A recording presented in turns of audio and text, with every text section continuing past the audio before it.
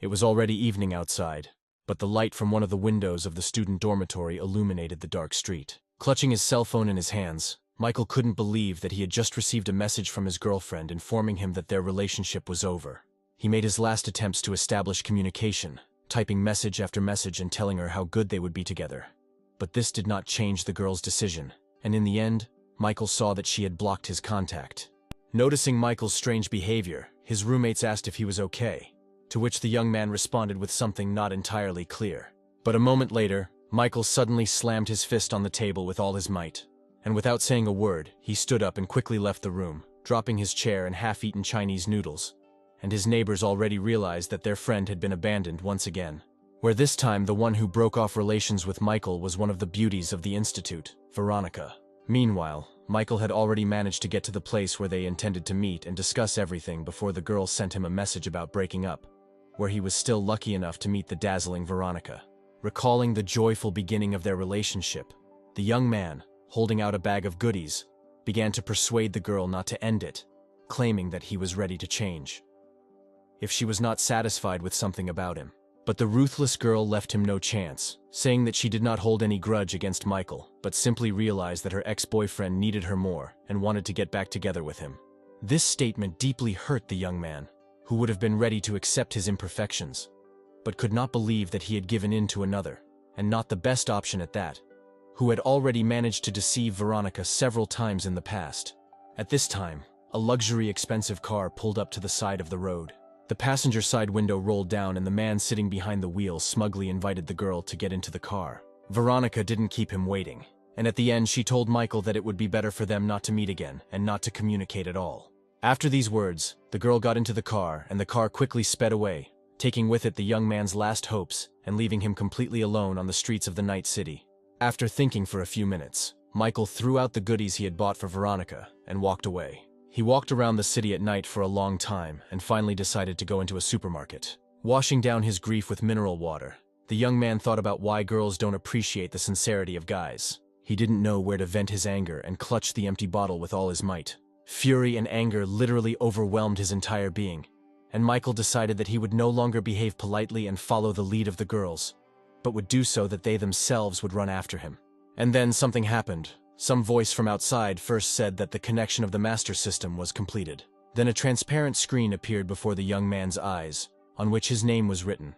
Information about the absence of enhancements was contained, and the account balance was listed as $90 billion. The young man, shocked by what was happening, tried to touch the screen, and at that very moment heard an indignant female voice calling him a pervert and telling him to watch his hands. Michael, who had not yet come to his senses, tried to figure out what was going on around him. And finally, he saw the displeased face of the girl, who was now saying that the young man was not quite right in the head, and the voiceover announced the name and age of this girl, and also announced that her attitude towards Michael was minus 50 points. Michael, still completely unaware, just stood there, his mouth open in surprise, and the voice continued, saying that he needed to spend money on girls, and once a girl's attitude rating for Michael reached plus 96 points, she would become his fan. The young man was even more shocked by what he heard, and could not believe that they had just given him 90 billion and told him to spend it, while the voice asked whether to launch the game, warning that this money could only be spent on girls. But after the stranger said that the master would receive back a tenth of what he spent on the girls, and that additional skills would also appear, the young man's answer was already predictable, where he immediately set his first goal. Putting on his best good-natured face, Michael told the girl not to be angry at his behavior, and in order to compensate for her bad mood, he was ready to buy her anything she wanted. While the girl was listening to Michael's words, the voiceover announced the successful activation of the game, and said that the reward for completing the action would also be power-up points, which could be spent on improving one's strength, agility, and spirit. The girl, having heard the cherished words about shopping, did not really believe that such an inconspicuous guy had any means, but she stated this, just in case, with caution, and with a hint of humor.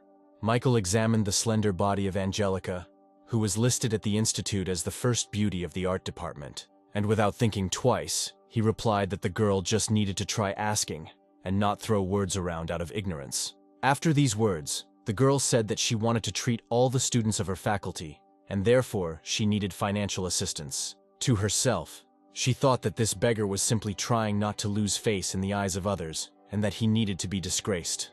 But before she could finish her thought, she received a notification on her phone that $1,000 had been transferred to her account. This made Angelica voice the amount, which attracted the attention of the supermarket customers, while Michael stood there thinking that $1,000 was not such a big amount. The pleasantly surprised girl concluded that she had come across a real rich man. Such a fat wallet was definitely not something to be missed, and Angelica had already formed a plan of action. Turning Michael's phone towards her, she quickly flicked her fingers to add herself as his friend on the social network. And then, almost coming very close to the face of Michael, who had not yet gotten used to his new role, the girl said that she wanted to take a walk with him to a certain place where she would see how long he could last. The evening city lived its own vibrant nightlife. Heading to one of the most expensive boutiques, Angelica said that she was not at all a mercenary girl, but wanted to understand how serious the young man was about her. But Michael only thought about how the more money she spent, the greater his own winnings would be. So the words about seriousness and commercialism did not bother him very much. Michael said out loud that he was ready to do anything for Angelica, and she could choose any things without denying herself anything. They were already inside the boutique when the newly minted rich man, looking at women's handbags, suddenly heard a very familiar voice behind him. It was Veronica, standing in front of her old new boyfriend, trying on a new handbag. Michael looked closely at the face of the one who, just a couple of hours ago, had traded him for another and abandoned him alone in the middle of a dark street. Michael loved this girl, and notes of true sadness now crept into his soul. Noticing the young man's attention towards another girl, Angelica quickly reminded him of herself, saying that perhaps now was not the time, since his ex was here. To which the young man replied that this could not hinder them in any way, and the girl could calmly continue choosing things for herself. Pleased with the favorable circumstances, Angelica approached the consultant with a question about the availability of a fashionable handbag for sale, which was the subject of everyone's attention at the spring show of new models. To which the consultant responded positively, saying that another girl was currently trying on the last such bag, pointing in Veronica's direction. At that moment, Veronica noticed Michael and, thinking that he was continuing to stalk her, decided to teach him a lesson by embarrassing him in front of everyone in the store by showing that he was a beggar. Turning to her boyfriend, whose name was Mason, she asked if he remembered that her birthday was coming up, to which Mason noted with surprise that the girl had celebrated her birthday only recently. To which the resourceful Veronica stated that back then it was a holiday according to the lunar calendar, but now she would celebrate her birthday according to the solar calendar. Finding himself in a hopeless situation, Mason began to say that he did not like mercenary girls, and asked if Veronica was with him now for the sake of money. This statement took the girl by surprise, and she could not find what to answer. At that moment, Angelica came up to her from behind and carefully took her handbag in her hand. Taking advantage of the girl's confusion, Angelica took the purse with a light and nimble movement. And Michael, also without wasting time, paid for the purchase at that very moment. And while the happy girl was enjoying her new outfit, the voiceover announced 3 times that the girl's favor would be increased by 20 points. Michael was also beaming with happiness, having immediately received plus 60 points just for buying some handbag, and deciding that at this rate, it would not be difficult to achieve the desired result. At the same time, he mentally noted that his personal financial benefit from the deals could have been greater. Looking at the nondescript rich man in the person of Michael, the store consultants recalled the words of the director that one should not be prejudiced against people only by their appearance, and Veronica, who had dropped her handbag, stood with her eyes lowered to the floor.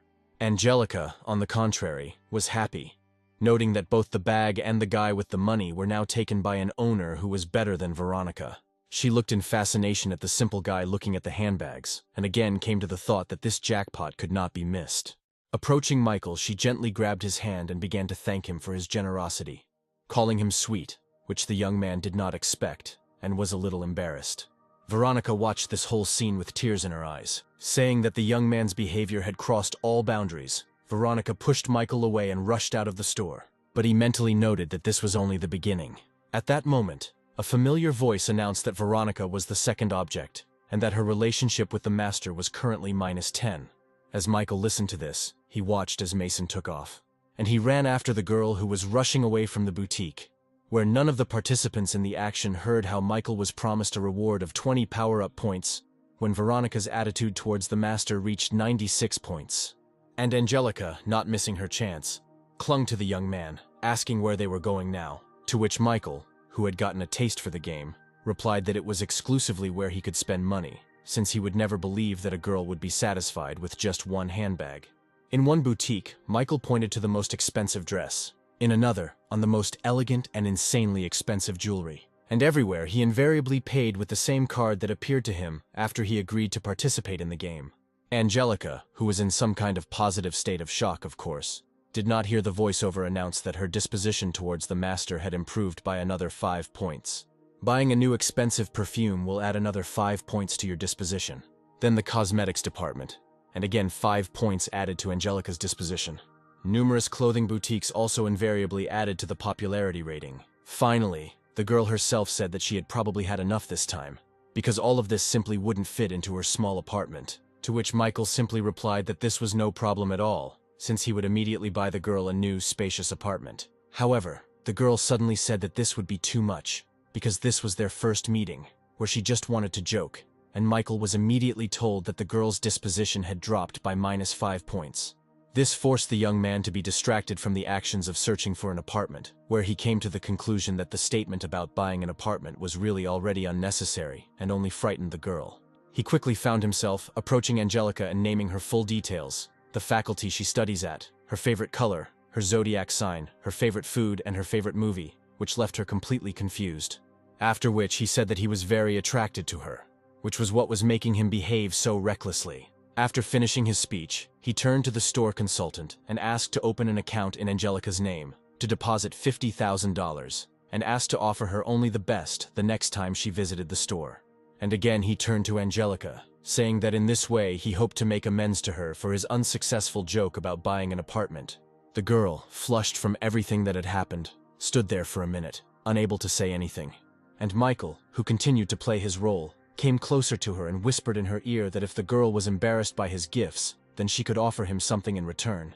This had the desired effect, and the girl finally came to life, pushing the young man away and jokingly calling him a pervert, which provoked the announcement that the girl's favor had been increased by 30 points.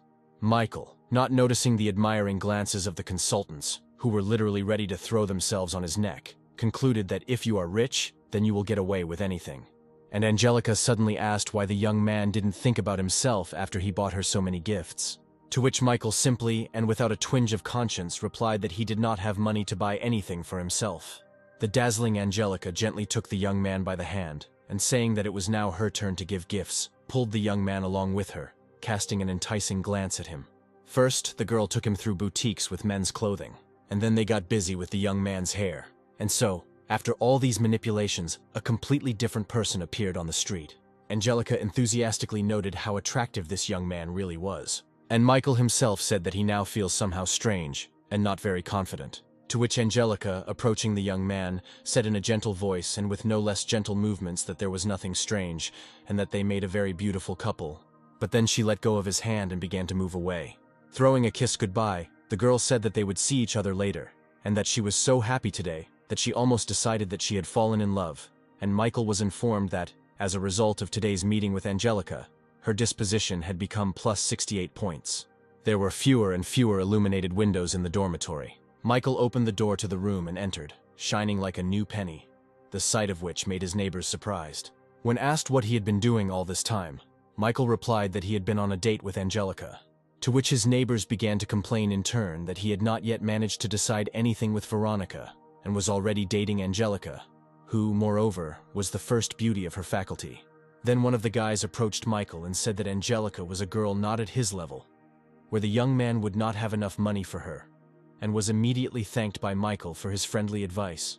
After listening to his friend, the young man began to read new messages, where Veronica wrote that she chose Mason only because her mother was sick and she really needed money. And without thinking, he transferred her $10,000.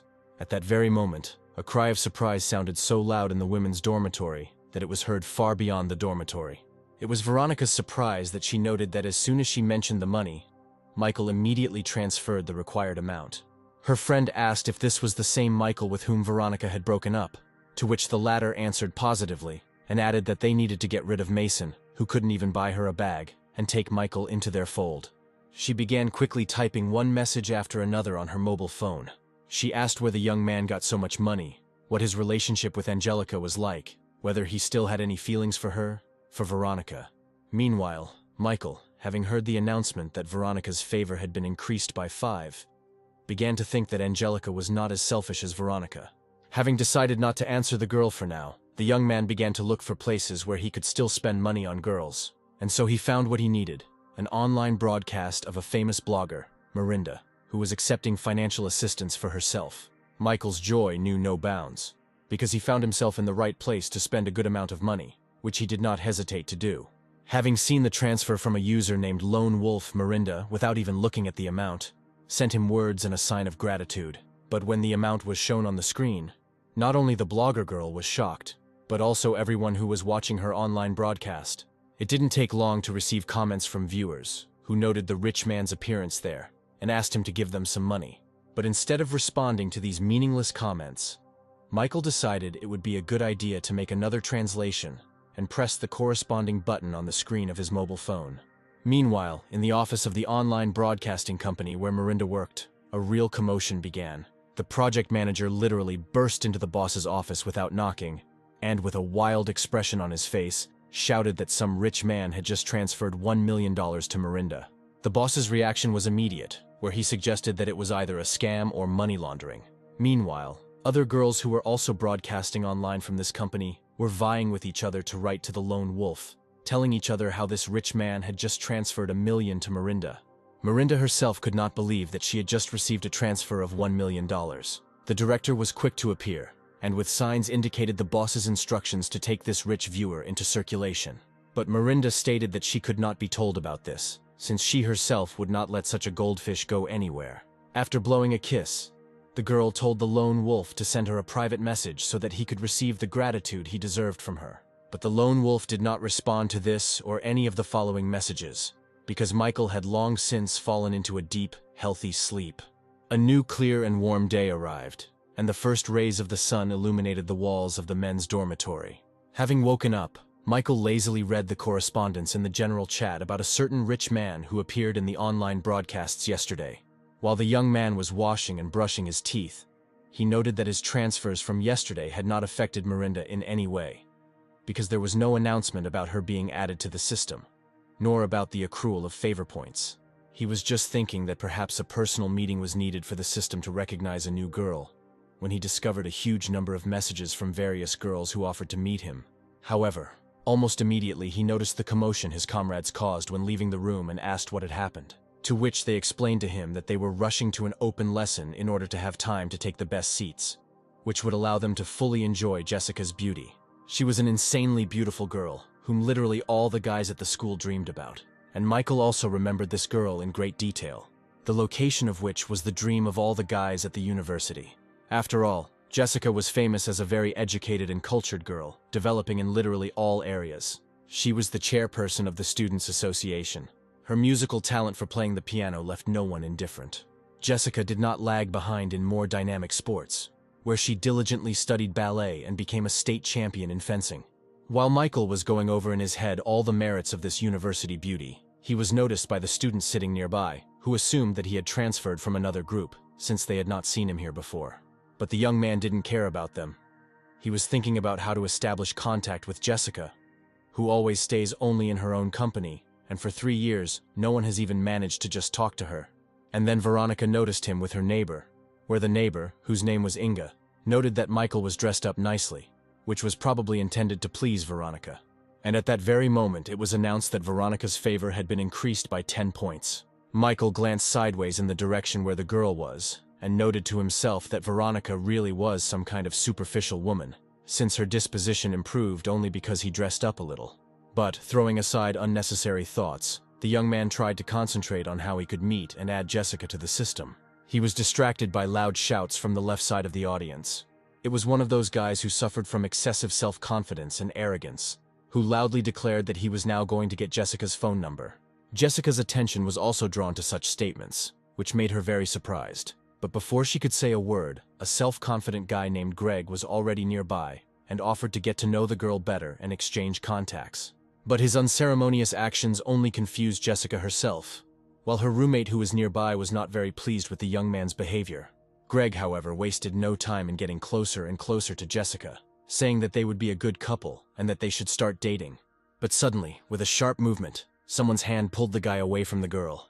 It was Jessica's roommate, Kate, who raised a pen over the boy's head, accompanying her actions with words that he should not dare come near her friend.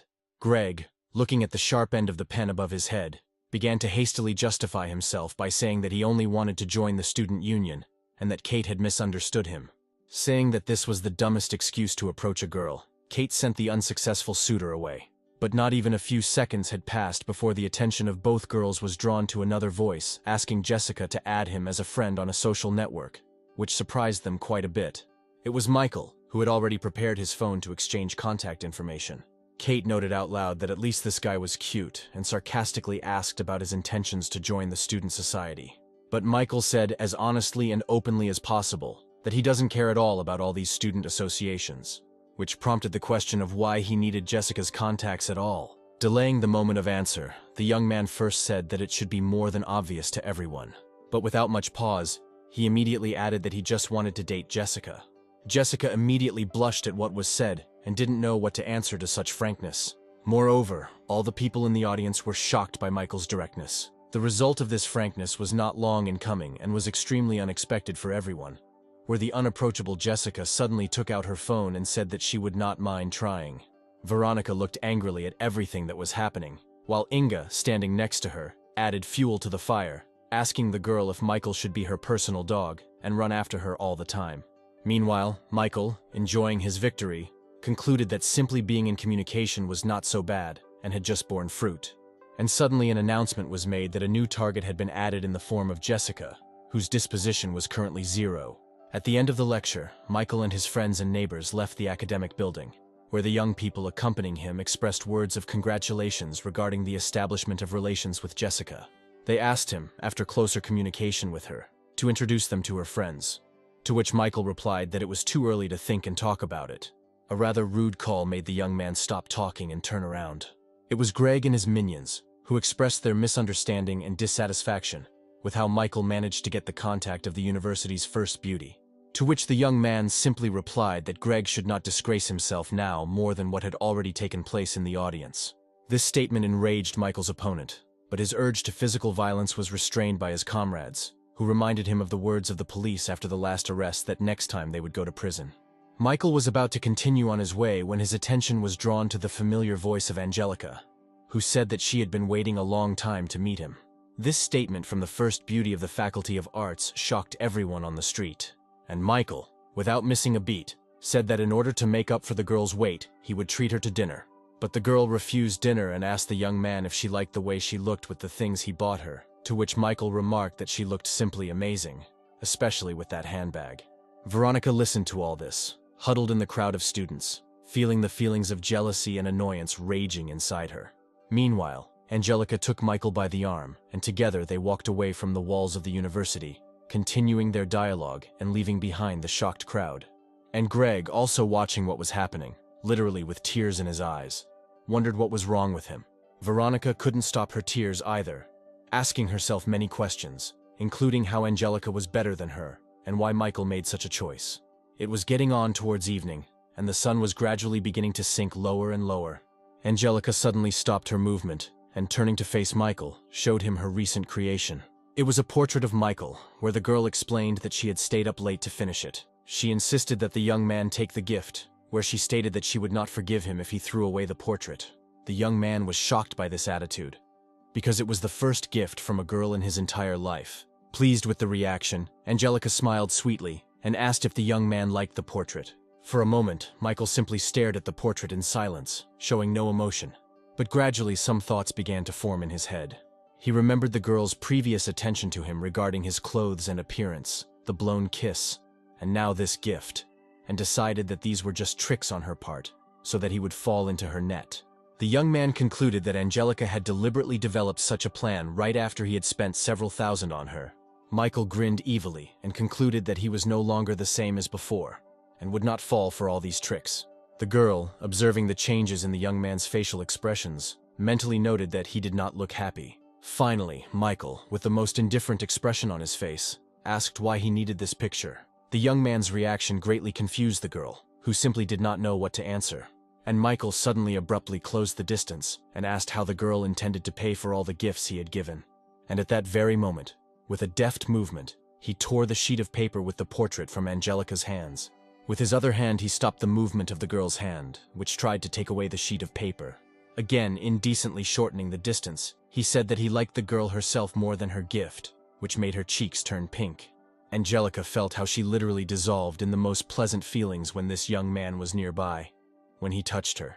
And at that moment, the voiceover announced to Michael that the girl's disposition had been increased by 5 points. Pleased with himself, Michael prepared to continue his onslaught, which was already driving the girl into ecstasy. But suddenly their almost completed embrace was broken by a guy who burst between them. He, turning to Angelica, reproached her for refusing to go for a walk with him under the pretext of going to get a manicure with a friend, while she herself was hugging some strange guy. Unable to contain himself, the young man made one complaint after another.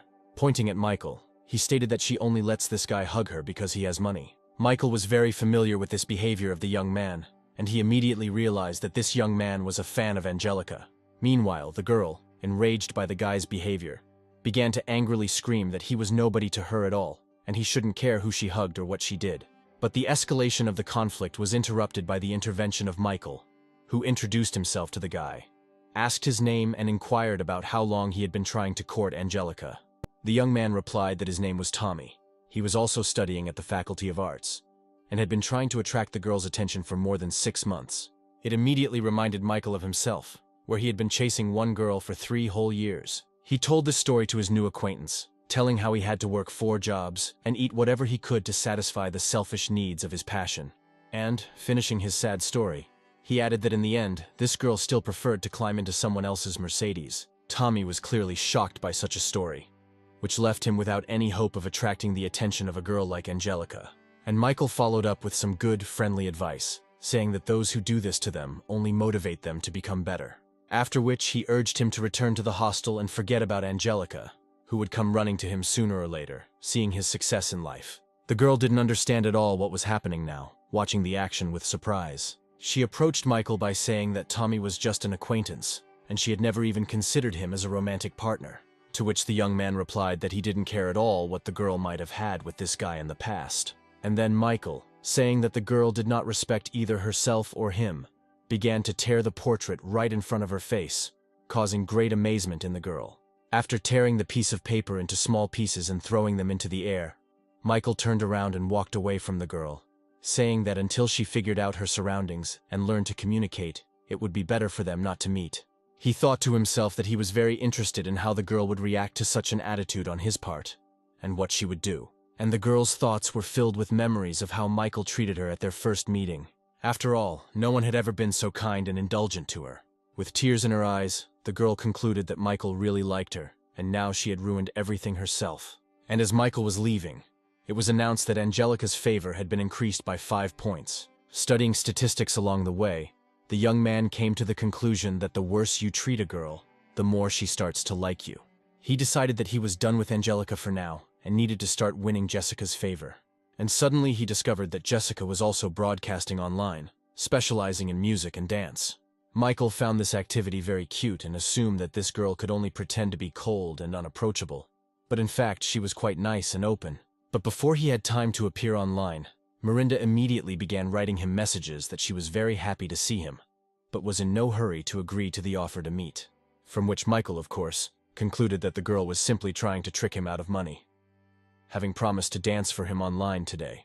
Suddenly, he received a notification that the user he was following was about to take part in a competition with another user.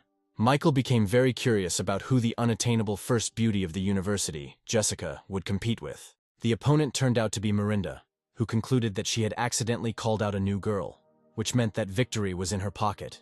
The young man found this very coincidence of circumstances quite interesting, where the experienced and also not lacking in beauty, Miranda competes with the novice blogger and first beauty Jessica. Miranda, absolutely confident in her victory, said that her rival should not even try to compete with her, since she has the support of such an influential person as the lone wolf behind her. From her experience of catching rich men, Miranda came to the conclusion that she should already have the wolf on her hook. And now the program has issued a notification that the user Lone Wolf has made a transfer. But what was her rage when she saw that the translation was not addressed to her at all? $5 million were sent and received into the account of Miranda's opponent, Jessica, which shocked Jessica herself. Miranda, annoyed by this turn of events, bit her lips, wondering why the wolf had chosen the new girl. The director was quick to show up and demand that the boss explain why the money was going to others. Having collected her thoughts, Miranda said goodbye to the audience, saying that she had urgent business and needed to run. And Michael, looking at the icon informing about the user's rest, said to himself that Miranda shouldn't have played with him, because he can support anyone. Then he switched to Jessica's channel. In his mind, he told her that he had spent a lot of money on her, and the girl should not disappoint him. Meanwhile, in the office of a well-known company providing a platform for online broadcasts, its director was again being informed about a huge transfer, where the project manager said that this unknown lone wolf had appeared again and had broken the previous record 5 times.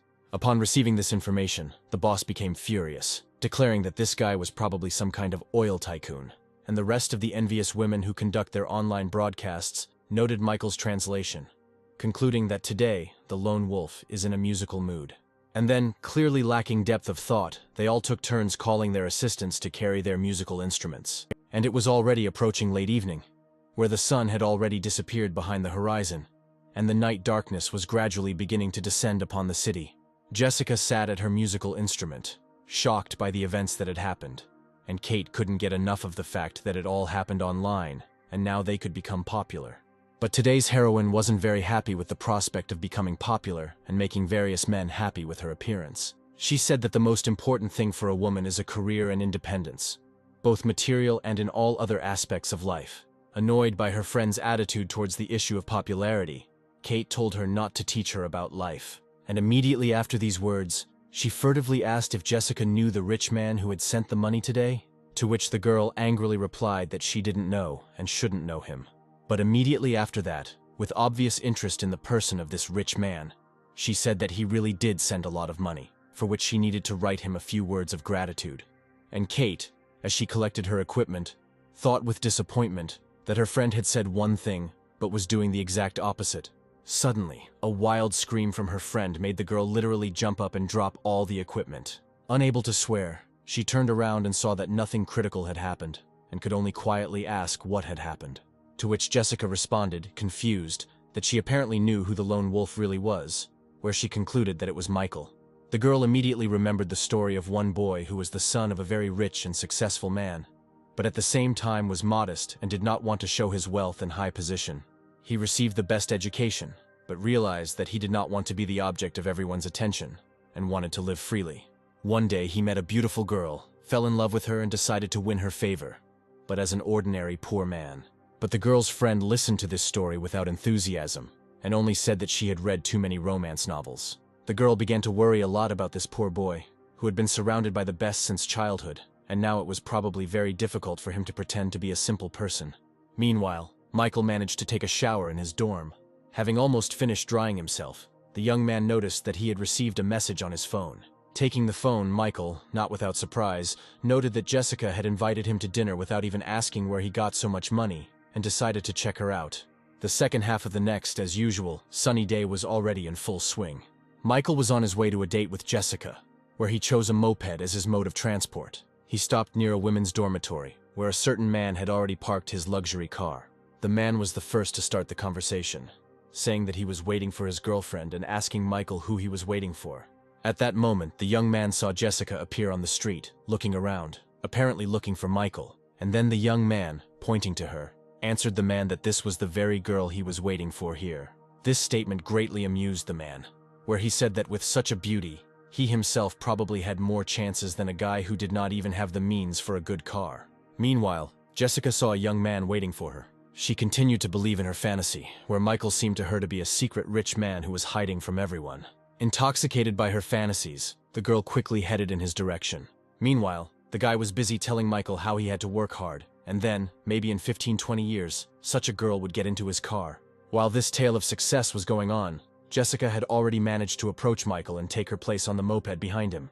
The man didn't even have time to understand anything before a moped rushed past him, in which a guy and a gorgeous girl rushed towards new impressions from each other. The man silently watched the vehicle as it sped away into the distance, and then emotions took over, where he fell to his knees, lamenting that his whole life, aimed at getting big incomes, turned out to be meaningless, which this situation with a beauty who sat on some moped had just shown him.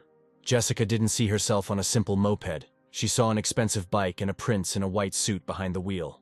Her fantasies were dispelled by Michael's voice that they had arrived and the sight of the establishment to which he had brought them. It was one of the cheapest fast food places in town, which people of Jessica's level didn't really notice. And the main dish in this establishment was spicy crayfish and shrimp. Before sitting down at the table himself, Michael placed a napkin in front of the girl, which again evoked in her the most positive emotions, based on her fantasies, where she thought that even in the image of a simple guy, he does not forget the manners instilled in him since childhood. She also gratefully accepted from him a package of disposable gloves, which are usually worn when eating crayfish and shrimp, so as not to get your hands dirty. And so, a minute later, Michael was already eating shrimp with pleasure, and the girl, continuing to live in her fantasies, noted that these were probably the smallest shrimp that he was forced to eat for her sake, so that she would not feel awkward in an expensive restaurant. And at that moment, when Jessica once again imagined a prince in the person of Michael, the latter was informed that the girl's favor had been increased by 10 points. Michael was quite surprised by the sudden addition of a location rating, and Jessica had already taken one shrimp and started cleaning it. The girl then held the peeled shrimp towards Michael's mouth and asked him to open his mouth. Giving him her almost loving look, the girl asked the young man to allow her to feed him.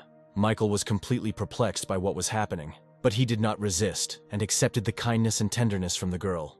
Just at the moment when Veronica entered the cafe accompanied by Mason. Before she could take a step, Veronica noticed Michael and Jessica sitting at the table. She couldn't believe what she witnessed as the unapproachable Jessica hand-feeding Michael. At the same time, the girl began to think about what was going on with Michael, who had left yesterday accompanied by Angelica, and today was already in the company of another girl. Not wanting to be in front of her ex, she asked Mason to choose another cafe, saying that there were too many people there. But her companion did not heed the girl's requests, correctly assuming that she simply did not want to meet with acquaintances. Having said that he would sort everything out now, Mason, literally putting his hand on Veronica, headed with her to the table where Michael was. Michael, who had just accepted the shrimp from Jessica's hand, noticed a shadow looming over him from behind. Then he heard his name and saw bills falling in front of his face, after which Mason said that Michael should take the $500 and get out of this cafe. The young man looked at the bills that had fallen both onto the table and into the plates with food. And the only thing that came to his mind was that Mason's behavior was extremely ridiculous and did not do him any credit. Throwing in another wad of not-so-large bills, Mason said that now there should definitely be enough for Michael to get out of here. And Jessica suddenly squeezed her handbag so hard that her knuckles even cracked, which didn't go unnoticed by Michael, who couldn't understand why the girl was so angry. And the reason for Jessica's anger was Mason, who was now ruining her perfect date, and to whom she sent all conceivable and inconceivable curses. But Mason didn't calm down, saying that if it wasn't enough, he could add more, accompanying his words with a movement of his fingers, which pulled another wad of banknotes out of his wallet and threw them into the air. Suddenly, someone's hands fell sharply on the bills lying on the table. The waiter arrived and offered Mason to give him all the money in exchange for arranging another table for him. Roughly grabbing the waiter by the clothes, the man began to say that he did not want any other table but this one. But his speech was interrupted by a sweeping blow from a woman's handbag right across his face, which did not go unnoticed for a couple of his teeth. At Michael's surprised look, Jessica hastened to say that it was not her doing. And behind them appeared a huge silhouette, who called Mason a scumbag, living on her money, driving his car and, as it turns out, also sleeping with other girls using her money. Michael was literally shaken by the sight of this terrible huge woman behind him. And Mason, holding the bruised place, asked his wife Goldie what she was doing there, to which the terrible woman, terribly distorting her face and accompanying her speech with choice curses, replied that if she had not been there, she would never have found out that he was sleeping with others. And Mason suddenly started talking about how Goldie was all he had, that she was the only one, that he owed her everything and didn't even think about other girls, which Veronica, having already understood the essence of what was happening, looked at with reproach. Suddenly Mason grabbed Veronica by the hair and began to accuse her of being the one to blame, of trying to seduce him, to which the girl tried to justify herself by saying that the man himself began to court her, and said that he was single. Mason gave the girl a hard slap in the face, furiously demanding that she shut up. Not expecting such a turn of events, Veronica fell to the floor and looked at the enraged man in fear.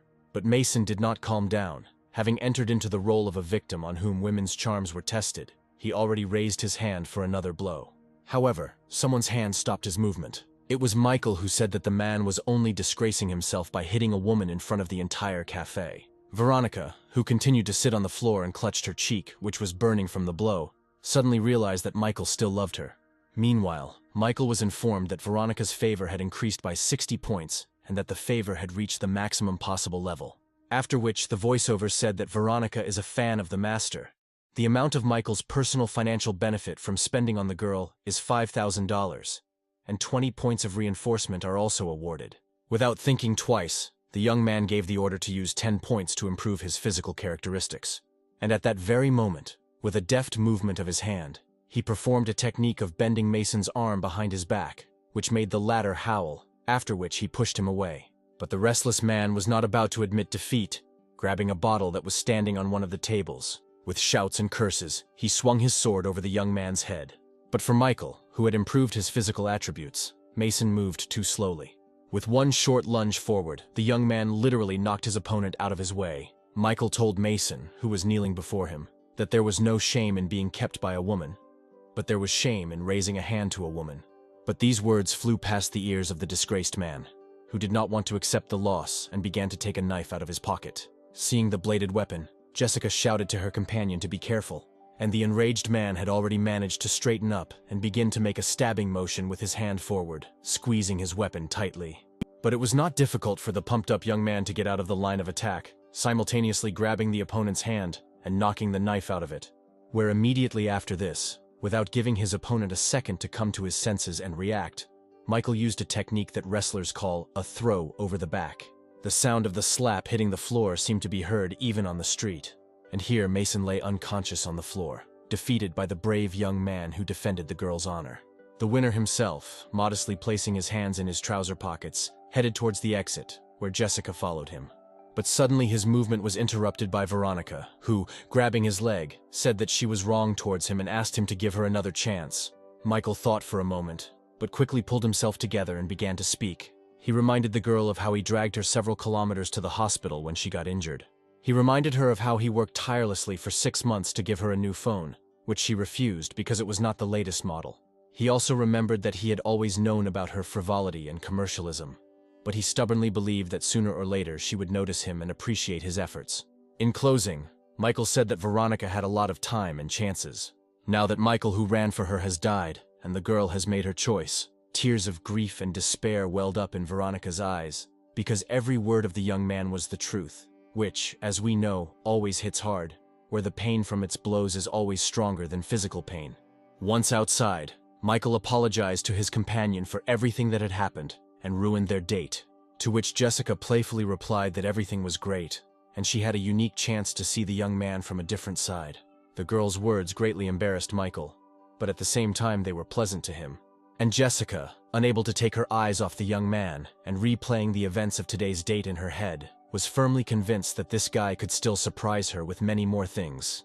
Soon the sky above the city was covered with black thunderclouds, and the downpour was not long in coming. The door to the dorm room swung open very suddenly, as if it had been kicked with all its might. So Veronica returned to the room after an unsuccessful evening, where her neighbor, who met her, was lamenting the fact that the girl did not have an umbrella with her, and she was all wet. The greeter hurried to tell the news that yesterday Jessica received a whole $5 million from Michael, which only further enraged the already very upset girl, who asked where she got this information from, to which the friend explained that Jessica's neighbor had let it slip. Digesting the new information, Veronica fell into a kind of stupor for a few seconds, and finally, she reached her psychological limit and burst into tears. Her sobs were accompanied by such loud sounds that in the neighboring dormitory rooms, unfriendly remarks were constantly heard addressed to the one who was disturbing her rest. Meanwhile, in the room where Michael lived, his neighbors were surprised that their friend was very good at playing video games, assuming that he was a secret esportsman. Michael himself thought that after distributing the power-up points, even games became very easy to play. But he said out loud that he was just lucky. While his friends were offering him business ideas, like broadcasting their games online, Michael was getting ready to take a shower. In the shower, he saw the direct effect of the amplification glasses, which was expressed in the clearly visible relief of the muscles on his body. He also noticed that his facial features had changed, becoming more toned and masculine. Looking at his body in the mirror, the young man only thought about how he now needed to be careful with the girls. He was distracted from admiring himself by the call of his neighbors, who were shouting that his phone was ringing. Michael, coming out of the shower, picked up the phone. It turned out that the person calling him was the first beauty of the arts faculty, the beautiful Angelica. In his thoughts, the young man came to the conclusion that this cunning girl had come up with something new to lure money out of him and win his favor, which meant he needed to be on his guard. Picking up the phone, Michael asked the girl the purpose of her call.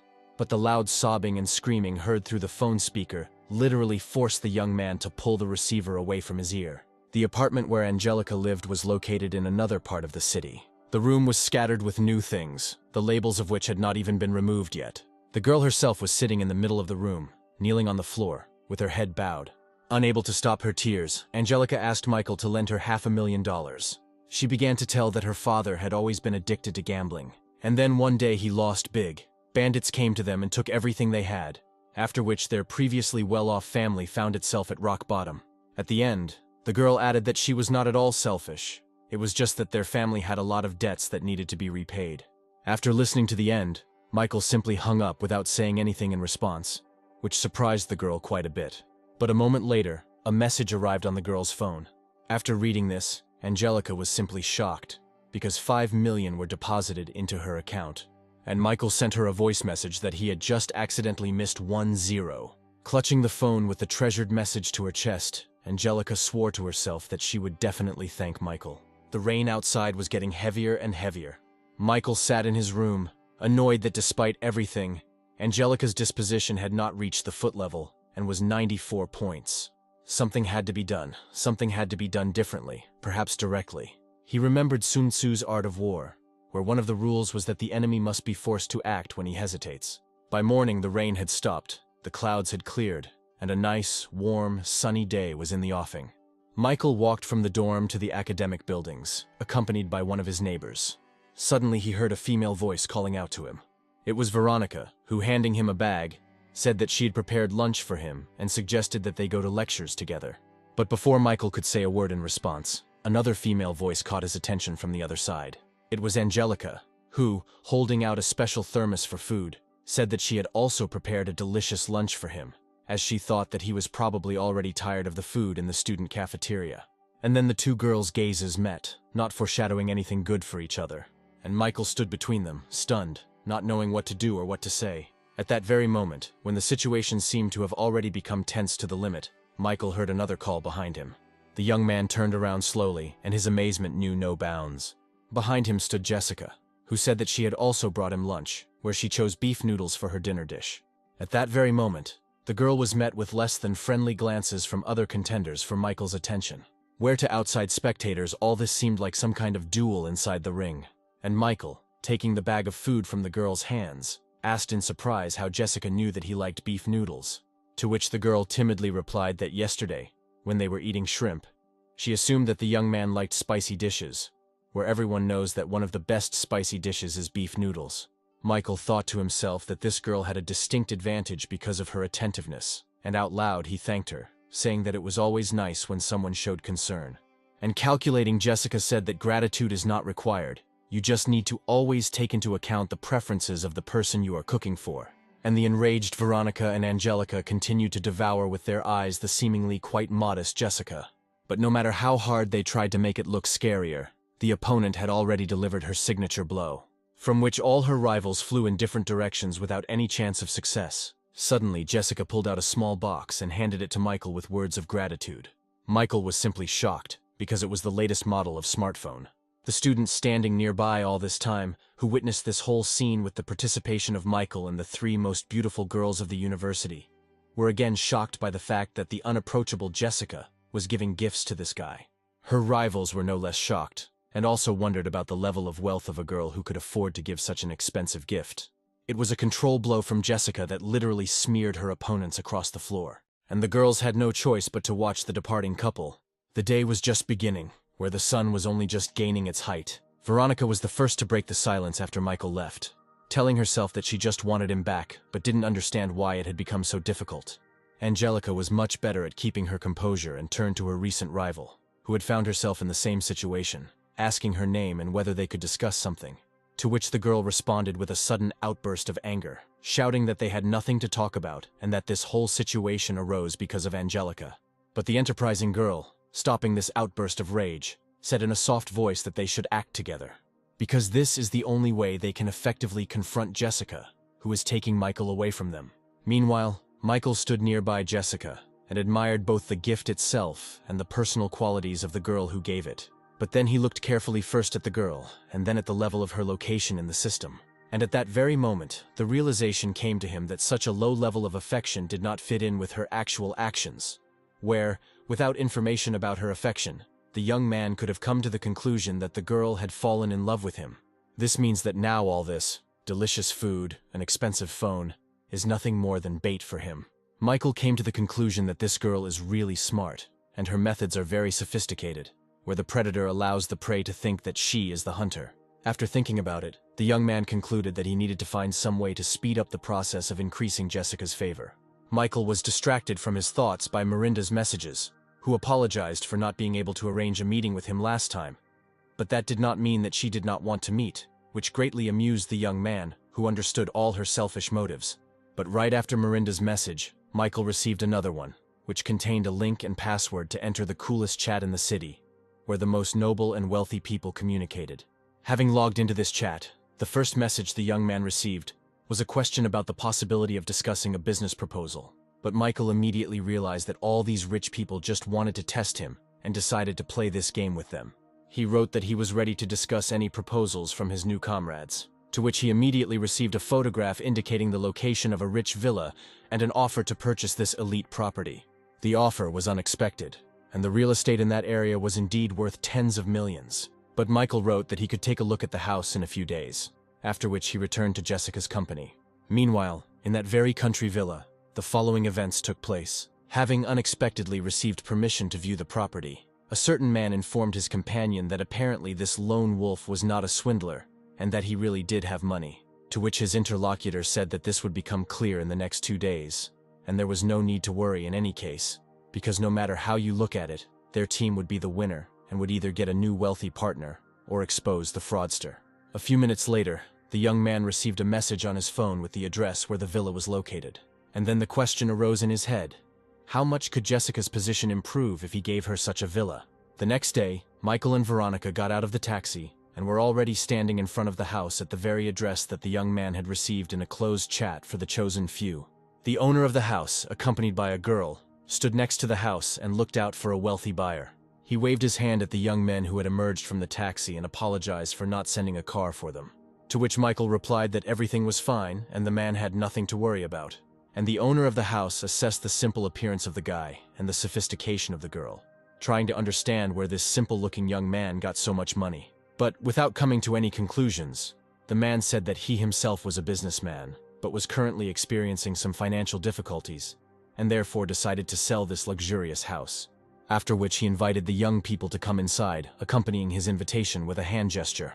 Then the standard tour of the house began, during which the owner talked about the area and other positive aspects of the house, where the owner took guests and potential buyers around all the important parts of his home, not forgetting the pool. And in the final part, he drew Michael and Jessica's attention to the gorgeous view from the window, and said that if it weren't for financial problems, he would have ordered that he be buried here too. And then it dawned on the girl that her companion apparently wanted to buy this luxurious house, which must be very expensive. Meanwhile, Michael, in his simple manner, said that the house was not bad, and asked the owner to simply name the amount he wanted to get for it, and not bother with the presentation anymore. The owner of the house would have been happy with a sum of $50 million, but he decided to raise the price a little, leaving room for bargaining, and of course, not forgetting to mention that some potential buyers had already expressed serious intentions to purchase the house. And so the price that Michael heard was $60 million.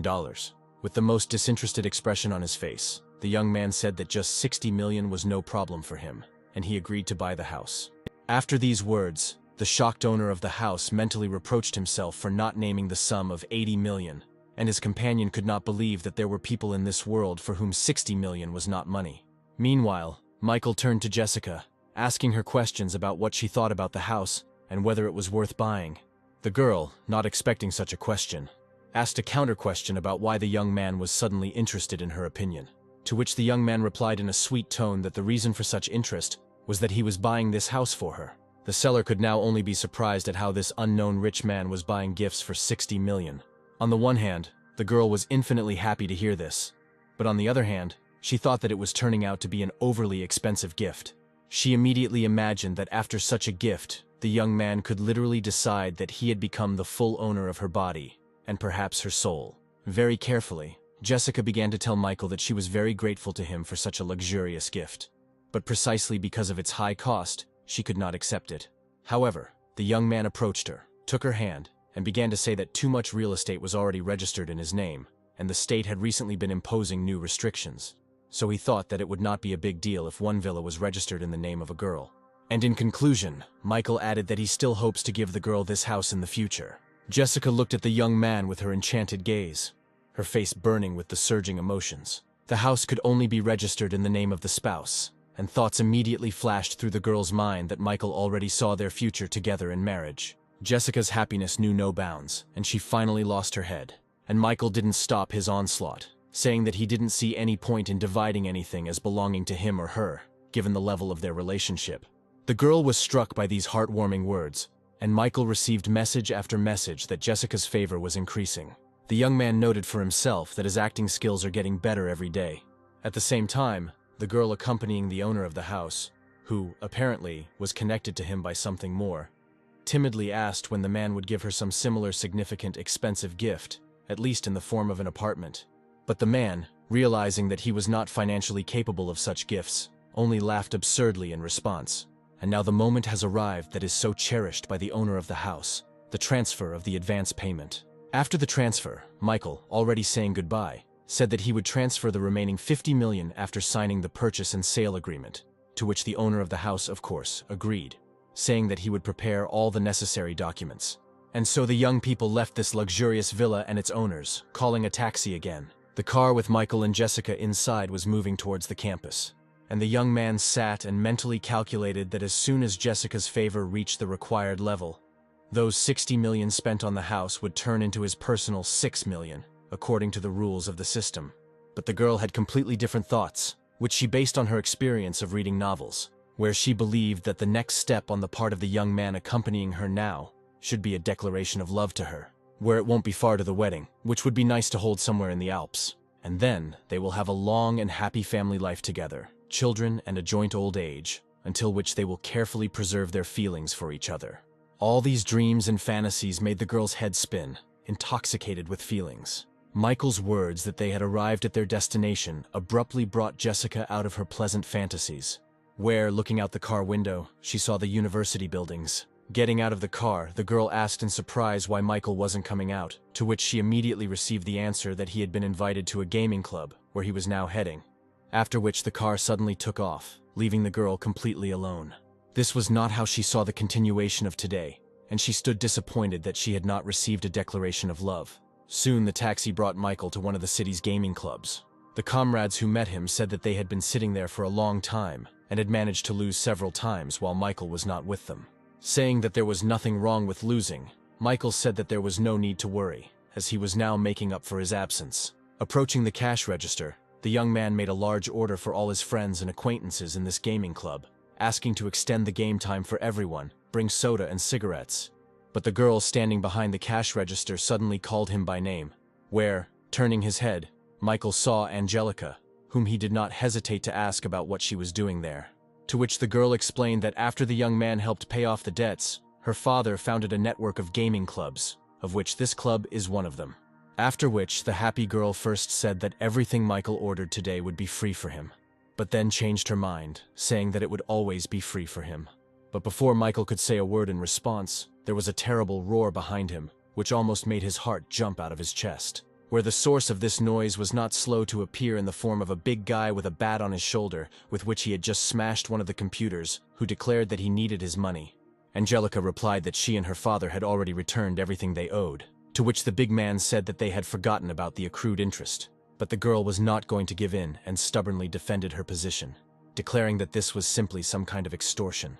But the stubborn man suddenly grabbed the girl by the hand, saying that if there was no money, then she would go with him and work for 2 years to earn this money in his strip club.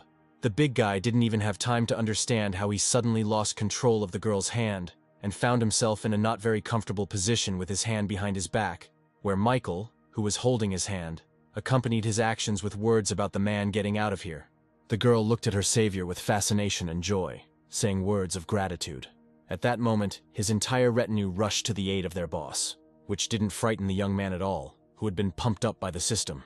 He only had time to throw punches and kicks in different directions, scattering his opponents left and right, which could not go unnoticed by all the visitors of the gaming club, including Michael's friends, where Michael was the last to immediately introduce himself as some kind of hero from a computer fighting game with a perfectly set technique of strikes.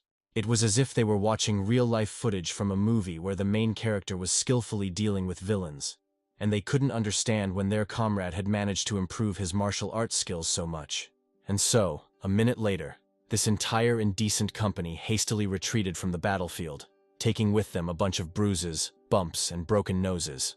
And Angelica immediately threw herself into Michael's arms with words of gratitude to her savior.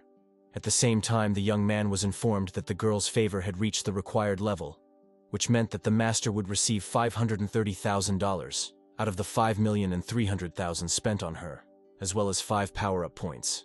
Just at the moment when Michael couldn't get enough of the award he had received, and Angelica was hanging on his neck, Veronica passed by.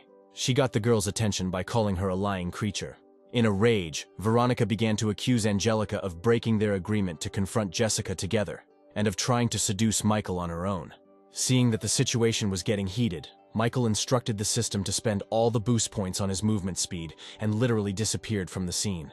After some time, the young man was moving around the sports ground thinking that he had already fulfilled the system's conditions with 2 girls, which meant he needed to urgently find a new girl, otherwise he risked being left without income and reinforcement. A light touch on the shoulder caught the young man's attention, causing him to stop his thoughts. A charming girl stood in front of him and said that there would be a track and field competition there, and that the young man needed to leave the running track. All Michael did was remark on how attractive the girl was, immediately showing his intelligence. The young man said that he would fulfill the girl's request in exchange for her phone number. At that moment, a disgruntled male voice was heard from the side, which attracted the girl's attention, where literally a second later, the sweet girl was covered by a certain young man who called himself her boyfriend, and rudely suggested that Michael get out of here. Michael, looking closely at this guy, was thinking in his head that his face looked very familiar. And then Michael remembered how this guy had beaten him up because of a girl back in his school years. He beat him when Michael refused to do his homework for him. He also beat me just like that, when there was nothing else to do. Only one thought flashed through the young man's head, and that was the thought that the world is small and the law of the boomerang works.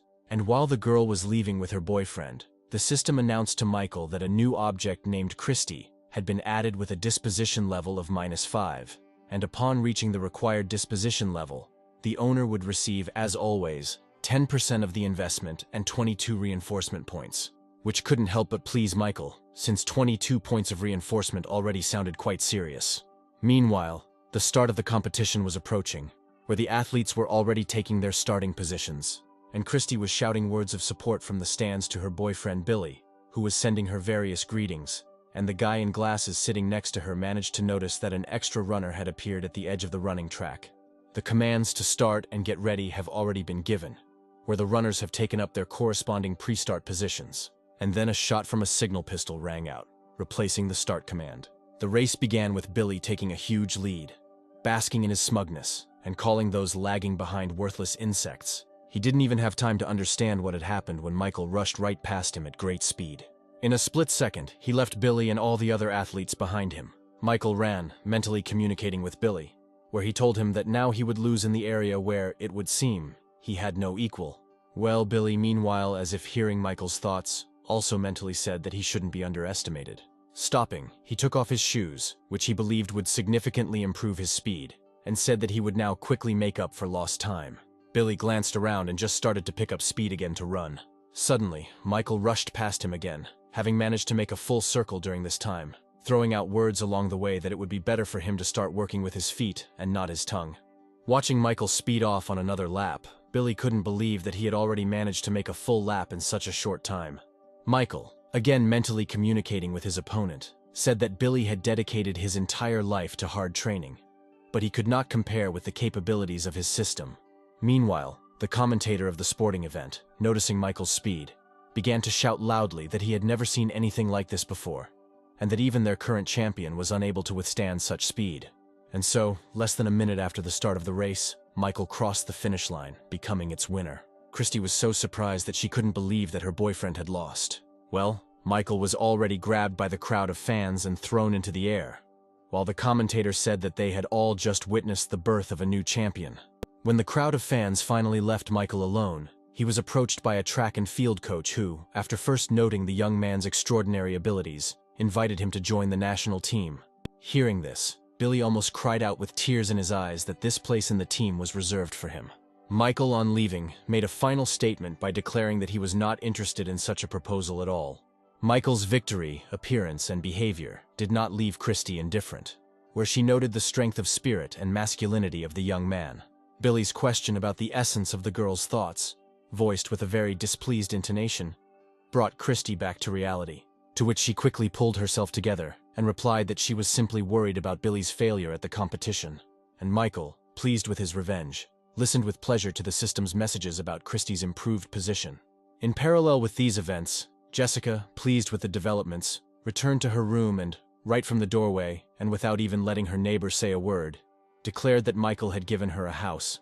While Kate was in a rage, Jessica told about how they went to see this house together. Then the girl began to reason out loud about how she and Michael needed to plan for the future, as well as threats against the owner of the villa so that he would not change his mind about selling.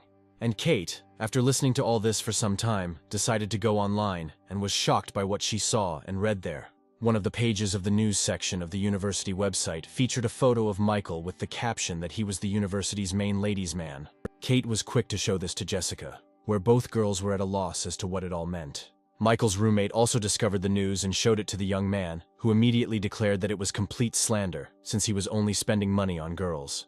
To himself, he seriously thought about the fact that someone clearly didn't like the fact that he enjoyed universal popularity. Meanwhile, a few guys who were publishing news, sitting in front of the monitor, were happy that their post had already gotten a lot of views, and Michael's reputation would soon come to an end. They were startled by the voice of Billy, who crept up behind them and asked what they were doing there. To which they replied that a certain Michael had been behaving very provocatively lately, and they decided to teach him a lesson. Looking at the photo on the internet, Billy immediately recognized the same guy who so brazenly entered the tournament and took the victory from him. But now, looking at him more closely, he remembered the one he constantly beat and harassed in high school.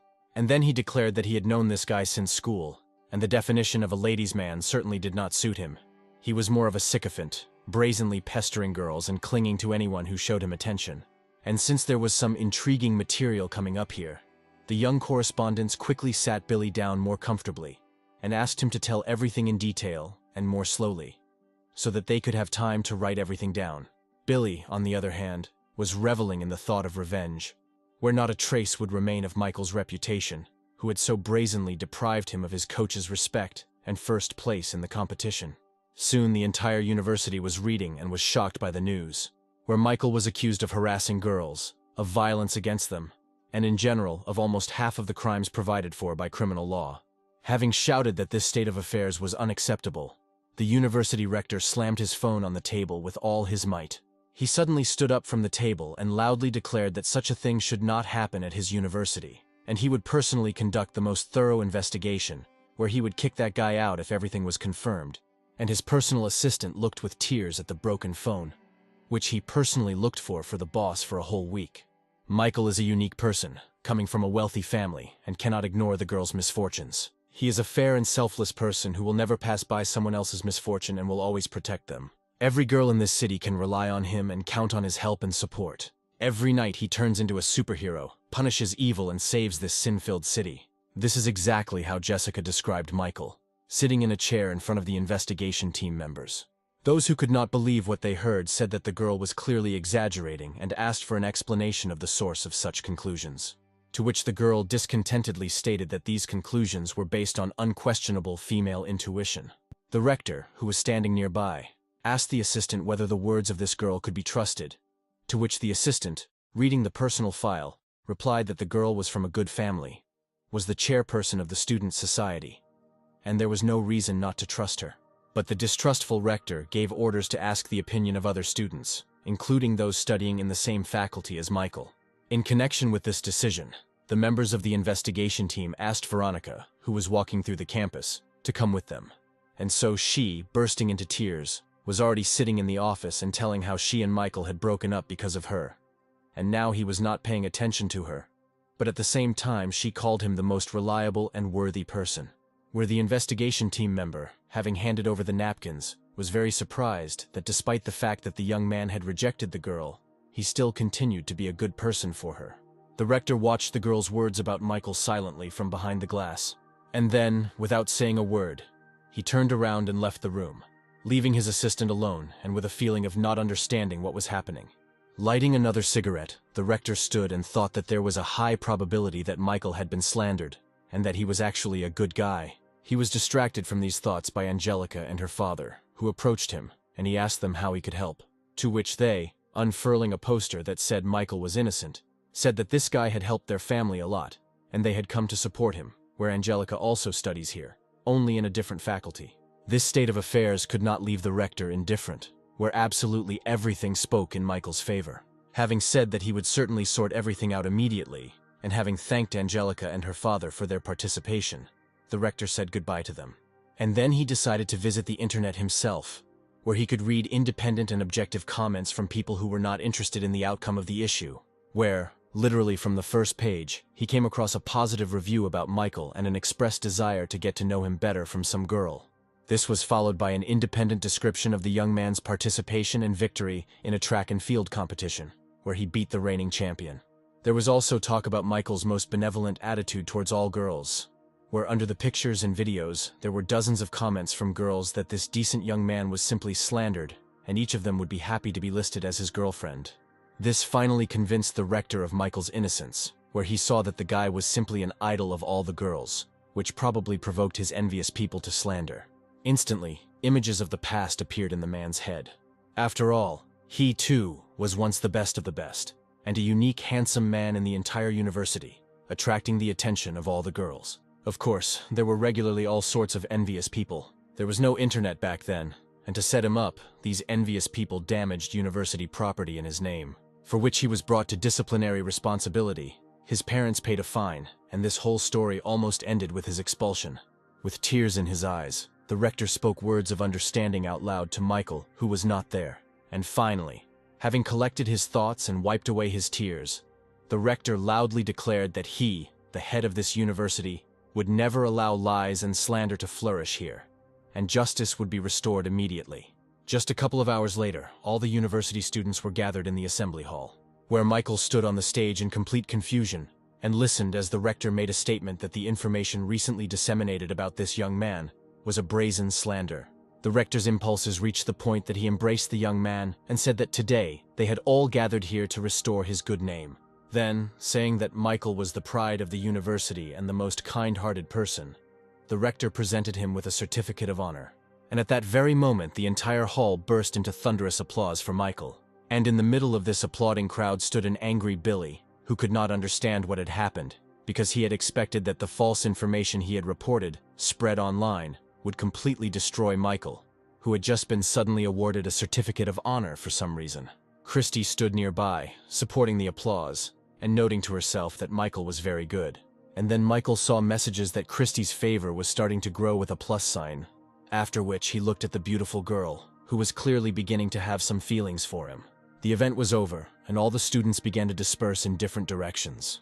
And the restless Billy approached Christy and began to make claims against her regarding the fact that she had so zealously applauded Michael, causing such stupid claims to cause a fit of anger in the girl, saying that she has the right to admire good people, and that Michael is a good man because he does a lot for people, but does not expect anything in return.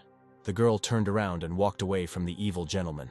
As she was leaving, she also reminded the guy that when he had beaten him in the race, he could have reveled in his victory, but he had behaved more than with dignity, and even refused the offer to join the national team. The gentle tone in which she spoke about Michael finally drove Billy crazy. He grabbed the girl's wrist painfully, screaming at her to shut up and that Michael couldn't get past him. Christy's eyes filled with tears of pain, and she screamed for Billy to let her go. But the guy was definitely possessed by a demon, where with a crazy look he began to talk about how Michael, in fact, is a nobody, while Billy's father has a huge fortune and offers to buy his son a luxury electric car. And then Michael walked by, saying that he didn't particularly like to show off his wealth at the university, and asked not to send an overly expensive car for him. But the already familiar owner of the villa, who decided to come for such a valuable buyer himself, nevertheless drove a very noticeable car, the sight of which literally made Billy's eyes pop out of his head. Michael quickly climbed into the car and it sped away, and Christy, watching the car take away the one she liked so much, told Billy that after his antics they had better end their relationship. But he didn't seem to even hear the girl, continuing to talk about how he didn't believe that he had just seen Michael drive away from here in a luxury car. And Michael and the seller of the villa had already arrived at the bank, where the young man transferred the remaining $50 million to the man, which caused the most positive emotions in the former owner of the villa. He offered to give the young man a ride back to the university, which Michael declined, saying that the man's car was too conspicuous and that he would be better off driving. While he was walking towards the university and thinking about what else he could buy for Jessica that was more expensive, his attention was drawn to messages in the rich people's chat room, where the seller of the house had already shared the news that the lone wolf had purchased the villa and expressed his most sincere gratitude for this help. To which Michael immediately replied that it was not at all difficult for him, and he was always happy to help. And suddenly it dawned on the young man that he could give the girl a very expensive car. After some time, Michael was already in one of the most expensive and promoted car dealerships. He was met personally by the owner of the car dealership, who greeted the lone wolf with all his heart. He was the son of the head of a huge corporation, famous far beyond the borders of their city, which was mainly engaged in the production and sale of automobiles and cargo transportation by water on its own ships.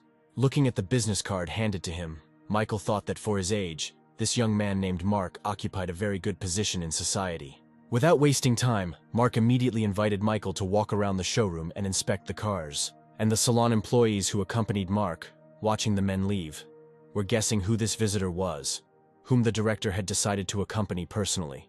As we drove, the director boasted that this car dealership was the best and that Michael could find absolutely any car here. Hearing this statement, the young man looked at Mark, after which, in his simple manner, he said what kind of car he would like to buy. This had its effect, where the director began to say something about the limited edition of such cars and their exorbitant price. And after Michael named several more brands of expensive luxury cars, the director had no choice but to say that their showroom sells cars in the price range from $2 to $8 million. To which Michael stated that, in all likelihood, he would not find anything useful here and needed to head elsewhere. Mark, thinking that after purchasing a house worth $60 million, Michael would hardly be able to afford an expensive car, decided, as they say, to play his trump card.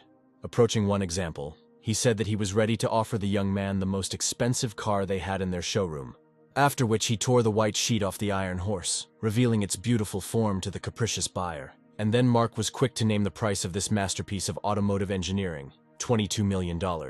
Michael thought that, in principle, $22 million is neither very expensive nor very cheap, which means it would be quite suitable as a gift for Jessica. He thanked the director for his efforts, said that he would pay by card, and asked him to drive the car to the area of the student campus, after which he handed the card to Mark, who was stunned by this turn of events. While the deal was being finalized, Michael received an incoming call from his best friend Jack. Before he could press the green button on his mobile phone screen, a wild scream came from the speaker of the phone, informing Michael that she had cheated on him.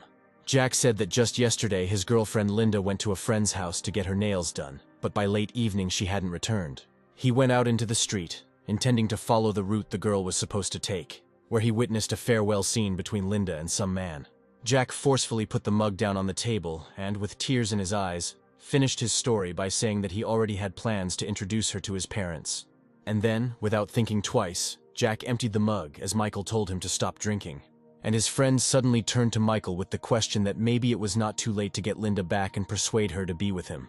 But the young man's reaction to these words was quite aggressive, where he grabbed his friend by the clothes and said that it was the girl who was to blame for everything, not him. And Jack fell to his knees, saying that he seemed to understand everything, but he couldn't help himself. But Michael was unfazed, coldly telling Jack that he was delusional about his ex actually being a good person. After which he took out his mobile phone and started dialing a number. And when his friend asked him what he had planned, the young man replied that there was no need to worry. He would arrange everything now, and Linda would beg him to be together again. Michael called the manager of the car dealership where he had recently purchased a car, who initially responded without enthusiasm. But when the young man said that he wanted to buy a few more luxury cars, Mark noticeably cheered up. And Jack silently watched as Michael manipulated his phones, called someone, and made arrangements with someone. The last conversation was with a certain girl, with whom Michael had arranged to meet in the near future. And so, less than an hour later, Angelica was already throwing herself into Michael's arms, saying that she had missed him very much, which surprised Jack quite a bit. At dinner, the young man introduced Jack and Angelica to each other. The girl wondered out loud whether Michael had really arranged a meeting with her at such a late hour, just to introduce her to a friend. But she decided to herself that meeting her best friend was a good indicator of a young man's intentions, which is a sure sign that Michael likes her, and Michael, as always, simply replied that he had invited her for a reason, but with the purpose of asking her to help them with one matter tomorrow. The long-awaited tomorrow for Jack arrived quite quickly for everyone else, including those who were racing along the track in an expensive sports car. And this was Linda with her new boyfriend, with whom Jack found her, and who was now saying that the girl would not have been happy with her ex. A bright red sports car appeared suddenly and seemingly out of nowhere. While completing an overtake, he cut off the car in which the newlywed couple was, forcing the driver to pull over to the side of the road. Linda's new boyfriend leaned out of the window, making an obscene gesture and hurling curses at the careless driver of the red car. But when the car door opened, he was simply speechless, where the graceful female foot first stepped onto the asphalt, after which a slender body appeared in a red dress, which very well highlighted and emphasized the girl's gorgeous breasts. And now Angelica has completely exited the car, where she amazed Linda's new boyfriend with her beauty, who completely forgot about everything in the world. But the show was just beginning, because the second door of the red car opened and a man's foot stepped onto the asphalt. And now, adjusting the bracelet of his gold watch, Jack was standing next to Angelica, the appearance of which attracted Linda's attention. And then Angelica grabbed Jack's hand, saying that she was very scared that the guy behind the wheel could scratch her new car, which Jack had just given her. And Jack, trying to stop the shaking in his hands, replied that then he would buy her a new one. Linda's new boyfriend couldn't believe what he was seeing, because everyone, including himself, thought that Jack's family was poor. Meanwhile, Linda began to be overcome by feelings of jealousy, envy, and anger. Finally, unable to bear it any longer, Linda shouted at Jack about what kind of show he was putting on here, to which the latter paid no attention, telling Angelica to get in the car. But Linda did not calm down, declaring that she was well aware of his family's financial situation, and that this performance was simply ridiculous.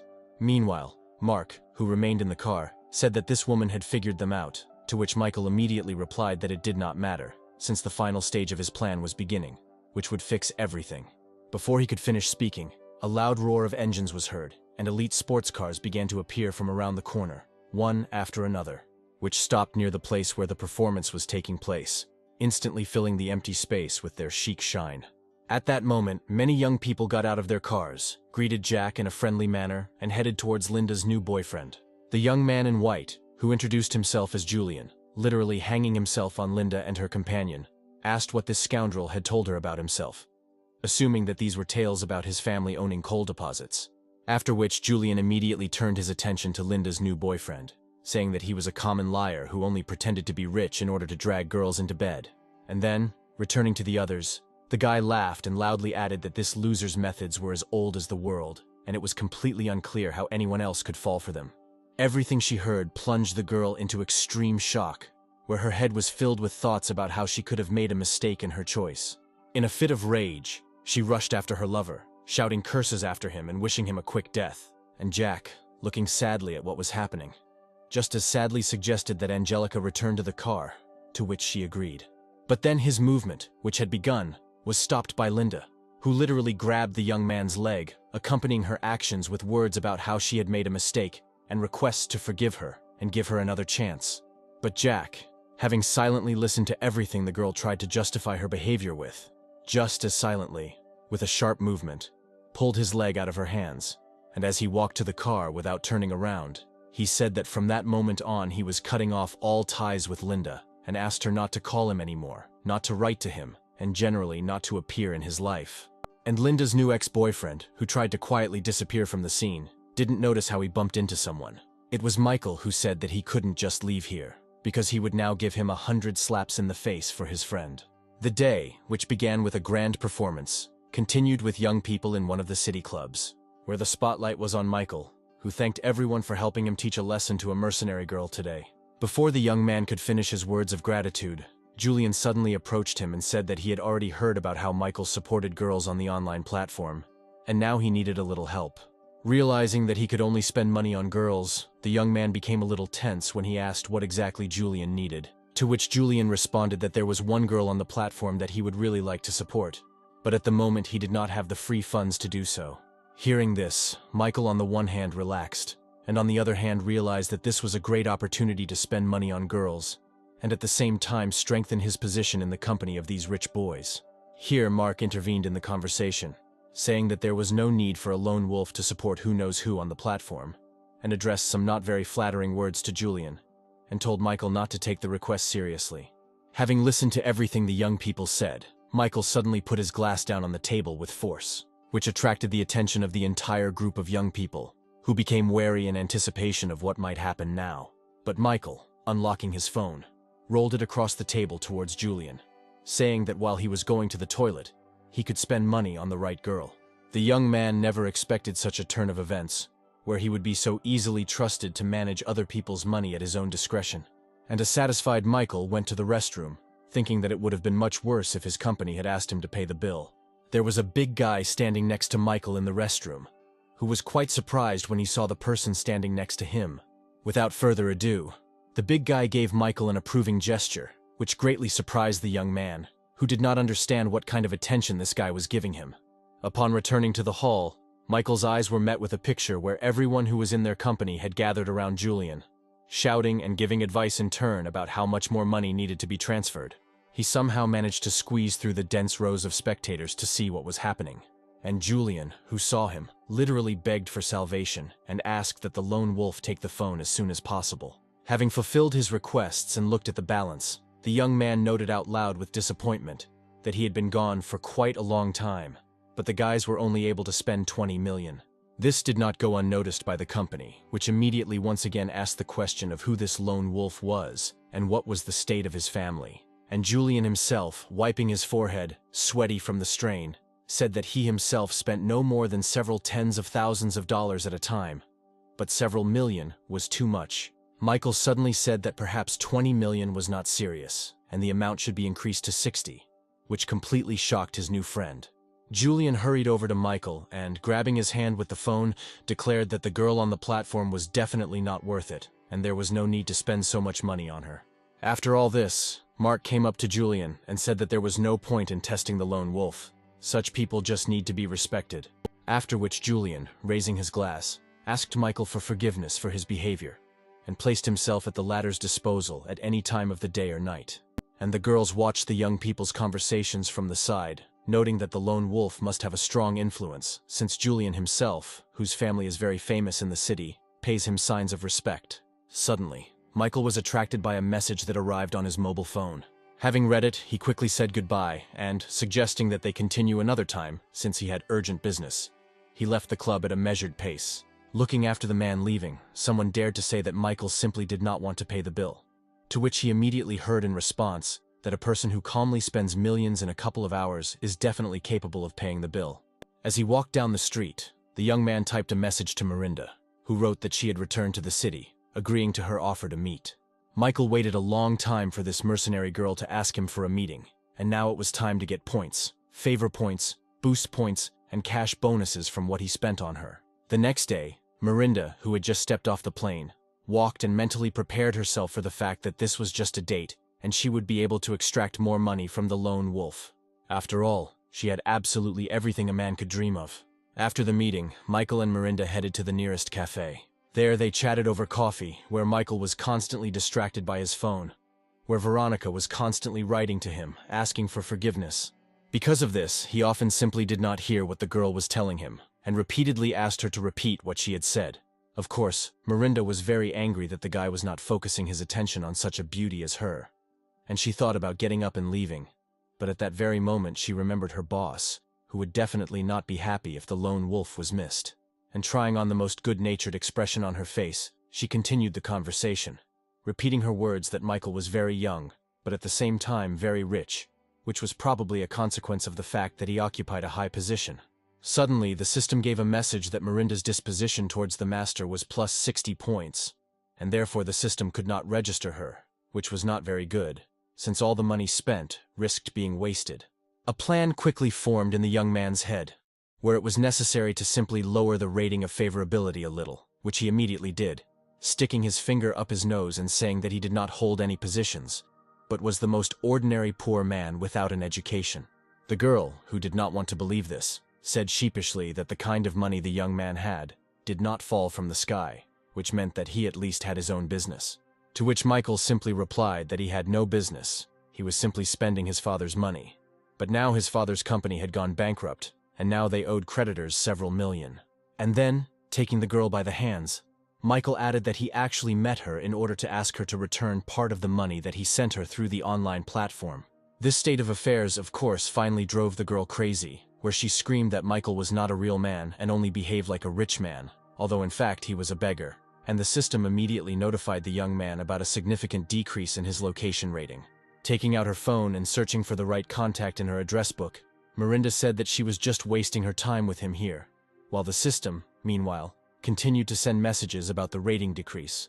Finally, the girl dialed the right number and asked the man who answered, whom she called Jim, to pick her up from the cafe where some pervert was harassing her. And Michael, watching the girl's actions, mentally concluded that he had met girls greedy for money before, but one like Miranda was hard to find. And then Jim didn't keep us waiting, and upon entering the cafe, he immediately started shouting for his girlfriend to be left alone.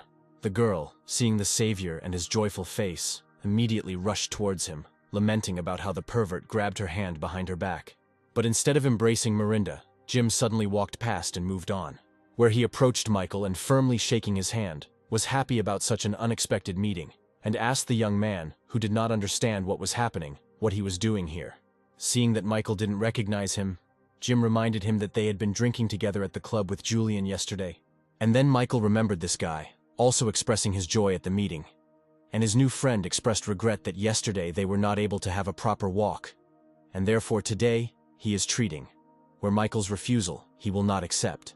Miranda looked at everything that was happening with a shocked look. She could not understand how a man like Jim, whose family was at the very top of the rich, could suddenly be so kind to the poor Michael. The girl tried to approach him and say a few words, but Jim rudely interrupted her speech, saying that the lone wolf was a very close friend of his good friend. And then he said that this guy had more money than all the rich families in the city could ever dream of. Miranda glanced sharply at Michael and suddenly realized that his words about poverty were nothing more than a test. Having concluded that she needed to somehow rehabilitate herself, the girl approached and timidly asked Michael for forgiveness for her unworthy behavior. And Michael, listening at the same time to the system's message that Miranda had been added, answered her that he forgave her, since the girl was simply still young and stupid, which couldn't help but please Miranda, who expressed words of gratitude, and the system began sending messages about adding favor points. Michael thought to himself that it was not for nothing that the girl went to work in online broadcasting, because as long as the client had money, her affection would gush out like a fountain, which would only benefit him personally. At this point, Jim intervened in the conversation, angrily declaring that the lone wolf had already spent many millions on her, and she invited him to such a worthless cafe. After which he stood up and approached Michael and said that they needed to go to one of the best restaurants in the city, where, as they had already been told, he would treat them. To which the lone wolf, of course, agreed. After watching the guys get settled into the car for a while, Miranda decided not to miss the opportunity and announced that she was going with them. As they were heading to the restaurant, the girl decided to make up for lost time and strengthen her connection with the rich young man by hugging him tightly and taking his arm. In a gentle voice, she asked if the lone wolf felt any more anger towards her, where Michael, without looking up from his phone, said that of course not. And Miranda managed to note that he was going to go online broadcasting. Once on the site, the lone wolf chose his next victim in the form of a beautiful dark-haired girl, and Miranda had no choice but to silently watch Michael's actions, waiting for them to continue. And what followed next plunged Miranda into horror. However, she was not the only one in shock. The girl participating in the online broadcast, having seen the size of the transfer, could no longer utter a word. She fainted right in front of the cameras, leaving the film crew with no choice but to call the doctors. Well, Miranda was literally tearing her hair out, thinking that those 3 million that the lone wolf had just transferred could have gone to her. But suddenly, looking at the attractive young man, she began to feel something different, where Michael appeared before her as a very, very sexy young man, where the peak of this occurs just at the moment when he spends money. The girl clearly imagined his fingers moving not on the phone screen, but on her body, and the voiceover announced to Michael that the girl's level of disposition towards him immediately increased by 50 points. He glanced sideways at Miranda, thinking that there was something wrong with her, since her affection was growing just because he was spending money, and not on her. Soon, they were in a restaurant where only the highest circles of society could afford to dine. And Jim particularly noted that this restaurant had 3 main features. Michael quickly guessed the first 2, naming the unusual kitchen and unique design, which earned him praise from his newfound friend, who did not keep the guests waiting. And, pointing to one of the gazebos, he said that the third distinctive feature was that girl playing a musical instrument, who is the daughter of the restaurant owner and has unique beauty. Hearing voices, Jessica looked up and saw Michael standing nearby, and the lone wolf himself never expected to meet his other girl in the restaurant. And the first thing that caught Jessica's eye was how tenaciously some pretty girl grabbed Michael's hand. At the same time, it was announced that Jessica's favor had been reduced by 5 points, and the girl herself, in a fit of rage, even broke her musical instrument. She cast a saddened glance at Michael, after which, unable to bear the tension of the overwhelming feelings any longer, she rushed away with tears in her eyes. There was very little time left before he could receive the so-called cashback and booster points, and Michael decided that it would be stupid to lose all of this now, and so he rushed after the girl. Possessing extraordinary abilities, he instantly caught up with Jessica, blocking her further path, and the girl immediately began to accuse him of playing with her feelings, where tears flowed from her eyes without stopping. The young man quickly tried to figure out what to do in this situation, so as not to lose all his favor points. Deciding to risk everything, he asked the girl if she knew about the very first rich man in their town, but the offended girl said that now they were talking about his betrayal, and not about who had how much money. But the young man, lighting a cigarette, said that he was that very famous rich man about whom so many rumors were circulating, which managed to attract the girl's attention to his words a little. Exhaling smoke, Michael asked her if she ever wondered why he lived such a simple life in such a state, and without waiting for an answer, he said that in their family there has been a tradition for centuries, whereby a young member of the family, upon reaching the age of 18, must spend $10 billion in a month in order to then inherit the entire fortune of $100 billion. It is for this reason that he diligently spends money, investing in some incomprehensible projects that do not promise profit, spends huge amounts of money on charity. And to finish his fictitious story, Michael said that the girl who came with him was involved in online broadcasting, and he, fulfilling his duty to spend, sent her a huge amount of money, which, of course, attracted her attention to him. Without even giving the girl time to come to her senses, the young man took her hand and said that no one knew his secret, and he did not expect her to understand. He was simply tired of living secretly, and wanted to share it with at least someone. Without adding anything else, Michael turned sharply and walked away from the girl, who was shocked by such details of the life of a lone wolf. Jessica's mind, having come to its senses a little, began to formulate conclusions that she was wrong to doubt this young man, because he was only trying to get an inheritance, and was not cheating on her. For a few more seconds, she looked at the back of Michael as he walked away, but with words for him not to leave, that she was wrong. Jessica rushed after him and pressed herself with all her might against his system-pumped body. Michael, continuing to play his part, without a word, simply gently placed his palm on top of the girl's palms, pressing them to himself. Jessica, clinging tightly to the young man's back, continued to think that Michael was so strongly disposed towards her that he even dared to reveal the family secret. And finally, she was filled with the thought that this young man really loved her, and Michael was informed that plus 20 points had been added to his affection rating. They soon returned to the others, where Jessica apologized for the way she had behaved, which caused a storm of emotions on the part of Jim, who was amazed at how cool the lone wolf was, who managed to change this girl's mood so much in just 5 minutes. But for Mirinda, the appearance of a rival was completely unpleasant, where she decided that she would do everything to ensure that the rich man would be hers. During the meal, Mirinda asked the lone wolf to introduce them to the girl he had returned with. This flattered Jessica, who snidely stated that Michael apparently hadn't even told her his name, since she called him a lone wolf, which showed his disinterest in Mirinda. Such directness from the restaurant owner's daughter greatly surprised Jim, where he imagined Jessica as some kind of huge bird of prey, ready to instantly deal with its prey. Naturally, such statements could not help but offend Mirinda, and she was about to begin to develop the emerging conflict. But then, in his usual simple manner, Michael intervened, saying that there was enough talk, and it was time to continue the meal. After which, the two embittered girls had no choice but to give each other the appropriate looks. Jim was very surprised by the attention the lone wolf received from the girls and sincerely admired him, where in his eyes Michael appeared as just some kind of all-powerful demon tempter. Looking at the modest way the young man ate, Jim came to the conclusion that before he had admired only the material side of this guy, but now he was becoming something like a spiritual mentor for him, from whom he should take an example in everything. After dinner, which Michael was glad he didn't have to pay for, he walked down the street, studying how many points he had left to earn for each girl registered in the system. Suddenly he saw a notification that another target had been added to the system. Opening the girl's profile, Michael saw the face of Christy, a girl with whom he hadn't even really had a chance to talk yet. He walked, thinking that the level of her disposition towards him was very, very high, which showed his strong attractiveness in the eyes of the girl.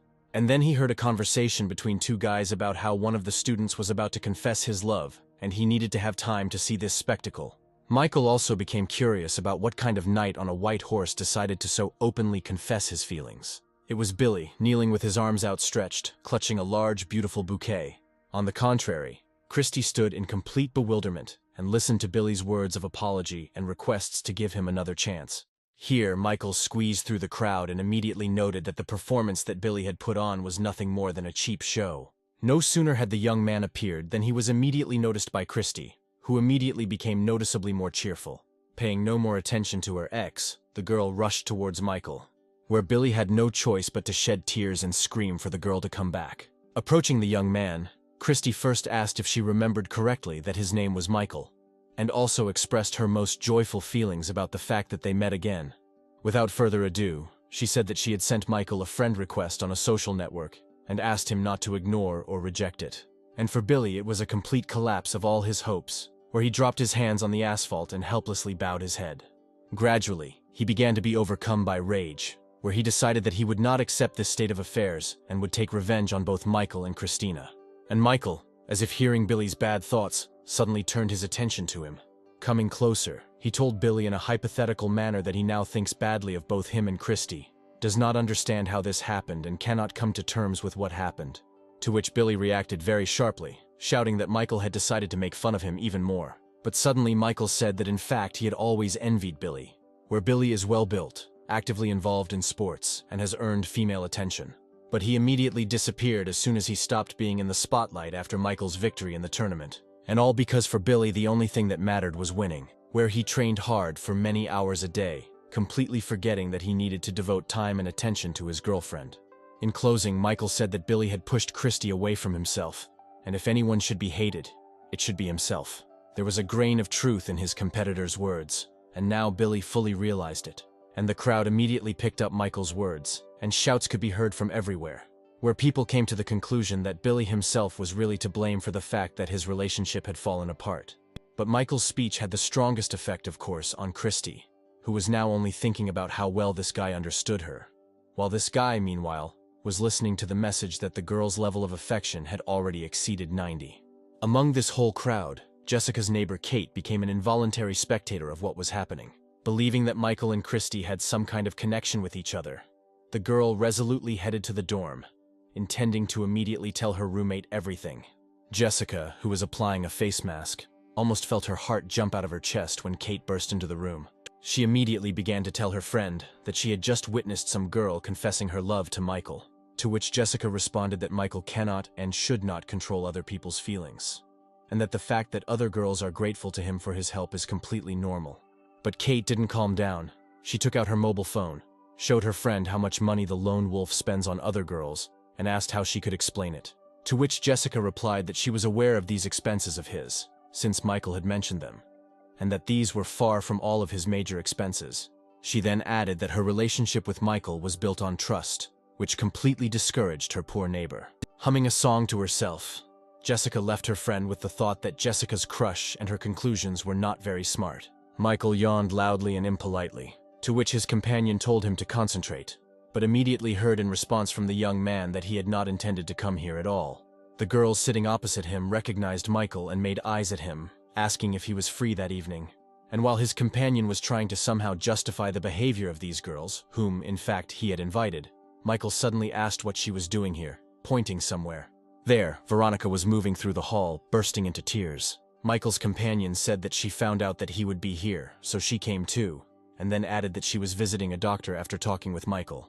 After listening to his comrade, the young lone wolf decided that he had apparently gone too far with Veronica's revenge. He remembered the day when she had caused him a very terrible mental wound. However, Michael was now coming to the conclusion that Veronica had truly atoned for her guilt and was repentant. He decided that she did not deserve to die for the insult she had caused him, and he was not a monster to torture the poor girl. Then the girls who were sitting next to him said that there was a rumor going around the university that he was that famous rich lone wolf, which made Veronica turn all attention while Michael tried to respond to this. But suddenly a male voice was heard from the side, saying that if Michael really was that lone wolf, then he would rip his own head off and play football with it. Moving towards Michael, a man said that the one who appears online under the name of a lone wolf spends millions, and Michael cares about every penny. Michael stood and silently looked at the approaching man, where he, without even taking the cigar out of his mouth, came very close to Veronica, introducing himself as Richard, the owner of this store, and asked the girl for her phone number, saying that he had noticed her for a long time. He managed to catch the attention of Veronica, who had recently been doing nothing but regretting her failed relationship with Michael, and she responded to his attention with a friendly look, blushing a little. Taking a closer look at the man who had appeared, Michael remembered that this was his sworn school enemy, who had always boasted of his family's status and wealth and did not disdain any methods for resolving conflicts. Many times he and his henchmen beat Michael without any principles or rules, without conscience or honor. And now, standing next to the girl who, as Richard knew, Michael had always liked, he literally provoked the latter with his gaze to respond. But the man decided that this time he would allow him to show off, since he didn't really want to show off in front of all those with whom he had gathered here today. In addition, Michael immediately had a brilliant idea to test how open Veronica had become with him now and whether she really loved him. Having come up with a plan, the young man got up from the table and, approaching Richard, introduced him as his classmate in high school, where he and his family owned many companies and were obscenely rich. After such a performance, everyone who was keeping Michael company today was amazed at what an influential person was standing in front of them now, and Veronica was not indifferent either. Meanwhile, Michael continued, saying that he really is not the lone wolf that everyone talks about. His entire fortune is a couple of million that he accidentally inherited. What was said stunned Veronica, who until the very end believed that her ex was a fabulously rich lone wolf. The girl was faced with a choice, where on one side there was a man with money, but not particularly liked by her, and on the other side there was Michael, whom she really liked, but was not rich. And at that very moment, the system announced to the young man that 20 points had been deducted from Veronica's favor, then another 20, and another, and in a matter of seconds, Michael ceased to be the object of her worship, which made him laugh a lot. And the infantile girl had already communicated with Richard, saying that she didn't mind giving him her phone number at all. Thinking to myself that in a similar situation, even a complete idiot could make the right choice between feelings and well-being. Well, pleased with himself, Richard, still smoking a cigar, told Michael that anything can happen in life, where only his love gave him her phone number and was generally well-disposed towards him. Then, coming close to the young man, he whispered that at school he had only beaten him, but today he had really smashed him to pieces. Michael, however, listened with restraint and without saying a word in response to everything his old enemy said. Having finished his bragging, Richard approached one of the store employees and said, pointing to Michael, that today this young man made him very happy, and besides, they studied together, and therefore everything should be free for him and his company. However, this gesture, like the words spoken earlier, did not produce the desired effect on Michael, and he laughed with all his might. Where people from his company became alarmed by such a sharp change in mood, and asked if everything was okay with him, to which the lone wolf waved his hand and said that everything was fine with him. He just finally put everything in its place in his head, where the young man came to the conclusion that he gave Veronica a chance to fix everything. But she stepped on the same rake again, could not overcome her greed, and again chose money. Where from this moment on, he will not believe a single tear, a single word of this girl, because she does not deserve it. With these thoughts, Michael decided to interrupt his stay in this store and headed towards the exit. At the exit he met Richard again, who said that their class meeting would take place tomorrow, and that Michael could come there too. After listening to his old enemy, the young man began to think that this meeting could be an excellent opportunity to get even and find new objects for the system. Turning around, he thanked Richard for the invitation and said that he would definitely show up at this meeting. And so the next day arrived, where all the seniors were already gathered at the table, and Richard, in his usual manner, said that no one should deny themselves anything today, since he was paying the bill. After which he was showered with compliments and words of gratitude, in response to which he said that his former classmates should not forget to mention all this when Diana came to the meeting. Michael, for now, silently watched what was happening, noting to himself that this peacock Richard did not miss a single opportunity to stand out. And then the doors to the room opened, and Diana appeared on the threshold, immediately apologizing for being late. She explained her delay by saying that her personal driver was currently on vacation, and getting here by taxi turned out to be a little longer than she was used to. Michael was mesmerized by this beautiful girl who had been his only ray of light throughout his high school years. Literally everyone at school wanted to date her. Such a mysterious and insanely beautiful girl. Without wasting a minute, Michael approached Diana, who had just managed to sit down at the table, and invited her to add him as a friend on the social network, which did not go unnoticed by Richard, who, of course, was not very happy with Michael's actions, where he decided that he needed to humiliate him again, like yesterday in the store. Meanwhile, Diana immediately agreed to add Michael as a friend, while trying to remember what kind of guy he was. At that very moment, the system announced to him that a new object had been added, where upon reaching the required level, the young man would be awarded 35 power-up points, and knowledge of 4 languages would also be added. And while everyone was whispering that Michael had changed a lot since school and had become cooler, some girl suddenly said that he wasn't cool at all, since he asked to be friends with the offspring of rich people and then stalked them. After which this girl said that all those with whom Michael now communicates are real scumbags and have deceived many girls, where apparently their classmate has become the same. The young man sitting next to Michael shouted that the girl was talking complete nonsense, and that she would do well not to disgrace honest people. But she got even more carried away, shouting that one of those rich boys had played with her and then abandoned her, exchanging her for another. Now her heart is broken, and Michael is going to sell Diana's contacts to one of those rich boys, and she's going to suffer too.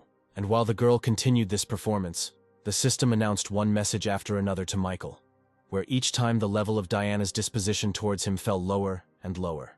And then Richard added fuel to the fire, saying that if Michael was so short of money that he was resorting to such indecent ways of earning money, then he would find work for him. But the young man had long since realized that this girl and Richard had conspired and were acting together to destroy his reputation, which could not be ignored, since such rumors quickly spread. Michael took out his cell phone and wrote a message to Mark, asking him to bring the one he had bought as a gift for Jessica to the reunion. And so the official part of the meeting came to an end, where some thanked Richard for his generosity, while others discussed where to continue this evening. And Richard himself, casting sidelong glances at Michael, thought that now he would not be able to look anyone in the eye again, which meant complete victory over him. Thinking that his rival had been eliminated, the young man approached Diana, offering to become her personal driver for the day and give her a ride home. But suddenly, one of the parking attendants called out to him and asked Richard to move his car, to which the latter reacted very violently, saying that he had paid for parking and was not going to move his car until he wanted to which the parking attendant replied that according to the rules, payment from regular guests only gives them the right to a space until 9 o'clock in the evening, and after 9 o'clock, priority goes to clients with VIP status. Richard had no idea that there could be someone here who was higher in status than him and drove a more expensive car. And so, approaching his car, he leisurely leaned against it and decided to wait for the one who, in the opinion of the parking attendant, was a VIP client. And then a red sports car drove up, and upon seeing it, Richard immediately noted that it cost more than 20 million, where he personally could only see similar cars at exhibitions. And as soon as the car stopped, Mark, who was known throughout the city as one of the richest people, got out of it. And so Richard immediately breathed a sigh of relief, where he was incredibly glad that he had not started a conflict over a parking space, risking a quarrel with such a respectable person as Mark. But suddenly, in front of everyone, Mark walked up to Michael, shook his hand in a friendly manner, and handed him the keys to the car, where the young man immediately hugged the new arrival in a friendly manner, thanking him for being able to come at such a time, to which he immediately received the answer that they were friends, and it was an honor for Mark to drive a car to his friend. Naturally, all this did not go unnoticed by Richard, who was shocked not only by the fact that this very expensive car belonged to Michael, but also by the fact that a person like Mark was so polite to his classmate and carried out his orders. And only now has it begun to dawn on everyone that Michael is not as poor as everyone thought, and he certainly has no need to hang around with the rich and sell someone's contacts. And at that very moment, everyone turned their attention to the girl who was trying to humiliate the young man by telling tall tales, and began to express their dissatisfaction with the deception. Diana was not far behind the crowd, concluding that Richard and this girl had apparently conspired to slander Michael. Meanwhile, Michael himself, accompanied by Mark, approached his old enemy and introduced him to the one who had just driven his luxury car. And the girl began to think that this young man was modest and noble, since he did not put himself on display. And even now, even after he was seriously hurt, he behaves very decently. And while the system was announcing to the lone wolf that Diana's favor had been increased by first 5, then another 10, and then another 10 points, Michael, without missing a beat, offered the girl a ride, to which the beauty of course agreed, being completely charmed by the behavior of this young man. In a matter of seconds, they were comfortably seated in Michael's car and quickly left the company of their former classmates. And Richard, listening to the conversations behind his back that concerned him, could only cast angry glances in the direction where the luxurious sports car had just disappeared from view, taking with it all his plans for tonight.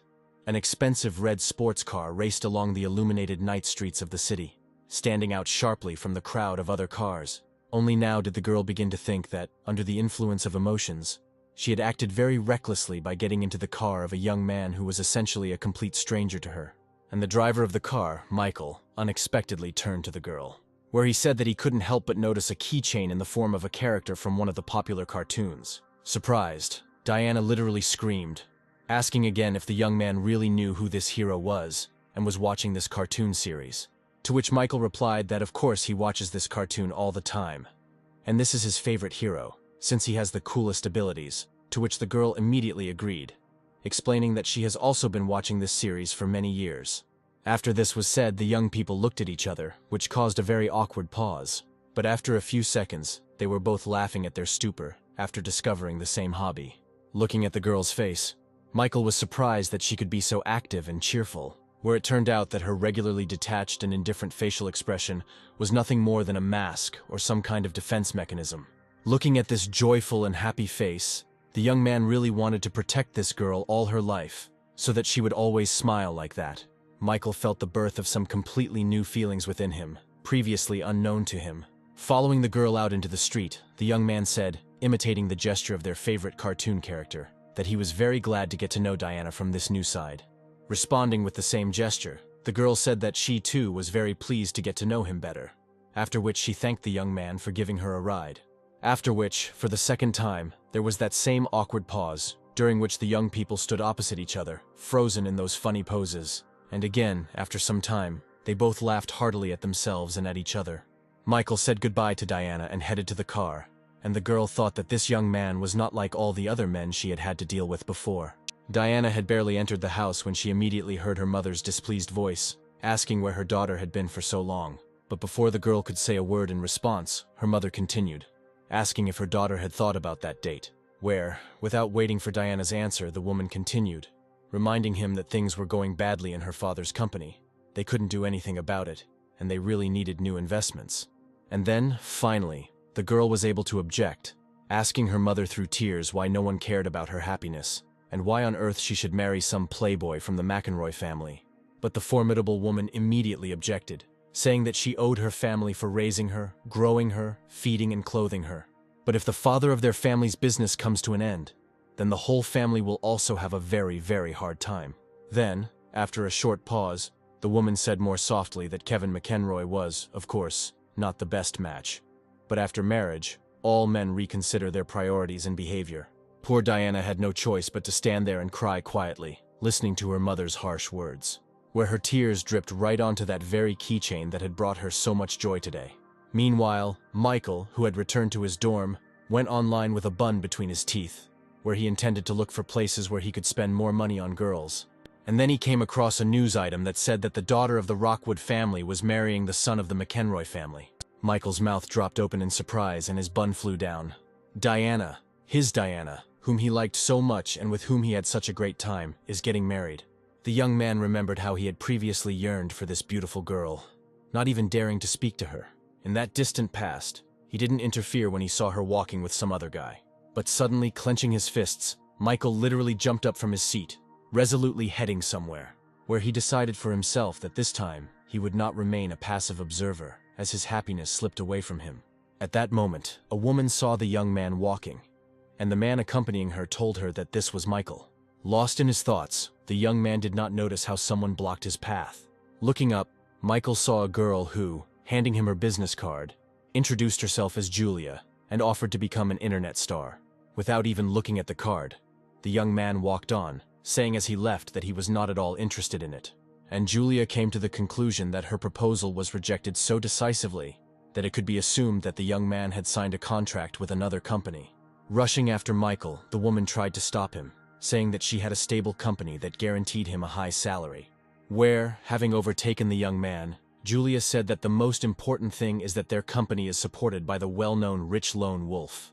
After which the woman said in an ingratiating voice that if the young man did not sign a contract with them now, the lone wolf would block all his opportunities for further development and growth.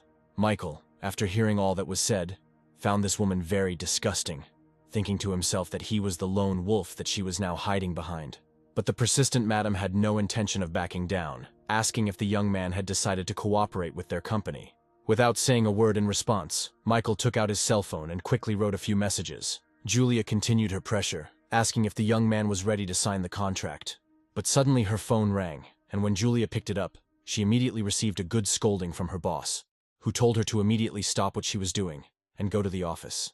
And while the annoying lady was trying to somehow explain herself to the boss, Michael calmly continued on his way, where all he could think about was that he would not let anyone take Diana away from him, and the McEnroy family would bitterly regret ever having crossed his path.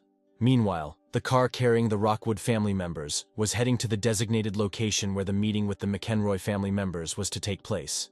Inside the car, the mother continued to convince her daughter that this union was vital for their family, where Diana just needed to make friends with Kevin, who, according to rumors, was not such a bad guy. And then the girl saw a message from Michael, where he asked about Diana's whereabouts. Having replied that she had come to meet the McEnroy family, the girl also gave the young man the exact address, to which he replied that he would be there soon. While Diana was texting, she remembered Michael's face, who had recently driven her home from her high school reunion. There was no point in even thinking about it, since Michael was much more attractive than the one they wanted to introduce her to today. And then Diana's father intervened in the conversation, telling his daughter that he had never asked her for anything, but now he really needed the girl's help. The girl looked at her father and wanted to say something, but the words stuck in her throat. The girl took a deep breath, sighed heavily, and said that she agreed to help her father and meet with Kevin McEnroy. And so the car drove up to the appointed meeting place, where they were already waiting at the entrance to the business center. The greeter said that Mr. McEnroy was already waiting for them and asked them to follow him to their office. And as they entered the building, David McEnroy's assistant, glancing sideways at Diana, concluded that the daughter of the Rockwood family was indeed a rare beauty. And he even feels sorry, realizing that very soon the young gentleman, with his habits, will leave nothing of this beauty. And then Diana, who was walking behind everyone, suddenly stopped, directing her gaze somewhere downwards. And her attention was drawn to the briefcase dangling in her father's hand, making her wonder why such a pile of documents was needed for a simple acquaintance. And so the doors to the office space were opened, and the assistant obligingly invited the Rockwood family to come in. Inside the room, Kevin and his father David were sitting at a table, where the latter warmly greeted the guests, telling them not to be shy, as they were practically one family now, and ordered an assistant to serve tea. During this short period of time, Diana managed to notice an agreement lying on the table, where she could clearly read the word, marital. The girl immediately realized that this was not just a meeting to get acquainted. Her father had something bigger planned. The McEnroy Family Corporation is one of the largest in their city, and controls many areas of business, including supporting shadow projects. This multi-million-dollar company is headed by David McEnroy, who is famous for being willing to do anything, even deceive, in order to make a profit. And now this man approached Diana, noting out loud that she had grown into a very stately and attractive girl. To which Diana, observing etiquette, responded to the man with words of gratitude, discreetly typing and sending Michael a message that she was in office number 305. The tycoon's son Kevin didn't keep him waiting. He came up and after greeting him said that after seeing the girl once in a photograph, he lost the ability to sleep, thinking about her all night long. Tearing her hand away from the not particularly pleasant and sweaty palms of this vile man, Diana somehow squeezed out words of gratitude in response to what was said, and the plump son invited the girl to come over and sit down, trying to put his hand on some part of the girl's body. And so he reached his goal, where instead of putting his hand on Diana's back or lower back, he unceremoniously grabbed her right at the butt of her support. Having shouted that such behavior was completely unacceptable, the girl turned around sharply and hit the pervert on the arm, calling him a vulgarian. And then the girl's father intervened in the situation, sternly telling his daughter not to dare insult her partner's son. Diana was filled with anger, where she really wanted to say a lot to her father, but she couldn't, and out of helplessness, she only clenched her teeth tighter. The girl's father then turned to David, asking for forgiveness for her and saying that she was simply an unreasonable child who would be a good match for his son, to which Mr. McEnroy immediately replied that it was time to start studying the documents. And so the whole company sat down at the table, where the assistant was explaining something about the documents, and Kevin couldn't take his eyes off Diana. And suddenly the assistant said that, in accordance with the agreement, the McEnroy family company transfers $100 million to the Rockwood family company to purchase 20% of the shares, on the condition that Diana becomes Kevin's wife. The shocked girl listened as the assistant added that the tranches would be in stages, with the last one coming when Diana gave birth to an heir. Snatching the paper from the assistant's hands, the girl, quickly reading the lines, shouted that there could be no talk of any marriage, and especially no talk of children. Putting aside her reading, Diana looked at her father with eyes that instantly became wet, accusing him of deceiving her and trying to sell her daughter. The girl's mother approached her and tried to calm her daughter down, but Diana shouted that she was not going to calmly watch as she was being sold. Through tears streaming down her face, the girl said that she did not understand her parents' actions simply because of some problems with the business. And then, in another fit of rage, Diana shouted that it was no secret to anyone that Kevin was a pervert and a drinker, and she would never marry him. And immediately after these words, the girl's father rose from the table, walked up to his daughter, and gave her a good slap in the face. Holding her cheek, which was burning with pain, Diana looked through tears at the face of her father, who had raised his hand to his daughter. But he did not even think of admitting his guilt, where he called his daughter a spoiled child who thinks only about herself, and not about her family. Looking at her father with a disappointed look, the girl said that under such circumstances, it was definitely not she who was thinking about her well-being. And then the girl's mother intervened in the situation again, saying that her father was doing all this only for the good of their family, where she again tried to say that if their business fell, their family would fall too. But Diana cut her off, saying that if their company was going through difficulties, then why shouldn't their family unite and overcome them together, where it was not at all necessary to sell their daughter. And suddenly the girl's mother fell to her knees in front of her, lamenting that she was begging her daughter to accept the stated conditions. This greatly surprised not only Diana, but also everyone else present in the office. Demanding that her mother stop humiliating her, the girl asked her to rise from her knees, but she refused, saying that she would continue to stand there until Diana agreed to the marriage. Realizing that she was now being put in a completely hopeless situation, Diana tried to find some words, but could only make some isolated sounds. The future groom also joined in the persuasion, saying that the girl should not have brought her mother to such a state, and that he really liked her, and that he would be a good husband for her. And so Diana realized that apparently this was her destiny, where being born into a family like Rockwood initially imposes on the child a responsibility to the family, where now she will be forced to voluntarily enter this cage, where there will be a lot of money, but there will be no freedom. Having lost all will to resist, Diana said that she agreed to her family's conditions, and again asked her mother to get up from her knees. At that very moment, her parents' mood changed, where her mother called her a good girl, and her father admitted that he had overreacted, but only because he loved his daughter very much. Well, David, lighting a cigar, laconically said that since there were no more objections, he proposed to complete the deal, which the head of the Rockwood family supported with great pleasure, immediately grabbing his briefcase. And the head of the McEnroy family added that the sooner the contract is signed and the wedding takes place, the sooner the money will be deposited into the account. Kevin didn't care about contracts. All his perverted attention was focused on the beautiful girl, where all he did was imagine how much fun they could have with her in bed. This is how the deal for the sale of the daughter was concluded at the table, where the subject of today's deal, Diana, did not return to the table and stood to the side, quietly accepting her fate. But suddenly, from a powerful blow, the entrance door to the office shattered into small pieces. Both Diana and all the other people gathered in the office turned their heads sharply in the direction where the crash was heard. And Michael, who appeared on the office threshold in a more than impressive manner, asked who the fearless groom was.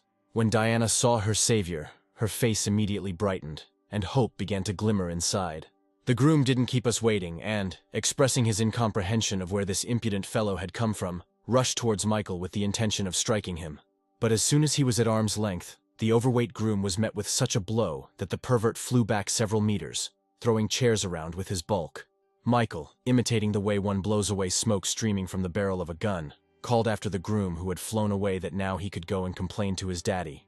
Having shouted that they were beating a member of a respected family, Kevin gave the order to the bodyguards to deal with the impudent fellow, which they immediately rushed to do, showering Michael with choice curses along the way. And the young man said with a grin that he didn't see any respectable families here, but saw two old men, one of whom was selling and the other was buying a beautiful girl. But if anyone dared to lay a finger on him now, the mention of their families would disappear from the city forever. Practical and not stupid, David quickly realized that this deal was strictly confidential, and no mere mortal could possibly find out about it, and therefore stopped the bodyguards rushing towards Michael. Looking closely at the face of the young man who appeared, the man, from the height of his life experience, concluded that not everything was simple here. Approaching the young man, David said that he did not know his last name, but he would be glad to pay a visit to this brave young man. But that Michael immediately replied that the man did not have the status to pay him a visit. After these words, the unfortunate groom tried to intervene in the conversation, saying that the impudent man did not dare to talk to his father like that. But Edward himself stopped him, sternly reminding his son that he had to think 10 times before saying something. Michael, meanwhile, turned to Diana, telling her that she had nothing to worry about, as he would help her and her family. Looking at her savior with a grateful look, the girl agreed to accept any help. The young man had already managed to approach the table, where he picked up the contract and began to study its contents, while the girl's father exclaimed that he should be more careful with the important paper. After reviewing the document, Michael, smiling, addressed Mr. Rockwood that he underestimated his daughter, having decided to sell her for only 100 million, where he clearly made such a rash decision either because of old age or because of problems with his head. After which, tearing up the useless paper, Michael said that he proposed to give their family 500 million and acquire 60% of the shares, where what was said could only shock a person who completely lacks any feelings. And the experienced David immediately calculated that in order to cash out such a sum, this guy's company's income should be around 10 billion. Looking closely at the unusual guest, the head of the McEnroy family mentally concluded that he was able to read people like an open book, but not this young man. The greedy, negligent father, who had just almost sold his daughter to a pervert, thought only that with such investments he would not only revive the company, but also expand his activities. But then, Michael added that he was not going to give them that kind of money just for pretty eyes. He had one condition, where, turning around, the young man, sharply throwing out his hand, pointed in the direction where Diana was standing. Where, seeing this gesture, the poor girl came to the conclusion that now Michael wants to buy her, only for 500 million. Unable to bear such shocks any longer and concluding that Michael was just like the others, Diana almost fell to the floor. Thinking that this seemingly normal guy also perceived her as a commodity, the girl began to cry again. And again the salty liquid dripped right onto her favorite keychain. But what Michael said next stunned the girl, because he said that his condition was that these 60% of shares be registered in Diana's name. And as soon as this is documented, the promised 500 million will immediately be credited to the account. Everything she heard reverberated inside the girl in wild waves of joy, and for the second time today she found hope. After all, everything that happened once and for all unlocked all the locks and opened the way for her to the cherished freedom and happiness. Diana came to believe that real superheroes exist, and Michael was one of them. And while all these thoughts were running through Diana's head, whose face was now filled with tears of happiness, the system announced to Michael that the girl's favor had increased by +10, and by another +10, and more. In the shortest possible time, a new contract was prepared, which the McEnroy family assistant provided to the girl for review and signature, where Michael had to help a discouraged Diana sign a document, saying that from that moment on, no one could tell her what to do. And as soon as the signature was put, the girl's mother, having received the message, loudly announced that 500 million had been deposited into their account. Diana's joyful father approached the young man and asked if this was really the only condition, to which Michael replied that he did not understand what he was talking about. But deciding to teach his unscrupulous father a lesson, the young man leaned over and whispered in his ear that he only thought about the prosperity and decline of his company. And if he suddenly tried to force Diana to do something she did not want again, he would show how thin the line between these words was. After which Michael approached the girl and, saying that they were finished here, suggested that they leave this nasty place. But then David appeared on their way and apologized to the young man on behalf of his son, where the head of the McEnroy family was impressed by how this young man easily transferred 500 million, which only a few people in the world could afford. where the man concluded that the young man was very influential, and therefore it was not worth starting a fight with him. Of course, the groom, whose wedding had just fallen through, was dissatisfied, and began to scream at the top of his lungs that the uninvited guest had started it first. However, his father's slap in the face loudly interrupted the speech of the wayward offspring, where, against the backdrop of the departing couple, David shouted that it was high time to give this shameless boy a good spanking. After leaving the office, Michael and Diana got into the young man's car parked nearby, where the girl was finally able to thank her knight. But the young man, trying to turn on the radio, carelessly said that there was no need for gratitude, since this was not the first time. And then Diana remembered the events of one late evening when she was returning home on a bicycle along the dark streets, where at some point she was surrounded by a crowd of bandits who first asked if the girl had any money, but without waiting for an answer, they immediately indicated the true purpose of their attention, where they said that they also accept in kind. Diana didn't even have time to understand anything when someone suddenly rushed at one of her offenders, knocking him down and shouting at the girl to run. Trying to hold back the robber, the guy shouted for the girl to run quickly and without looking back, which she successfully did, while the gang took out their anger on the nondescript savior. At that time, the girl was too scared, and it was already quite dark outside, so she didn't even know who saved her. When Diana brought the police to the scene, all that was found there was her bicycle, on which, apparently, the bandits also vented their anger over the lost prey. Now, sitting in Michael's car, the girl said that she no longer had any hope of ever meeting her savior, where she would never have guessed in her life that it could be Michael. And the system had already begun its announcement of an increase in location. Michael looked at the girl, ready for a kiss, spellbound, listening to how his benefit from spending on this girl was 50 million, 35 points of reinforcement were added, and knowledge of 4 languages. Where, after hearing all this, the young man seemed to freeze in place from surprise. But when Michael came to his senses, he was very surprised that everything happened so quickly, and that he didn't have to invent anything or resort to any tricks.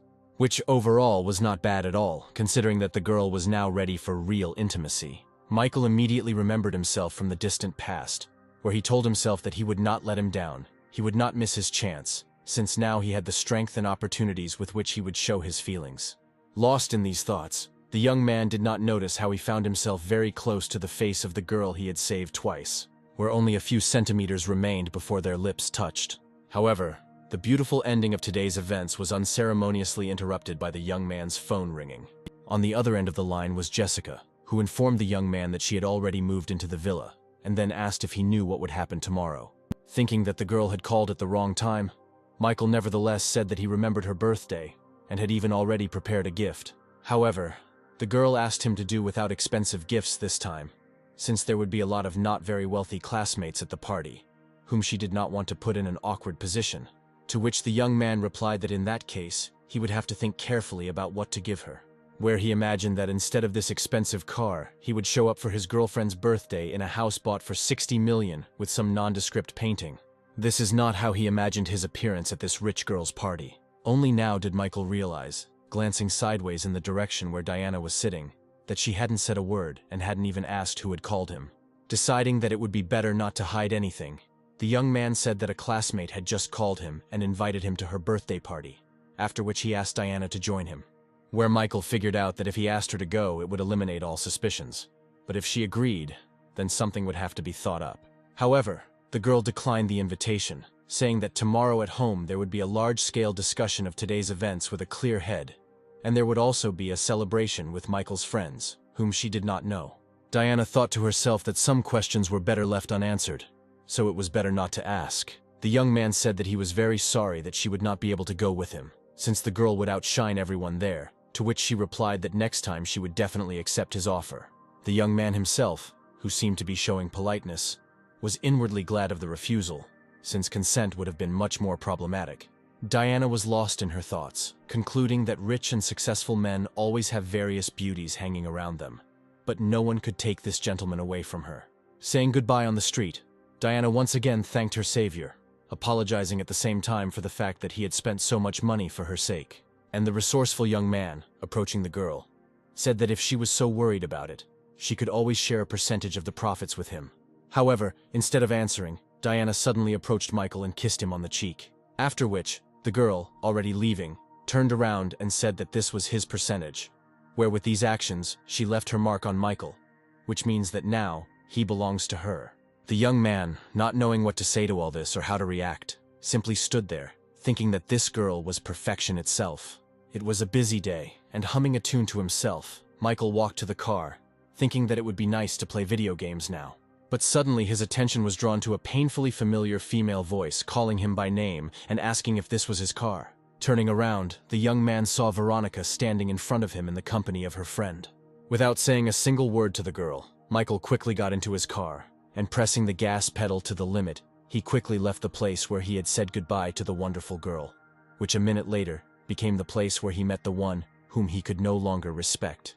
And then her good friend, who was standing next to Veronica, concluded that it seemed that Michael had lied about his poverty last time, simply testing his love, which immediately reached the girl who had missed her chance, who remembered how she behaved then in the store, choosing the latter between sympathy and money. Tears of despair immediately appeared in her eyes, where Veronica now fully realized that she had completely ruined everything. Throwing herself on her friend's neck, she screamed hysterically that this time Michael would definitely not forgive her. And her friend, in a not at all friendly manner, agreed that now Veronica had no chance, but at least she could try herself. What she heard made the girl very angry, and she grabbed her friend by the hands and screamed, asking since when had she suddenly become interested in Michael. To which the now ex-girlfriend replied that he was attractive, rich, and she saw no reason to deny herself the opportunity to be with him. And then the girl added that, apparently, Veronica was simply boring him, but her friend could easily please him, which finally enraged the girl who had made the wrong choice. Jumping up to her friend, she called her cheap, reproaching her for trampling on their long friendship with her selfish interests. But the attacked girl did not remain in debt, and grabbing Veronica by the hair, returned her insult, adding that it was not she, but Veronica, who jumped on Richard's fat wallet, after which mutual insults and threats of physical violence rained down on both sides, and clumps of hair flew in all directions. The girls were already skating on the asphalt when random passers-by started pointing their phone cameras at them. When the fight was over, Veronica slowly trudged down the street, lamenting that she had now lost everything, both her boyfriend and her friend. Remembering her beloved, the girl thought that the more beautiful he becomes, the more they move away from each other. Flowing with tears, slowly walking down the street in dirty and torn clothes, Veronica came to the conclusion that getting Michael back was becoming an unrealistic task. And then Julia suddenly appeared in front of the girl, clutching a business card in her hand, and said that she shouldn't cry. Giving Veronica her card, Julia invited her to become an internet star. And as a trump card, she added that if she wanted to get her boyfriend back, she had a great idea for this. Michael sat in his dorm room, thinking about what to choose as a gift for Jessica. Getting up from his seat, he was about to go shopping in his search, when suddenly his neighbor said that Veronica now has her own channel, where she shows something new. Not believing his ears, Michael jumped up to the monitor and saw his ex, who, wiping away tears, told the whole world about how he ran after her, where the girl ended her story by saying that in the end she became of no use to him. Michael's neighbor wondered if she really had something with the lone wolf, since the girl called him by that name, and Michael thought to himself that she was a real bitch, where beyond any shame this traitor managed to make herself a victim in this story. However, after thinking a little, the young man came to the conclusion that Veronica herself would never have thought of such a thing. Reaching for his phone, he was already unequivocally convinced that someone had advised her to hide behind the lone wolf and portray herself as a victim. Michael called the right people and asked them to find out what company was broadcasting live broadcasts at the internet address he had provided. A couple of minutes later, he received a message indicating the name of the company, and Michael immediately remembered that it was on behalf of this company that the crazy Julia had approached him on the street. This time the young man decided that there would be no mercy for this unprincipled woman. Meanwhile, comfortably lounging on a chair with a cup of coffee, Julia informed her boss that the popularity indexes had increased many times over after Veronica's broadcast. She remembered a recent conversation with her boss, where he reproached her for threatening the very night wolf who could ruin their entire company, to which Julia replied that it was just a student. And the boss, raising his voice even more, shouted that this student was the lone wolf, which Julia couldn't believe, because from the guy's appearance she would never have guessed that he was capable of spending tens of millions. But the boss opened his laptop and showed the information he had collected, explaining that a certain Veronica was his first love.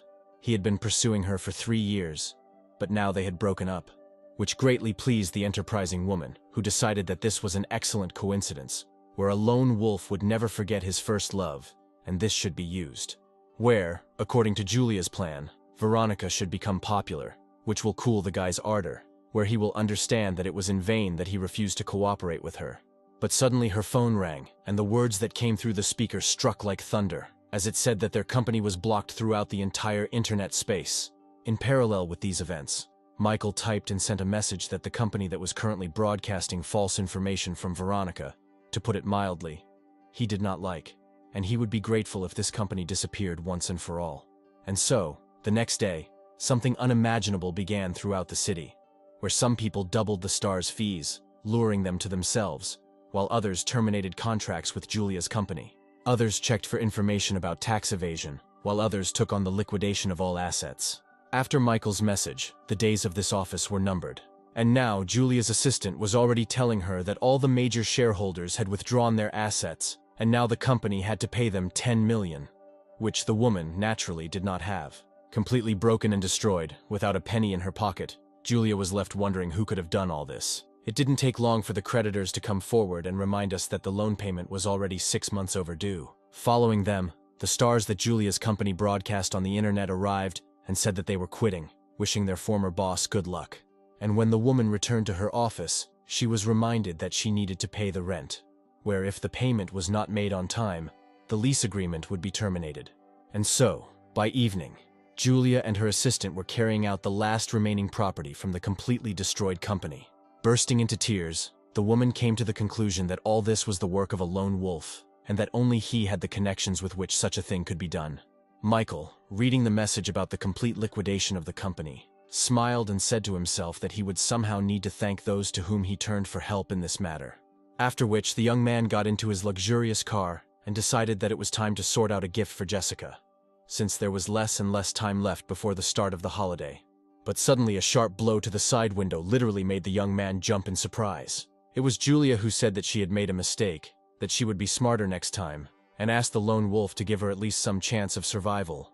Michael was in complete shock, because suddenly the system announced that a new object in the person of Julia had been added. Making a more than serious face, the young man said that it was only a warning that the woman should never catch his eye again. After which he pressed the gas pedal and the car took off, leaving the ruined woman completely alone and with the thought that this lone wolf is very handsome and courageous, where she was especially turned on by the rudeness on the part of the young man. Michael, in the car speeding away, could only be surprised at how the system announced an increase in Julia's affection, which was completely absurd in such a situation. Jessica's guests admired her new villa, making various guesses about how much such a property might cost. The heroine of today's celebration herself walked timidly among the guests, constantly answering the questions that were voiced, that she is not the daughter of a secret billionaire. But suddenly one of the guests asked if this villa really belonged to Jessica, where the girl explained her doubts by the fact that she and her father were present at the auction, where the house was bought by a certain man who has no relation to Jessica's family. Kate, who was also present among the guests, stood up for her friend and told Patricia, who was Jessica's sworn enemy, that the latter was not going to deceive anyone here. But suddenly Patricia had support in the form of a certain young man who said that he also knew about the sale of the house to that man, since he was present at his daughter's birthday, which became the reason for the purchase. At that very moment, rumors began to spread among the guests that Jessica was, in all likelihood, just the kept woman of the gentleman who had bought the house. But suddenly someone put a document on the table with a loud bang, certifying the right of ownership of this villa. It was Kate who crossed her arms in victory, telling everyone that the name of the owner, Jessica, could be seen right now in this document, which immediately silenced their opponent who had lost this fight, just as the people around immediately changed the direction of the conversation, declaring that they had never doubted Jessica's integrity and had no idea that her work was so profitable. Jessica herself, not paying much attention to the conversations of those gathered, was only thinking about why the one she was waiting for so much had not yet arrived. Meanwhile, Michael had already managed to reach the birthday party venue and was getting out of his car clutching the gift. Remembering that Jessica had asked him not to stand out, the young man left the car far from the house and continued on foot. The noise of a powerful engine behind him attracted the young man's attention. But before he even had time to turn around, a luxury sports car rushed past, almost hitting him. The car stopped right in front of the entrance to the house, causing general admiration, where Paul Mitchell, the most popular guy at the university, whose family was also far from poor, got out of the car and explained the location of the villa on the phone. Noticing a nondescript and modestly dressed guy with a teddy bear, Paul was mentally surprised, thinking that Jessica definitely had some problems with taste, since she invited such a ragamuffin. And then the birthday girl herself appeared on the street, joyfully exclaiming that her long-awaited man had finally arrived. To which Michael and Paul turned around, respectively, where each of them took what was said personally. Without wasting a second, Jessica ran towards where Paul was preparing to embrace her, also saying that he missed her.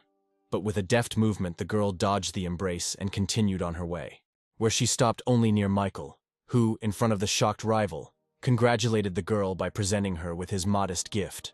Some guests were no less surprised when they saw how happy the birthday girl was with a simple teddy bear, while she did not react to their gifts, such as branded watches and handbags, and simply thanked them for their attention. Paul stood there thinking about how he had been trying to court Jessica for a long time, which had brought no results, and then some upstart suddenly captured all her attention. While he was thinking about his failures and his new rival, a small van pulled up to the house. Paul narrowed his eyes sarcastically and smiled, mentally noting that now was his time to come out. Approaching the girl and distracting her attention from Michael, the young man said that he had also prepared a gift for her, where meanwhile, loaders were removing something very large and heavy from the back of the car. As he watched his rival watch the gift being retrieved, Paul silently noted that he was about to show this upstart where he belonged. When the gift was delivered to the room, unpacked and installed, everyone saw that it was a piano, produced by one of the most famous companies in the world, which cost a fortune. Paul, without leaving the girl, said that this would be a great end to today's flow of gifts. He then added that he wished Jessica a happy birthday and asked if she liked his gift, to which the birthday girl replied that the gift was gorgeous, but since it was very expensive, she would return the money for it. As he walked towards the musical instrument, Paul said that he would not accept any money from her, where, sitting down at the instrument, the young man said that the gift was not yet finished, since he had written a song for the girl. All the girls around were delighted to note that they were now in for an unforgettable spectacle, as Paul had won the music competition last year. And so the young man put his hands on the keys, and the room was filled with the beautiful sounds of music, where, in parallel with the melody, the room was also filled with the guests' remarks, noting the excellent playing. When Paul finished, Jessica came up to him and told him that he played just great, which made her feel a little embarrassed for her more modest playing skills. And so, wanting to completely crush his opponent, Paul suddenly said, turning to Michael, that if he also wanted to impress the girl, then he should play too. The opponent's plan immediately became obvious to the young man, who only chuckled at this pathetic attempt to seize superiority. Moving towards the musical instrument, Michael told Paul that he could not refuse the request of such a respected person. Jessica stood there surprised that the young man could play the piano, and all the other guests began to discuss his appearance, which did not indicate that he was a musician. Of course, the young man who sat down at the piano had never even stood near such a musical instrument in his life, but he had something no one else could even dream of: the system and its power-up points. Michael glanced sideways at his opponent, and mentally noted that this guy wouldn't be able to look good at the expense of others' reputations today. He then ordered the system to provide him with piano-playing skills that would correspond to 50 years of practice. The system completed its task, and the young man prepared to make music. Paul, who was standing nearby, suddenly felt some changes in his opponent's energy, which greatly worried him.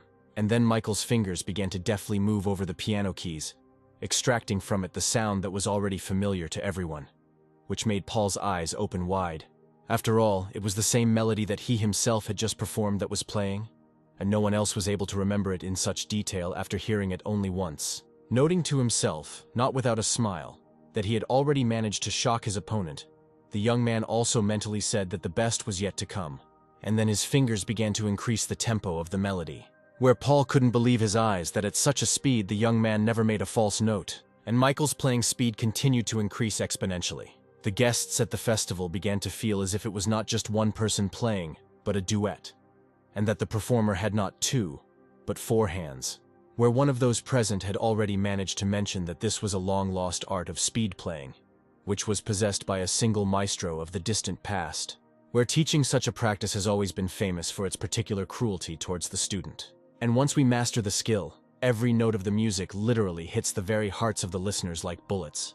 And now, finally, the final chords of the piece were heard, and Michael, exhaling, removed his hands from the keys of the musical instrument.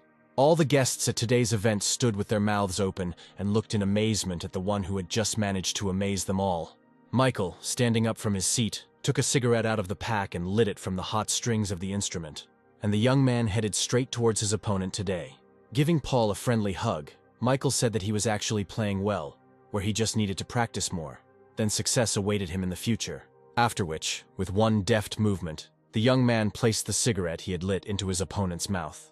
And moving away from him, he said that the piano is an instrument for expressing feelings, and not a way to compete and seek favor. Without saying anything in response, Paul remained standing where Michael had left him, with a cigarette in his mouth and a feeling of complete defeat. And finally, all the viewers burst into thunderous applause, beginning to note that they now understand why Jessica is so nice to this nondescript boy. The hero of the occasion and the musical confrontation, looking at Michael, came to the conclusion that she was incredibly lucky with him, where he is not only rich, but also very talented. And while the young man was sitting on the couch and drinking juice, the system announced to him that the girl's favor had been increased by 5 points. Immediately after that, the system reported that the level of location had reached the required limit, where the young man was awarded all the promised bonuses. And from that moment on, Jessica becomes Michael's devoted fan. And the last thing the young man heard in this advertisement was the amount of his personal benefit from the expenses incurred on the girl, which amounted to just over 7 million, which could not but please the young man, where he noted that after all, this villa was not purchased in vain. After hearing all about bonuses and accruals, Michael sat and thought about where he should spend his boost points. He was distracted by a familiar female voice, which uttered words of surprise at the young man's talents. Clinging to the young man's body, Jessica said that she was very happy that he was next to her today. And the resourceful Michael immediately replied that the girl could consider the musical masterpiece as his second gift, and now he was very interested in how she would thank him. And only Paul sat quietly to the side, thinking that today he had suffered a defeat on all fronts. Suddenly, those present perked up, and the news spread throughout the hall that Melanie Stone herself had arrived for the celebration, to which Michael and Jessica responded by interrupting their dialogue. And then in the passage appeared the figure of that very girl whose appearance had caused such a great stir. Melanie Stone was considered the most beautiful woman in their entire university, where she also served as the president of the student union. But she was even more famous not for her appearance, but for her disdainful attitude towards the male half of the planet's population, where for this reason, most assumed that Melanie preferred girls when it came to personal close relationships. Because of this, and also due to the rather close relationship between Melanie and Jessica, many were convinced that they were a loving couple. But in reality, the situation was somewhat different, where in early childhood Melanie was attempted to be raped. The attacker did not have time to carry out his plan, as the police, who were called when they saw the maniac dragging the girl into the bushes, neutralized him. Little Melanie remained safe and sound, but suffered mostly psychological trauma. But it was from then on that she hated all men very much. As Melanie moved around the room, Jessica asked Michael a provocative question about who was prettier, she or Melanie, to which the young man, showing maximum tenderness, replied that Jessica was the most beautiful of all the girls in the world. To himself, he thought that he would, in principle, like to stay away from Melanie, since there was definitely something wrong with her head, because now he needs fans, and not those who could potentially deal with him. And suddenly Jessica called out to her friend, saying that she was late and inviting her to come over, which did not really inspire Michael, who did not want to cross paths with this girl. Coming closer, Melanie apologized to her friend for being late, explaining it was due to heavy traffic jams in the city. Jessica, firmly grasping Michael's hand, immediately introduced him to her friend as her boyfriend. After exchanging greetings, Melanie was the first to start the conversation, asking if he was playing now, to which the young man answered in the affirmative, feeling extremely awkward next to this girl. But instead of words of delight, the evil girl said that she had already heard about how Michael was jumping around the university from one girl to another, where he was certainly talented in the game, but led an immoral lifestyle, which rolled like a blade across the young man's body. Of course, Michael was very indignant at what was said, but Jessica calmed him down, saying that Melanie had a sharp tongue, but a kind heart. And at that moment the system made itself known, announcing that Maloney had been added as an object, where the current location level was about 80 points, which finally drove the young man crazy, where he complained that the system, apparently, broke down, last time connecting some pervert, and now this killer of the male spirit. Beside himself with rage, Michael kicked the floor, mentally lamenting that he had just exchanged a few words with Melanie and immediately earned minus 80 points, but Jessica looked on in surprise. Having calmed down a little, Michael, casting a sideways glance at Melanie, noted that he was, after all, turning into a womanizer, where even now he is attracted by the beauty of this girl who is evil towards men, which, however, the young man immediately wrote off as the fault of the system, because of which he pays so much attention to the opposite sex. The celebration continued, and it was already getting dark outside. It was time for the birthday cake, which Michael delivered to the hall amid cries of congratulations. As per tradition, Jessica made a wish and blew out all the candles on the cake with a strong exhalation, after which she and Michael cut the cake into individual portions. And when the treats were handed out, and the birthday girl herself thanked her guests for their attention, Melanie asked them to step away with her for a minute, which seemed very strange to Jessica since her friend's face was very worried. Their conversation took place outside, under the bright light of a huge moon, where Melanie, without preamble, advised her friend to stay away from Michael, which provoked Jessica to ask the logical question, why? To which the friend replied that it was obvious that this guy had already had relationships with many people at the university, and she didn't want her friend to be left with a broken heart. And, finishing her glass, Melanie added that she was graduating soon and planned to hand over the post of student union president to Jessica. This news almost shocked the girl so much that she couldn't find what to say right away. After all, as far as the functioning of the student union is concerned, in this regard over the past year they have had many disagreements, where no one wanted to give in to each other.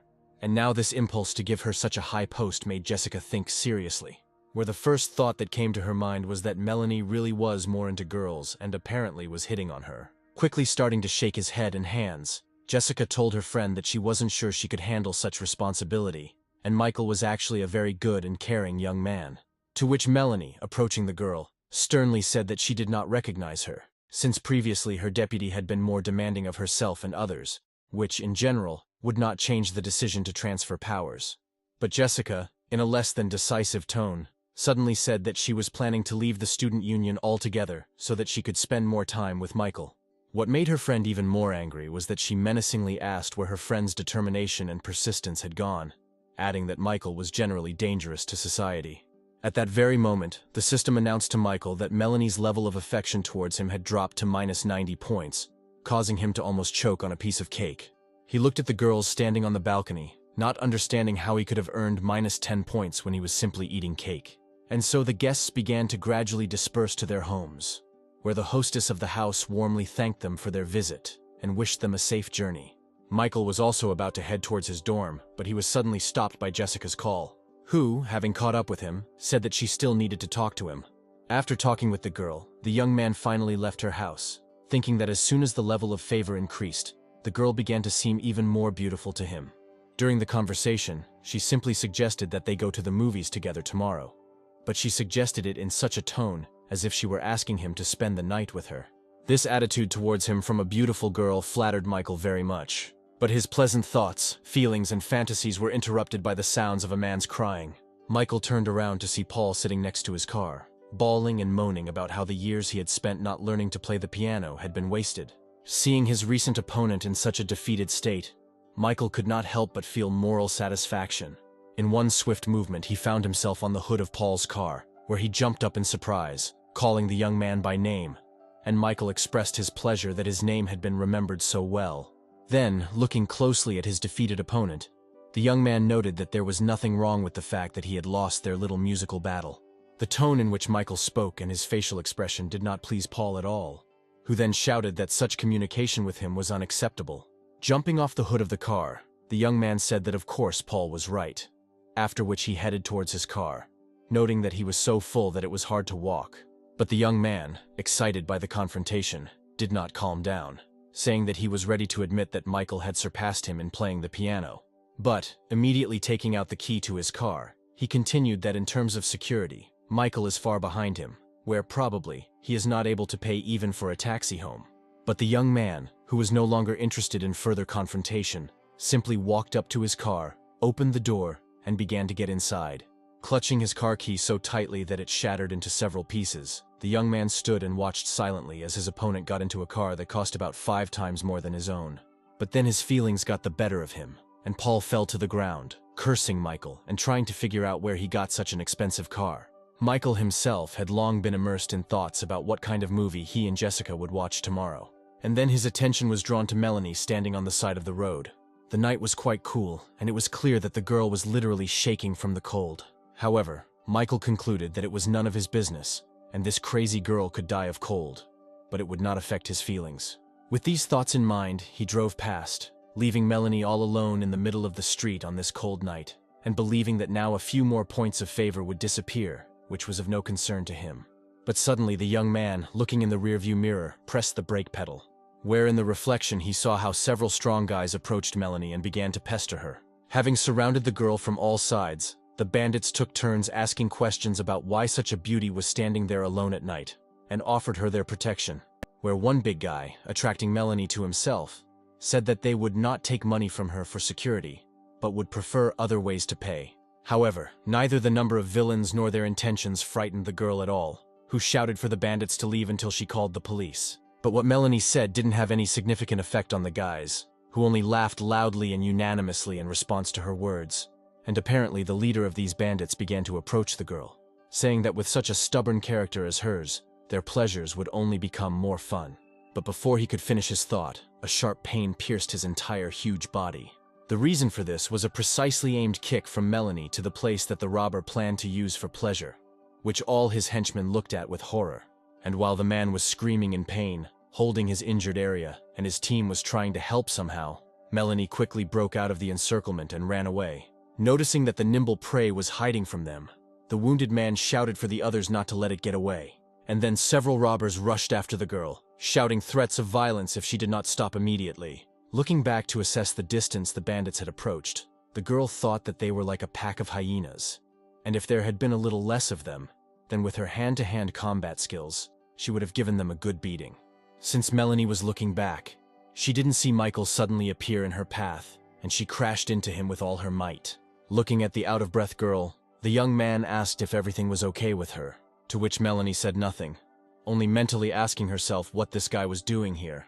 During this time, the girl's pursuers managed to catch up with the young men, and having surrounded them, slowly tightened the ring. The angry gang leader, still holding on to his injured spot, menacingly announced that the girl would have to work for all of this until the morning. Melanie looked at this man with genuine disgust, thinking only that it was simply impossible to be so disgusting. She then turned her attention to Michael, concluding that if it weren't for him, she would have run away long ago and would be safe. Well, Michael, turning to the hooligans, said that in today's reality, laws already rule, and suggested that the attackers get out of his sight within the next 2 minutes. However, the leader of this gang smugly said that he was the law here, and the defender would be in great trouble now. In the next couple of minutes, the quiet, cloudless night was well diluted by the sounds of blows, falls, and cries of pain. And finally, in the middle of the street, only Michael remained standing from the male half, examining his fallen opponents. Shaking his palms together, the young man, looking at the lying leader of the gang, said that he should have listened to his advice, after which he turned to Melanie again, asking if everything was okay with her. But suddenly the system announced that another 5 points had been subtracted from this girl's favor, which was a real shock for Michael. Looking at this strange person, the young man could not find an explanation for what was wrong with her, and what he had managed to do wrong to her, because he was only saving the girl. Melanie remained silent for now, fixing an extremely unfriendly gaze on her savior. However, Michael gave the girl an equally angry look, where he mentally said that he had just saved her. But her affection not only did not grow, but also fell, which seemed to him the height of absurdity. And so, the first to break the silence was the rescued one, where she pointed to the lying robbers and said that all this made no sense. In an icy tone, she said that she would not fall for these outdated methods, as others had fallen for. Where Melanie drew a logical chain from the moment when she stood at the bus stop and was accosted by bandits, to when Michael suddenly appeared, supposedly to save her. After which she headed towards her savior, standing on the hand of one of the robbers along the way, and said that Michael's plan to seduce her had completely failed. And so, finally, finding herself face to face with the young man, Melanie said that he had overestimated himself and underestimated her. Suddenly, the girl grabbed the young man by the t-shirt with a sharp movement. Pulling the hero towards her, she shouted that Jessica was ready to leave the student union for him, and he suddenly decided to hit on her friend. After which, throwing the young man away with a rude gesture, Melanie, leaving, added that she really found Michael disgusting. For some time, the young man stood in the middle of the road, trying to somehow digest what had happened. But, unable to bear it, he literally grabbed his head, screaming into the void and thinking that this girl had a real persecution mania. Calling out to Melanie as she left, the young man tried to explain that everything was completely different from what the girl had imagined. But in response, she only heard that if he didn't come to his senses and start behaving normally towards Jessica, Then she would find him and cut off one known place, which finally dissuaded Michael from the need to somehow contact this abnormal woman. He let the girl go, leaving him standing among the bandits lying on the ground with mixed feelings. But then one of the robbers began to come to his senses, raising his head and trying to figure out where he was and what had happened. But at that very moment, Michael was overcome with rage, where without even looking down, he made a sharp kicking movement with his foot, where the bandit's head was unlucky enough to be in its trajectory, shouting that Melanie was just an ungrateful bitch. Without even noticing that he had just knocked out one of the bandits again, the young man turned around and walked away, cursing the girl he had saved along the way. So the young man managed to walk all the way to the university. He couldn't stop thinking about what the ungrateful Melanie had said to him, continuing to address her with abusive words every now and then. He was distracted from his dark thoughts by the vibration of the phone in his pocket and the ringtone that followed. Taking his phone out of his pocket, Michael thought that someone was clearly late with their calls. As it turned out, it was Diana who called, asking about the young man's plans for the next day. But before the young man could say a word in response, the girl, without wasting time, said that tomorrow she had a lot of free time, and she invited Michael to go to the cinema.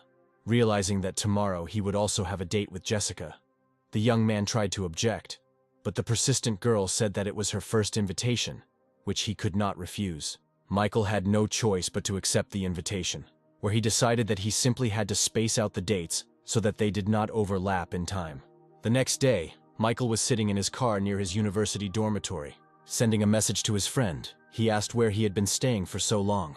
After all, yesterday Jack was tearfully telling about how another girl refused to go to the movies with him, and so he asks a friend to keep him company. Clutching his head, Michael smiled, thinking that his plans were changing at the speed of light, where tomorrow, apparently, he would have to watch not 2, but 3 films. After all, Jack was his best friend, who had helped him out more than once in difficult times, including with money. And so the plan was built so that at 2 p.m. he goes to the cinema with Jack, at 5 p.m. with Jessica, and at 8 p.m. with Diana. Taking a deep breath and then exhaling, the young man prepared himself for a mentally difficult day. And then the passenger door of the car opened and someone sat down in the seat next to the driver, where Michael expected to see his friend. However, instead of Jack, there was some girl sitting next to him, doing her makeup. Noticing that the driver's attention was focused on her, the girl apologized, explaining that she had been distracted and had driven the wrong car. To which the young man simply replied that it happens to everyone, told the girl to be more careful next time, and asked her to leave the salon, which left her completely amazed. However, the persistent lady was not going to give up her position, saying that perhaps she got into the wrong car, but she hoped that she met the right person. She thought to herself that she wasn't going to go out, because in that case she wouldn't be able to pick up such a handsome guy in such an expensive car. And the next gesture of rapprochement was the girl's offer to add Michael as a friend on social networks, since in her opinion, everything that happened was fate. However, the unperturbed young man, looking at the screen of his phone, monotonously replied that he did not have a phone, which again left the girl completely amazed.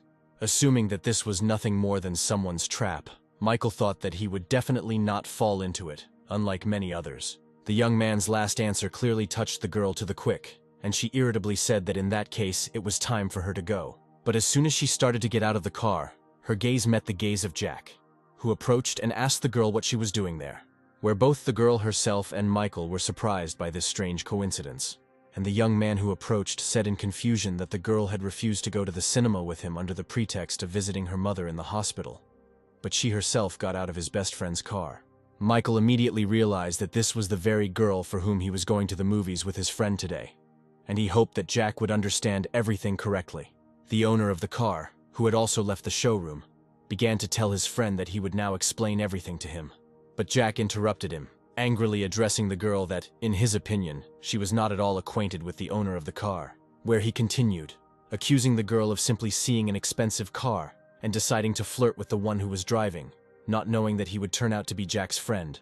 Laughing happily and nodding his head cheerfully, Michael confirmed his friend's words, saying that everything was exactly like that. Without talking any more with this girl, who had purely selfish intentions, the friends got into the car, where, left alone, all she could do was think about how wealthy the friends of the man she had rejected were, which just didn't fit in her head, where Jack seemed like a big loser, surviving on $800 a month. But the friends soon arrived at one of the movie theaters in their city. All the spectators had already taken their seats, and the showing of a new film was beginning. However, Jack was not at all interested in the film, where he asked his friend how he managed to have so many beautiful girls hovering around him, to which Michael simply replied that he couldn't constantly drive away those who were pursuing him. And the girls sitting behind them noticed that the guys came to the cinema as a couple, finding it strange and assuming that they were in a relationship. Michael continued to answer his friend's question, saying that relationships are a battlefield where you can never relax. Leaning towards Jack, the young man said that there was no need to try harder in a relationship, as you would be respected less and less. And in conclusion, the young man said that only not very smart men give women money, while more practical ones simply spend money on them. After thinking about what was said, Jack came to the conclusion that his friend's words had a certain meaning. Grabbing his friend by the hand, the young man began to beg him to teach him how to treat girls properly, to which Michael only tried to calm him down, saying that they were being looked at. But then she said that there was nothing to teach. He was just a little nicer than his friend, and he had a little more money. Where what was said greatly upset Jack, who responded by telling his friend to stop talking like that before they quarreled. After the film ended, the friends walked towards the exit, where Jack thanked his friend for his attention and said that he was now in his debt. To which Michael replied that he had the opportunity to pay in the very near future, where Jack would greatly help him out if he called him in 2 or 3 hours. And those girls, noticing how the men held hands for the second time, made the final conclusion for themselves that they were in a relationship. Having received his friend's consent to help, Michael headed to his next date, where he needed the call in order to find an excuse to leave one date and come to another. Very soon the young man arrived at the cinema, where they agreed to meet Jessica. Seeing the girl waiting for him to appear, Michael was mentally glad that he was not late. Jessica, looking at her watch, noted that there was only half an hour left before the start of the film, and her beau was still not there. But a male voice heard behind her attracted the girl's attention. However, turning around, Jessica saw a completely different man than the one she was waiting for, where the man who approached introduced himself as Clark and asked the girl to add him as a friend on a social network. To which the girl, asking for forgiveness, replied that she had a date, which, however, did not stop the persistent guy, who said that adding her as a friend would not interfere with the date. But then, Michael, who had come up to him and patted him on the shoulder, said that the girl had already turned him down and that there was no point in wasting either her time or his. Winking at the guy and walking around him, the young man said that he would now demonstrate how to meet girls, after which he quickly approached Jessica, slamming his hand hard on the wall, which left the girl in a stupor. And he said that she was very beautiful, immediately suggesting that they find a quieter place for a closer acquaintance. This manner of introduction did not at all impress the guy standing next to him, who noted that now the matter would end in complete failure for his rival. But suddenly the girl laughed and replied that she agreed to Michael's proposal, where both Michael's opponent and all the people nearby who witnessed the events could not believe that such an approach actually worked. On the huge cinema screen, the film's main character changed the trajectory of a rocket with a kick. But Jessica didn't care about the twisted plot, where she looked sadly in the direction where her companion was sitting. And finally, she asked the young man if he was even interested in watching the film, since she saw that he was constantly busy with his phone. To which Michael quickly found his voice and replied that he simply had some minor problems at home. And then the girl had a thought that, most likely, owning such a fortune, her boyfriend and his family most likely experience constant pressure, which is incomprehensible to such simple people as she.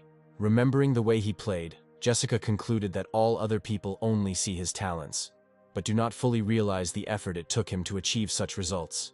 Where in an aristocratic family, through blood, sweat, and tears, he had to study a huge number of disciplines, in each of which he was obliged to become the best, where the young man never complained about this difficulty, and simply silently carried this burden within himself. And then tears appeared on the girl's face, where she felt guilty for forcing him to watch a movie with her, while he, perhaps, just needed some other kind of rest. Overcome by emotion, Jessica placed her hand on top of Michael's, where this sudden gesture of hers caused no small surprise in the young man. And when he turned around, he saw the tear-stained face of his companion, surprised by the tears, since they were watching an action movie, not a melodrama. Completely bewildered by what was happening, Michael did not know at all what to say or how to comfort the girl. When the movie ended, Jessica and Michael were walking down the street, where the girl suggested that they go and sit in some cafe, as she thought the young man was hungry. And just as Michael began to answer something to his companion, suddenly a mobile phone melody was heard from his trouser pocket. In an instant, a picture flashed before the young man's eyes, where a couple of hours ago he asked his friend to call. Where, having taken out his phone, the young man was convinced that his friend had fulfilled his promise, and fulfilled it at the most opportune time. After answering the call, Michael greeted his friend, but suddenly shouting into the phone that everything was so serious, the young man said that he was leaving immediately. After hanging up, the caller himself had absolutely no idea what had just happened. Michael, having apologized to the girl, said that he needed to leave, since his friend had gotten into some kind of trouble, to which Jessica responded with understanding. As Jessica watched the young man go, she thought that he was a very noble man, since he was rushing to save his friend at his first call. Well, the noble man, finding himself in the car, marked himself as a genius, mentally telling himself that now he could head out on a second date. The young man arrived at the house where Diana lived when it was already dark outside. Having sent the girl a message that he had arrived, he immediately read the reply, where Diana informed him that she was already coming down. While Michael waited, his thoughts were focused on the fact that it was incredibly difficult to juggle several fronts at once, and that such situations should be avoided in the future. But then, a pleasant female voice distracted the tired gentleman from his thoughts, where, turning around, Michael saw in front of him the charming Diana, who had taken a coquettish pose and was apologizing for being a little late. Seeing the image of his new companion today, Michael was speechless. Looking at the girl, the young man mentally noted that she was simply an incredible beauty. Wherever she chooses whatever style of clothing she wears, everything will suit her. In his thoughts about the girl's beauty, the young man lost touch with reality, which Diana quickly restored by asking if he was ready to go, to which her gentleman responded positively. And as they headed to the car, Michael thought that if today's date went well, then he could well count on a closer relationship. Soon the couple were already in the cinema, where they both watched the film with fascination and interest. The logical continuation of this wonderful evening was a visit to one of the best cafes in the city, and the young people finished their date well after midnight, where Michael parked again in the same place where he had picked up the girl a few hours earlier. Having thanked the young man for the wonderful date, Diana wished him a safe journey home and headed towards her house. But before the girl had even taken a couple of steps, Michael suddenly called out to her. Very embarrassed, the young man, using an old, hackneyed but still effective trick, asked the girl for permission to go up to her for water, where on the one hand, this state of affairs made Diana very happy. But on the other hand, the girl did not know whether it was worth inviting the young man to her place now. But then, after some 10-15 minutes, Michael was already taking a shower in the apartment of his second companion today, where the owner of the apartment herself sat on the sofa hugging a pillow, unable to understand what was happening to her today, where she had never behaved like this before. After all, Michael only asked to go up for a drink, but in the end, she leaves him with her for the night, because it is already quite late to go back. These thoughts made the girl feel very ashamed of herself, where for some reason, she gave the young man permission to stay. And then her thoughts went further, where she thought about what if suddenly intimacy happened between them, where she caught herself thinking that she was not at all against it. But at that very second, Diana covered her face with a pillow, mentally scolding herself for these vulgar thoughts. And when she removed the pillow from her face, her gaze fell on the movie tickets sticking out of Michael's clothing pocket. Having taken them out, Diana discovered that there were not 2 tickets, but 4, immediately concluding that the young man had managed to go to the cinema with another girl. A few minutes later, Michael emerged from the shower, drying his hair and telling the shower owner that he was finished. And almost immediately his gaze fell on 4 movie tickets lying on the table. Well, Diana, sitting on the sofa, said menacingly that these 4 tickets fell out of the young man's pocket, where she thinks he went to the cinema with another girl. Without giving Michael a chance to say a word in response, the girl immediately added that he had become a part of her life. But if he didn't like her and wanted to date others behind her back, he could say so right away and get out of there. Michael tried to say something in response to this claim, which, although it was a guess, was a correct guess. But the girl suddenly stood up abruptly and, pointing to the door, demanded that the young man leave her apartment, where, following the girl's words, the system announced that the level of disposition had dropped by -10 points. But not even a couple of seconds had passed before the system was activated again, announcing a decrease in the location level by another -10 points. Michael knew something had to be done urgently, otherwise the object could be lost forever. Where, without thinking twice, he told himself that he had been preparing for a situation like this, and now it was time to act. Looking at the girl with a very sad look, the young man quietly said that he was very disappointed that 2 extra tickets could so seriously undermine his credibility, to which the very angry girl replied that she was not going to discuss it at all. Then, taking out his cell phone and dialing Jack's number, Michael handed it to Diana, saying that she could ask this guy if he had been to the movies with him today. There was no categorical reaction from the girl, which meant she was ready to accept the information. And on the other end of the line, Sleepy Jack was asking his friend why he was calling so late and if it was his. But instead of his friend's voice, he heard a female voice introducing herself as Diana, who asked if he had gone to the movies with Michael today. To which the still not fully awake young man replied that he had indeed gone to the cinema with his friend because Inga, whom he had invited earlier, had refused him. And only after finishing the story did Jack have an epiphany about who was talking to him on Michael's phone at night. Looking at his mobile phone, the young man literally shouted questions into the receiver one after another, where he was interested in where the girl got his friend's mobile phone from, and whether they were together at such a late time of day. After which, words of surprise were heard from the phone speaker that they were together at such a time. After apologizing for disturbing her, Diana hung up, looking at the young man getting dressed and wondering if she could have been mistaken, or if Jack was simply covering for his friend. But then she remembered that she knew the very same Inga that Michael's friend had mentioned, and she quickly found and dialed her number. And when Inga answered, Diana asked, essentially, the same question regarding Michael and Jack's trip to the cinema. To which the girl replied that Jack had indeed invited her to the cinema, but she had refused him, where he then drove away with a guy in a red sports car. And if only she had known that Jack had such rich friends, she would never have refused him. Realizing that the circumstances were now on his side, Michael asked whether the girl had verified his integrity, or whether he should show her the history of payments on the card. But without giving Diana a chance to say a word, the young man said that he was very disappointed in her, and headed towards the exit. Diana tried to shout after him that she was wrong and would never do that again. But Michael had already left the apartment, slamming the door effectively as a final blow. And only when he was out of sight of his second companion of the evening, he breathed a sigh of relief, noting that he had just walked along the very edge. One of Michael's hardest days was over, and a new day had arrived, where the sun was already high above the university. After writing Michael an apology message, the girl received a response in which the young man took all the blame on himself, saying that he simply needed to tell her everything right away, which touched the girl in love. And when the system announced that all of Diana's favor points had been returned, the young man was finally able to breathe a sigh of relief.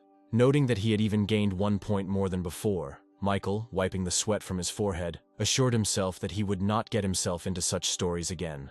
Where it was a good lesson for him that you have to make an effort to separate everyone the system works with. He needed to clearly distinguish which of the girls would simply be at the level of useful connections, and with whom he could think about a closer relationship.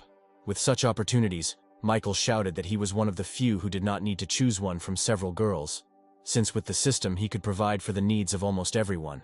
As he walked down the university corridor, he suddenly overheard a conversation between freshman girls who were saying that a certain Paul Mitchell, a top basketball player, had organized and sponsored a basketball tournament, which they had decided to go and watch.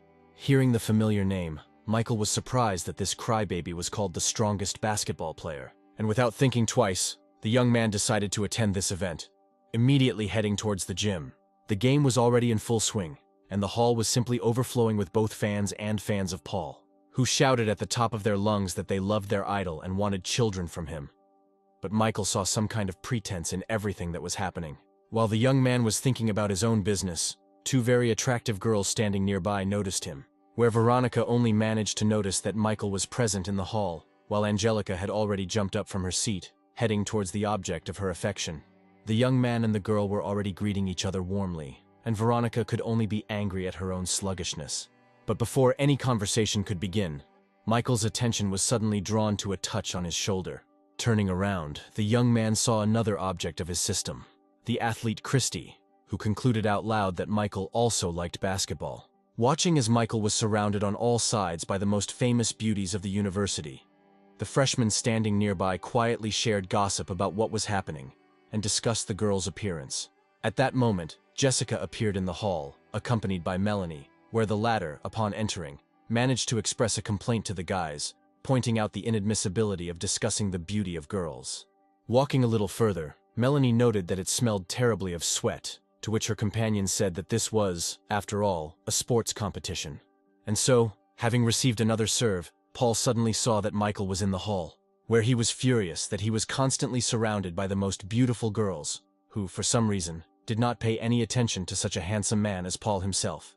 Noticing that Jessica had also appeared in the hall, Paul decided that this was his chance to take revenge for his defeat at the girl's birthday party, where the young man thought to himself that he had been playing basketball for more than 2 years, and Michael would never beat him. With these thoughts in mind, Paul threw the ball with all his might in the direction where Michael was standing.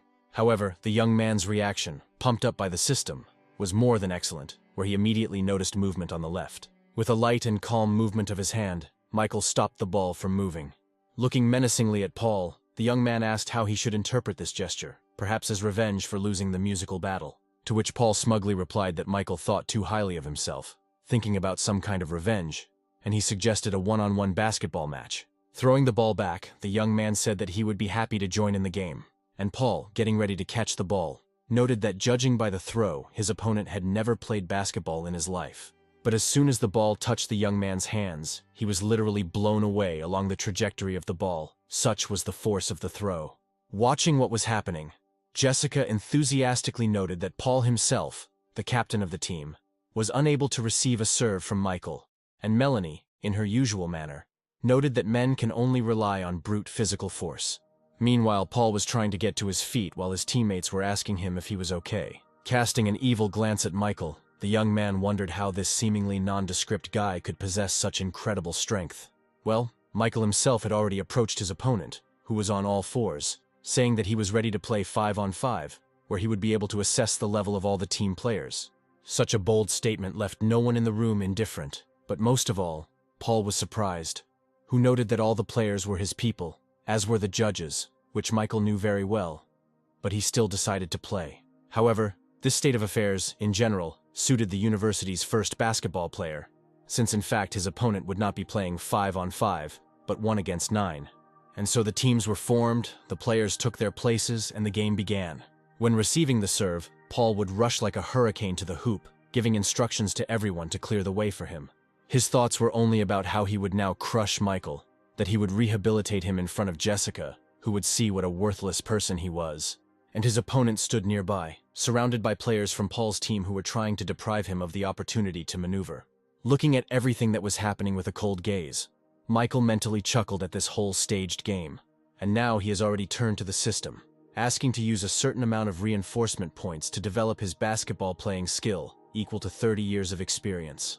Meanwhile, Paul had already reached the opposing team's backboard with the hoop, where he was only thinking about what a beautiful ball he would now drop into that basket. With a triumphant cry, the young man soared into the air, swinging the arm holding the ball sideways and upwards in order to effectively lower the ball into the hoop. But just a few centimeters from the target, the movement of his hand with the ball was stopped by someone's hand. The ball went wide and Paul couldn't believe that Michael had just stopped him from scoring. The spectators were no less surprised, and the fact that Michael was able to block the team captain's attack caused a stir. Well, the three who were trying to block the enemy stood there with a confused look, trying to find out from each other how Michael was able to escape, where he seemed to disappear from their surroundings and appear in another place. Paul, who had already managed to land after an unsuccessful throw, stood and looked at Michael with a confused look, trying to understand at least something of what had just happened. Well, the new rising star of school basketball, spinning the ball on one finger, had just started to say that it was now his turn to score, when suddenly the referee's whistle sounded, announcing a violation of the rules. After which Michael realized that not only everyone on the court was playing against him, but also the judges, which did not bring much joy. A penalty was immediately awarded, which was successfully converted by Paul, and his team got its first point. The thrower himself stood and gloated, thinking that even good playing skills would not help his opponent, because all the judges, as they say, were bought. However, everything that happened caused a wave of indignation among the spectators, where cries came from all sides that the game was unfair, Michael's team was being judged unfairly, and that something like this should not happen, especially within the walls of the university. As for Michael, the whole situation made him very angry, where he mentally concluded that the players and judges may not respect him, but he will make them respect the spirit of the sport. The young man's mood was more than decisive, where he decided to remind everyone present with his actions what real sport is. Having prepared himself, Michael decided that he would rely solely on himself, and not on the players cooperating with the opponent. With his very first move, he took the ball away from his main opponent, surprising the latter with the speed with which he moved. And then, a few seconds later, the young man was already flying towards the ring with his hand raised up, clutching the ball. The goal was scored, and Michael himself, in the best basketball spirit, hung on the ring where he had just dropped the ball.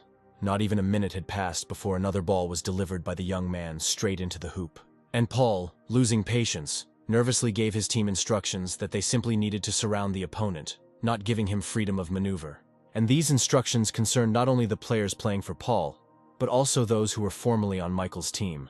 The leader's orders were carried out, and Michael found himself in a very tight ring of players, which didn't bother him at all, where the young man, smiling intriguingly, suddenly jumped with all his might and soared into the air above the heads of his rivals, after which he made a powerful throw, where the ball, of course, went straight into the hoop.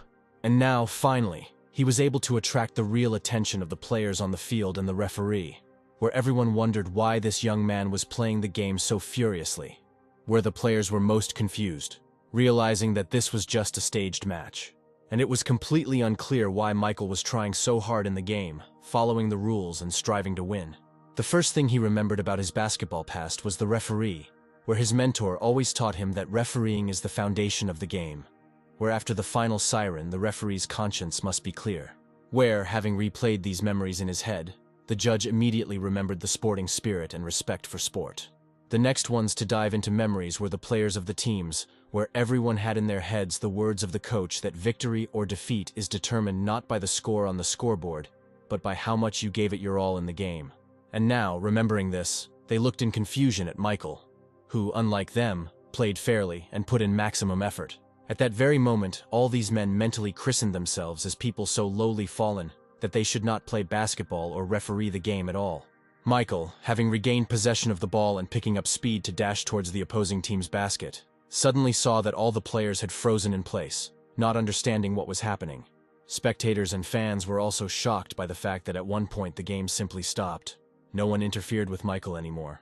No one tried to take the ball away. No one blocked his movements, where the young man simply walked across the court, bouncing the ball off the floor under the admiring gaze of players from both teams. And then one of the spectators made the right conclusion, saying that this young man's attitude to the game crushed the other players. Jessica was not indifferent to what happened either, saying that now everyone has witnessed true sportsmanship, and only Paul was beside himself with rage, not understanding what had happened at all, and wondering whether any of those he had bribed no longer needed money. The game continued, where Michael Paul had to face him alone, where of course the result was far from in the latter's favor. Once again picking up speed, Michael said that his opponent deserved to be humiliated by his disrespect for the sportsmanship of the game. Paul himself, looking at the opponent rushing towards him, decided that he needed to play tough in defense, which would allow him to retain at least some respect.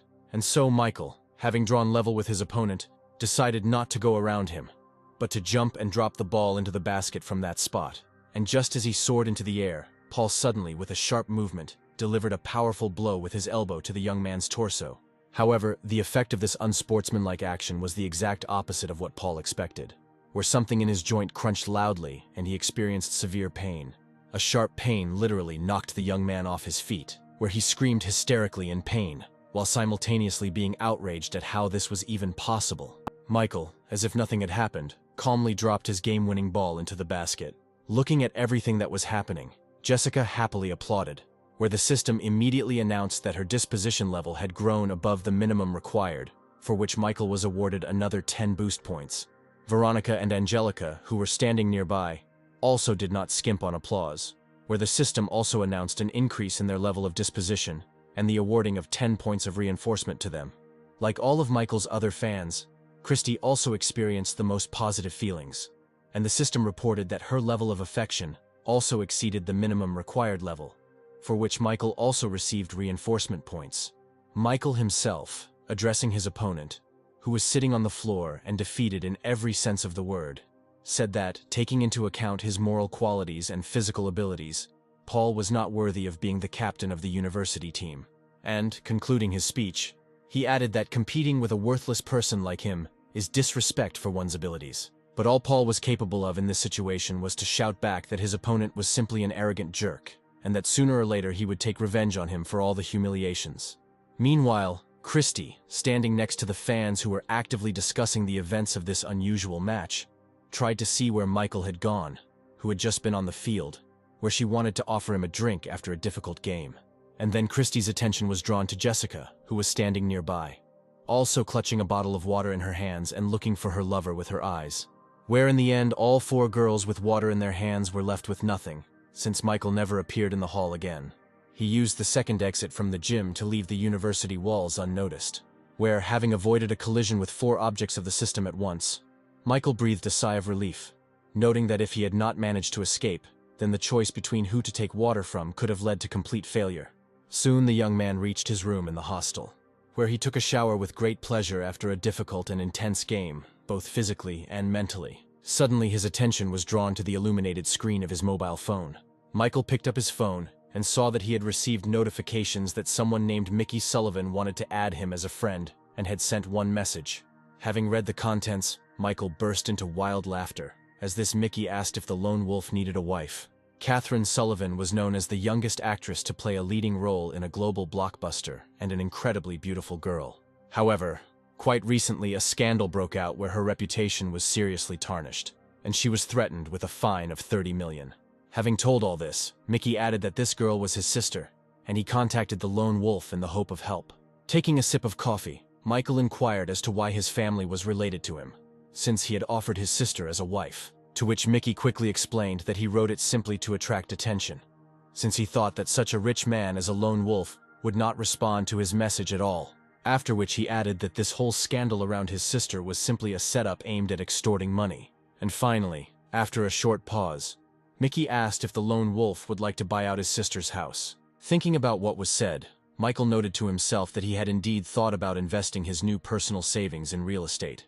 In addition, the young man thought about the character of Catherine, who, apparently, must have huge demands, like all movie stars. And that's all he needs, because according to the rules of the system, the more money he spends on an object, the larger the sum that will be at his disposal. And so, having finished his thoughts, Michael replied that he was ready to help. But in any case, he needed to look at the house first, which could not but please Mickey.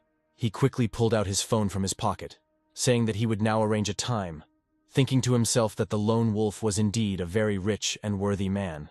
Mickey immediately remembered how the lone wolf transferred millions to girls from online broadcasts, and if he liked his sister, then the future of their family would be secured once and for all.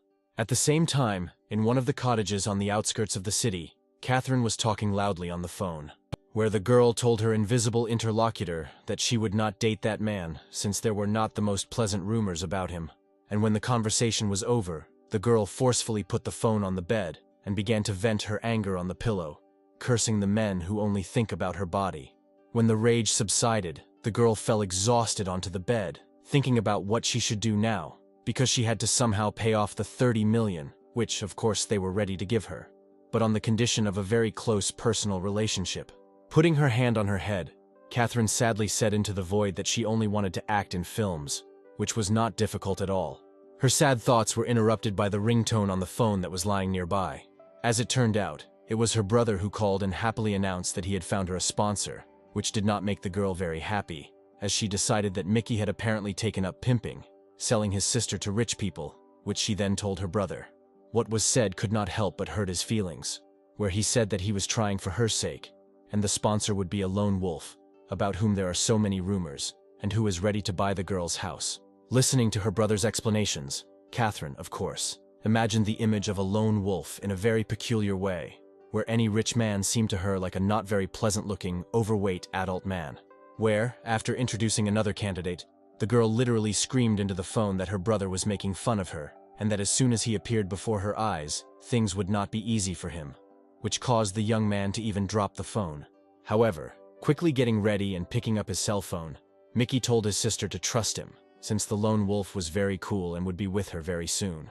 After finishing the conversation, Catherine was again visited by unbridled rage, where she literally banged her head on the bed and screamed that no man could be trusted, not even her own brother. And so, throwing her hand up, the girl screamed that even if she was threatened with death, she would never go to bed with a man for money. Well, Michael had already arrived at the house where Catherine lived, immediately noting its excellent location, where the villa he had bought for Jessica was located very close by. Approaching the front door, the young man pressed the doorbell, and Catherine noted with displeasure that the new sponsor had arrived so quickly for her body.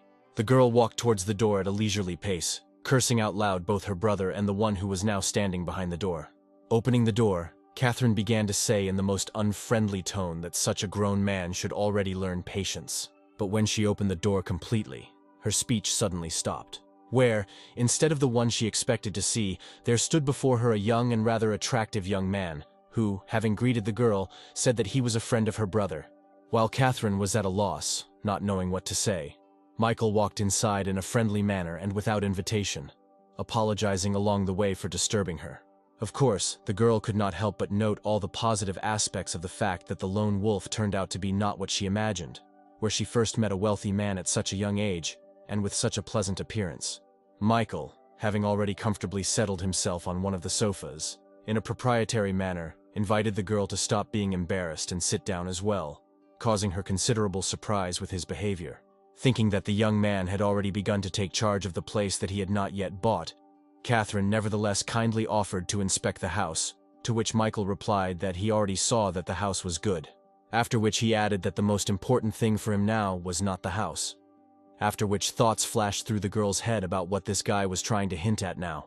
But the young man didn't even think of hinting, saying directly about his desire to be Catherine's lover, where immediately after these words, the system announced that a new object had been added, where upon reaching the appropriate level of disposition, which was now in the deep minus, the young man would receive 30 points of reinforcement, acting skill, and the usual percentage of what was spent. What Michael said was not voiced by chance, where he specifically decided to check how the girl would react to his words in order to understand her true essence and mood. Of course, Catherine took the young man's words as an attempt to take possession of her body, but mentally calling him not the most flattering words, the girl decided that now she would give him a test. Taking on a businesslike air, Catherine said that the young man was quite straightforward, but she agreed to be his lover, where she of course had some conditions, the first of which was the purchase of a car for her worth at least 10 million. In second place was the purchase of an apartment in one of the city's elite skyscrapers, and the last point the girl named was the sum of 500 million, which the young man should invest in her, of course, as an actress, and not as one might think. Michael's reaction to what was said was far from what the girl had expected, where he, delighted with such simple conditions, asked if just one apartment would not be enough, and offered to buy an apartment for the parents as well. To which Catherine responded with complete incomprehension as to whether this guy was all right in the head. After some time, Mickey also arrived at his dear sister's house, where he saw a parked car and was glad that he would be able to talk to the lone wolf again. However, once inside and looking into the room, the young man was surprised to see his sister all alone and asked where the lone wolf was, whose car was parked outside the house. To which the sister replied that if the brother meant that red sports car, then the lone wolf had given it to her, which left Mickey completely amazed. And Catherine added, confused, that the lone wolf not only gave her this car, but also gave her money as an advance payment for a house. This also could not fail to please the young man, who immediately inquired about the amount, where a second later, Mickey was practically screaming as he read the account statement on his sister's mobile phone screen, which showed the amount of 100 million. All this could not but please the young man, where he concluded that the lone wolf really liked his sister, since he had not even bought a house yet, but had already laid out about 120 million, if you count the cost of the car. After which, all his thoughts began to revolve exclusively around the fact that his sister definitely needed to marry a lone wolf. The girl herself sat and remembered how the young man asked her to be his lover. Here Catherine could not understand herself, thinking that she should have been angry at such words. But he was able to surprise her by immediately giving her a car and transferring 100 million to her account. Where, with all this, he didn't even try to pester her or hint at physical intimacy.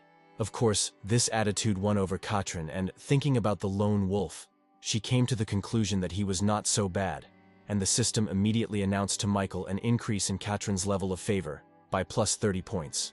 Very soon, the university celebrated the end of its studies and graduation. After the official ceremony, Melanie met with Jessica, who again started talking about how her friend should stop communicating with Michael, since after graduation she would not be able to protect her. To which Jessica countered by saying that he wasn't as bad as he seemed. But her friend continued to insist, citing a recent situation where a whole crowd of girls were waiting for him with water after a game. But the girl objected again, saying that she saw it perfectly well, but in Michael's favor she could say that he did not accept water from anyone, but simply left, having done the right thing. Then Melanie decided to use her main trump card, telling how Michael, after her friend's birthday, staged an assassination attempt and rescue, trying to drag her into bed in this way. After hearing this, Jessica said that it was probably high time for her friend to see a therapist, and in general, reconsider her biased attitude towards the male half of the population, showing her friend an old news story where the girl and her father defended Michael, telling how he saved their family, Jessica said that her beloved is a very good person with a great sense of justice. And in the end, the girl added that Michael didn't even know that Melanie would be present at the party, and therefore couldn't have arranged anything. After listening to her friend and reading the news about the investigation at the university, Melanie suddenly had the thought that she might have been wrong, where she not only treated men with prejudice, but also seriously insulted the one who actually saved her honor in life. And suddenly the girl abruptly jumped up, leaving her friend alone, where she shouted after her that they still needed to take a photo together. As Melanie left the university, she cursed herself for everything she had said to Michael. Some time passed, where Melanie had already managed to get a job. Sitting at her workplace, the girl only thought about the fact that quite a lot of time had passed since those events.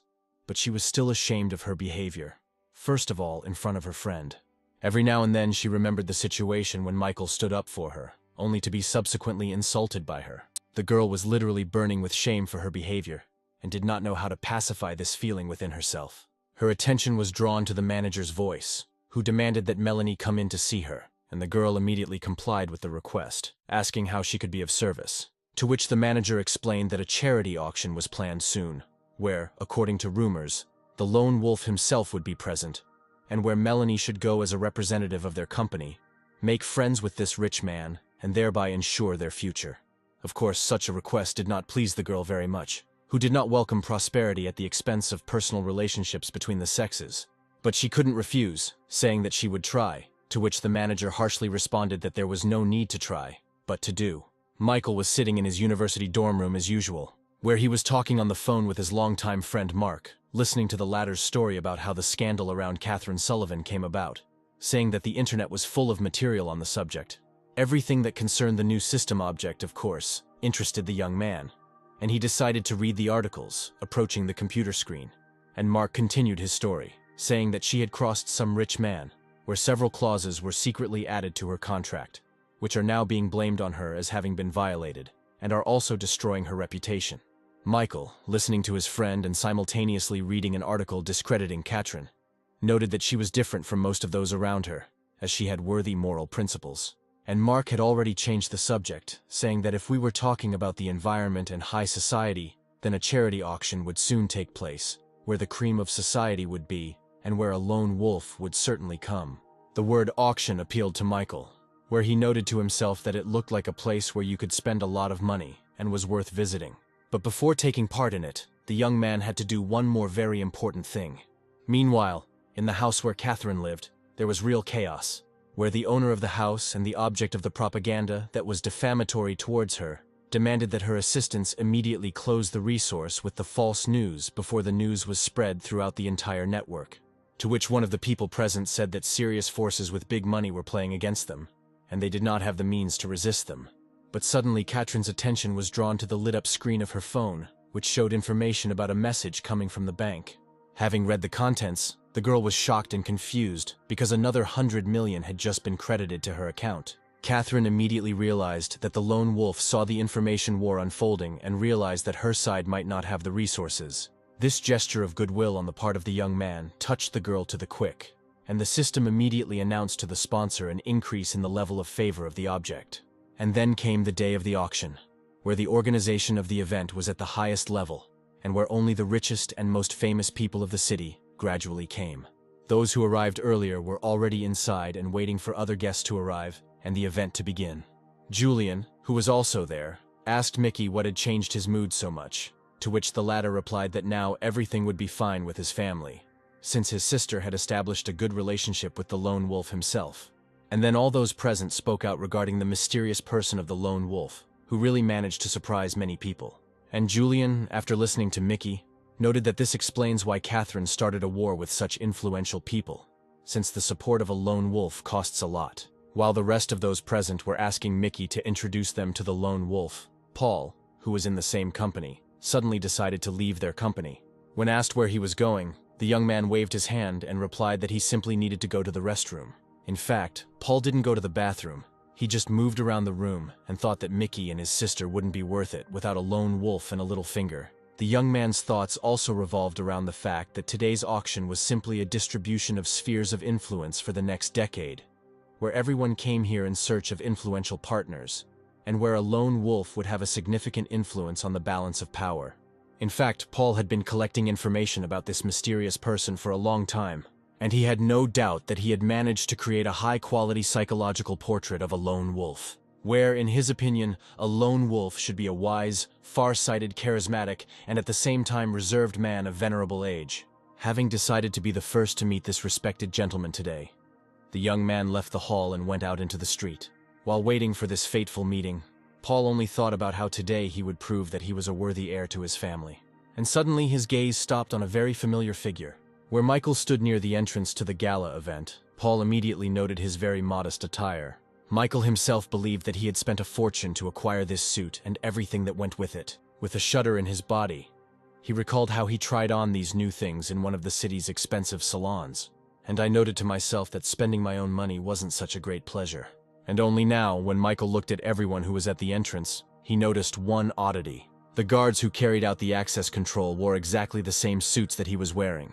At that very moment, the young man heard a familiar and repulsive voice that greeted the basketball star and asked why he had decided to retrain as a bodyguard. While Paul was making assumptions about Michael not having enough money, the latter replied that he had been invited there and that they were not in a relationship to discuss each other's financial affairs. Thinking to himself that the security would throw his opponent out, Paul said out loud that he was also invited and suggested that they go inside together. And so, when they approached the entrance, the security guard demanded that Michael show a written invitation, which he, of course, did not have, which greatly pleased his longtime opponent, who began to add fuel to the fire, saying that such an important person was probably invited without an invitation. And to top off the bullying, Paul said that there is no shame in working as a security guard, but there is shame in pretending to be someone you are not. At that moment, some car drove up to the entrance, from which, shining in her indescribable beauty, came Melanie, who had arrived here on the instructions of the manager to make friends with the lone wolf. And while she was walking towards the entrance, from all sides one could hear only enthusiastic exclamations regarding her beauty, which nothing and no one could eclipse. The beauty herself did not stop thinking that she did not like this assignment at all, but she still had to fulfill it and ensure a comfortable life for her company.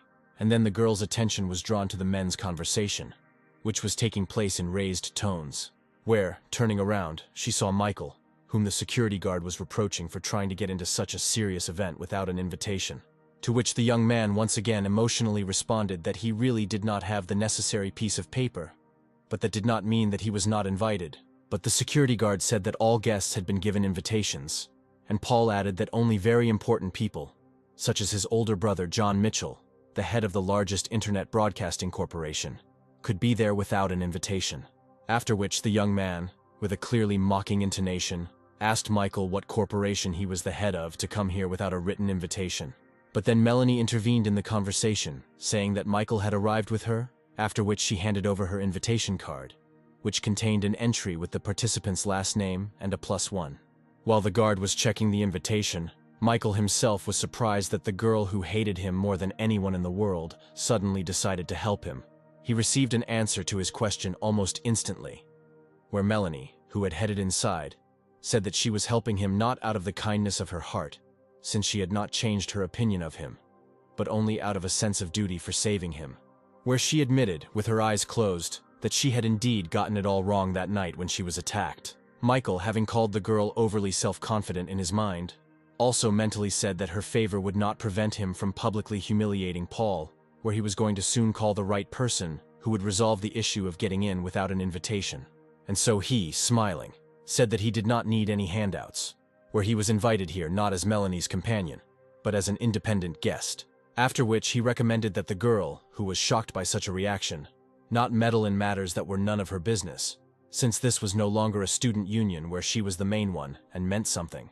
Naturally, everything that was said deeply hurt the girl, who mentally cursed both Michael, who did not appreciate the help, and, at the same time, all the other men on the planet. And all those who witnessed this scene began to speak out against Michael, declaring that this beggar had just been thrown a life preserver that could have pulled him into high society, and which he had so foolishly refused. Paul, however, would not let up, saying that in the future Michael would have a very hard time with such habits. And the young man, without responding to either Paul's remarks or the barbs of those around him, thought that they could laugh as much as they wanted, but his time would soon come. Julian, who had come out of the room, noticed the crowd that had arisen around Michael. Something very familiar seemed to him in this crowd. where, looking closely, he immediately spotted his old friend, the lone wolf, with whom he had already met before and spent his money in unlimited quantities. Seeing the second son of the Mitchell family mocking the lone wolf, Julian was horrified and knew that he needed to notify his older brother about this as soon as possible, while there was still something to fix. John Mitchell, in Mark's company, told him his plans for meeting the lone wolf and asked his comrade to tell him a little about him, to which Mark replied that they had a very close friendly relationship, but he could not tell anything specific about the lone wolf, to which John immediately said that his interlocutor was simply being modest. Their conversation was interrupted by a phone call, where Mark put the phone on speakerphone and asked Julian what happened, to which Julian said, quite emotionally, that at the entrance to the auction, the lone wolf was stopped and mocked, which immediately provoked Mark to ask who was so brave and reckless that he dared to do such a thing. The answer was not long in coming, where the caller said that it was Paul Mitchell, which, of course, caused a corresponding reaction from the brother of the one whose name was called. Without a moment's hesitation, John rushed to save himself, his family, and their impeccable reputation, where Mark shouted after him not to do anything stupid and to wait for him. But Paul still couldn't calm down and continued his taunts, putting his hand on his opponent's shoulder and saying that the security guard's uniform suited Michael very well. But the young man with a deft movement threw off the enemy's hand, saying that his words meant absolutely nothing to him. After which, turning his head towards the young man's ear, Michael whispered that even his high-ranking brother had no right to say anything like that about him, to which Paul immediately shouted that the impudent fellow doesn't even suspect what position his older brother holds, what connections and opportunities he has, where if he wants, half the city will crawl to him on their knees, and for insulting his brother, he will now teach Michael a good lesson, where no one will be able to stop him. Melanie stood nearby and watched the events unfold, noting that this young man in a white suit was only good at hiding behind his brother and family, but in reality he was nothing special. But looking at Michael, the girl added that in any case, this pervert deserved everything that was happening to him now. And suddenly the crowd of guests parted, letting John and Mark, who had arrived at the event, go ahead, where, looking at Brother Paul's stern face, those around him speculated as to what could have made him so angry. Seeing his brother, Paul said that he would sort out the situation himself, and his intervention was not required. But instead of words, John suddenly gave his younger brother a good, resounding slap in the face. Grabbing the place where the blow landed, Paul, not understanding what he could have done to deserve this, asked his brother why he did this to him. In response, John said that Paul had no brains at all, and pointing at Michael, he added that he should immediately apologize to the lone wolf. It is unlikely that anything could shock the young man more than the information that his longtime enemy was the famous lone wolf, and his older brother, without waiting for Paul to get the hang of an apology, offered one himself on behalf of his brother. Watching what was happening, those around were simply stunned when they realized that this young man in a cheap suit turned out to be that very rich lone wolf. Where some began to say that it was beautiful in its simplicity, others agreed that such people really did not need a written invitation, and still others even asked for an autograph.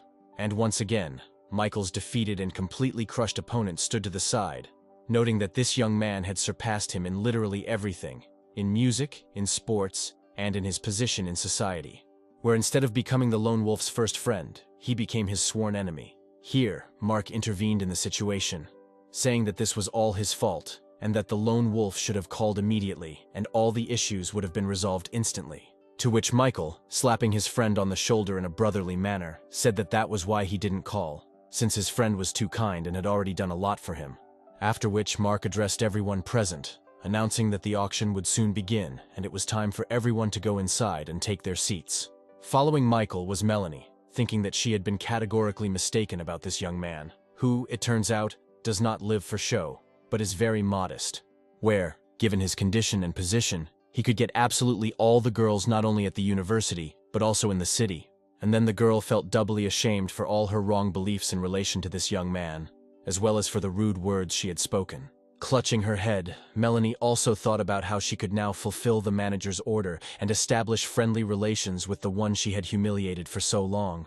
Watching Michael walk inside accompanied by the richest people in the city, the girl came to the conclusion that she absolutely had to turn this whole situation to her advantage. The auction hall gradually filled up with guests who had arrived to take part in this momentous event. Sitting next to Michael, Mark told him that today's auction was not only about jewelry, antiques, and other usual auction items, but also about land. And in response to his interlocutor's question, The young man replied that the city administration had allocated the land for sale. Michael mentally came to the conclusion that there was simply no better place to spend money, where land and other real estate are always in demand and are very expensive, which will be an excellent opportunity to spend money. The only problem was who to give all this to and who is currently in the system. And then, a thought that was not entirely trivial for him came to his mind, where he, noticing Melanie sitting in the far row, thought that maybe everything he had purchased should be given to her. But then, remembering all the attempts to contact her that had ended in complete failure, Michael forbade himself from even thinking about this abnormal girl. Suddenly, one of the guests, literally jumping up in place and turning his attention to the new person who had appeared in the hall, loudly expressed his incomprehension as to what this person needed here. Turning towards the entrance, Michael saw that his recent new acquaintance, Catherine Sullivan, had arrived at the auction. Having walked proudly through the entire hall, the girl took her place without saying a single word to any of the guests. Looking around at the occupied seats, Michael noted a very strange seating arrangement, where David McEnroy, whom he knew for some reason was only in the second row, after which the young man paid attention to the name written on the chair next to his place, where in the name Howard Madison, the young man immediately recognized the head of the largest market in the city, realizing that he, as a lone wolf, was highly valued here. Imagine his surprise when, instead of the man, a girl suddenly sat down in that place, saying that she had finally found her place. Michael looked closely at the girl, whose beauty could not leave anyone indifferent. And the other guests began to discuss the reason why Howard's daughter Monica, who was known as a rather temperamental girl who was not easy to keep up with, came to the auction instead of Howard. Michael pricked up his ears, trying to catch every word of what the assembled group was discussing.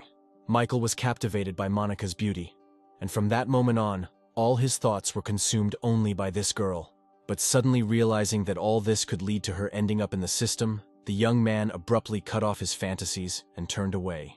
Then John approached Monica and introduced himself, stating his first name, last name, and position, and extended his hand to the girl, where his thoughts were only about the fact that meeting the daughter of such an important person as Howard Madison could greatly help his corporation in the future, and if he was lucky, it could even lead to marriage. Without any enthusiasm, the girl offered her hand, saying that she was very glad to meet such an influential person. But the girl's thoughts were completely different, where she noted that here too there was only pretense and flattery. And if she had known about this, she would never have agreed to replace her father. Here she turned her attention to her neighbor, concluding that he looked very young, but was already sitting in the front row among the most influential people. Turning to Michael, Monica introduced herself and then asked how she would address her neighbor today. But the young man not only did not answer the question, but did not even turn to the girl, which made her think that there was something wrong with her, or that she was not beautiful enough for him. Michael prayed that the girl would stop paying attention to him, because as soon as he spoke to her, the system would immediately work, and Monica would immediately become a part of it. But the girl did not calm down, first asking if everything was okay with the young man, and then reproachfully saying that it was simply impolite of him to behave like that. But then John intervened in the situation, saying that the lone wolf should not be so distant, because the one talking to him was Mr. Howard Madison's daughter herself. This was immediately supported by Mark, who was sitting to the left of Michael, saying that the lone wolf and Monica really should get to know each other. Realizing he had no choice, Michael turned and told the girl his name. And while she was thinking about the reason why this young man did not express a desire to get acquainted with her, the system had already announced that a new object in the person of Monica had been added, where, upon fulfilling the usual conditions, 35 reinforcement points would be awarded, the skill of handling firearms would be added, and the standard 10% of the money spent would be returned. Where Michael had no choice but to accept, with inner rage, that the system had worked again. Well, Monica, looking closely at her new acquaintance, noted to herself that he was a rather unusual person, and she would remember him. And so the auction began, where its host, attracting the attention of all the assembled participants, announced the first lot. It was a luxurious necklace with a huge blue diamond encrusted in it, symbolizing eternal love. As soon as the host finished presenting the first lot to the participants, the auctioneer immediately announced its starting price of 120 million. Many of the girls present at the auction literally began to shed tears, blaming their fathers and husbands for the fact that they do not earn enough. Well, those who could afford to fight for possession of this rarest decoration took turns raising the stakes. After another participant named the amount of 150 million, Michael entered the game and immediately doubled the bet, announcing the amount of 300 million. This could not fail to impress everyone present in the hall today, The young man's neighbor was no less surprised than the others, casting another intent glance at this obviously rich young man. Even the auctioneer himself was in a state of shock for a while, as it was the first time he had ever seen someone double that amount. But finally, having collected his thoughts and remembered his duties, the auctioneer declared Michael's bid accepted, asking if anyone would offer more.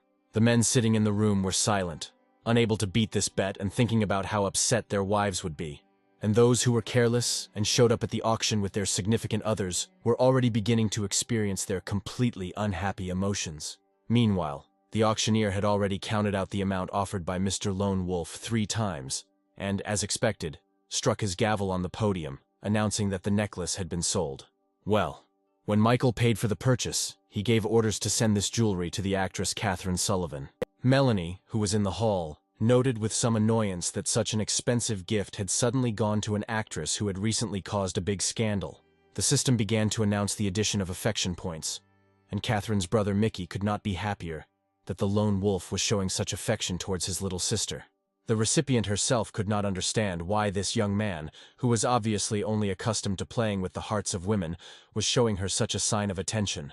However, the girl quickly overcame this momentary weakness, ordering herself not to succumb to the rich man's charms. Squinting, Catherine noted to herself that it would definitely not work to buy her from Michael, where if he wanted to try to do it, then she would take everything from him. While all these thoughts were running through the girl's head, the presenter began to announce the next lot.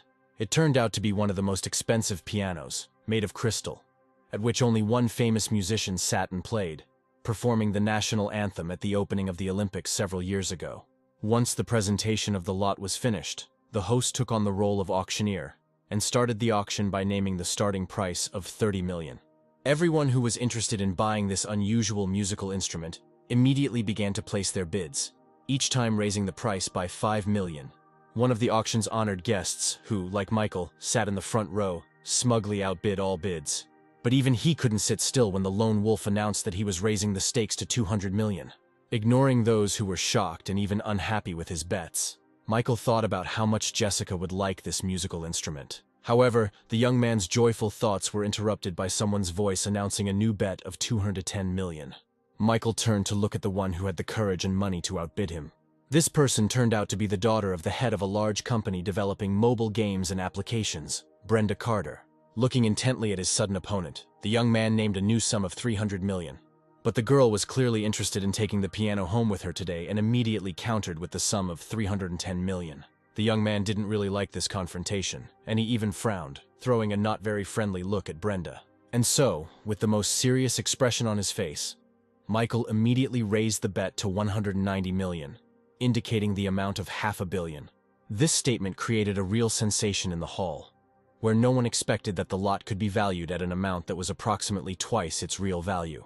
For the second time that evening, the auctioneer was in a completely confused state, where he could not understand the quirks of these rich people. But his duties had to be fulfilled, and so the man offered to raise the stakes, starting the countdown. When Michael's bet was announced for the second time, the room remained deathly silent. And finally, the auctioneer announced the sale of the lot, which was accompanied by a not very kind expression on the face of Michael's opponent. Having said that the next lot was going to the disposal of Mr. Lone Wolf, the auctioneer thanked him for his participation. When the man finished, Brenda, clearly hurt, made a sarcastic remark, loudly noting that it was pointless to buy something you didn't even know how to play. Michael did not ignore this taunt directed at him, asking the girl how she could reliably know about his lack of playing skills. And so, having decided to teach the impudent girl a lesson, the young man rose from his seat, saying that since Miss Carter had raised this topic, he could not refuse her the pleasure. As he approached the musical instrument, the young man was already anticipating the impact his playing would have on those gathered, and now he was sitting at the crystal instrument he had just bought, and soul-stirring sounds were carried throughout the hall. Both the initiator of this performance and all the other girls present at the auction could only marvel at this delightful game. Many immediately noticed that this young man's musical abilities and skills were far superior to any other musician. The sounds of music spreading throughout the hall evoked a variety of emotions and feelings in people, where one man even remembered his first love and announced to his wife that they were getting a divorce. Others remembered their deceased relatives with tears in their eyes. Catherine also did not remain indifferent to this performance, noting that people of art cannot be bad, and her conclusions about this guy could be wrong. Watching Michael, Melanie was finally able to understand why Jessica fell in love with him. And at that very second, the system announced an increase in her disposition towards the owner by 100 points, where, finally, it climbed out of a deep minus. After finishing his speech and studying the system messages with interest, Michael came to the conclusion that Melanie definitely had some kind of mental disorder, where her attitude towards him went from one extreme to another. Leaving the stage and heading to his seat, the young man came to the conclusion that sometimes money really means nothing, and a girl's heart can be won with your talent. As soon as the young man approached his seat, he immediately heard many compliments from his neighbor Monica, who had already asked him to exchange phone numbers. However, Michael did not want to have anything to do with this girl, who was obviously simply looking for a rich sponsor. And so, when the girl suggested exchanging contacts, the young man said that he didn't have a mobile phone with him. At that very second, the system announced an increase in the girl's favor, who actually really liked the way this guy turned her down, which showed that he was definitely not interested in just her body. Michael could only be surprised that even with such communication, the girl's affection had grown, and noted that recently he had been increasingly encountering some strange women. But Monica didn't back down, saying that the young man could simply dictate his phone number or social media ID, and then she would find him herself and add him as a friend. Not knowing how to get rid of the annoying girl, the young man couldn't think of anything better than that he didn't remember his phone number or ID. But Monica insisted on exchanging at least some information that would help her later contact the guy. Put in a hopeless situation, Michael suddenly declared that he could not give his interlocutor any contact information. But surprisingly, the girl was not upset, playfully stating that she had guessed that the young man had a mobile phone with him. But suddenly the auction host announced a continuation and began to present the next lot, which was significantly different from the previous ones. And when she was told that a bankrupt company was going up for auction next, Michael noted with some pleasure that this place was truly created for him and his system. The presenter continued by saying that the bankrupt broadcasting company Dexter TV, which in its heyday was worth up to $1 billion, was being put up for auction, but the starting price was only $50 million. Without waiting for other bets, the young man was the first to raise the bar immediately to $60 million. However, after his bet, the hall suddenly became silent, with none of the participants attempting to make any more bets. The young man even turned around in surprise, not understanding what was happening and why no one was participating in the auction, where his only assumption was that no one was interested in the lot. But all the other participants did not place bets, not because they did not want to get the company, but because they understood in advance that it was impossible to outbid the Lone Wolf. The silence was broken by the auctioneer, who cheerfully noted that Mr. Lone Wolf had decided to take a swing at the third lot, and asked if there would be any more bids. The room responded with silence, and the man, counting to 3, once again announced the sale of the lot to Michael. The auctioneers listened in silence as the auctioneer expressed his hopes for a speedy return to the former glory of Dexter TV. Also present at the auction was David McEnroy, who had just received word that information had been dug up on Michael and was now wondering how useful it could be. In order to find out what he had managed to find out, the man even left the room, calling his informant and ordering him to tell him everything immediately. And so, with a smoking cigarette in his hand, David listened about where and when the one known to everyone by the pseudonym of the Lone Wolf was born. As it turned out, Michael came from a very ordinary family, where his parents grew vegetables and fruits, which they then sold at the market. The young man received his first education in a very ordinary, one might say, village school. This was followed by training in the same ordinary secondary and high schools. But the informant said that what surprised him most was the bank account this guy owns, where there are not more than 50 people in the world who have such privileges. David didn't miss a single word of what the informant told him, listening greedily about how a man from a simple family owned an account that had no limits or restrictions. The man understood perfectly well that a commoner could not have such outstanding talents or such enormous financial resources. Therefore, all this information was fictitious, which meant that Michael's family, who had connections in the government and intelligence agencies, had incredible influence. So the man gave his informant the order to stop probing immediately before they themselves became targets. Moving nervously along the corridor, David lamented that he had almost climbed into something he shouldn't have, and John Mitchell, who was watching him, noted to himself that the information about the Lone Wolf that the head of the McEnroy family had received had clearly shocked the man, which led to certain thoughts.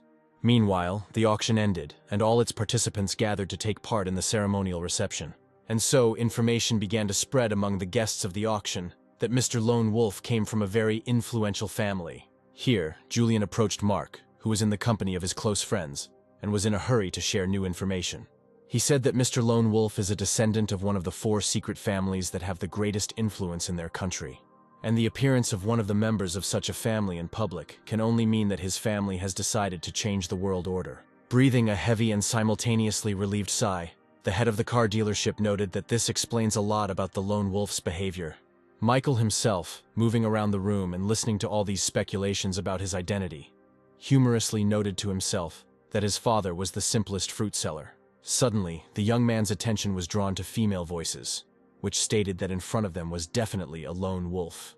Just a moment later, Michael found himself literally surrounded by a crowd of girls who were vying with each other to dictate their phone numbers, addresses, inviting him to visit or just go for a walk.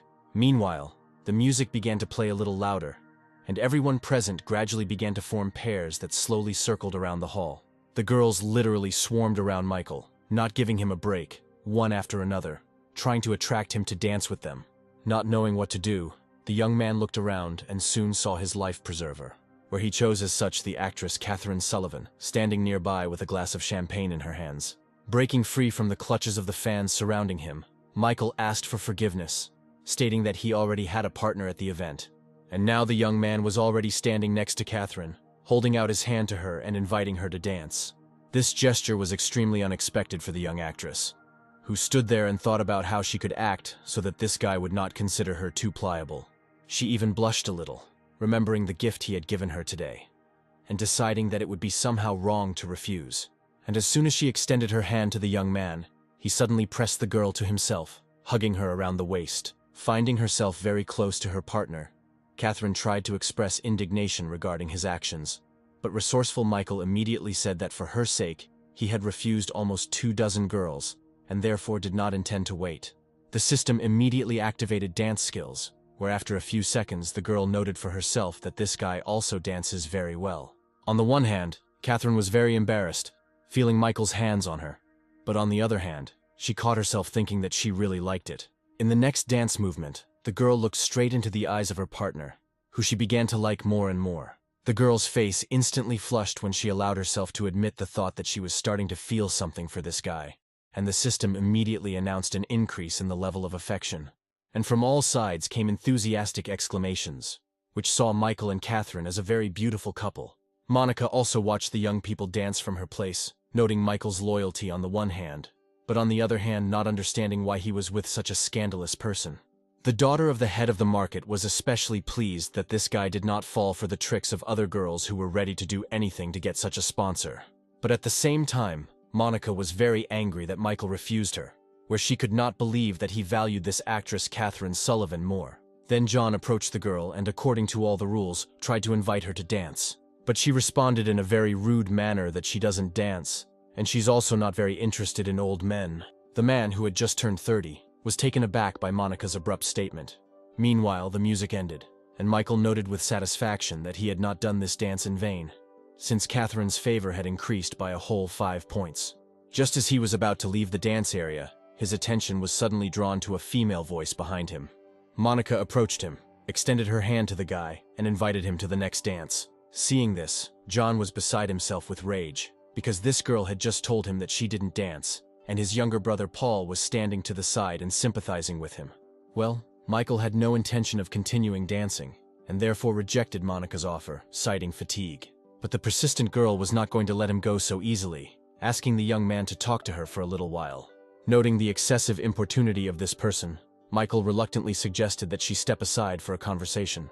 Having left the dance area, the young people soon settled comfortably on the nearby sofas. Monica went on the attack without preamble, asking directly whether the guy had a girlfriend and whether Catherine was one, to which Michael, of course, answered in the negative. This answer suited the daughter of the market head quite well, and she noted to herself that if he was not in an official relationship, then she definitely had a chance. Then she decided to eliminate her rival using other methods, asking Michael if he was concerned about all the rumors circulating around Katrine, to which the young man replied that he did not care, and in general all these rumors would soon disappear, to which he would make every effort, clearly understanding that the young man was already investing in something.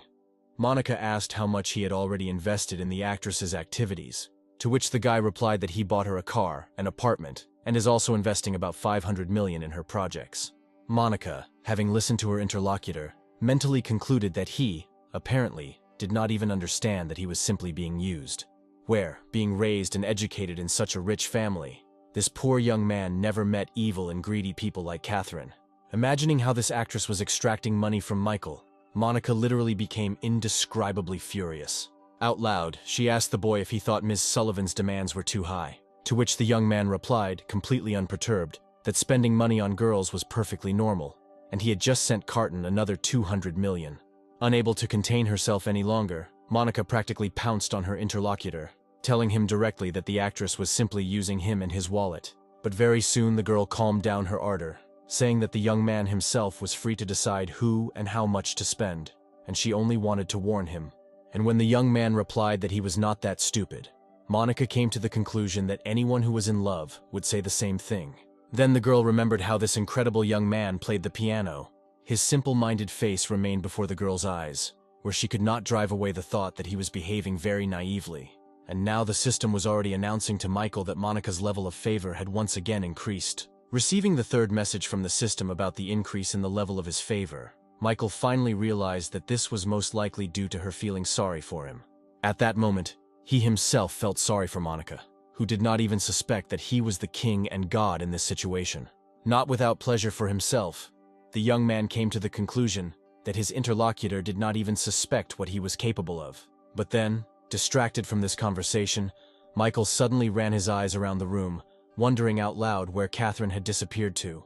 Well, his interlocutor reproachfully noted that Michael, as it turned out, did not listen to her at all, continuing to be interested in this selfish woman. After these words, the young man's mood changed dramatically, where he said in a cold voice that he had heard everything that was said perfectly well, but sincerely hoped that Monica would not speak badly of Catherine anymore. The young man then added that, from his point of view, it was his interlocutor who was behaving very strangely, trying to create a negative opinion of Miss Sullivan in her own interests. When Michael finished speaking, Monica stood up abruptly, thinking that in this world everything had turned upside down, and kindness was mistaken for self-interest. Without saying a word goodbye, the girl left the young man, thinking that she was no worse than Catherine, and sooner or later Michael would date her. The object of her interest himself thought that this girl was very hot-tempered, and therefore it would be better to stay away from her. After some time, guests and auction participants slowly began to leave the event that was ending. Many people said goodbye to the lone wolf in a very friendly manner, inviting him to visit, and the girls continued their attempts to seduce the rich man. When the handshakes were over, Michael remembered that his car now belonged to Catherine, and so he took out his phone to call a taxi. But then a familiar male voice was heard behind him, noting that today Mr. Lone Wolf had made many people worry. Approaching, Mark asked permission to introduce his good friend Mr. Donald to Michael, which the young man greeted without any emotion. But the young man's mood instantly changed when this plump man with disproportionately large lips asked if he might be interested in buying the office building. Noticing that his interlocutor had become interested, Donald immediately went on the attack, starting to talk about all the advantages of the building. The car dealership owner was shocked when the chubby man quoted a price of $2 billion, not believing that he was actually that rich. But Michael took it quite calmly, offering to exchange contacts and asking if there were a couple more buildings for sale. Having answered that he only had one building, Donald noted to himself that he had not expected it to be bought in its entirety. When the exchange of contacts was completed, the young man, heading to the taxi, told the man not to even think about selling the floors separately to anyone, since he would definitely buy the entire building. Well, Mark and Donald headed in the opposite direction, where the latter was incredibly happy about such a useful acquaintance. Well, the star of today's auction, finding himself in a taxi, was thinking about who he could give the entire building as a gift to. But his thoughts were interrupted by the driver's emergency braking, which literally sent Michael crashing into the back of the front seat. While he was coming to his senses, the driver leaned out of the window, covering the man who appeared on the road with excellent curses. Having seen and immediately recognized Melanie, the young man decided that the girl had completely gone crazy. But then she walked around the car, approached the rear passenger door, and brazenly sat down in the passenger compartment next to Michael. Such a decisive and unceremonious action caused bewilderment in both the driver and the passenger, but Melanie coldly told the man to stop staring at her and just keep moving. The car started moving, and Michael continued to stare with an uncomprehending gaze at the fellow traveler who had suddenly appeared next to him. The girl tried to gather her courage, thinking that she couldn't fail the very first task at her first job. Having not waited for any action from the girl, the young man, thinking that as soon as he got rid of one crazy woman, Another one immediately appeared, tried to speak first. But then Melanie interrupted him, saying that her company really needed investment, and then began to talk about the successes they had already achieved. Without letting the girl finish, Michael asked if he understood correctly that she had decided to resort to his help. Melanie replied that to some extent this was true, but in addition, these investments would also be beneficial to Michael himself. Obviously taking advantage of this situation, the young man did not calm down, and again asked whether the girl was really asking him for help. Unable to withstand this moral pressure, Melanie angrily shouted, declaring that she really was asking him for help. To herself, the girl thought with resentment that this guy was simply taking advantage of his position and money, humiliating her. But Michael had really had enough of this man-hater, and was ready to continue his performance, trying to get the girl to start begging him. Deciding to teach the girl a little lesson, he carefully took a lock of her hair in his hand, saying meaningfully that in order to get something, you need to give something.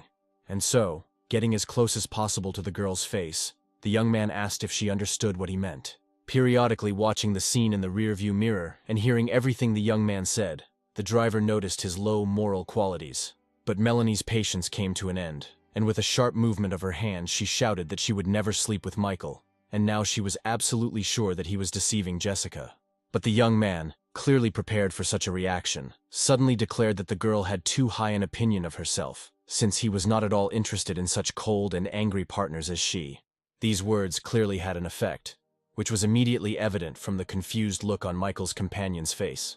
However, she quickly collected her thoughts and continued the attack, asking for clarification on what was meant here. But Michael quickly changed the subject, saying that the girl had too high an opinion of herself, because for some reason she decided that he would become an investor in her company, when they had only seen each other a couple of times, and even then they had not parted on the best of terms.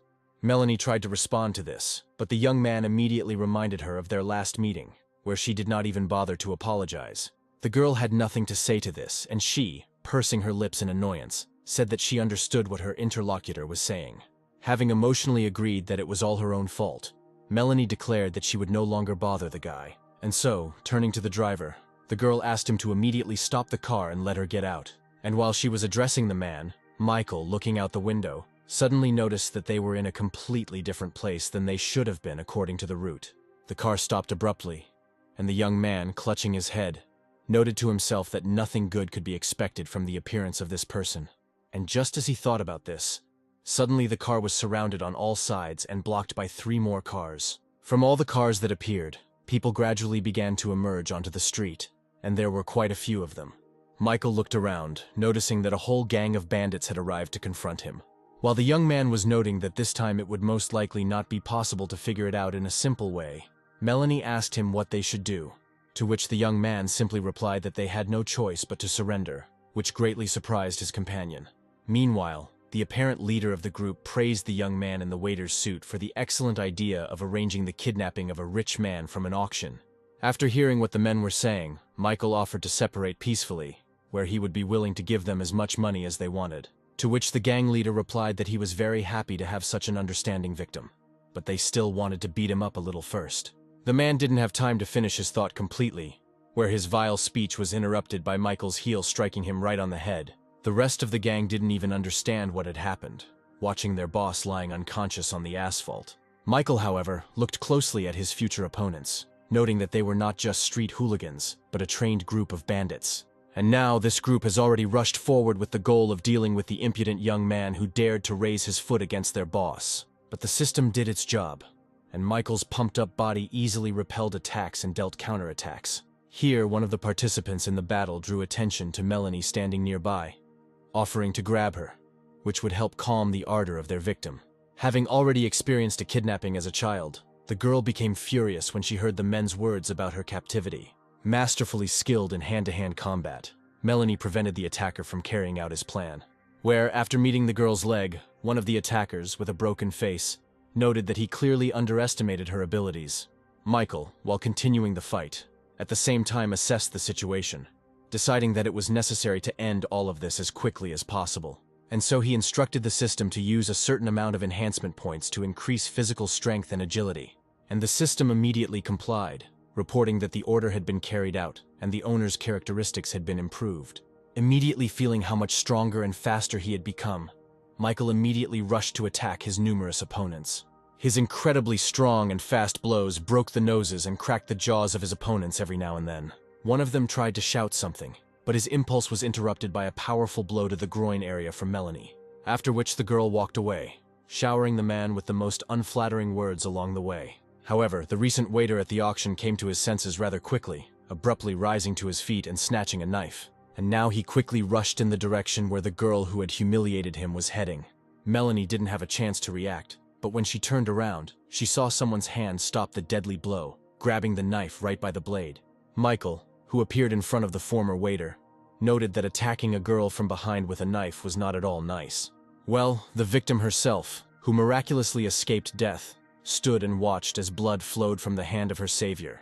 And the young man, adding that he would now teach the villain a lesson, dealt him a powerful kick. Soon it was all over, and the surrounding area was littered with the bodies of the failed kidnappers. When none of his opponents were left standing, Michael turned his attention to Melanie, whose body was visibly shaking. And suddenly the girl threw herself on the young man's neck, thanking him for saving her from the killer. Michael, who had never expected such a violent reaction from this cold girl, was extremely surprised. But a second later his face changed, where he noticed that this man-hater had another, gentle and fragile side. Hugging Melanie, the young man calmed her down and asked the girl not to take seriously everything he said in the taxi. And when he noted that his companion was a very good person, Melanie, who was pleased to hear such a compliment, looked up at her savior. The young man continued, returning to the question of investing and promising to think about it and visit their office in a few days. Without taking her eyes off her savior, the girl mentally concluded that this guy just wants to look heartless and callous, but in fact, he is very gentle and caring. The girl took his wounded hand in hers, thinking that this was not the first time he had saved her. And while Michael was assuring her that it was just a scratch, Melanie suddenly pressed his palm to her cheek, and the system announced an immediate increase in her disposition level by 30 points. The police soon arrived at the scene and detained most of the criminal group. Michael was telling one of the law enforcement officers about what had happened when suddenly a familiar female voice said that only a couple of hours had passed since they had parted, and he had already gotten into trouble. Turning and looking at the one who spoke these words, the young man could not believe his eyes. After all, standing in front of him in a police uniform was that very same daughter of the market's head, Monica Madison. The man who approached the girl reported that one of the criminal group members had died, and many of those detained were wanted, one even on the federal level. Monica stared at Michael, repeating in her head everything her colleague had just told her. Playing with the knife in her hands, the girl mentally noted that it was impossible not to fall in love with a man like Michael. Seeing another girl hovering around him, Monica was no longer surprised that he attracted so many women. At the same time, she was very irritated by the fact that no sooner had one of his fans, like Catherine, disappeared than another had already appeared. And so the government representative said that the young people would need to go with her to the station to give evidence. Melanie was questioned first, and the policeman explained that she could now go free, but would have to appear whenever necessary, including in court. Overjoyed, the girl asked where her companion was and why he had not yet been released, to which the man explained that their captain was still working with this guy, and it was unknown when he would be released. Then Melanie categorically stated that if they don't let him go, then she won't go anywhere either. Leaving the girl alone, the policeman walked away, mentally noticing that the captain was doing something strange, where for some reason she not only decided to personally work with this guy, but also turned off all video surveillance in the office, which suggested that she had a personal interest in this matter. Well, Michael, who was sitting in his office at that time, was mentally outraged about the handcuffs put on his hand, taking it as revenge for the fact that he refused her at the auction. But then the door opened and Monica entered the office, immediately handing her night guest a bag of food. While eating his noodles, Michael noted that he would never have guessed that his friend worked in the police, and even ran a precinct, to which the girl replied that she did not see anything unusual in this. Where immediately after this, the system announced that the location of this object had increased by 5 points. Michael did not understand at all why this strange woman's favor was suddenly growing, and decided that he needed to get out of here as quickly as possible. Having decided to act, the young man showed the girl a handcuff, asking why the crime victim was handcuffed and when he would be released. But Monica was in no hurry to free him, approaching the young man and noting that he was, of course, a victim, but nevertheless killed a man. Suddenly, touching his chin, Monica asked the guy about his relationship with his night companion, to which Michael, as always, simply replied that they had studied at the same university, and now she was asking him to become an investor. Suddenly, The crazy woman grabbed the young man by the hand that was free of handcuffs, and with the other, she began to unbutton his shirt. And when she finished her strange act, the young man asked what it all meant. But instead of an answer, a small first aid kit suddenly appeared right before his eyes. And the police captain who opened it explained that she simply wanted to treat Michael's wounds. Not believing in such good intentions of this truly strange girl, Michael looked at her with an uncomprehending look. Noticing which, Monica almost had to swear that she would not do anything bad or indecent. When the girl began the treatment, the young man noted that he could have done all this himself at home, rather than distract the captain from her numerous jobs. But the girl told him not to move and just accept her help, adding that inflammatory processes are no joke, and therefore the wounds need to be treated as quickly as possible. Understanding that he couldn't get out of this, the guy at the same time guessed what all this could ultimately lead to. After all, this was the most common female technique, to surround her with care so much that the man would stop controlling himself and begin to submit to her will. And when a man gets hooked, completely opposite actions begin, such as periodic ignoring, after which the object of female attention literally turns into a toy of a resourceful woman, who does with him whatever she wants. This was exactly the kind of devil Michael imagined Monica, who was treating his wounds. And then the young man promised himself that he would never fall for this bait. And so, buttoning his shirt, he coldly noted that he and the captain had only known each other for a few hours, and therefore they should keep their distance. But the girl sincerely did not understand what was happening to this guy, saying absolutely seriously that she only wanted to help the wounded man, to which the young man explained that he was not angry, but simply had feelings for a completely different girl. After which the guy gave a whole speech about how Monica was a very good girl, and everything could have worked out for them if they had met a little earlier. All these words touched the heart of the police captain even more, where she never expected that such a rich man would care so much about morality. Without a doubt, this young man was the one she needed, and with whom she would connect her life without hesitation. But finally, Michael was able to leave the police station, heading towards a newly called taxi. Monica watched his every move closely from her office window, where the girl's thoughts were that she could not give this wonderful man in every sense to other women unworthy of him. Well, Michael's former companion remained at the police station, where she managed to fall asleep on the chairs while waiting for her savior. Arriving at Jessica's house, the young man only thought about the fact that he had not slept for a whole day, and hoped that his girlfriend would allow him to rest at her place. When the young man was inside, he heard the sound of running water, and headed towards the shower, assuming that the girl was there. And the girl really was in the shower, where her beautiful, slender body was hidden behind the curtain. And so the young man faced a choice, where one side of him said that he definitely shouldn't go in, but the little demon living in every person found it reasonable and even necessary to break into the shower. But when the girl finished washing herself, she turned to Jessica, noting that they really had a very large and comfortable bathroom. It was at this moment that Michael entered the room, his demonic side winning out in his torment. Seeing a stranger in front of her, the girl was initially taken aback, whispering the word, "help." But a second later, she was calling for help as loudly as she could, calling Michael a thief and a pervert. Well, the unexpected guest himself could not understand at all who she was and what she was doing in his friend's house. And now the girl was already in the arms of her friend, unable to stop her tears and declaring that the guy had seen her practically naked. And the tired young man asked Jessica to explain everything to his girlfriend while he took a shower. This behavior made Joanna even more indignant, where she called the guy a bandit who saw her naked and did not apologize, and asked her friend what kind of relationship they had with him. To which Jessica, clearly embarrassed and not telling the whole story, replied that this young man was her good friend.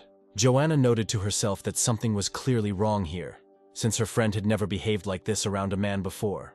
And now the girl began to understand that Jessica and this boor were apparently a couple. She immediately rushed to her friend and began telling her to come to her senses and not waste her time on such losers. And when Jessica asked what she meant, Joanna explained that such a successful and rich girl could not have a commoner boyfriend. To which her friend began to explain that everything was not at all as her guest had imagined, and Michael was a very good and decent guy. But Joanna did not calm down, saying that in the modern world only money and power can show decency, and therefore Jessica should choose an appropriate partner for herself, and not this ragamuffin. She immediately gave an example of how at yesterday's auction, a certain rich man spent $500 million to buy a piano, and said that her friend needed someone similar, where, immediately dreaming of an equally worse match for herself, Joanna concluded that these beauties needed only the best men. But then the girl's conversation was interrupted by a doorbell, where, without waiting for an answer, the visitor said that he was from the delivery service, While Jessica was signing, Joanna asked her what she had ordered, but her friend replied that it wasn't her. But Michael had warned her about some kind of surprise. Having heard the name of the person who saw her in negligee, the girl immediately noted that this beggar would definitely not be able to give her anything worthwhile, which was already starting to anger her friend. But then the girls saw a helicopter hovering in the sky right above Jessica's house, after which a cargo van accompanied by armed guards will stop right in front of the front door. This unusual delivery silenced both the skeptical Joanna and Jessica, who was standing next to her. But then a particularly valuable cargo was delivered to a room where it became clear that it was a musical instrument. Jessica wondered what kind of instrument it was that was being transported under such protection. And her friend, with the same skepticism, said that the less confident a man is in a gift, the more beautifully he wraps it. Deciding not to languish in guesswork any longer, the girl approached the musical instrument and pulled the cape off it, immediately after which the brightest sparkle of the crystal literally blinded the distrustful girl. And the recipient stood and enjoyed the beauty of this exclusive musical instrument. Joanna decided to check if this was really the material she thought it was, while wondering how much it might cost. Remembering the simple appearance and clothes of the young man, like those of her guards, the girl began to wonder whether she had made a mistake in him. And at that moment, on the TV, the girl saw a news story about the auction that had taken place the day before, where Michael's face immediately appeared on the screen with a message that a certain rich man had purchased a piano for $500 million. Joanna was truly shocked to hear that it was this ragamuffin who had bought such an expensive instrument. Noticing her friend's reaction, Jessica recalled her words about the guy being normal, not only in terms of his money, but also his moral qualities. A male voice, which came from behind him and announced the delivery of his purchase, attracted the girl's attention. Turning around, Joanna saw Michael standing in front of her, who had finished taking a shower and now appeared to her in a completely different light. As he walked down the stairs, the young man noted that he was only expecting delivery tomorrow, and Jessica's friend was already thinking about how handsome he was. Ignoring Joanna, Michael immediately walked over to Jessica, who thanked him for the wonderful gift. Having dressed quickly and saying that he would not allow himself to be given a cheap gift, the young man invited his girlfriend to join him at a meeting. But the hostess of the house remembered that she had a friend visiting her today, and it would be wrong to leave her here alone. And then she politely declined the trip, explaining that she had promised to spend time with her best friend. Having said goodbye to both girls, the young man left the house, and while already on the street, he received a message from the system about the appearance of a new object. The new target turned out to be Jessica's friend Joanna, which greatly amused the young man, where he found Jessica a very naive girl who believes in female friendship when her best friend is looking at her man. Diana walked down the street, thinking that she was missing classes because of a man, and on top of that, she was getting to the place he had designated on her own. The girl recalled that fateful evening, after which, as it seemed to her, Michael had cooled off greatly towards her. At that very moment, the young man saw a system message that Diana's disposition towards him had decreased by 1 point. It was completely incomprehensible to Michael what was going on in the woman's head, because all he had done was make an appointment with her. And so, finding himself next to a girl who was clearly dissatisfied with something, he took her hand and called Donald, saying that he was already there. And as they continued moving, the young man thought that no attempt to apologize would help here, and that something else had to be done. Where in this situation Michael was going to take such a step after which the girl would simply have nothing to say. Meanwhile, Donald's father was asking his son who this lone wolf was for whom he had arranged such a festive reception. And Donald explained to his equally plump dad that he was a very rich young man who could afford to just buy an entire building. But Dad was still skeptical, since he didn't believe that such a rich man could be found in their city. A man standing nearby, seeing the owner of the office center, Norwood Riggs, standing at the entrance, was quite surprised that he personally came down to meet some visitor. Veronica, standing next to him, asked the man how serious this Norwood was, to which the girl's boss explained that their entire company was located in one of the offices of the building, which belonged to Mr. Riggs, where compared to Norwood's fortune, Veronica's boss considered himself a mere nobody. The girl was amazed at how rich a man could be who owned an entire building. But suddenly her attention was drawn to a very familiar male figure who approached the rich people who were greeting her. Veronica waited until the young man turned his head and recognized her ex, Michael. Meanwhile, Michael himself was already shaking the hand of Norwood, who was greeting him, thanking him for such a warm welcome. And now Riggs Jr. was already showing the lone wolf the way to the elevator, wanting to show and tell everything here, but his father limited his maneuvers to just calling the elevator. Watching the father and son, the young man noticed that they were communicating in a rather funny way. Well, Michael's ex-girlfriend, who had been watching him all this time, couldn't understand what he was doing there and why the owner of the building was personally meeting him. As the group walked to the elevator, Norwood told the guests how everything was arranged. The man explained that from the 1st to the 10th floors there are various boutiques, game rooms, cinemas, and other entertainment establishments. They had already climbed up to the required floor when Mr. Riggs was telling them that after the 10th floor there were office premises for a wide variety of companies. Moving behind everyone, Diana thought with displeasure that all this was very boring, and Michael might not even have invited her here. Throwing angry glances at the young man, the girl complained that she missed classes because of him, but Michael didn't even pay any attention to her. Meanwhile, Norwood suggested that the guy walk around the floors and look at the operating companies. Without responding to the offer, the young man suddenly turned to his companion, asking what she thought of this office center, where she, slightly hesitating from surprise, answered haltingly that she liked the building. Immediately after which Michael suddenly announced that he was buying this building, where he asked to register the ownership rights to his current companion. The young man's statement almost shocked the girl. The Riggs family members couldn't believe what they heard either, and asked the lone wolf again whether he really wanted to give the building to the girl, to which the young man replied that without a doubt, but only if she herself wanted to accept him. After listening to the young man, Norwood noted to himself that not everyone could just go and buy a building and then just as easily give it to some girl. Diana didn't believe what was happening, claiming that Michael was probably joking, since giving away an entire office center was something out of the realm of fantasy. But the young man, approaching his former classmate, assured her that this was not a joke, and now she would be able to receive an income independent of anyone.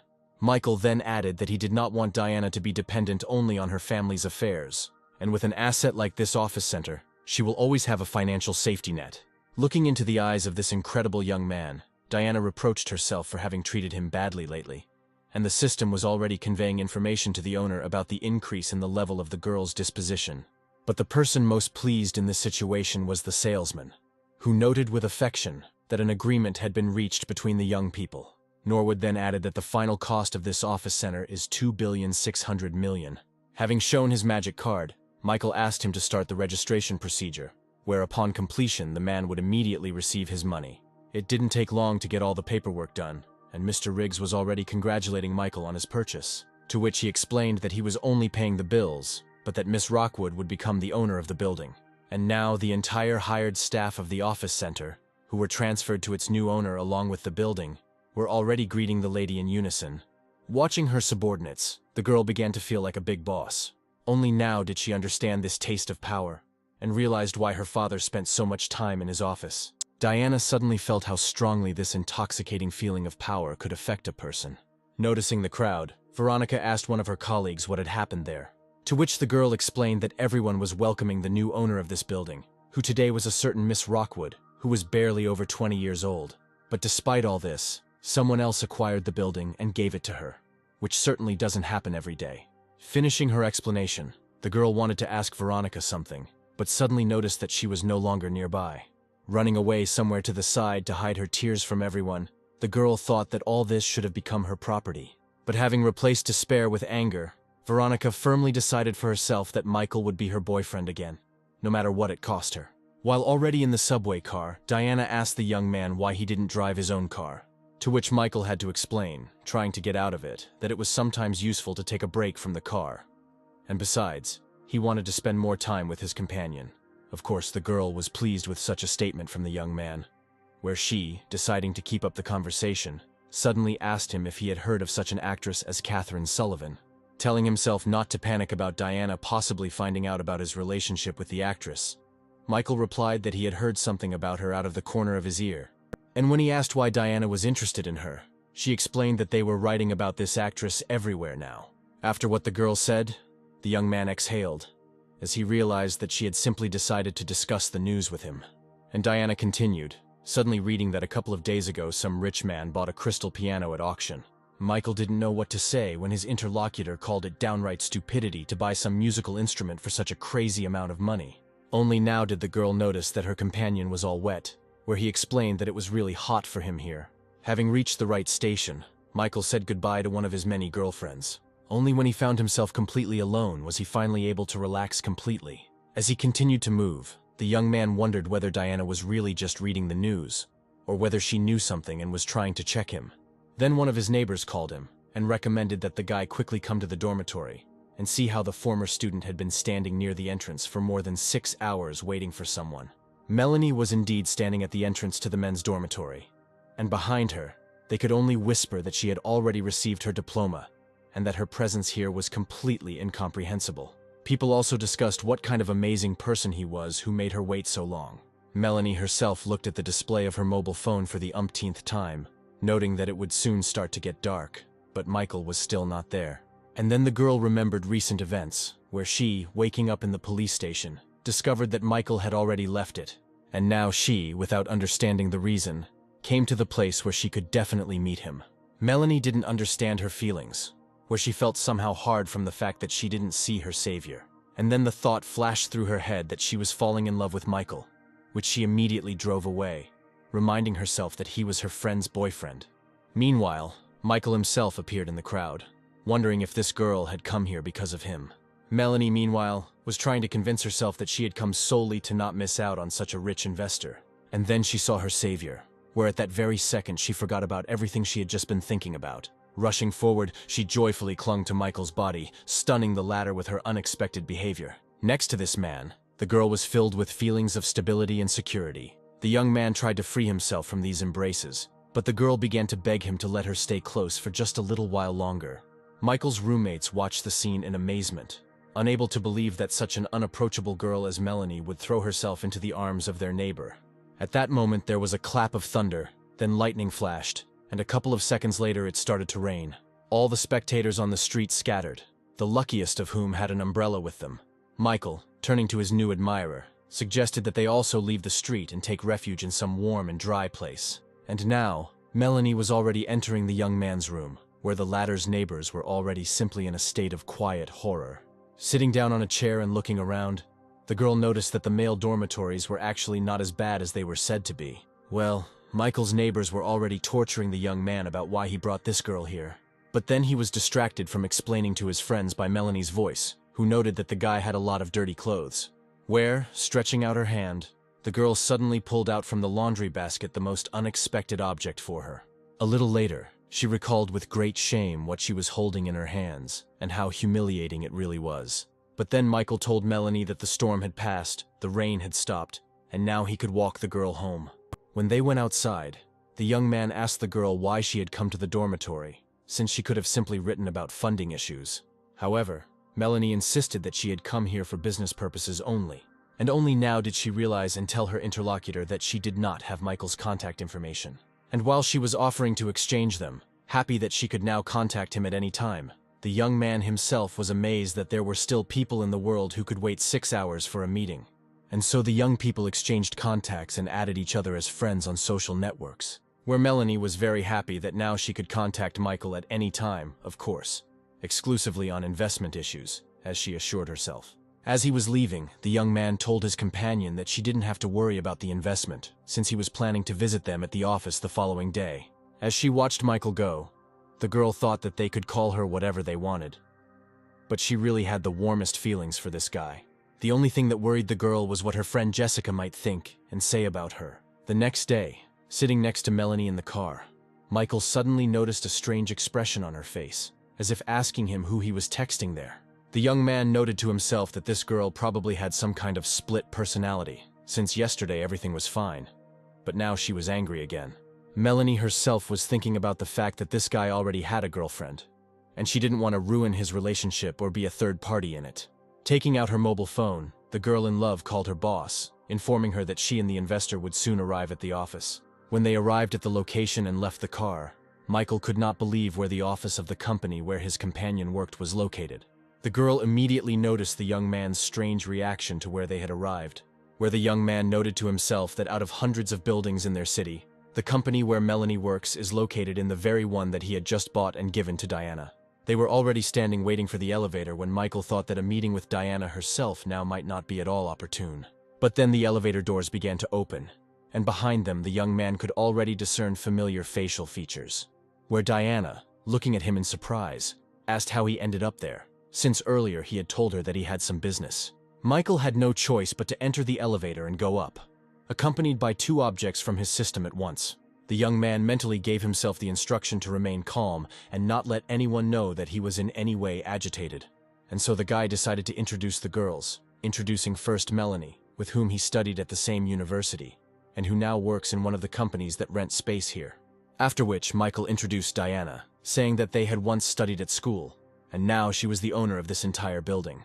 Hearing that this girl owned the entire building, Melanie was very surprised that one could be so rich at such a young age. But what interested her most was the relationship between her and Michael, where they studied together, and now she is very beautiful and rich. Not experiencing any pleasant emotions from this acquaintance, the girl nevertheless extended her hand to Diana, saying that she was very pleased to meet her. But the owner of the building also did not feel any sympathy for the new acquaintance, responding with the same feigned politeness. Looking at her rival, Diana mentally noted that Michael was most likely trying to deceive her, since he hardly came here to discuss cooperation issues with such a beauty. Inside, the girl was tearing herself apart, remembering that he hadn't found time to meet her, and for the sake of some strange beauty, he had even come to her office. When the elevator reached the desired floor, Melanie asked Michael to wait a little while she reported their arrival to her boss, and the young man watched in horror as his peculiar protective barrier, saving him from Diana's wrath, was removed. There was nothing to do, and the young man was the first to turn to the girl who remained next to him, who meanwhile took a menacing defensive pose, deciding that now the guy would be ridiculous in trying to apologize to her. But suddenly the young man quietly told his interlocutor to be careful in communicating with this girl. And when she asked, confused, what Michael was trying to tell her, he explained that Melanie had a non-traditional sexual orientation and had already set her sights on such a beauty as Diana. This information was a real shock for the girl, and Michael assured her that he was absolutely serious. It was at this moment that Melanie herself returned to the young people, informing her investor that the boss was waiting for him. Having quickly said goodbye to Diana and invited her to have lunch together, Michael headed to the meeting. Watching the young man leave, the owner of the office center, who of course did not believe his story about Melanie's orientation, was already making plans about how she could verify what he had said. And then she remembered one of her former admirers, whom she had once blocked, and who was supposed to study at the same university as Melanie and Jake. When Billy pulled out his vibrating cell phone, he was incredibly surprised to see that it was Diana Rockwood herself calling him. And so the young man, without knowing it, was helping his enemy, confirming that Melanie really does love girls. He told his interlocutor a sad story from her childhood, where she was kidnapped by a maniac. It was after this incident that the girl became cold and even aggressive towards the male part of the planet's population. Diana listened to Melanie's sad story with interest and sympathy for her suffering. In conclusion, Billy embellished the events, saying that, according to rumors, she had turned the female half of the student community into her personal harem. The information received generally pleased Diana, who immediately exclaimed that in that case Michael had not deceived her, and there was definitely nothing between him and this beauty. But as soon as Billy heard this name, his mood immediately changed. But he didn't have time to say another word, as Diana hung up and blocked his number again. The owner of the office center herself came to the conclusion that Michael did not lie to her, and Billy, who spreads gossip, should continue to be blocked. Meanwhile, the boss of the company where Melanie worked presented her activities to the investor. All this information about annual turnover, profits, new technologies, and other related information seemed incredibly boring to Michael. And then at some point, his patience came to an end, and the young man interrupted the company director's speech. Having said that, in general, everything was clear to him. The young man asked her to indicate the amount at which the girl valued her campaign. This was rather strange behavior on the part of such a rich man, which at first made the woman wary. But at the same time, she noted that a rich man of such a level could well afford to go beyond the ordinary in such negotiations. With the thought that no investor had ever offered more than 100 million before, the boss named the figure of 1 billion. After which, observing the investor's reactions, the woman again became wary, thinking that apparently such a sum was too much for this guy to handle. But suddenly, Michael took on a completely different, carefree look, where he reproached his interlocutor for wasting his time on some unnecessary figures, while the question was only about some billion. Such a statement could not leave the campaign boss indifferent, because it is not every day that you meet a person who does not consider a billion as money.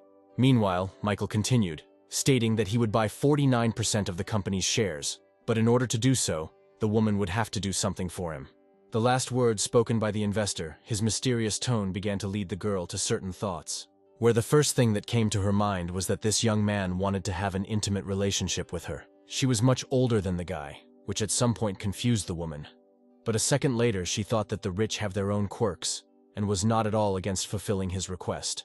But the girl's playful mood instantly dissipated when the young man who approached her suddenly said that his condition was that all these shares would pass into the possession of Melanie. The girl, who had just managed to make coffee, suddenly saw Michael coming out of her boss's office, surprised at how quickly the meeting went. When the young man caught up with her, the girl asked him how everything went, to which the young man replied that Melanie was a very talented employee and would soon be promoted. Having quickly noted that it was too early for her to even dream of a promotion, the girl suddenly asked the guy what he was going to do next. And when her interlocutor asked what she meant, Melanie explained that she was not stupid and saw everything perfectly well, and now she was interested in who he would choose between her friend Jessica and the owner of this office center, where the girl was interested in this question not so much for the benefit of her friend, but for her own sake, since she also had feelings for Michael. But suddenly, completely unexpectedly, the young man replied that he did not have to and did not want to choose, since he needed both girls at once. It was a shocking statement, to which Michael's interlocutor did not know how to react or what to answer. And when she asked the young man again about what he had said, he once again stated that he needed both girls. Finally, it began to dawn on Melanie that Michael was not joking at all, and she, beginning to experience mixed feelings, tried to reproach him. But the young man interrupted her, saying that it was enough for her to pretend to be such a good girl, who just yesterday was in his arms, forgetting about her friend. Then the young man said that he was truly flattered by female attention, which he did not hide. And so, unlike Melanie, who was afraid to tell him about her feelings, he is more honest with others and with himself. And now he turned his back to his interlocutor, saying goodbye that he would wait until she decided to tell him something. Soon the young man went down to the first floor and came out onto a busy city street. Only here he was able to enjoy this pleasant feeling of superiority over this, at first glance, very correct, but equally in love with him girl. Melanie herself, after hearing this, stood there with a mug of coffee, thinking that she had indeed behaved completely incorrectly, condemning this guy when she herself had designs on him. The girl was brought out of this stupor by colleagues passing by, who informed her that the boss was calling everyone for an urgent meeting. When Melanie heard the word urgent, she immediately realized that it had something to do with funding issues and the meeting that had just taken place. Well, the company's employees, gradually taking their seats in the auditorium, shared their opinions in low voices about the reason for the meeting, where someone even suggested that the company had gone bankrupt and was closing. Melanie, who had taken one of the seats, was also very nervous, because such meetings, as a rule, did not bring good news.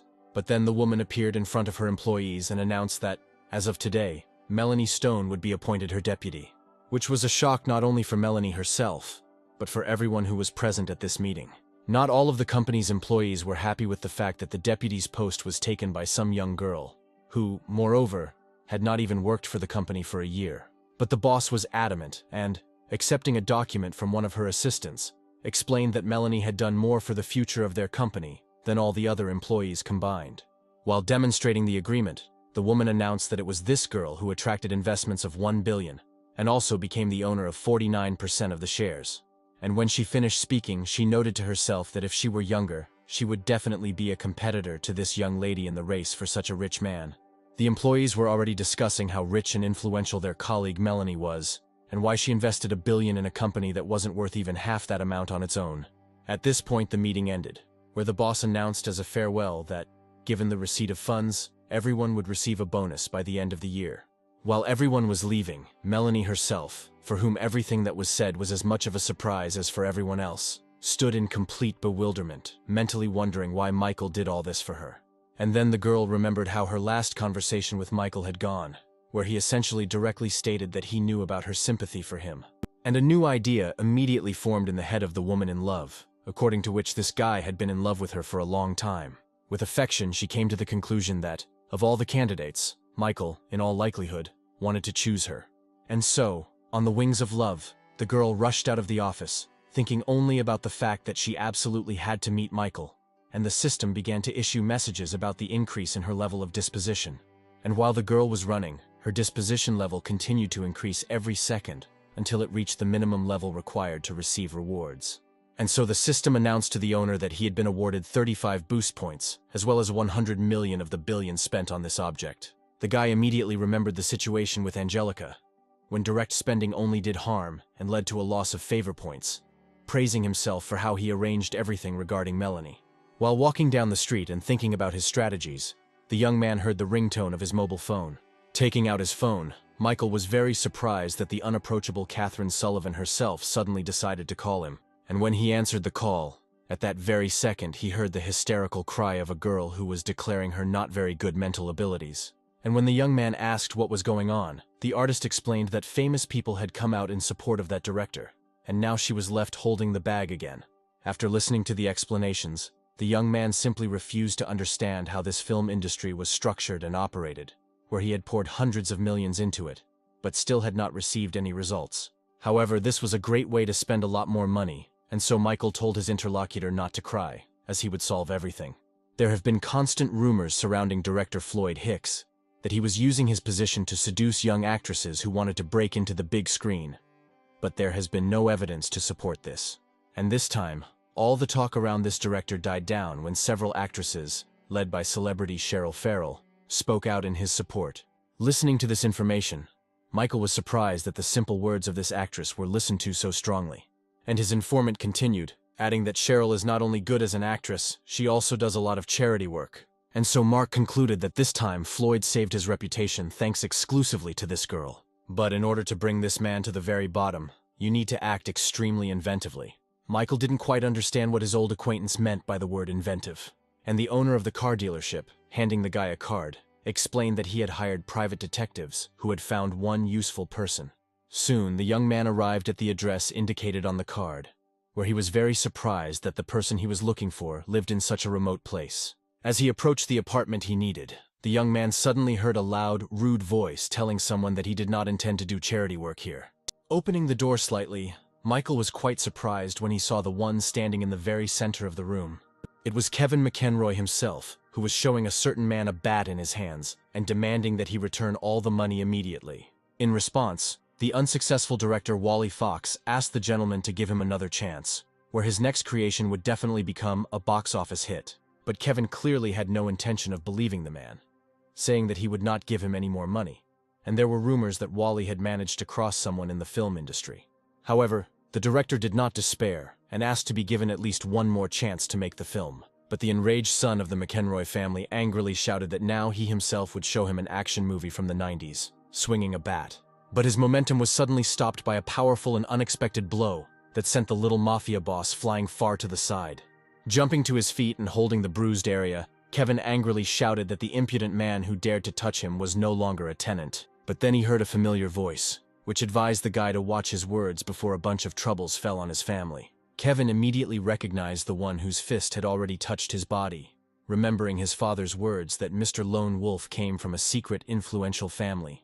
And now he was standing in front of Michael, and timidly saying that he and his henchmen were leaving this place, since the Lone Wolf had an interest in this man. Neither Michael himself, nor Wally, whom he had saved, even had time to blink before the entire crowd of young men left the room.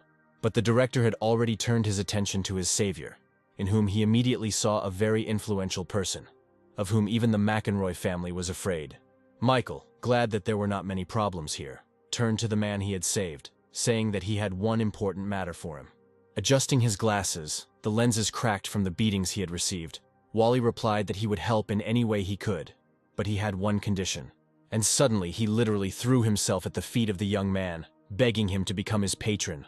Soon Wally was sitting at the table, wondering what his new patron had planned with the exposure of Floyd Hicks. Michael reacted sharply to the address of patron, saying that he should not be called that, but at the same time confirming that he was interested in the man solely for the purpose of exposure. The director immediately realized that this guy already knew that he had compromising information, which he, however, was ready to pass on to him. And so Wally said, in all seriousness, that he really did have something to help with, but in return, he wanted to ask the young man for something. And when Michael pointed out that money was not a problem, the director suddenly stood up and said that he was not interested in personal gain, where he simply wanted the young man to invest in his project. Michael noted to himself that such a desire for art was worthy of praise and assistance. So he said that an actress named Catherine Sullivan would be handling his affairs in the film industry, where Wally would have to contact her to resolve the issue, which immediately caused quite a violent reaction from the director, who shouted that he was ready to give his life for his patron. The man then pulled a flash drive out of his pocket, saying that the information on it would not only destroy Floyd, but would also affect the entire balance of power in the film industry. When the electronic storage device was connected to the laptop, Michael was surprised to see only one video file there. But when Wally started the video recording, the young man immediately understood everything, seeing director Floyd in the same bed in the company of his defender Cheryl. The young man was very pleased with such excellent compromising material, which allowed him to kill two birds with one stone, where, as if guessing the thoughts of his savior, the director said that he would never have decided to publish it alone, to which Michael, hugging his new friend, explained that now he had him, and therefore they would quickly sort everything out. Meanwhile, sitting in her house, Catherine couldn't stop reading the angry comments about her personality that were all over the internet. Already realizing that she would most likely have to leave the film industry, the girl threw her mobile phone aside. But before she could sink into her sad thoughts, the means of communication that had been thrown away suddenly came to life, attracting attention with a belated ringing. Answering the call, Catherine heard Michael's familiar voice, who, having made sure that she was at home, said that he would come to her soon. Turning off the connection, the actress sadly thought about the purpose for which this guy suddenly decided to come to visit her, and even asked if she was alone. And the first thought was, of course, that her sponsor couldn't stand it and decided to take advantage of her beautiful body. Catherine greeted her guest dressed appropriately and invited him to come in, while thinking that this lustful type was no different from other men. However, the girl was very surprised that another man arrived to see her in the company of her sponsor, immediately deciding that Michael was either planning a night of love for three or simply wanted to set her up with this not very attractive man. The actress loudly began to complain about the guy bringing a stranger. Not understanding at all why the girl had such a violent reaction to his visit, the young man introduced her to director Wally Fox, explaining that with his help they would move Floyd. Immediately after which the girl's mood changed dramatically, where she mentally scolded herself for thinking badly about Michael, and timidly greeted her new acquaintance. Catherine also noted that it was quite pleasant to feel cared for, and to have a loyal and reliable person nearby who did not need only her body. When the actress finished getting acquainted with the video compromising her enemies, Michael said that he was allocating $2 billion for current expenses and the organization of a film production company. While Catherine and Wally discussed the details of the upcoming project, the young man was mentally rejoicing at the fact that he had managed to penetrate the film industry, which was created only to spend a lot of money. And so, after a while, Cherish quickly made her way to her car, where crowds of journalists asked her to comment on the published video in which she was having sex with director Floyd Hicks. The girl was beside herself with rage, wondering who had arranged all this and where such a recording had come from. At the same time, police burst into the room where Floyd was having fun with another victim of his debauchery, and where he was informed of his arrest in connection with numerous allegations of sexual harassment. And when handcuffs were fastened on the man's wrists, he finally realized that his career and quiet life were over. Once the enemies were dealt with, Catherine held a press conference at which she decided to convey important information to the public, where she talked about how, together with director Wally Fox, they had founded a new film production company and would soon begin working on new projects. But what shocked journalists most was the investment amount of $2 billion announced by the actress. Michael watched everything that was happening from the shadows on the screen of his mobile phone, comparing himself to some kind of gray cardinal, secretly ruling the world and overthrowing monarchs with one snap of his fingers. At the same time, Billy was leaving the dorm, who was very angry at Michael for taking his girlfriend away from him, and therefore wanted revenge. Taking out his mobile phone, the young man called Jessica, and when she picked up the phone, the guy said that he had important information for her. Joanna tried to stop her determined friend, saying that a call from an envious person was not a reason to quarrel with Michael. Jessica herself understood that believing the words of an unknown person that her lover had many girls was complete absurdity. But Michael really had not called or written to her for a long time. The girl in love felt in her gut that something was wrong in her relationship with Michael. Well, her accompanying friend continued to insist that this guy was giving the appearance of being a reliable and loyal person. She was just talking about how he couldn't have casual relationships, when suddenly a silhouette familiar to Jessica appeared before the girl's eyes. Standing nearby, Melanie was thinking about how to tell Michael that she really liked him when Jessica called out to her. Hearing the familiar voice of her friend, Melanie was very surprised by this completely unexpected meeting for her. And naive Jessica, not even suspecting that her older friend had come to the same guy as she, asked her what the graduate was doing there. Unable to lie to the girl, Melanie explained that she had come to Michael, but only regarding investments in the company where she worked. But Jessica immediately remembered how much her friend disliked this guy, so she would come to meet him like that. However, the girls' conversation was interrupted by the appearance of a luxury car near the hostel. Everyone who was nearby and saw Diana emerge from this car could not stop admiring her beauty and grace. Jessica and Joanna also noticed the girl's appearance, while Melanie, already familiar with Diana, angrily wondered what she needed here. Approaching Michael's fans, the owner of the office center asked if Michael Cross lived there. Jessica immediately responded to the question, asking about Diana's relationship with him. But she, having assumed a defensive posture, answered her interlocutor, who was turning into an opponent, with exactly the same question. Seeing a clear conflict brewing, Joanna suggested finding a quieter place where they could talk things out. And so, a few minutes later, all 4 candidates were already sitting at a table in one of the nearby cafes. As she finished stirring her cappuccino, Diana decided to take the initiative and start this difficult conversation. Looking at Jessica's angry face, the girl asked a direct question about whether she liked Michael, to which she sharply and coldly responded that she really liked this guy, and he definitely liked her. But Diana objected, saying that Michael had chased after her since their school years, then protected her from an unwanted marriage, and therefore it was obvious that he liked her, not Jessica. But then Joanna intervened in the conversation, noting that Michael had given her friend a villa and a crystal piano worth $500 million, which objectively showed his attitude towards her. Only now did Diana realize that her lover was the same rich man who had recently become famous for his participation in the auction. However, the girl had something to cover this card with, and she immediately reported that if we talk about the material side, then for her the gift was an entire office center. Where immediately after this, Jessica noted to herself that, apparently, Michael was simply lying to her. But at some point, Melanie intervened in the conversation between 2 girls who were trying to separate one guy, where she modestly reported that she also did not go unnoticed by the young man, who bought shares of the company for $1 billion and gave them to her. Where after what was said, each of the girls became immersed in her own thoughts. Jessica was the first to lose her temper, quickly taking out her mobile phone and saying that she needed to call him immediately and make a claim. But suddenly the girl realized that, in essence, she had nothing to present to Michael, since from their first meeting there had been no talk of an official relationship between them. Following her, Diana also mentioned that every time she tried to talk about the relationship, the young man changed the subject of the conversation. And then Joanna expressed her opinion, saying that this rich man had a great job of promising nothing to anyone, and at the same time dating everyone at the same time. Deciding not to wait any longer, Diana was the first to get up from the table and went in search of her lover with the intention of finding out everything immediately. But her impulse was stopped by Joanna, who said that in this case it was necessary to come up with something more sophisticated than an ordinary scandal, to which the owner of the office center dubiously stated that perhaps it was not worth traumatizing the psyche of her lover. Uniting the angry girls, Joanna stated that if they simply broke up with Michael, he would simply find a new victim. After which the conspirator announced that an excellent plan for revenge had matured in her beautiful head, where she suggests not to say anything to this lecher, but just continue to spend his money. And so all the girls got fired up with this idea, according to which they had to spend all his money so that he could no longer deceive anyone. Already in the evening, Jessica expressed her last doubts about their plan for revenge, but her friend insisted that there could be no pity here.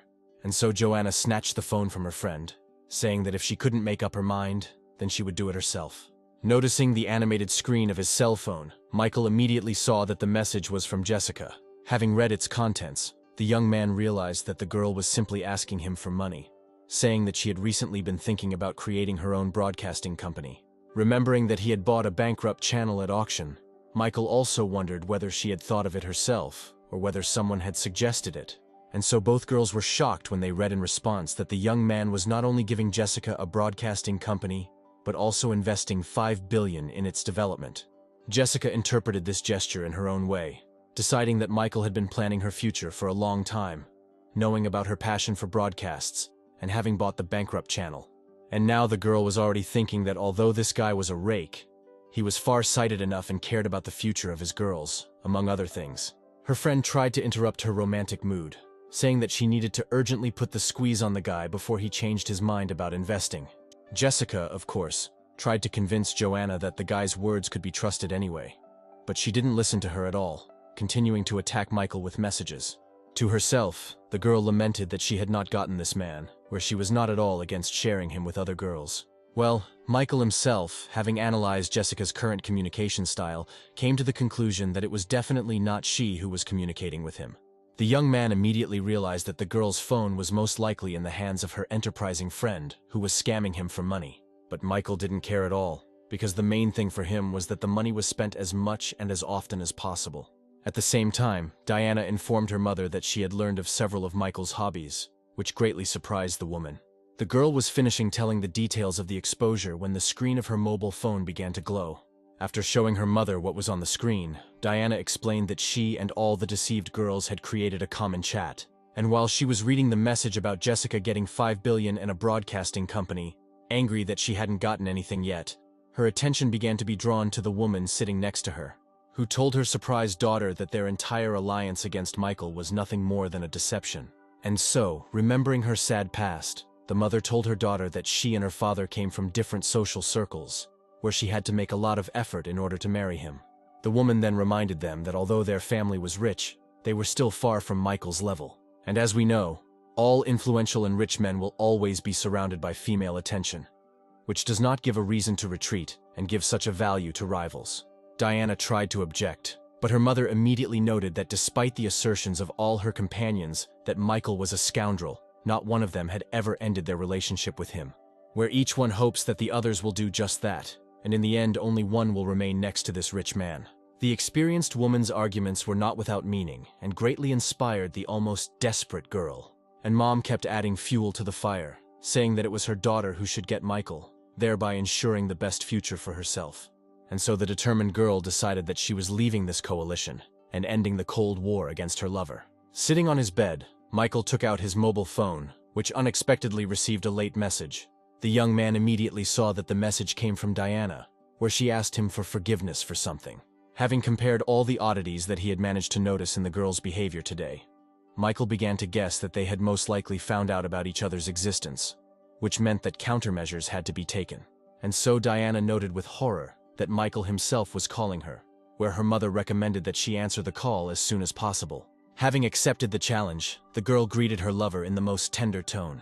And the resourceful young man said that he was calling to talk about investing in a broadcasting company that belonged to his good friend. When the conversation was over and the mother asked Diana about what Michael had said, the girl relayed the gist of their conversation. This was joyful information, where the woman emphasized that under such circumstances one can safely say that her daughter occupies a special place in the guy's heart. And Diana herself, having put everything that happened together, happily stated that Michael definitely liked her.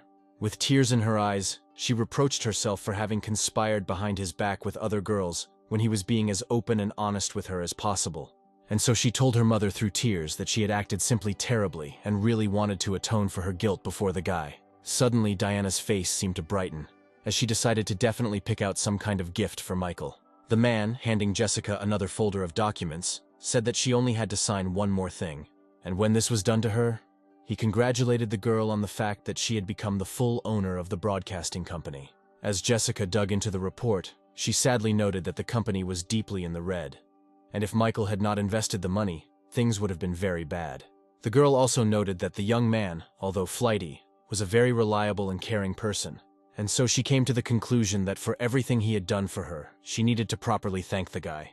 There was an unprecedented excitement in the car showroom, due to the fact that quite rare and expensive cars were on display. As Jessica passed one car after another, she wondered which one Michael might prefer. And suddenly she noticed how her new friend Diana was examining the interior of one of the cars. Having looked around the salon and raised her head, the owner of the office center also noticed one of her companions in the activities against Michael. Confused about why Diana had come to the exhibition, Jessica greeted her friend. And when the newly minted owner of the broadcasting company asked who her friend was choosing the car for, she explained that it was her father's birthday and she had come for a gift. And when Diana asked whether Jessica herself had come here to choose a gift for Michael, she, very embarrassed, said that it was her father's birthday too, and she wouldn't choose a car for that scoundrel. And now both girls were laughing at such an unusual coincidence of their father's birthdays. But then their attention was drawn to another familiar female voice, asking what they were doing here, where Jessica and Diana turned around and saw their third companion, Melanie, in front of them. And of course, when asked what she was doing there, the girl said that she had come for a gift for her father. And so all three girls, very embarrassed, joked about this mysterious coincidence, where all their fathers had the same birthday. Diana, however, noted to herself that her mother was right, And these cunning girls definitely did not come here for gifts for their fathers, but for cars for Michael, just like her. The owner of the office center also noted that Jessica's financial capabilities were definitely better than hers, since she had recently received a whole bunch of money for the development of the broadcasting company. And therefore it was necessary to urgently ask for help, for which the girl used her phone. The mother who answered the call, after listening to her daughter's arguments that she didn't have enough money to buy a car, calmed her down, saying that she would sort everything out now. And so she invited her manager, whom she immediately instructed to transfer money from the reserve account to her daughter. And when the man tried to object, saying that the amount had been set aside for the wedding of the lady's son, the woman said that there was no point in arguing here, since the primary goal was to get Michael, and not to marry off her son. Where, with tears in her eyes, the woman said that all this was only for the prosperity of their family. And then Diana received a message about the crediting of a whole 60 million to her account, which surprised her quite a bit.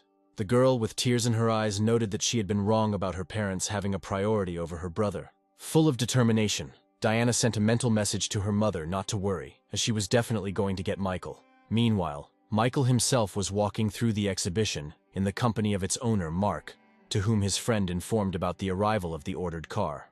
Moving among the nearby cars, the young man noticed that it was not only the cars that were attractive here. Looking at another beauty standing next to another cool car, the young man thought that before he would not have dared to even just go into such a salon. And suddenly he saw Diana and Jessica standing to the side, very surprised that they knew each other and were even here together. But he was completely thrown off track when Melanie, who had gone to get some water, appeared next to his two friends. Having a strong sense of smell after the kidnapping that happened to her, the girl immediately felt that someone was looking at her. Turning around and looking around, she was unable to find the source of danger and returned to her dialogue with her friends. Michael hid behind his friend's back, thinking that sooner or later it would happen, but it happened nonetheless. As always, unexpectedly. Where it was quite obvious that they were all aware that he was paying attention to each of them. And while Mark was wondering what was going on with his friend, Michael suddenly realized that despite all this, neither of them was insisting on breaking off the relationship. Consequently, the game he had started could well be continued, where completely new perspectives now opened up. And so he, having answered Mark that he had simply twisted his ankle, asked him to show the most expensive cars. And so the young man showed the guy 3 of the most expensive cars, one of which had already been ordered by Michael. But Mark was very surprised when his interlocutor, just a second later, asked him to calculate how much he owed for all 3. With this idea, the young man decided to test the strength of the union founded by the objects of his system. But suddenly Mark said that selling him all 3 cars would not be as easy as he would like. Michael said that money was not a problem, to which his interlocutor replied that it was not about money, but about the fact that 2 cars had already been ordered by another buyer. And when the young man asked who had booked these cars, Mark turned his attention somewhere to the side. There was a young man standing to the side, accompanied by a young beauty, where it was the son of the head of the family, Patrick Carson, who ordered the cars. Having finished giving his explanation, the owner of the car dealership cheerfully told the lone wolf that he had a lot of different other cars. But Michael was already watching as Patrick suddenly approached Diana, extending his hand and greeting the beautiful miss. Introducing himself as a member of the famous and influential Carson family, the young man invited the girl to get to know him better. And now he was telling a story about how Diana was very similar to one of his friends who died in childhood. And now, looking into the face of his new acquaintance, he has not let go of the warmest feelings, where he sincerely hopes that he will be able to get her contact to continue communication. At that moment, the girl suddenly saw Michael standing to the side, who was closely watching everything that was happening. Diana noticed an overly cold look in her lover's eyes, even though she hadn't done anything wrong yet. But then the girl's blood literally boiled, where she mentally noted that he himself was not at all shy about communicating with several girls at once, and he looked at her contact with another man as if she had already ended up in someone else's bed. Having decided to teach the guy a lesson, Diana agreed to exchange contacts with Patrick. But while she was doing this, she noticed that Michael had already disappeared. Looking around, the girl wondered whether she had done the right thing by deciding to teach the young man a lesson. Observing Michael's reactions, Mark asked him if he knew the girl, to which his friend replied that he had spoken to her a long time ago. Throwing an unkind glance at the owner of the salon, Michael said that he was buying all 3 cars, offering his friend $1 billion. It was a more than generous offer, to which Mark of course agreed, saying that this time Mr. Carson would do without cars. The young man noted to himself that the lone wolf was clearly jealous, but only a complete fool would refuse to earn $800 million on such a deal. He also mentally apologized to Patrick, where although he respected their family, he loved money much more. Having received the money for the cars, Mark asked Michael, who was sitting next to him, if he had any other requests or wishes. To which the lone wolf replied that he would indeed have one more request, where he wanted to do something right at the exhibition. Well, upset that Michael had suddenly disappeared somewhere, Diana continued to run her eyes around, and suddenly she saw a musical instrument being brought right into the center of the salon, which was quite unusual for a car show. All the guests immediately began to wonder about what was going on here and what to expect. And then Michael appeared, approached the musical instrument, and comfortably settled down behind it. The owner of the office center immediately noticed how sad the melody performed by the young man was. Each note literally echoed with pain in the very depths of the girl's soul, making her cry. And the young man continued, filling everything around him with a melody of sadness, melancholy, and sorrow. Everyone in the hall began to experience a variety of sensations from the melody being performed. But one thing was constant. Everyone had tears streaming from their eyes. Jessica and Melanie, who were still at the exhibition, immediately noticed that Michael was clearly not in the mood today. Well, the one who provoked this whole spectacle felt how every note was filled with a sense of loss. But then Michael finished playing and stood up from the instrument and said that you need to be able to let people go, even if you love them, and so he lets Diana go. Without saying another word, the young man turned and walked away. Realizing her huge mistake, the girl rushed after him, begging him not to leave her alone. However, the girl's path was blocked by Mark, who asked Miss Rockwood to stay for a while. Looking at the respectable man, Diana asked him why he was detaining her, to which the young man, handing the girl the papers, explained that Mr. Lone Wolf had just purchased a car, which he asked to be given to her. This was the finishing shot to the very heart, where the girl literally melted from the realization that Michael had come here to choose a gift for her. And Mark, who had reached certain agreements with Michael, willingly confirmed the girl's guesses, where, accompanying Diana, he added that the lone wolf did indeed feel a strong attachment to Miss Rockwood. Everything that happened greatly hurt the girl's feelings, where she again blamed herself for unworthy actions towards her lover. The girl understood that because of some petty idea like revenge, Michael's trust in her was finally undermined. And now she was sitting on the floor, shedding her bitter tears, and Melanie and Jessica, who had come to her, were trying to calm their friend down. However, Mark, who was nearby the whole time, immediately attracted the attention of the approaching girls by calling them by name. Handing them some papers as well, the young man explained that Mr. Lone Wolf had not shortchanged them. While taking the documents for her car, Melanie stated that, apparently, Michael had long been aware that they had teamed up against him. Jessica fully agreed with this, also noting that even under such circumstances they still received gifts from him. And so all three girls decided to try to establish a relationship with Michael, where, although he is a big fan of the opposite sex, he treats everyone with respect. Touched by yet another expensive gift, Jessica noticed that the young man always did this, making secret signs of attention and never asking for anything in return. Here Melanie remembered how Michael had stood up for her more than once. Diana also contributed her bit by saying that they had all acted very meanly by uniting against such a wonderful man. And then the owner of the system began to receive messages that the level of affection of all three girls began to rise. Leaving the car show in a taxi, Michael happily noted that the billion had done its job. The young man was extremely interested in what kind of reward he would receive when the level of the object's location began to reach 100 points.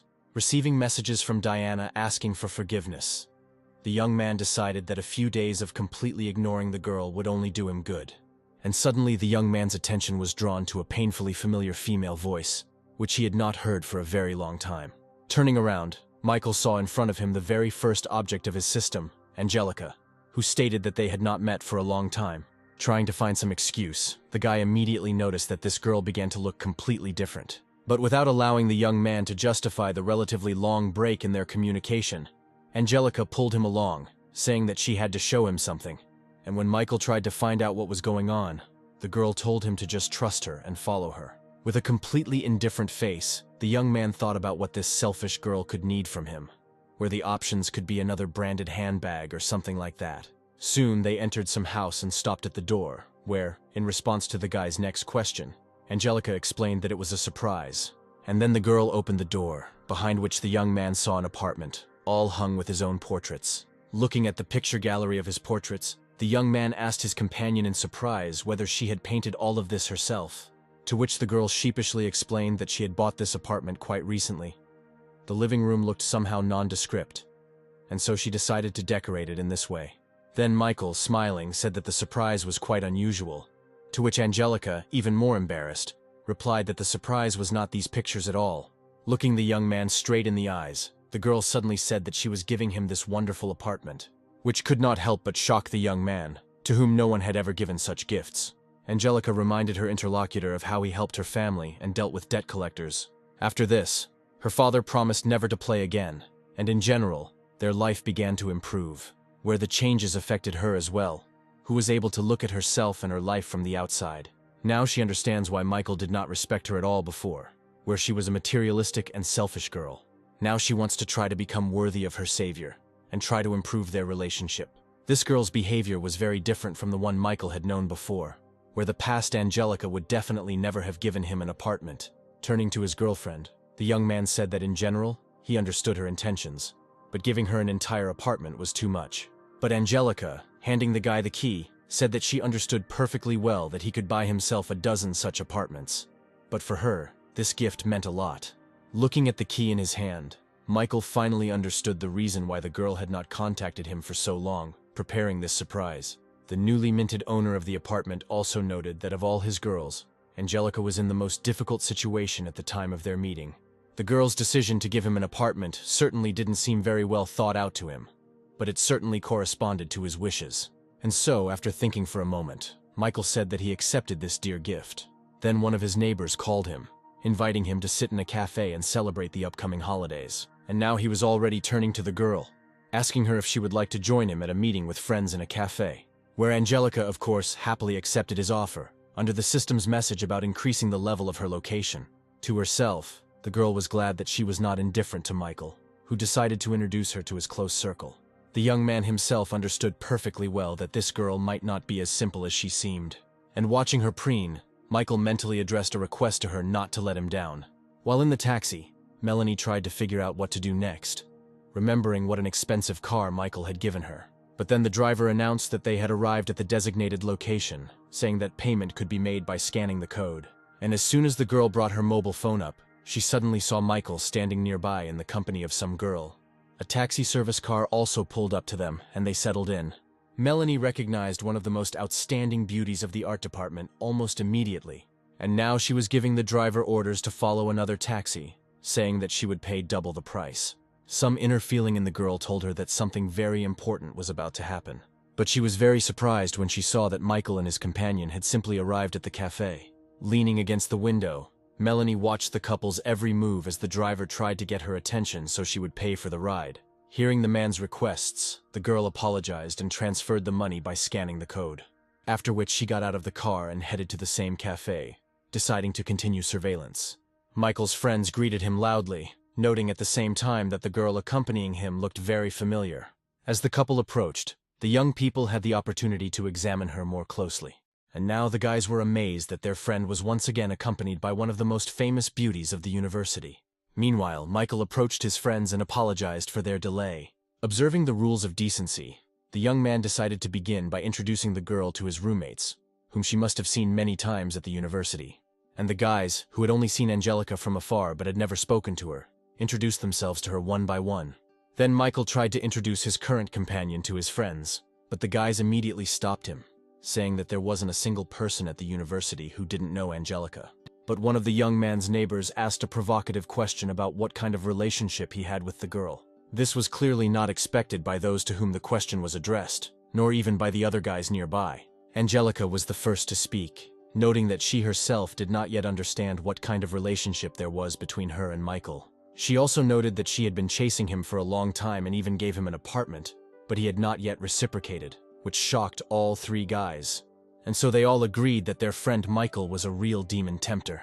The attention of the entire company was drawn to a girl sitting next to them, who suddenly dropped something from her hands, where Melanie, convulsively clutching a fallen mug, noted with horror that Michael had been given an apartment.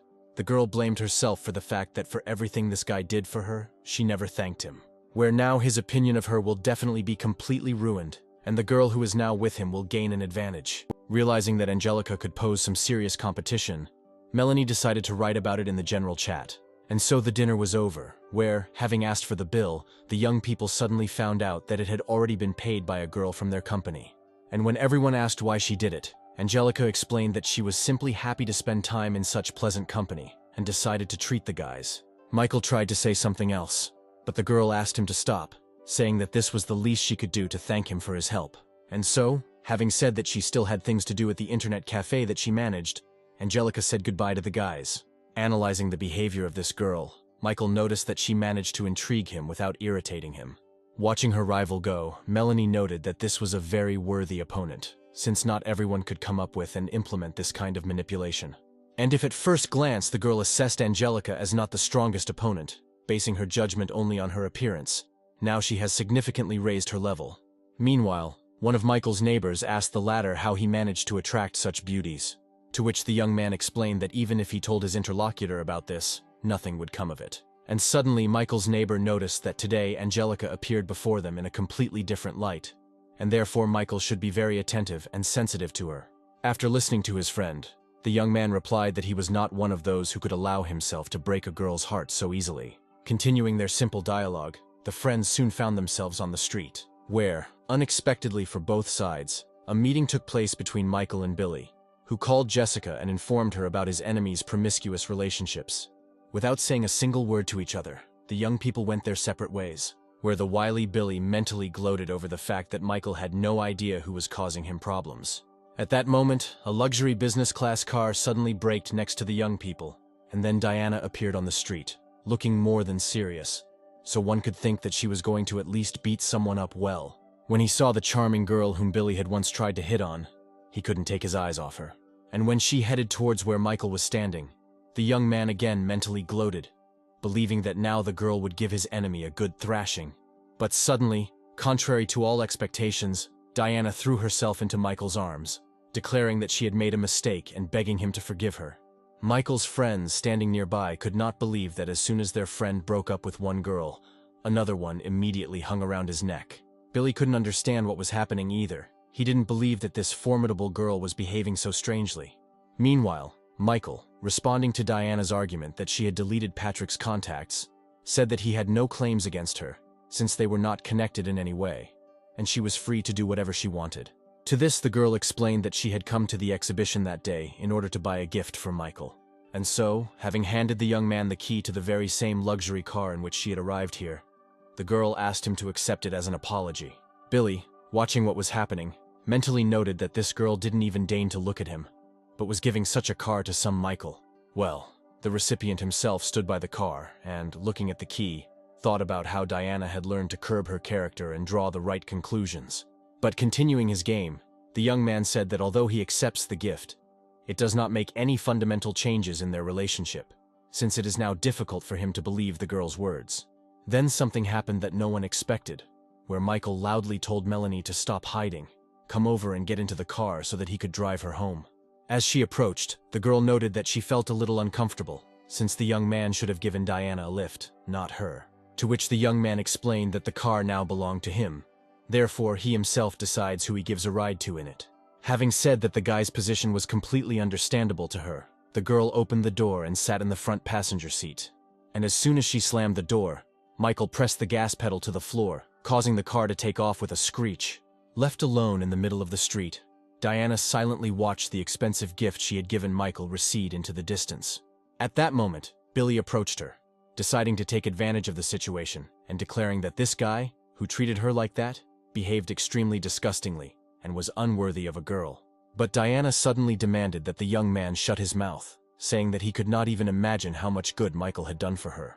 Dumbfounded by such a statement, Billy tried once again to influence the opinion of his interlocutor, but she, in an even harsher and colder voice, cut off his speech, saying that her relationship with Michael was none of the young man's business.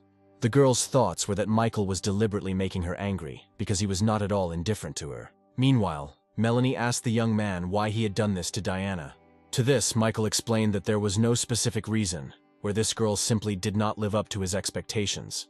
And his interlocutor stated that in any case his feelings are visible, because Diana is his first love. But the young man, of course, began to deny that he was in any way concerned about the fate of this girl, which only brought a smile to Melanie's face, as she didn't believe the guy's statement.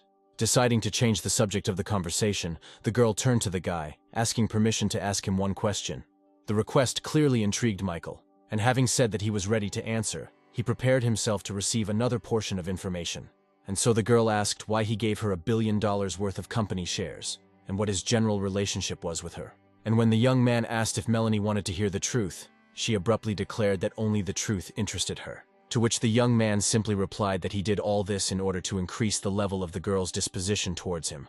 Not understanding what he was talking about, his companion asked why he needed her favor, and Michael just as simply explained that he needed the location to complete the task. The girl, stunned by such answers, stopped understanding anything that this guy was saying, and suddenly the young man abruptly pressed the brake pedal, stopping the car's movement. After which, he told the girl that he had become a member of some system that had given him a lot of money, but he could only spend it on girls, where Melanie was one of his objects.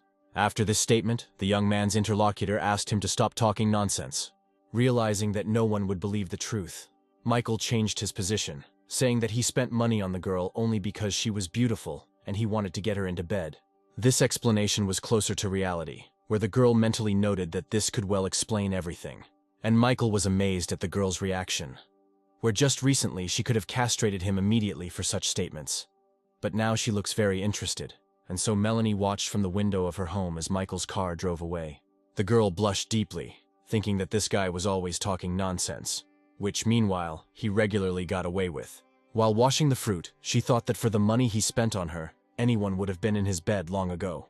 And so she came to the conclusion that this guy was pursuing some completely different goals than just dragging her into bed. Then the girl received a call from Diana, to whom Melanie immediately informed that she and Michael were no longer together, since he had driven her home and then left.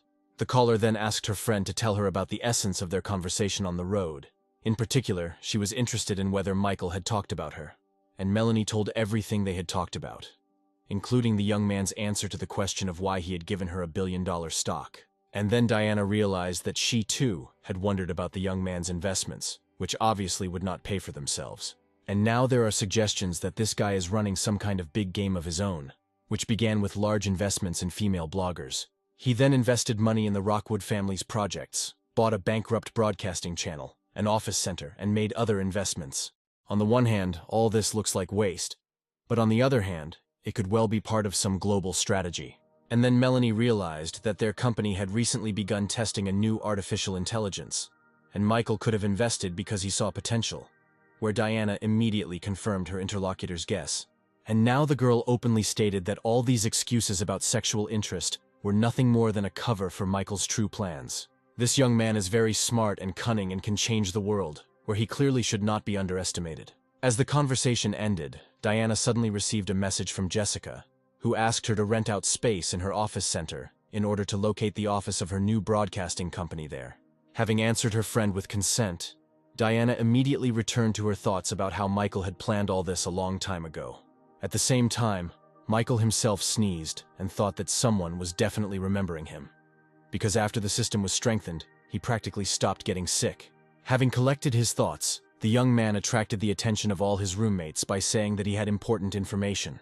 And when everyone had stopped what they were doing, which for the most part were computer games, the young man announced that he was moving. At that very moment, everyone in the room threw themselves at his feet, begging him not to rush into moving until he taught them how to attract girls properly. To which Michael replied that to do this, first of all, he needed to become as handsome as he was. At the same time, while at Jessica's villa, her friend Joanna happily stated that all preparations were completed and they could begin recruiting people to work for their broadcasting company. To which the girl said no less joyfully that the first person she would hire was Joanna herself, who would get the position of executive director. After which Jessica said that it would definitely take some effort to find people who would conduct live broadcasts. And while her friend was talking about the possibility of looking among her familiar presenters, the girl remembered that she had a contact with a former employee of a bankrupt broadcasting company. Loudly ordering the young man to get out of her life, the woman splashed all the water in her glass in his face. Which, however, did not anger the guy at all, who calmly said that he himself did not particularly want to continue to maintain this relationship. Julia was already shaking all over from the mere sight of this guy, but his last words only added fuel to the fire. She reminded the young man that she had supported him for several years, but he replied indifferently that now the woman had no money, and therefore she no longer interested him, since she was not able to give him the kind of life he was accustomed to. And now he was already turning around, leaving the cafe and throwing in a farewell that he had paid today's bill, since he believed that his ex simply didn't have the money for it. While the guy was leaving, the woman could hear the whispers of other cafe patrons who had become unwitting witnesses to this scene, and who felt sorry for the middle-aged woman. Completely broken and destroyed on all sides, the woman mentally noted that she was not very old yet, and perhaps she would still find an opportunity to improve her affairs. And then Jessica, who called her, suddenly offered Julia to take part in the development of a new broadcasting company. In his sleep, the young man heard a key turn in the door lock of his apartment. Quickly opening his eyes and sitting up, Michael immediately realized that someone had decided to illegally enter his home and rob him. And now he was standing next to the front door, armed with a glass vase and prepared to defend his property. And the door opened, where a second later Angelica appeared on the threshold, almost hitting him right on the head with a vase. Putting his improvised weapon back on the table, the young man, while getting dressed, reproached the girl for coming without warning, to which the girl, closing the front door and apologizing, explained that she did not expect to see Michael here, and came to make the home a little more comfortable for the time when he decided to move in. And when Angelica turned around, she noticed with pleasure that this guy simply had a great body. And then, as if reading the girl's thoughts, Michael noticed that she had seen him with a bare torso, where now their position should be equalized. Blushing a little and looking thoughtful, Angelica said that if her interlocutor really wanted this, then she would find it possible to do it. After listening to the girl, Michael said that he was speaking absolutely, because he was already quite an adult man. Deciding to see who would win this game, the girl grabbed the bottom of her t-shirt and began to take it off, where, seeing this movement, Michael was horrified, stopping the guest and saying that he was just joking. In response, the girl cheerfully told her interlocutor not to worry so much, because she was also joking. When this confrontation was over, Angelica changed the subject, saying that she had brought the young man breakfast. And while she was setting out the dishes she had prepared for her, Michael approached the girl from behind, noticing that just a couple of minutes ago, she had said that she had not even guessed about his move. After which the young man, placing his hand on the girl's tummy, asked who she was bringing breakfast for if she thought the apartment was empty. Angelica did not answer this question, thinking that she had done a lot of work that should bear fruit, and Michael was already looking at what had been prepared. The aromas of the dishes prepared by Angelica awakened a strong appetite, and the girl herself stated that she could cook a lot of things and was ready to do it for the young man every day.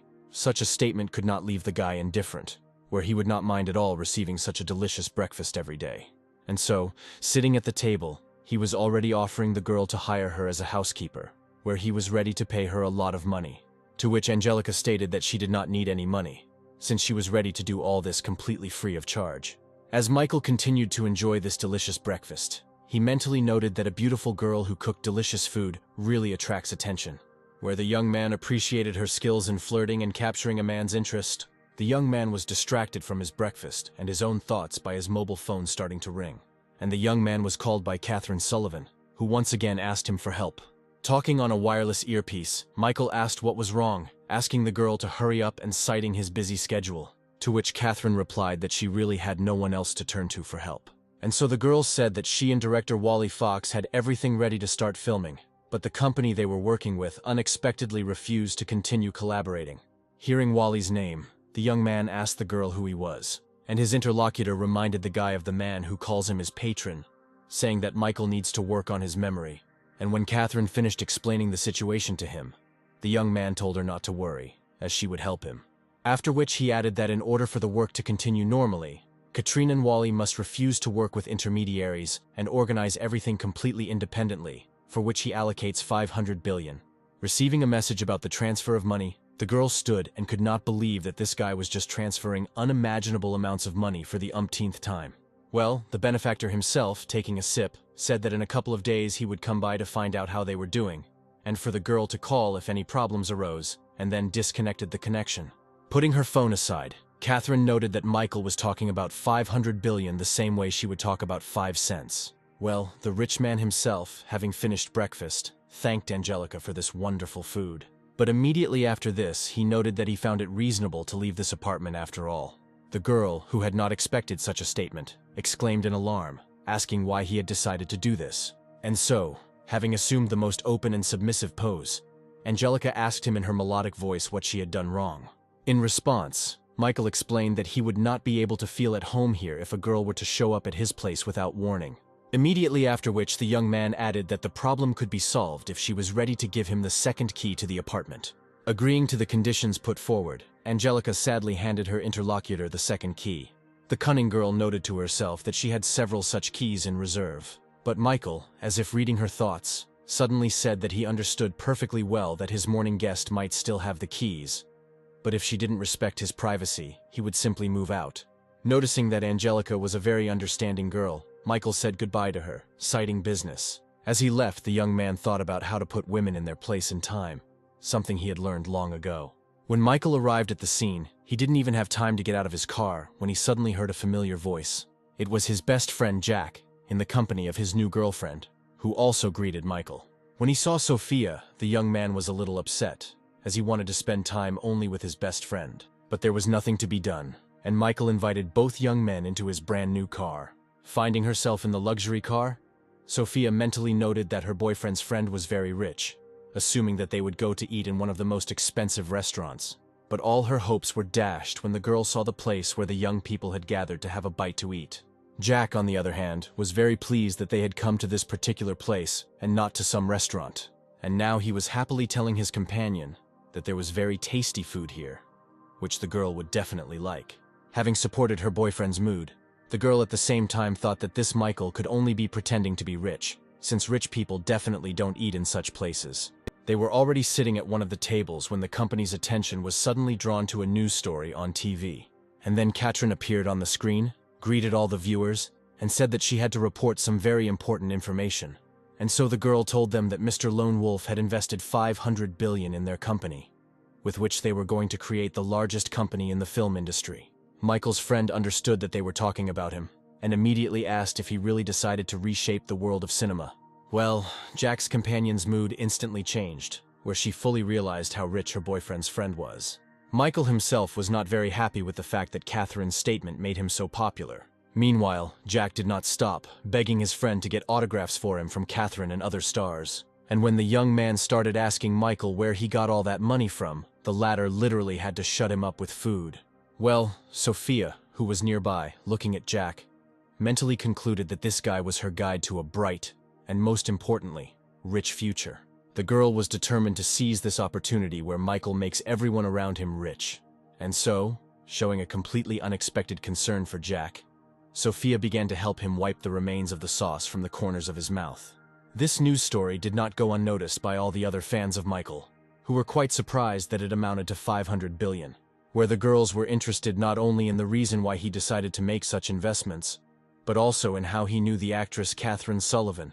Melanie brought some clarity by saying that she had already seen Michael give the girl a piece of jewelry at the auction, which meant that they had met before it started. Diana, who had a good business acumen, immediately noted that such a large investment project could not be implemented so quickly, which meant that it had been in the plans for a very long time. And now all the girls have already agreed that spending $500 billion is too much just to attract a girl. And so Diana, having listed all of Michael's major investments, wondered out loud what he was up to. At some point, Joanna had the great idea to tell the public that Jessica's broadcasting company also had a lone wolf, which would immediately attract the attention of bloggers, where the owner of this company found this idea excellent and promising unimaginable benefits. Diana continued to insist that everything that was happening was part of some global plan of Michael's. In the midst of the discussion, Julia passed by and asked the girls what they were discussing. Jessica explained to her that they were simply listening to a speech at a press conference by actress Catherine Sullivan, in whose activities Mr. Lone Wolf had invested a lot of money. And as soon as the woman heard this nickname, her face immediately changed dramatically. But she experienced a real shock when Jessica brought to her the information that their entire company was created by a lone wolf. Having calmed down a little, Julia suddenly announced that she would like to quit this job. Without understanding why this woman had suddenly made such a decision, Jessica began to persuade her to stay, saying that she was ready to raise her salary, and also convincing her that with the support of the lone wolf, their future was secure. But Julia explained that the reason for her departure was the lone wolf himself, who had already ruined her company, and now his anger could also affect Jessica's activities. The girl couldn't believe that such a cute guy like Michael could do this to this woman. Deciding to discuss the situation with him in person, Jessica urged Julia to remain calm. Michael, who was on the other side of town, was just saying goodbye to his friend and his companion. Answering the incoming call, the young man said that he had time and opportunity to talk. The young man assumed that now the conversation would be about the $500 billion that he had invested in Katrine's activities. But Jessica suddenly asked him about what Julia had done to offend him, that he decided to ruin her company, where the young man did not even understand who his interlocutor was talking about. And when the girl reminded him that this woman had her own small broadcasting company, Michael immediately remembered her. And so he explained to his interlocutor that this woman had the audacity to hide behind his own name when talking to him. After this, Jessica began to beg Michael to forgive his offender, where she is ready to apologize right now. The young man did not resist, deciding that she could also be useful if she understood her mistakes. And Julia, using her employer's phone, immediately apologized, promising to help Jessica with her business.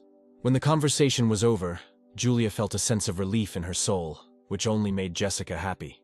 Michael, turning off the connection, was once again convinced that this woman, with her extensive experience, could be of great help to Jessica in developing her business. Yes, not all people can immediately understand something important. Some, like this Julia, just need to find themselves in a difficult situation. Meanwhile, Katrin, who continued to answer journalists' questions, apologized, saying that she needed to answer a call. And as soon as she answered the call, she immediately heard a huge number of not very pleasant statements from her sponsor, who was very unhappy that she had drawn so much attention to him. However, the girl was beside herself with rage when she heard Michael state his unwillingness to stand out, recalling how he squandered millions at an auction and played a musical instrument there. But at some point the guy calmed down, saying that nothing could be returned. But since the girl had arranged a press conference, he had one request. Without interrupting her patron, Catherine wondered what this unpredictable man might need this time. And when Michael voiced his request, the girl, smiling slightly, replied that she would do everything without any problems. And now she's back to addressing reporters and viewers, saying it was an important call from her lone wolf sponsor. At that very moment, all the participants of the event perked up, guessing that something very important was about to be said. And Catherine announced that Mr. Lone Wolf had acquired the Dexter TV company, which would resume its operations in the very near future, where Dexter TV begins close cooperation with the film company Best Cinema founded by her. The announced news had an immediate effect on people's minds, where girls working in other broadcasting companies immediately began to discuss their transfer to Dexter TV, where even with the payment of a penalty to their previous employer, they would earn much more. The director of the broadcasting company, whose bloggers Michael had once transferred money to, after listening to Katrine's announcement, came to the conclusion that their industry was long established, and a lone wolf would not be able to change anything in the balance of power. But then an assistant burst into his office and shouted hysterically that most of the employees had submitted resignation letters, which was a shock for the boss, where he immediately came to the conclusion that the lone wolf had the intention of reshaping this entire market. Well, Jessica was over the moon when Catherine announced her national broadcasting company, to which Diana once again noted that her assumptions about Michael's well-thought-out strategy were fully confirmed. This guy really acts as some kind of gray cardinal, where all his previous actions that seemed absurd now take on a specific meaning. At this point, Joanna entered the conversation and also stated that all of Michael's actions were explained by his desire to invest. And right after that, Diana said that in that case he was not spending the money to attract more girls, where Melanie and Jessica left off, concluding that he simply deemed them most worthy of being part of his plan. And now all three girls were asking themselves the same question, where they wanted to understand whether Michael had any real feelings for them. Diana was the first to break the silence, saying that at the moment no one was clear whether Michael liked any of them. But under any circumstances, she decides to stay by his side until he makes his own choice. The other girls just looked at each other after what was said. Julia diffused the situation by saying that men value strong and self-sufficient women, and suggested that everyone return to work. Everyone agreed with this argument, deciding that the one who would bring him the greatest benefit and advantage would stay with Michael. The man who approached Veronica gave his address and last name in order to receive a postal item, and now the girl was already showing him the parcel that had arrived, offering to help him unpack it. But then she was greatly frightened by the loud cry of a colleague who, without hiding her emotions, said that the actress Catherine Sullivan had just announced the receipt of investments of $500 billion. Having heard the reason for such a violent reaction, Veronica noted that this was most likely a publicity stunt, since this actress had recently been involved in scandals. But her interlocutor did not agree, saying that a very big and famous person was standing behind her. Continuing to open the parcel, the girl even cut her finger when her colleague called the man a lone wolf. And now Veronica's colleague was already praying that she would also meet such a rich man on her path. Well, the man receiving the parcel immediately joined the conversation, recalling that he had seen the moment when the lone wolf transferred huge sums of money to female bloggers. Veronica, for a while, fell into a state of stupor, trying to at least imagine the sum of 500 billion, and thinking about what and when she did wrong in this life. The glass of water flew several meters and shattered into pieces with a loud ringing sound, hitting the canvas of a painting hanging on the wall. And the man in glasses, sprawled in a chair, noted with displeasure that this lone wolf was constantly interfering with his business. While collecting the shards from the floor, a very attractive and provocatively dressed girl reported to the gentleman that she had already ordered him to find out everything. And the man, as if he had not heard the girl's words at all, turned to the portrait of Catherine, asking her whether the lone wolf really was her secret patron, and whether he had accidentally helped her get rid of Floyd Hicks. But then he stood up and went to the window and shouted that he was the heir of the Calloway family and always got everything he wanted. The assistant who approached him told the gentleman everything that her team had managed to gather regarding the activities of the new film company. And when the girl suggested that it was only a question of big money, the man called her very naive. But at the same time, he noted that his family had an incredible number of connections and money, so competing with them was useless. Continuing his thoughts out loud, Adam said that most likely his opponent understands all this, but definitely has some kind of secret side plan. And when he suggested that the other side's ultimate goal was most likely real estate rather than cinema, the girl suggested finding out more information about this lone wolf, where the man gave his assistant, who apparently worked part-time for him as someone else, no more than 3 days to complete this task. Well, the lone wolf meanwhile enjoyed the game on the console, managing to absorb what Angelica fed him along the way. The girl did not hide her joy when Michael won another victory in the game. But then, turning to the girl, the young man asked her if she was tired of taking care of him. After all, for the last 3 days all she did was cook, wash, and clean the apartment, to which Angelica replied that all these ordinary things were not at all a burden to her. And when he asked her if she considered him a lacking in determination, his interlocutor said that in those 3 days, the guy had risen in the game from level 19 to 45, where she had never seen such determination. Which really upset the guy, because he tried so hard to constantly play to get Angelica mad and force her to leave. When he started getting ready, the girl tried to ask to go with him, but he said that he was going to important negotiations. Having decided not to be intrusive since men value their independence above all else, Angelica simply wished him good luck in business. As she watched Michael go, the girl thought that he would soon get used to her care, and then he would definitely not go anywhere. She had no intention of losing to the other girls hanging around this guy under any circumstances. The people standing behind Katrin quietly whispered about why this whole festive event was organized, where the most knowledgeable explained that a big man was coming to visit them today. And now the leader of this meeting was already heading towards the approaching car, greeting the lone wolf as he climbed out of the car. Michael noted that a star of Catherine's stature should not have met him personally, to which the girl objected, saying that it was simply respect for the investor. And while they were heading inside the building, the girl thought that she felt very calm next to this guy, and apparently, she was beginning to feel sympathy towards him. At some point, all the people around greeted the lone wolf in unison, after which Michael asked Catherine not to make such an arrangement on his next visit, but to meet him without unnecessary noise. Coquettishly adjusting her hair, the actress replied that she understood the young man. To herself, she thought that the young man was deceiving her to some extent, since it was quite obvious that such attention flattered him. Soon they were sitting in the presentation hall, where the speaker was talking about the main task of deciding on a location for building a city for filming. Pointing to a place on the map, the man suggested stopping at this land, which would definitely ensure the achievement of the company's goals. However, Catherine did not agree with this, since land near the city was very expensive, and therefore it was better for them to choose something further away. Wally also contributed, saying that the best place to film would be a picturesque place in the bosom of nature. And so everyone who took part in this debate turned their attention to Michael, asking what the lone wolf thought about this matter. Where the young man, not expecting such attention, responded with a question about why his opinion should decide anything here, to which Catherine responded by stating that his opinion would be decisive, since all the money was his, and everyone gathered here was pursuing his interests.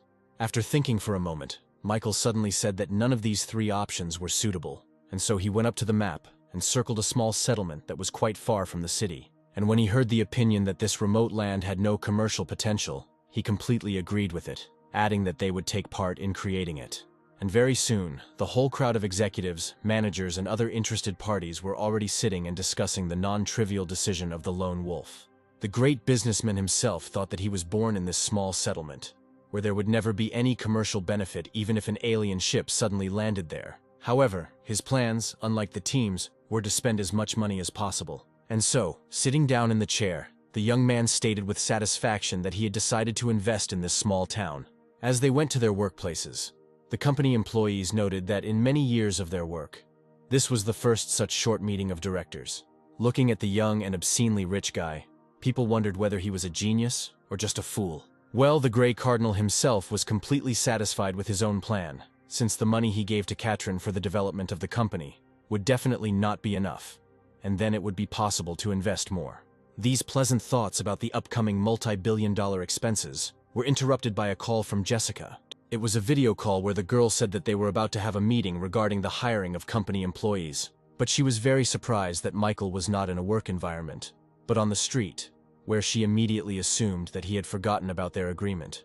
The young man managed to get out of it by explaining that he had better reception outside. The guy concluded to himself that he had indeed completely forgotten about this agreement, believing Michael. Jessica said that after Katrin's conference, her company was in demand, but some problems had also arisen, where one of the main problems was the question of how to distribute the income received between bloggers and the company. Then employees from a variety of services and departments joined the conversation, using terminology that immediately gave Michael a headache. Here, Julia joined in to convey the information, saying that the income needed to be distributed equally, since from her past experience, she knew that any other deviation would lead to losses.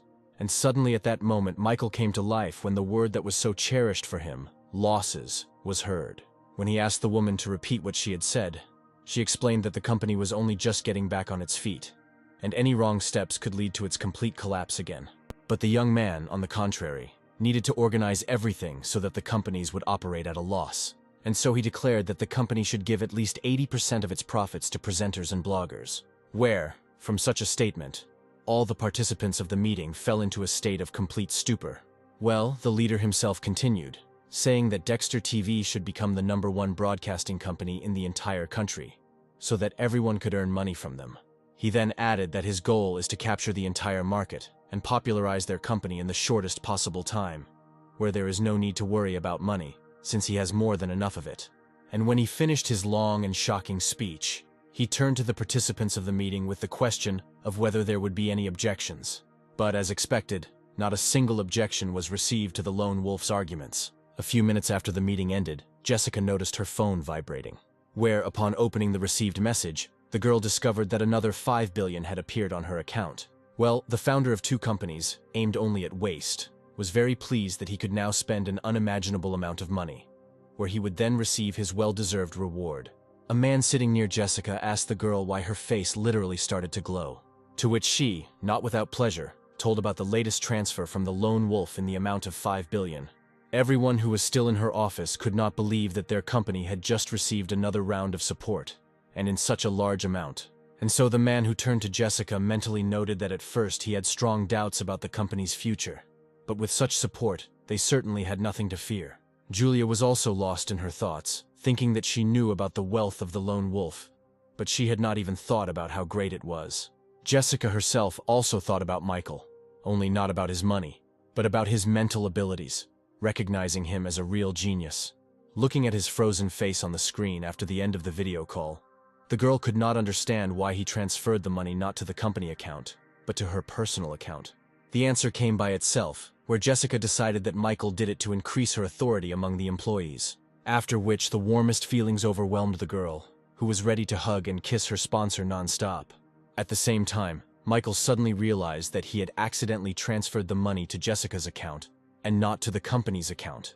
While he was thinking about how to explain all this to her, his phone beeped again, having read the message from the one to whom he transferred 5 billion, where she sincerely thanked her dear man. The young man could not understand what kind of outburst of tenderness this was. But in essence, this did not change anything, where Michael was only interested in this girl spending as much of his money as possible. Because once his minions spend a ton of money and destroy the business, they will rely on him even more. Jessica herself left her office and went to another part of the premises rented by her company, where the majority of employees worked. The girl loudly announced that their company had received new investments in the amount of 5 billion, which would become their main capital for development. To the delight of all employees, she announced a doubling of salaries, as well as quarterly bonuses, adding that Dexter TV should become #1 among competitors. Naturally, the workers were immensely inspired by such good news about the increase in wages, and therefore were ready to work without sparing themselves. Well, Jessica, watching people's reactions, mentally addressed Michael, saying that she would not disappoint him. As evening approached, the young man returned to his apartment, which, to his surprise, was empty. As Michael walked into the room, he noticed a small folded piece of paper on the table. It was a note from Angelica, who, citing urgent business, announced her absence, leaving the preparation of dinner to the guy himself. Having finished reading, the young man immediately noticed that this girl continued to play her secret game. After all, it was quite obvious here that at first she had shown constant concern for him for some time, to which he should have become accustomed, and now she had stepped aside so that the young man would experience discomfort from her absence. But at the same time, the guy noted that despite all these attempts to get him, he does not feel any negative emotions towards Angelica. Having settled comfortably on the sofa, the young man suddenly felt how calm he felt now. But after not staying in that position for even 5 minutes, Michael suddenly assumed a sitting position, deciding that he needed to visit his parents, and now he was already sitting on a high-speed train taking him to his small homeland, where he was exhausted from the heat and stuffiness. However, the railway did not deliver him directly to his home, where the young man had to travel the next part of the journey by bus. And so finally, he left the no less stuffy interior of the bus, noticing that before the road home seemed much shorter. The young man could only explain his feelings by the fact that his lifestyle had changed greatly recently, where he had become increasingly accustomed to comfort. However, today he could not make the entire journey in his luxury car, as his parents and everyone who knows him would immediately have a lot of questions. While Michael was walking, lost in his thoughts, his attention was drawn to a car that stopped nearby. Behind the wheel was one of Michael's former classmates, Spencer Fry, who asked whether his friend was still studying or had already found a job. When the young man replied that he was studying at university and had come home for the holidays, Spencer invited him to get into the car and talk. Once the young man was inside, he began to play the role of a poor guy who was very impressed with such an expensive car. This clearly flattered her owner, who noted that no one really needed her education, where his employment in the fish business brought in a very solid income. And while he continued to brag, Michael continued to pretend that he was very impressed with the achievements of his former classmate. Suddenly, the attention of the young people was drawn to a beautiful girl who appeared on the road. Michael literally stared at this beautiful creature, where the girl seemed very familiar to him, and so his memories moved to the distant school past, where in this beauty, the young man finally recognized his old friend Kiara Larson. Spencer, who also noticed the girl, could not help but notice that old man Larson's daughter was becoming more beautiful every year, and he was not at all averse to getting her for himself. Pressing the gas pedal, the young entrepreneur drove up to the lonely standing girl. Well, Kiara, through the lowered window, noticed Michael sitting in the passenger seat, and was very happy that he had returned. Well, Michael himself simply could not take his eyes off this charming girl, who possessed some special, natural, and very attractive beauty. And so he got out of the car and, as he had done many years ago, patted the girl on the head, asking if she had done her homework, to which Kiara indignantly responded that she had long since graduated from school and was no longer a little girl to be ruffled on the head. Here Spencer, who had also left the car, joined the conversation and immediately began to offer the girl to become his wife, where she would not need anything. But Kiara turned away and declared that the groom was not at all to her taste and was also overweight. But the guy did not give up, saying that he was even ready to lose weight to achieve his goal. The girl then stated that Spencer, who was older than both Kiara and Michael, was already too old for her. And while she was saying this, the system announced to Michael that a new object had been discovered, which, however, could not be tied to the owner, since it already had too high a location level. The young man was very upset that the system was unable to link a new object with which he could spend some more money. This beautiful girl seemed to Michael like a kind of precious stone, but the financially interested young man immediately decided that he simply needed to lower the level of the object's location, which he had already had to do before. And then he suddenly started to support Spencer's position, urging Kiara to think about his offer and not to play hard to get, since this guy had already reached great heights. And as Michael continued to elevate his comrade, the girl's favor immediately began to decline. Well, Spencer himself, who never expected such support, thanked the guy for his words. He noted to himself that education had definitely benefited him, as Michael had become very accommodating. Kiara couldn't believe what she heard from Michael, where the system gave him one message after another, informing the owner about the decrease in the level of the object's location, And finally, the girl's location reached 0, and the system announced the addition of a new object, which made the guy very happy. And the girl, upset by the young man's words, turned around and ran away with not very flattering words addressed to Michael. The young man mentally apologized to her, also mentally explaining his behavior by the fact that for completing the task with this object, he would receive a considerable amount of money in the form of reinforcement points and new skills. After saying goodbye to Spencer, Michael finally made it to his parents' house, where he couldn't understand why no one was answering his knock or opening the door. But then his attention was drawn to a neighbor who asked the guy to come to her. As the boy approached, the woman, whom everyone here called Aunt Laura, said that the boy had better go back to where he came from. Without understanding at all what the woman was telling him, the young man asked her to tell him what was going on. And Aunt Laura explained that Michael's father had run away, taking Kiara's mother with him. And after that, the boy's mother had apparently returned to her parents' house. The thing is that Michael's father and Kiara's mother were in love with each other since school. But Kiara's mother's parents were unhappy with Michael's father's financial situation, and so they married her off to a son of the Larson family. However, after Kiara was born, everyone around her noticed that she looked nothing like her father. Thomas Larser then ordered a DNA test, the results of which were disappointing for him. And just as he wanted to find Michael's father, he discovered that he had run away with his wife. This information shocked the young man so much that his face literally distorted, where the first thing he noticed was his family connection with Kiara. The woman who sat down next to the guy, who was crouched in amazement, confirmed that Kiara was Michael's half-sister. But then, a new terrifying thought struck the young man, where he himself had just led everything to the system connecting him with a new object, which turned out to be his sister. And so the young man began to slap himself in the face, in order to somehow punish himself for such vulgarity. Where Aunt Laura interpreted this in her own way, saying that the guy was not guilty of the sins of his parents. Having thanked the woman for everything, Michael turned around and went somewhere, where Laura shouted after him not to do anything stupid. Watching the young man leave, the woman noted that such a strong sense of responsibility for his parents' actions would definitely not benefit him in the future.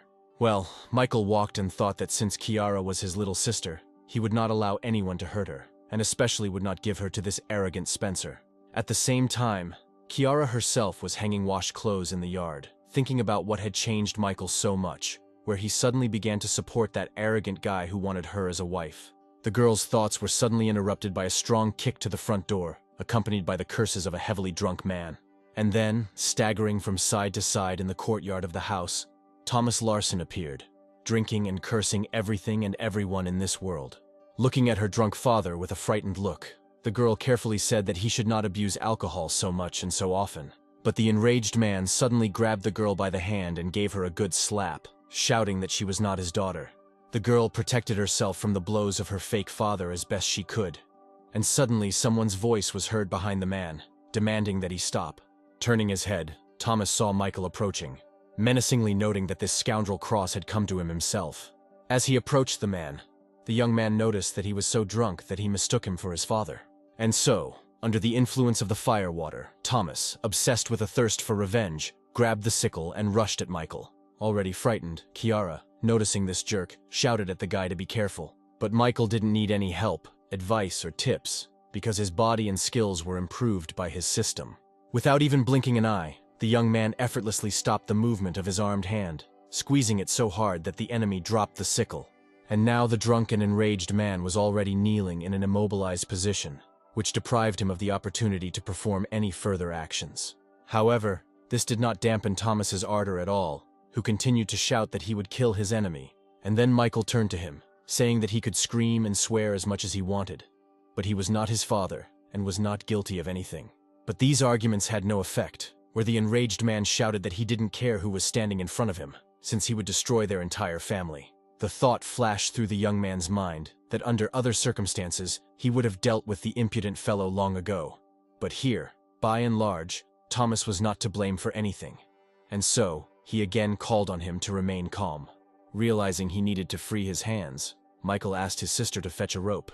While the girl was fulfilling his request, the young man dispersed all the onlookers who had gathered to gawk at what was happening. Where, going in different directions, everyone only discussed how professionally and quickly the guy immobilized an adult man. And so, when Thomas was already tied to the chair, Michael expressed his sympathy to him and apologized for what happened on behalf of his family. But the man was not going to forgive. saying that he had been led by the nose and cheated on for more than 20 years, which could not be forgiven. To this, Michael sadly said that the past cannot be returned or changed. But life does not end there, and his interlocutor could consider the issue of compensation for the harm and suffering caused. Laughing, Thomas said that he would be satisfied with compensation in the form where Michael would cut off one part of his body, the absence of which would not allow their filthy line to continue.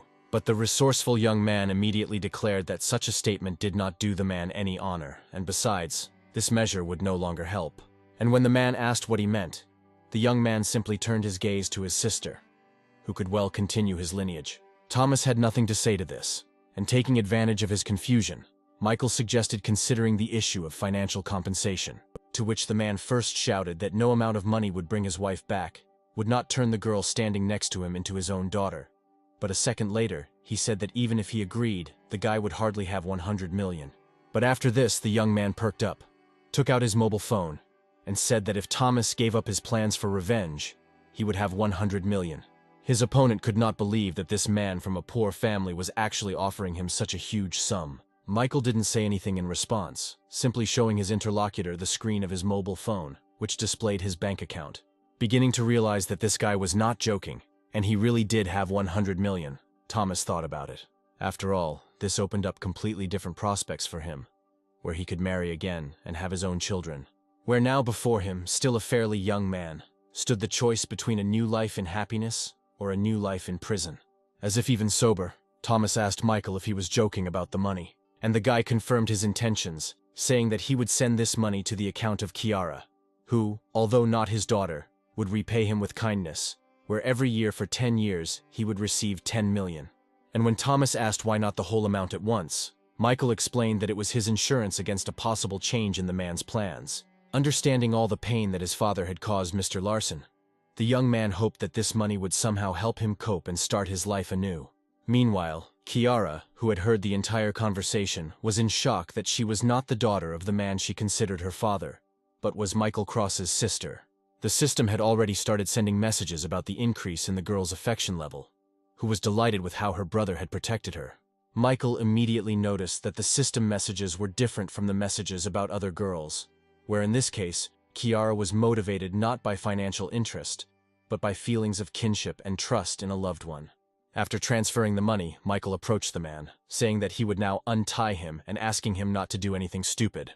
And when he finished freeing the prisoner, Kiara approached him and asked her brother for the opportunity to live with him, since she was afraid to stay in this house. Happy that he had a little sister, the young man of course gave his consent to live together, since he himself was planning to take the girl to his place. Adam's assistant reported to the gentleman that behind the pseudonym of the Lone Wolf, in fact, was hiding a university student named Michael Cross, who had never had anything outstanding in his family or life. This seemed strange to her, so she dug a little deeper, where she was able to find a medical report that was more than 20 years old. The son of the Calloway family sat and silently listened to everything that his charming assistant told him. Well, the girl continued, saying that according to this conclusion, Michael Cross's mother would never have been able to have children, and therefore this young man is not the child of this unremarkable family. When the girl finished her report, Adam, who was clearly very skeptical, asked her if this was all she had managed to find out about this guy, to which his assistant confusedly confirmed what the boss had said. And suddenly the man, suddenly overcome with a feeling of rage, jumped up from his seat and hit his assistant right in the face. He called the girl who fell to the floor nothing more than trash, who was unable to obtain any meaningful information, where he was not at all interested in the fact that the lone wolf was not the son of his parents. Looming over the defenseless girl in front of him, Adam menacingly declared that he was interested in where this guy got all that money and who was covering for him. Ready to obey the man in everything, his assistant declared that she would carry out the order at any cost, and the ruthless gentleman reminded the girl that she owed everything to his family. But at the same time, she was not the only one, and finding a replacement for her would not be difficult. And so he let his assistant go, ordering her to keep him constantly informed of events. As Michael approached the shower, he told his sister that he had brought a towel and some clean clothes left by his mother, which he would leave at the door. The girl, taking a nice hot shower, thanked the young man for his attention and care. Exposing her beautiful face to the warm streams of water, the girl thought about how she was no longer needed by anyone, neither her father nor her mother. However, now she has an overly rich brother, whose wealth raises a lot of questions, as his family are fruit merchants. As she turned off the water, Kiara thought that if this guy who had treated her so well had gone down the wrong path in pursuit of money, then she should help him. Meanwhile, Michael, once again unable to get through to either his mother or father, sat and thought about how his exemplary parents had run away, leaving him with a lot of problems. Then Kiara came out of the shower and told her brother that she had finished her water procedures. While she was drying her hair, Michael looked into her clear and beautiful eyes, which attracted him greatly. Having shown the girl the place where she would sleep, the young man was about to go to his room, but the girl unexpectedly grabbed him by the clothes. In a timid voice, she asked her little brother to spend the night with her in the same room, where she was even willing to settle on the floor. Looking at the girl and exhaling heavily, Michael agreed to fulfill her request, deciding that it was normal for brother and sister to sleep almost together. Having already settled down on the bed, the young man still could not believe that he had a younger sister. The next day, Catherine, accompanied by bodyguards and company employees, had already arrived at the place where the company was buying land. When she left the train carriage, she immediately noticed that she found herself in some kind of backwater. The girl was met by a man who introduced himself as a representative of the administration of their town and greeted the guest. Having thanked him for the warm welcome, the actress headed to the car prepared for her. And so, very soon the girl arrived at a plot of land where heavy machinery had already begun to work. The man accompanying her reported that the development of new company lands had already begun in this area. Meanwhile, a man standing in the crowd took out his mobile phone and called the person who had sent him to control the situation. David McEnroy was not without joy when he heard the report that the company had already begun to develop the land. Having finished the conversation, the man turned to his assistant, ordering him to begin implementing their plan and buy out the neighboring lands at an inflated price. As the man with glasses walked away, the calculating man mentally addressed the lone wolf, saying that he did not want to cross his path at all, but simply saw a way to make a little money. Meanwhile, the assistant to the head of the McEnroy family, having left the boss's office, took out his phone and made just one call. But after this call, a real chain reaction followed, where some people called each other passing on important information and reporting that they were already sending their people to buy land. Meanwhile, Michael sat in the watermelon patch, noting that his parents had abandoned the entire harvest. It was here that he received a call from Catherine, who told him the sad news that all the land they were going to buy had suddenly skyrocketed in price. However, for the young man this was not bad news, as it opened up the prospect of spending even more money, where his interlocutor decided that he had not heard what she had said, calling it very good news. And Michael corrected what he said a little, explaining that he simply meant that he could easily deal with this problem. But suddenly, when he tried to transfer money to Katrin, he received a message from the system that this operation could not be carried out. He tried to do it again, but the system again refused, saying that the owner had his own benefit from the activities of the film company, and therefore was suspected of money laundering. Having started looking for a way out of the current situation, the young man found nothing better than to transfer money through his beloved sister, where Kiara, noticing her brother's gaze, asked him who he was talking to now, to which the young man explained that he had spoken with actress Catherine Sullivan, with whom he is not in a romantic relationship. However, the girl did not believe the young man's words, believing that he was aiming far above his head, despite the fact that he was not at all poor. Picking up the theme, Michael noted that the film company was buying up land in their city, where they could now make good money from it. Kiara was interested in how one could make money from land in an unpopular town like theirs, to which the young man explained that there was a lot of land in their city, which his little sister could buy and then receive income from the fact that the film company would use it. Assessing the prospects, the girl thought that even though Michael was now providing for her completely, she should think about the future. And now she has already agreed to the proposal, saying that she will immediately talk to the head of the city. And Michael himself, watching his sister, thought that it would be nice to have such a wife and settle here, far from the bustle of the city. While he was lost in his fantasies, many expensive luxury cars began to stop right in front of him, and then a girl who appeared from one of them noted that this was the first time she had found herself in such a wilderness. Seeing a young man in front of her, the girl approached him and asked if he was Michael Cross. When the young man confirmed his identity, the girl introduced herself as Elizabeth Carson, but the young man did not at all understand what this girl meant when she said that they had not met for the first time. Unable to remember the circumstances of their first meeting, Michael said the girl must have been mistaken, to which the clearly upset girl capriciously stated that their first meeting took place at a car show, where she was in the company of her brother. Recalling that day, the young man noticed that there really was some girl with Patrick, and Elizabeth, watching the young man's thought process, thought that the lone wolf's reputation as a ladies' man was definitely not confirmed, because he didn't even pay attention to her. And so Michael asked the guest what brought her here, to which the girl matter-of-factly asked whether a lone wolf always talks about business in the middle of the street. After thinking for a moment, the young man decided that the neighbors really didn't need to know about his affairs, and then he invited everyone to follow him to his parents' house. When the young people had disappeared from prying eyes and ears, Michael again asked the girl to tell him about the purpose of her visit, to which the charming girl expressed the assumption that the lone wolf was clearly planning to make some good money, which only made the young man laugh, who was only focused on spending as much as possible. But the categorically minded Elizabeth immediately declared that he could deceive others, but not her. And then she recalled that loud statement by Catherine about the unthinkable amount of investment. But the company is headed by an actress who knows absolutely nothing about running a business. But now that everyone has started buying up land here, the secret plans of the lone wolf are becoming clear, where this is definitely some kind of deceptive maneuver. After mentally laughing at how cool he seemed in the eyes of this girl, Michael asked her how his plans could concern Elizabeth. And the girl looked intently at this strange young man, who continued to remain calm even when his plan was revealed.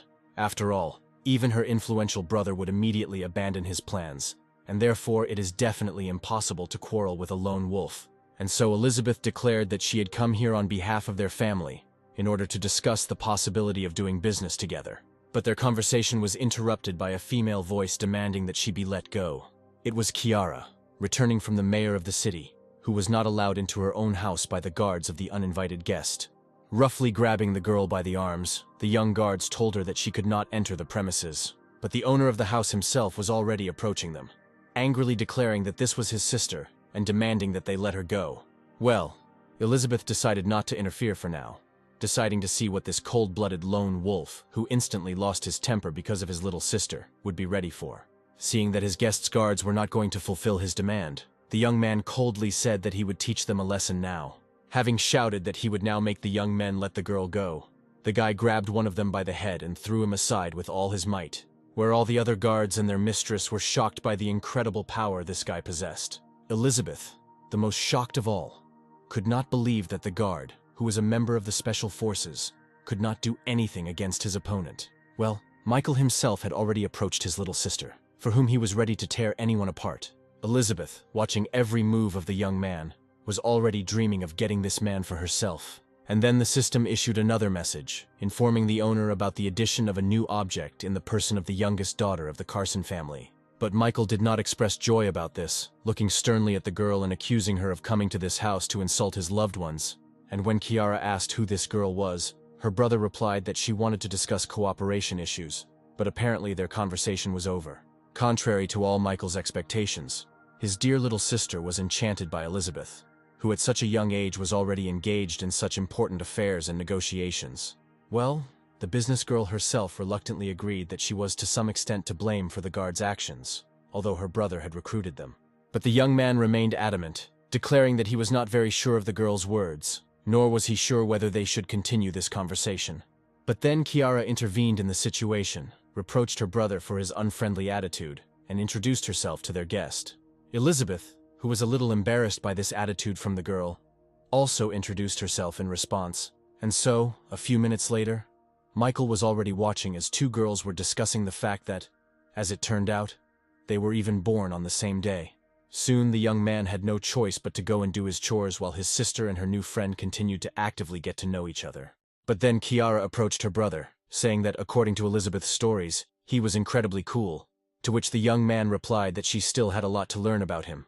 The system announced an increase in the level of affection between the sister and her brother, and she herself was already sitting next to him, ready to listen to new details from the original source. Watching her relatives, Elizabeth noticed to herself that this guy and his sister had a very warm relationship. And with such a huge fortune, this young man lives in some remote place and just sits in the yard sorting through bean pods. The girl could not believe that such men even existed. And the system was already announcing to Michael an increase in his level of favor and a second new object. The young man responded to Elizabeth's request to spend the night with a categorical refusal, saying that their relationship was purely business. But she insisted, saying that she really wanted to experience life outside the big city, and that only two people lived in such a big house. Here, Kiara also joined in the persuasion, asking to allow her new friend to stay for a few days. About to say something categorically negative, the young man turned his head and immediately met those pure and innocent eyes. And so his positions were captured, where he told the girls that they could do whatever their hearts desired, which made them immensely happy. The young man thought to himself that he would show this impudent girl all the delights of life in a country house, where she herself would soon run away from here. Well, Elizabeth noticed that everything was going very well for her, where she now had a chance to observe this mysterious character. Lying in his room, Michael couldn't fall asleep, listening to his sister's voice, who admired her friend's outfits. Turning on his side, the young man also thought about how cooperation with the Carson family could be useful, where with their help, he could always remain in the shadows. Hiding from the squeals and girls' laughter with a pillow, Michael thought about how his older brother had let Elizabeth go to some unknown man, not knowing what he could do to her. An excessively loud noise coming from outside the window made the young man literally jump up in his bed. And when he came out of his room, Elizabeth met him and wished him good morning.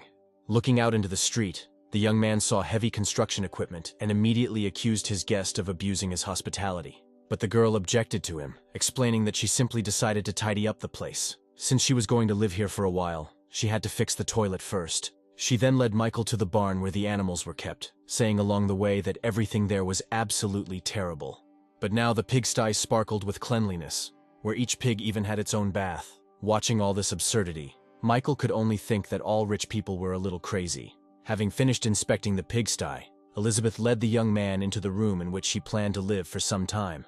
And when the door opened, Michael saw that innovation had touched this room as well, in the corner of which he noticed his little sister, Kiara, who greeted her brother joyfully, immediately declared that their guest was simply some kind of incredible person. To which the young man replied without any enthusiasm that the main thing for him was that his little sister was happy. Well, his guest had already told him that all the materials used were environmentally friendly, after which she informed the owner of the house about the further changes she was planning. Michael understood that any resistance in this case was useless, and only mentally stated that if his parents returned, he would definitely not recognize his home. Watching the two young girls, he also noticed that he had returned here to relax, but instead, he would apparently work as a nanny. Meanwhile, one of the guards on the street reported to the gentleman that everything was going according to plan, where the young miss had already settled in the house, and the lone wolf was not at all against cooperation. To which Patrick Carson instructed his man to report to him about everything that was happening and to take good care of his sister. When he finished speaking, a female voice coming from behind him asked if everything was okay. Turning to face his interlocutor, Patrick replied that it couldn't have been better, since a lone wolf doesn't miss a single skirt. And Victoria Melton, standing next to him, noticed the high determination of her interlocutor, who did not hesitate to use his sister as bait. And now they were already discussing together that after the unification of the Carson and Calloway families, this dissolute lone wolf would not have the most enviable end. And so the girl said that since everything was going according to plan, it was time for her to enter the active phase of the game and fulfill her role. And just as she decided to leave the young man, he suddenly stopped her movement, asking where she was going in such a hurry, and whether she really didn't like the wine. To which Victoria replied that the wine was more than fine, but its taste would be much sweeter when they celebrated the victory. And so, moving along the corridor, the girl thought that if Mr. Lone Wolf was even half the same as her recent interlocutor, then he would definitely not be able to escape her charms of seduction. The people gathered at the Cross family home were actively discussing the fact that Michael had suddenly started living with the Larson family's daughter. But then the gates opened and everyone saw Michael himself coming out into the street, but only accompanied by a completely different girl. Standing next to him, Spencer was extremely unhappy that this guy was getting all the female attention. But then he turned to his former classmate, asking if he wanted to go out into the city in the evening and relax a little in a cafe. Turning to his interlocutor, the young man asked what the reason was for this, to which Spencer explained that something like a reunion of their school alumni was expected. Seeing no reason to refuse this guy, the young man agreed to go to the meeting, saying that he had plenty of free time. To himself, the young man thought that these meetings were usually created in order to brag about one's achievements to another. Having finished the dialogue, Michael and his companion continued on their way, and soon found themselves in the middle of a cornfield. Asking her companion why they had come here, Elizabeth mentally hoped that he would not do anything indecent to her away from people. It seemed to her that Michael had brought her here for a reason and had some secret, vulgar intention. She imagined the most terrible pictures when she heard the young man's words that she stayed to live with him of her own free will, just as she came here with him today also without coercion. The girl was already prepared for the worst when suddenly Michael threw her a basket, telling her to fill it with corn cobs. It was a complete failure, where Elizabeth never expected to hear something like this. Picking off one ear after another, the girl was very happy that she was finally seeing that same corn appear from the cans, and her companion gloated, thinking that now this soft-handed girl would definitely curse everything in the world. But Elizabeth did not at all give up on the work, which she liked more and more. Having finished with the corn, the young people switched to harvesting beets, where the next step for them was the need to wash the vegetables they had collected from the ground. While Michael was busy washing, Elizabeth, sitting on the stones, noted that life in the countryside was very interesting, and she no longer wanted to study and return to the city. Where after these words, the young man noted that his plan should have worked a little differently. Suddenly, the attention of the young people was attracted by a female voice calling for someone to help. Turning around, both Michael and his guest saw a girl trying to escape from the strong young men. Running for her life and oblivious to what might be beneath her feet, the victim of the attack tripped over a rock and hit the ground with great force. The men who quickly appeared nearby laughed at the girl's pose and sarcastically asked her why she had stopped running away. The girl tearfully begged to let her go when one of the pursuers had already approached and put his hand right on her head. Roughly grabbing her by the hair, the man told her that she should be a good girl and follow them. But then someone's voice behind them demanded that they let the poor girl go. It was an enraged Elizabeth, who called unworthy men the most humiliating names, which she accompanied with obscene gestures. Watching the girl, Michael chuckled, noting that she certainly had plenty of courage, since she didn't have a single guard with her. After which the young man turned his attention to his pursuers, where he immediately found it strange that he had witnessed this scene when he had finished work and left the cornfield. Nevertheless, he decided to intervene, telling the attackers that it was time for them to run wherever their eyes looked. This, however, did not please their probable leader at all, who angrily asked the guy who he was and why he was meddling in something that was none of his business. However, the young man did not engage in long dialogues, where after a few seconds the entire company was already resting unconscious on the ground. Elizabeth was truly fascinated by the way Michael dealt with these scoundrels, where the system did not have time to issue messages about increasing the level of favor.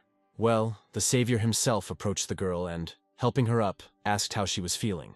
Using her feminine charms in the role of the victim, the girl introduced herself and thanked the young man for his help, saying that she would certainly repay him. The young man was very surprised at how beautiful a girl who needed help could be. Well, his impeccable system immediately announced the addition of a new object, but the most interesting thing was what benefits were promised by reaching a certain level of disposition, where, among other things, there was a huge number of the most diverse skills. But Michael not only wondered who this girl was that was giving so many skills, but also why the favorability was a whole -80 points. He immediately remembered Melanie, who also sank into a deep negative attitude towards him, but even she did not hate him so much. At the same time, thanks to the system, the young man understood that this girl could pretend as much as she wanted, but he already knew that she had appeared here for a reason. Then Elizabeth approached Victoria and asked the girl why these guys were following her. To this, the victim explained that she simply owed them a large sum of money, and so she told her fictitious story, in which her father spent his entire life in prison, and her mother at some point became very ill.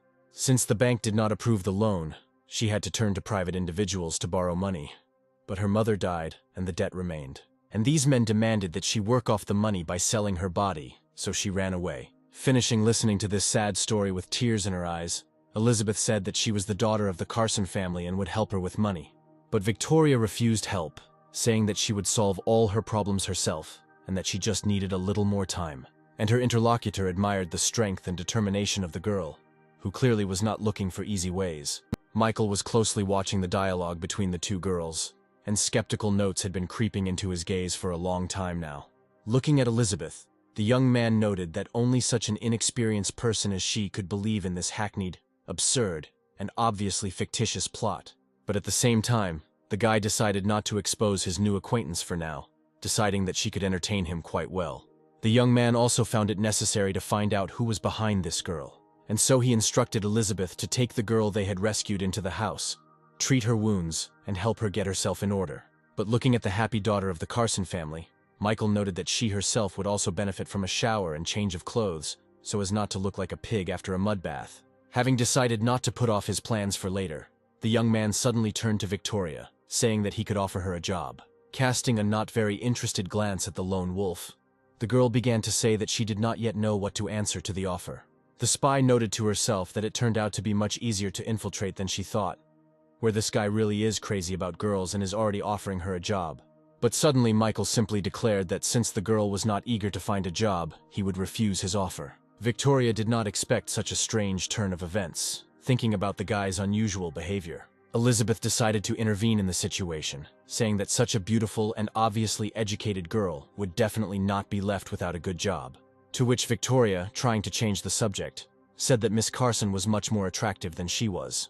Elizabeth appreciated the compliment, saying that the girl certainly knew how to communicate, unlike those who called her a pig. Well, the spy continued to shower her with compliments, saying that her protector also had a very broad soul. But inside the girl there was anxiety, where she understood perfectly well that the lone wolf was carried away by her. But for some reason he did not develop events, where it could be because of a stranger nearby. But Elizabeth said that since Michael wouldn't take the girl, then she would find a job for her. However, this prospect did not suit Victoria at all, whose task was to get closer to the lone wolf, and she cursed the girl who stuck her nose where it wasn't her business. When they returned home, the girl's security guards surrounded the victim, vying with each other to say that now the master was at least taking them all away because they had not been paying attention. But the true representative of the Carson family immediately became indignant, shouting that her brother would definitely find out how they had confused her with a completely different person. And so the whole crowd of men tearfully begged for forgiveness, where the dirt on the girls' faces prevented them from accurately establishing the identity of the lady. Meanwhile, Michael's sister had already managed to assess the appearance of their new guest, immediately noticing how beautiful she was. Kiara was very flattered that so many beautiful girls were hanging around her brother, where it was obvious that her new friend Elizabeth was also starting to feel interested in Michael. Here the girl's attention was drawn to the object of her thoughts, who asked how she spends her time. Without answering the question, Kiara threw herself into her brother's arms, declaring that he was incredibly cool, since he had literally found himself 2 brides in just one day. And not only Michael himself tried to refute what she had been told, but also his 2 so-called brides, who unanimously declared that they had not even intended to do this. But the girl did not listen to anyone, where she was absolutely convinced that the girls were deceiving themselves. Soon Elizabeth brought a first aid kit, offering to help her new friend treat the wounds. Victoria tried to refuse help, but the girl insisted, and the spy had no choice but to start exposing her injured areas.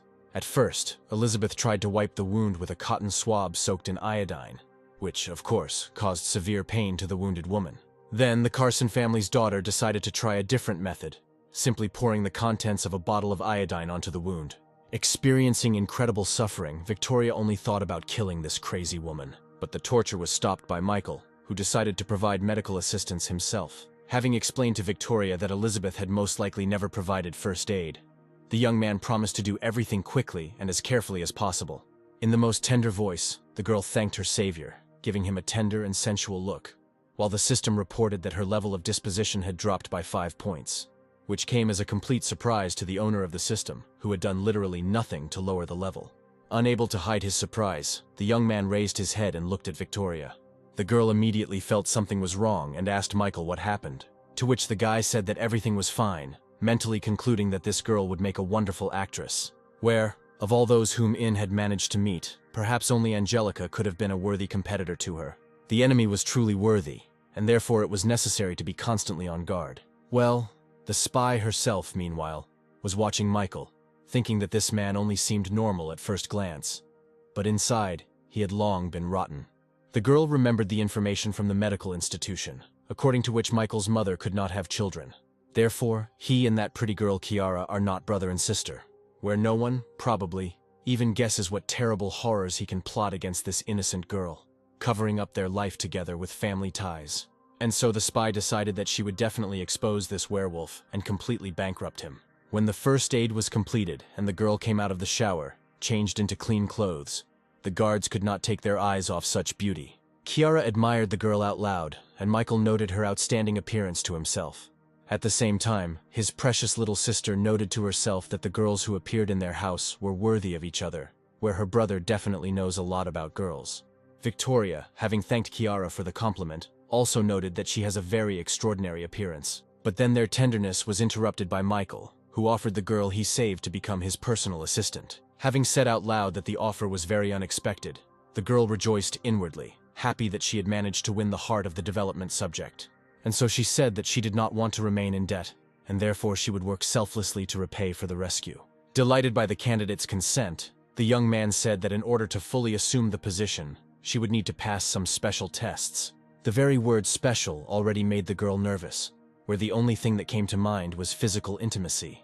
And now the girl's guesses began to find confirmation, where Michael told her to follow him. As Victoria walked up the stairs, she thought that everything was moving too fast, but she had to go through this to become a trusted person. From a very early age, she was chosen by the family she served and underwent many of the most grueling trainings. And everything she had to go through over the years was only for the sake of loyalty to the Calloway family. And so now the girl was ready to give herself entirely, no matter what this dirty pervert would come up with. When they were alone, Victoria dared to ask what task the gentleman had prepared for her, to which he asked to provide him with the girl's bank account number. Thinking that this was the way a lone wolf decided to find out her information and passed, the girl took out a mobile phone from a hidden place on her body. She had nothing to fear, since before this mission, all the information about her life had been corrected and replaced with false information. But then something happened that she could not have expected, where the spy was informed about the receipt of 100 million into her account. Now she couldn't understand what all this meant, where this money could be a test, or allocated for current expenses. Finally, Michael explained that the girl's task was to spend 100 million in 24 hours, and if after 24 hours her balance was zero, then the test would be considered passed. Victoria was shocked again, not understanding how 100 million could be spoken of as $10. However, the lone wolf was not a simple man, and could not do anything without some hidden meaning. Michael's behavior was so out of the ordinary that the spy could not get her thoughts in order, not understanding at all what she should do. But then the young man began to move away, saying that tomorrow he was expecting the results of the work done. Turning around for a second, the young man added that the girl should not tell anyone about this task, otherwise the mission would be considered a failure. In his mind, the guy noted that some 100 million confused the girl, and his personal assistant should not pay attention even to 100 billion. Hearing footsteps behind her, Kiara turned around sharply and saw her beloved brother. She, of course, wanted to know what task he had given their guest, but Michael immediately stated that this information did not concern the children. Switching the conversation to business, the young man asked his sister how things were with the land, to which she explained that they just needed to find those who wanted to sell it. After which the curious girl asked Michael where he was going, and while he was answering the girl, Victoria thought about what she had just heard about buying land. After all, it was definitely somehow connected with the project to create the largest film company, and then it dawned on her that the purchase of land in the north was just a deceptive maneuver, where he was preparing to buy up all the land at bargain prices in the south. In this way, he will sow real chaos in the world of real estate, where many people will lose their money and businesses by committing suicide. Pleased with herself, Victoria mentally concluded that this time the lone wolf's plans would not work out, since two powerful families had united against him. Meanwhile, Kiara begged her brother to take her to the city, and when the young man asked for what purpose, she modestly explained that she really wanted to buy some new things. Michael immediately realized that this was the influence of Elizabeth, whose clothes his sister saw, and of course, also wanted to expand her wardrobe. The young man saw no problem with spending money and allowed the girl to go with him, saying that he would pay for everything. But then the attention of the brother and sister was drawn to the appearance behind them of the daughter of the Carson family, who said that she also wanted to go to the city with them. Looking at the girl, Michael decided that it was quite possible to take her too, which would only increase his expenses. And now he had already switched his attention to Victoria, thinking about taking her with him too. And so the girls, overwhelmed with emotion, ran out of the car and headed towards the first shop. Michael approached the spy who remained in the car and told her to come with them. And when the girl asked, he explained that she should carry his sister's purchases, since he had hired her as a personal assistant after all. And so the young man, in the company of 3 beautiful girls, was already walking through the shopping center, urging his little sister to buy everything she liked. The still very shy girl looked at herself in the mirror, trying on one dress and then another. Noticing that his little sister liked something, Michael immediately noted that it suited her very well. And now he called the seller, saying that they were buying both of these dresses. In the handbag department, the young man couldn't help but notice that his little sister had excellent taste. And now he was demanding that each option be brought in 2 colors, saying that he was buying everything. And so it continued in every department that his dear little sister was brought to. At some point, Kiara stopped her brother, saying that they had bought so much that they would not be able to carry it for several years. Michael tried to justify himself by saying that despite all the purchases they had in their hands, they didn't have a single bag, to which his sister immediately recalled that Victoria was the one carrying all the bags.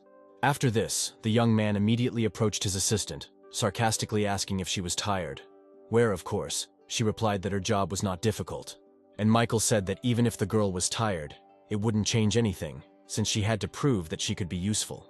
While Victoria was mentally telling herself to remain silent and patient, the young man gave the order to take all the things home, since they had an event planned. While accepting the boss's order, the girl only thought to herself that the moment would come when she would be able to deal with this impudent fellow. Two guys standing near a cafe were quite surprised when a car similar to the one they had only seen on TV stopped next to them. The door opened, and two indescribable beauties came out onto the street, who instantly won the hearts of the guys. But then, following the girls, a young man came out of the car, who seemed very familiar to the guys. Coming closer, Michael smiled and greeted his former classmates. Having recognized the guy, the young people were shocked that it was he who arrived in this expensive car and in the company of such beauties. But then someone's arrogant voice pointed out that this luxury car did not belong to Michael. It was Spencer, who immediately reproached the young man for trying to create the appearance of wealth in front of his comrades by renting this car. Listening to everything Spencer said, Michael could only sigh heavily, where he couldn't just go and show everyone his true wealth. Here, another character entered the conversation and said that there was no need to pounce on a person who just decided to play a little. Turning around, Michael immediately recognized another of his classmates, Andrew, who was always getting into trouble at school. And now this much better-looking young man was immediately surrounded from all sides, surprised at how much he had changed. Of course, Spencer was the one who showered the official's son with compliments the most, while Andrew himself, listening to him, pretended to be modest. But then the young man's gaze stopped on the two beautiful creatures who accompanied Michael. When Andrew asked to introduce the girls to him, Michael started with Kiara, explaining that she was his little sister. After which the young man introduced Elizabeth as his sister's best friend. And when Michael asked whether the guys would mind these girls joining their company, he, of course, did not hear a single objection. While Michael and his companions were heading inside the cafe, Andrew, who was walking behind them, was thinking about which of them to choose for himself, or whether he should take possession of both of them at once. However, the young man immediately noticed that this scoundrel had his eye on his sister and was ready to repel attacks. Soon, a luxurious table was set, and everyone who had gathered for the meeting today took their seats at it. Turning to Michael, Andrew asked about his plans after he graduated from university, to which the young man, who was most interested in the food here, explained that he hadn't really thought about it yet. To himself, he thought that his occupation of spending a lot of money on women would not be the worst thing even after graduation. But at the same time, the young man noted that such a monotonous life could soon become very boring to him. And so he, pouring himself some water, said that it was possible to go on a trip, since he did not want to waste his life going to work. To this, his interlocutor said that money would be needed for travel, and therefore he was ready to offer the guy a job in his company, where he is ready to put him in a position with a salary of $5,000 a month. After these words, Elizabeth, who was taking a sip, choked hard and spat out everything she had tried to swallow. Using a napkin, the girl apologized, saying that the water had gone down the wrong throat, after which she thought that offering a lone wolf a job and $5,000 a month was incredible stupidity. Michael thanked his interlocutor for such a generous offer, which he refused, explaining that he did not want to work at all. Laughing, Andrew took the boy's position, saying that everyone has their own plans for life. Here, one of the girls present at the meeting asked the guy what kind of business he had, to which Andrew explained that he owned a small construction company, which was a natural extension of his passion for architecture. At this point, Spencer entered the conversation, noting that the construction industry was currently undergoing major changes due to the well-known lone wolf, where Andrew's business was definitely expected to take off. Upon hearing the mention of the lone wolf, one of the girls immediately perked up, asking if the owner of the construction company knew this rich man, to which Andrew immediately stated that, of course, he had met this guy a couple of times and had coffee while discussing joint projects. Where immediately after these words, everyone present unanimously began to declare that he was very lucky, and his future was definitely secured from such a partnership. And while all these discussions were going on, the lone wolf himself sat trying to hold inside himself everything that he had managed to eat. The guy who claimed to be acquainted with the lone wolf could not even imagine what a clown he now looked like in the eyes of some of those present, and then he noticed how one of the girls who came with Michael was looking at him and laughing. Deciding that she simply liked him, Andrew turned to Elizabeth, asking why she was smiling so mysteriously. Of course, the girl did not name the real reason for her laughter, simply saying that she remembered a funny incident from life. Then, turning her attention to Michael, who had decided to try to stuff another piece of meat into himself. The daughter of the Carson family noted that a man of such stature would not even pay attention to a buffoon like this Andrew. But then she grinned, deciding that if the lone wolf himself wasn't interested in bringing this guy down, then she certainly wouldn't miss her chance. Not knowing the girl's thoughts, Michael was a little embarrassed when he saw her looking at him with a smile that definitely did not bode well. After some time, Andrew, believing in himself, his strength and his attractiveness, approached Elizabeth with a proposal to exchange contacts, and when the girl coldly asked him why he needed it, the young man explained in a sweet voice that he simply wanted to get to know her better. In response, Elizabeth asked the admirer why he even thought he was worthy of her attention. The viewers watching the events unfold mentally noted that the girl was treating the guy extremely harshly. However, the young man was not going to back down just like that, declaring that the girl had too high an opinion of herself, to which he immediately received the answer that she did not have as high an opinion as the guy himself, who clearly overestimated his strength and capabilities. This statement deeply offended Andrew, who was about to say something completely unpleasant in response. But his impulse was stopped by the appearance of the manager of the establishment where they had dined that day. The young man was greatly surprised by the appearance of the manager, who was deigning to give his personal attention to very rare and most important guests, to whom even Andrew's father did not belong. And so this high-ranking man bowed to the young girl, asking for forgiveness for the fact that they did not prepare everything in advance, since they did not know that the lady would arrive in their small town. Elizabeth, saying that no apology was necessary, since she herself did not know that she would be dining there, dismissed the man.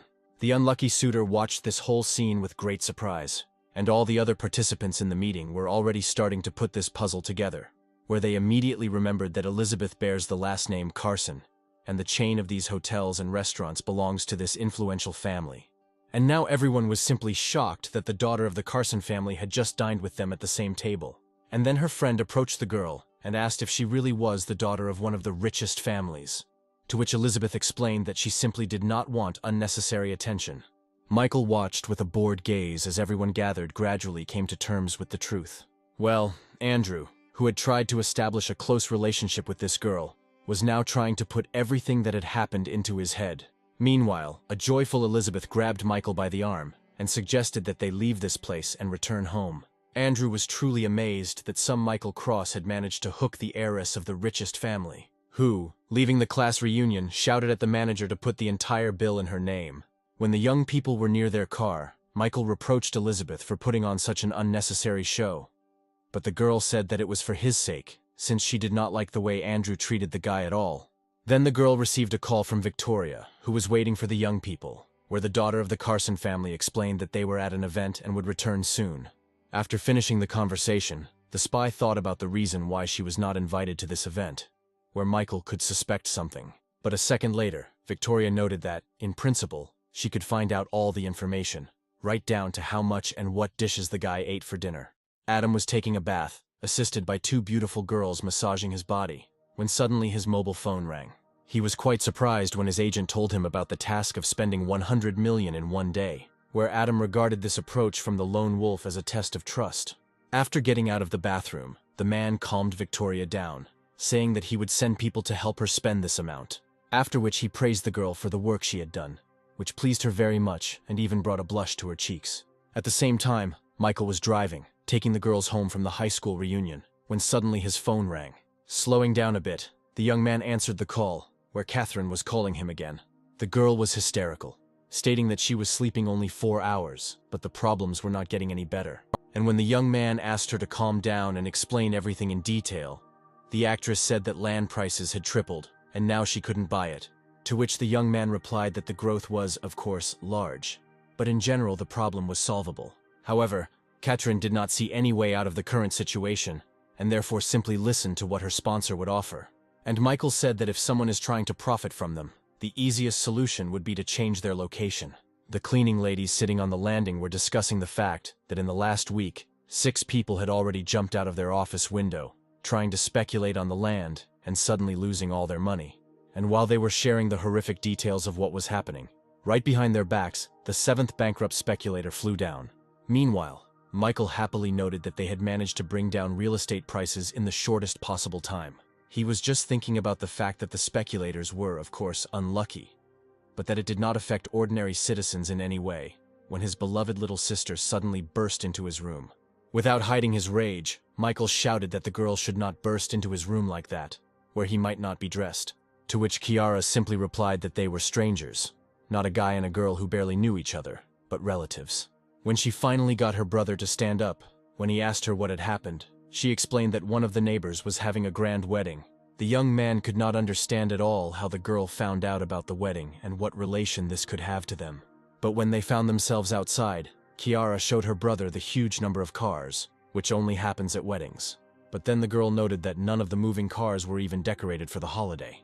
Well, the next surprise was that this whole line of luxury cars suddenly turned towards their house. When the cars stopped, Victoria appeared from the first one, unloading some kind of bag and placing it next to her. Turning to Michael, who was nearby, the girl reported in a satisfied voice that the task he had set for her had been completed. Pointing to the parked cars, the spy said there were 10 very expensive luxury cars there. She then introduced the numerous staff she had hired who would take care of all the housework and chores. And finally, moving the bag to Michael's feet, Victoria added that these were documents for 100 properties she had purchased. The young man could not believe that this girl had managed to acquire such a huge amount of real estate in one day. However, without showing his emotions, the young man asked in whose name all the purchases were registered. To this, the girl, not without pleasure, stated that she had founded a company called Photon, to which she had made all the purchases. And so, handing the young man a package of documents, the spy added that all he had to do was sign all these documents to gain full rights. Pretending to study the documents he had received, the young man noted to himself that the girl was very capable, where in just one day she had managed to found a company, which clearly indicated that she had received help. And so, having said that they would talk about the documents later, Michael asked Victoria to follow him. Having started moving, the girl was worried that her employer might suspect something, since it would really be impossible for her to cope with such a task alone. When they were alone, Michael asked the girl if she knew why he had secluded himself with her, and when she replied that she had no idea about it, the young man turned around and, holding out a folder with documents, said that she would become the owner of the company she founded and all its assets, which of course confused the girl, where she began to stutter that she was not worthy of such an honor. But the young man interrupted her speech, saying that she was clearly underestimating herself. But when his interlocutor asked him to explain why she had been given such an honor, Michael suddenly declared that he simply liked her very much. Playing her role wonderfully, the girl portrayed strong embarrassment, closely bordering on pleasant emotions that every girl would experience when a man expresses his sympathy. Well, Michael, who was playing his game, immediately approached Victoria, saying that he was ready to give her 100 million and 1,000 times more. Taking timid steps back, Victoria said that her boss must be joking, since they had known each other for no more than 2 days. But then Michael made a very compelling argument, saying that he would never trust 100 million and give the company to someone he doesn't have any feelings for. Meanwhile, the girl ran out of room to retreat and her back was pressed against the wall. And when she tried to object again, the young man suddenly hit the wall with his palm, saying that she could accept his feelings as love at first sight. Soon the young man's second hand was on the wall, surrounding the defenseless girl, where immediately after this gesture, Michael announced that she was now appointed to the position of his assistant. But then, abruptly removing his hands, Michael declared that the girl had passed all his tests. When the guy was far enough away from her, Victoria breathed a sigh of relief, as she had already managed to think that he would now force her into physical intimacy. At that very moment, the girl was distracted by the signal of her mobile phone, which, as usual, was in one of her intimate places. When Victoria read the message informing her that 1 billion had been credited, she immediately asked her boss to explain what it all meant, to which Michael cheerfully replied that this was the next task for his new personal assistant, where she had to spend this billion in a week.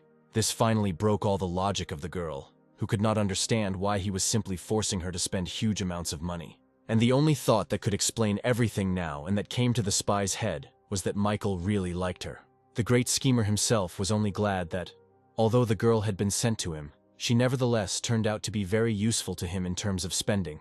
He was also very interested in when this actress would start doing what she had infiltrated for. Victoria herself drove away thoughts that Michael might like her, remembering her loyalty to the Calloway family. She immediately decided that this billion was simply an attempt to buy her, which she, like everyone else, would definitely not fall for. Out loud, she thanked her boss in the most tender voice for such generosity, saying that she would do everything to live up to his expectations. After such words and reaction, the young man turned to the system, where he saw the same 85 points. And looking at the girl's face, whose facial expressions were completely inconsistent with her actual attitude. Michael noticed that it would be very difficult to win her over to his side. And so he, continuing to move, threw in one last thing that she was free to do with the money, whatever she considered necessary in order to spend it down to the last cent. And Victoria was very surprised that her boss just gave her $1 billion and left her company without asking for anything in return. A minute after these events, Diana was already talking to Michael, asking him where he was, expressing her desire to meet. Not knowing what to do with herself, Diana picked up her mobile phone and called Melanie, suggesting that they meet and spend time together over the weekend. But she refused her friend, saying that after being promoted to deputy director, she had to get involved in a lot of things, and therefore she was forced to work on weekends too. Plus, their entire team developing and implementing the new app works overtime and on weekends, where she can't leave them. And so the upset girl had no choice but to state that they would be able to see each other some other time. Diana made her next call to Jessica, asking about her plans for the weekend, but she too turned out to be busy, where she was already preparing for a weekend trip to another city to participate in an industry summit. Having said goodbye to her friend until next time, Diana didn't know who else to call or what to do with herself. Looking at her phone, the girl came to the thought that she could call Michael, where he himself, in all likelihood, would never call her. And now the girl was already telling the young man that she would like to meet him. Michael was standing at the entrance to his house when another super luxury car pulled up right behind him. Everyone who periodically came to his house to observe was amazed when they saw the car from the cover of magazines. But people were even more amazed when a stunning girl emerged from the interior of this insanely expensive car. And now she has already approached Michael, who met her with another watermelon in his hands. Saying that this was no place for talking, the young man invited his guest to come into the house. Spencer, who was nearby, literally tore his hair out when he realized that another hottie had come to visit his former classmate. He considered himself much more handsome and better than Michael, believing that all the beauties should stick to him, which Michael himself found quite funny. When the gates closed behind the young people, the girl suddenly slowed down and stopped. Diana lowered her head and a tear immediately rolled down her cheek.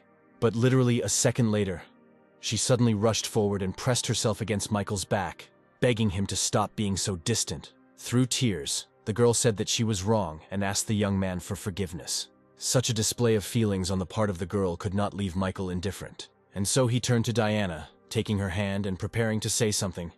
But then the sound of a broken plate interrupted this scene. Turning their heads, the young people saw Elizabeth in front of them, who was clearly unhappy with the scene she had unwittingly witnessed. Immediately recognizing the youngest daughter of the Carson family, Diana asked the young man in surprise what she was doing there. But before Michael could say anything, Kiara and Victoria came to the sound of broken dishes, very interested in what was going on here. Seeing the new face in their house, the girl asked her brother who she was. Well, Diana herself already recalled her mental suffering, where she naively believed that Michael was experiencing the same. But as it turned out, all this time the guy lived in this house and was surrounded by 3 beauties. Having collected his thoughts a little, the young man said that now he would introduce everyone to everyone. The first person he introduced to Diana was Elizabeth, whom, as he already understood, the girl definitely knew from afar. After which the girl was introduced to his younger sister Kiara, whose existence he had only recently learned about. Then it was Victoria's turn, whom he introduced to his guest as his personal assistant in business. Well, finally, the guy pointed to Diana, saying that he once studied with her in high school, and found her to be a very talented girl. The one who disliked Diana's presence most was Elizabeth, who remembered how easily she had given her contacts to her brother, and who now decided that she would never give her a guy like Michael. However, Diana also did not feel sympathy for Elizabeth, as she believed that her problems with Michael began precisely because of their family, and so the girl changed her original plan to simply visit the young man, deciding to stay for a while. And so she began to play the necessary role, saying that because of long experiences she now feels very bad, and therefore would not mind living in the fresh air for a while to restore her strength. Hearing the girl's request to stay, Michael thought that if there was one more girl, it would hardly change anything. Besides, Diana will be able to create an excellent counterbalance to Elizabeth, who has recently begun to increasingly take charge here. And so, hugging the girl, Michael said that he was not at all against it, and his new guest could stay here as long as she wanted. Diana, beaming with happiness and accompanied by Elizabeth's hateful gaze, immediately headed into the house to settle in. In her mind, the new cohabitant of this strange company thought that she had already somehow gotten along with Melanie and Jessica, but they did not need another competitor. Well, her opponent immediately noticed a strong opponent in Diana, in any case deciding that she would not give Michael to her just like that. The next day, the young man, accompanied by both candidates, went to pick watermelons. And when he was resting in the shade of a tree, one gave him water, and the other wiped his face, which was wet from the heat. When the harvest for food was finished, the young people returned to the house. It was then that the young man was caught by Aunt Laura, who said that she had good news. Having said that he would stay to talk with his neighbor, the young man sent his companions and temporary cohabitants home. When they were alone, the young man suggested that his aunt wanted to tell him about his father's return, to which she immediately replied that this was unlikely to ever happen. As it turned out, the woman decided to talk to the young man about his land plot. Michael tried to ask something, but Laura stopped the guy, telling him to listen to her to the end first. And so the woman came up with a commercial proposal, where if Michael agreed to sell his plot of land, he would not only be paid generous compensation, but would also be given an apartment in the city.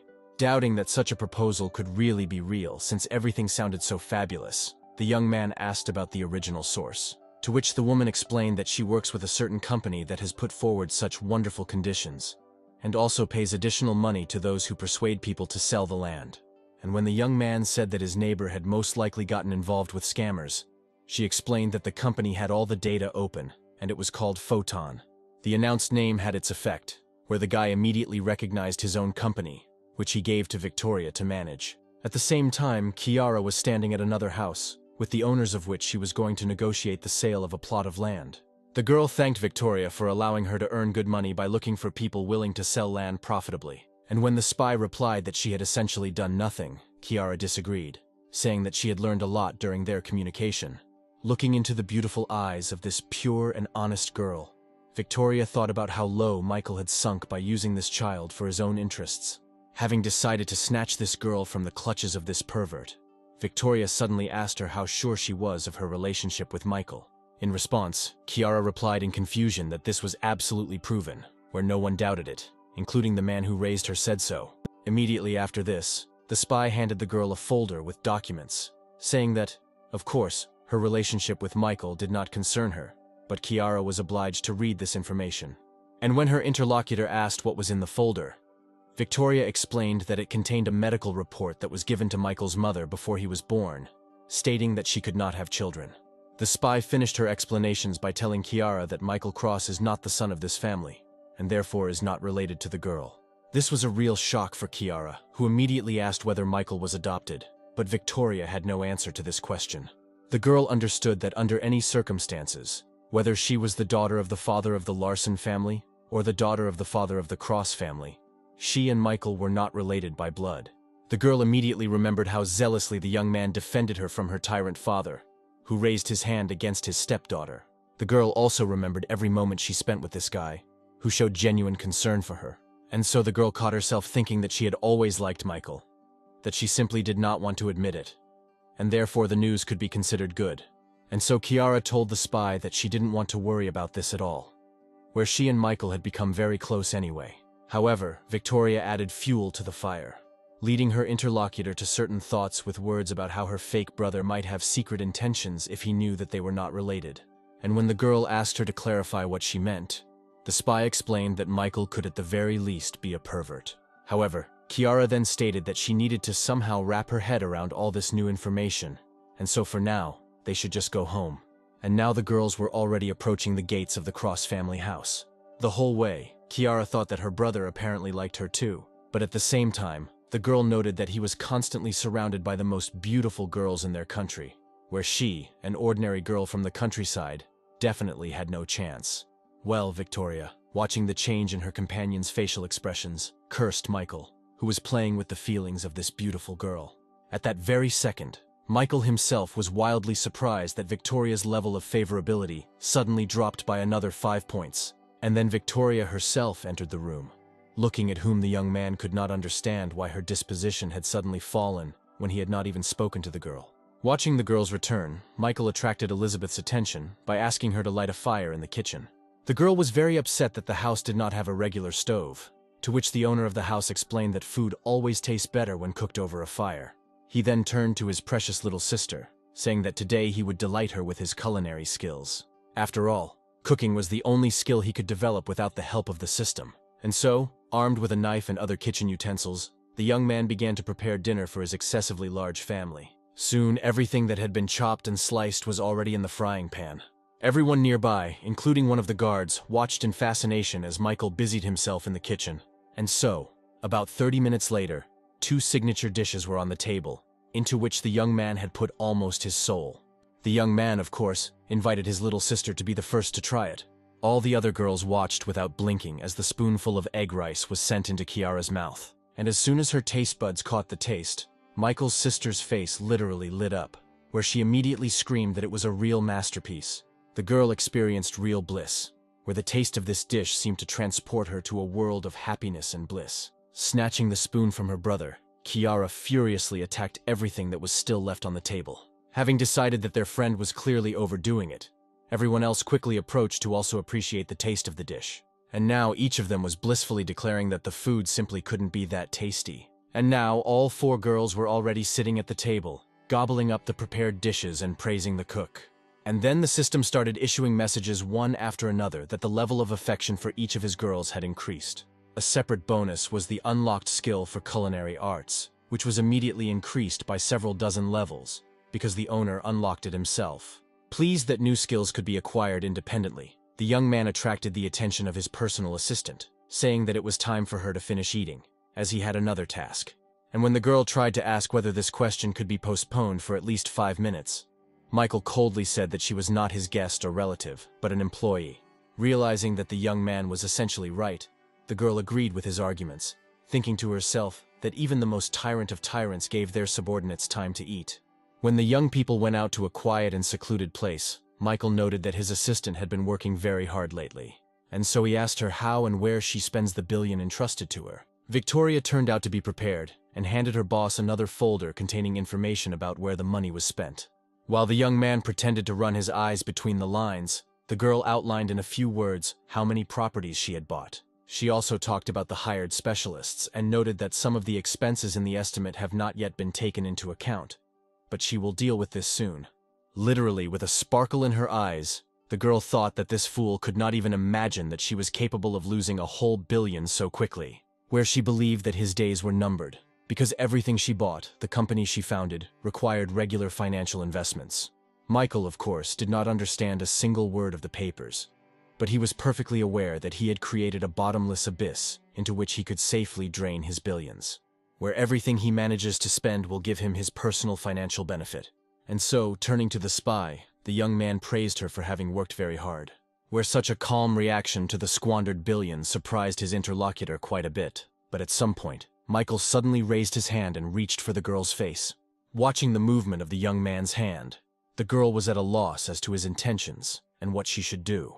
Ready to entertain any of his perverted fantasies, Victoria was shocked by how he simply removed the stuck grain of rice. Having sent it into her mouth, the young man noted that the girl should eat more carefully, so as not to appear in such an indecent form in front of important people. Burning with shame, Victoria told her boss that she would try to be more careful.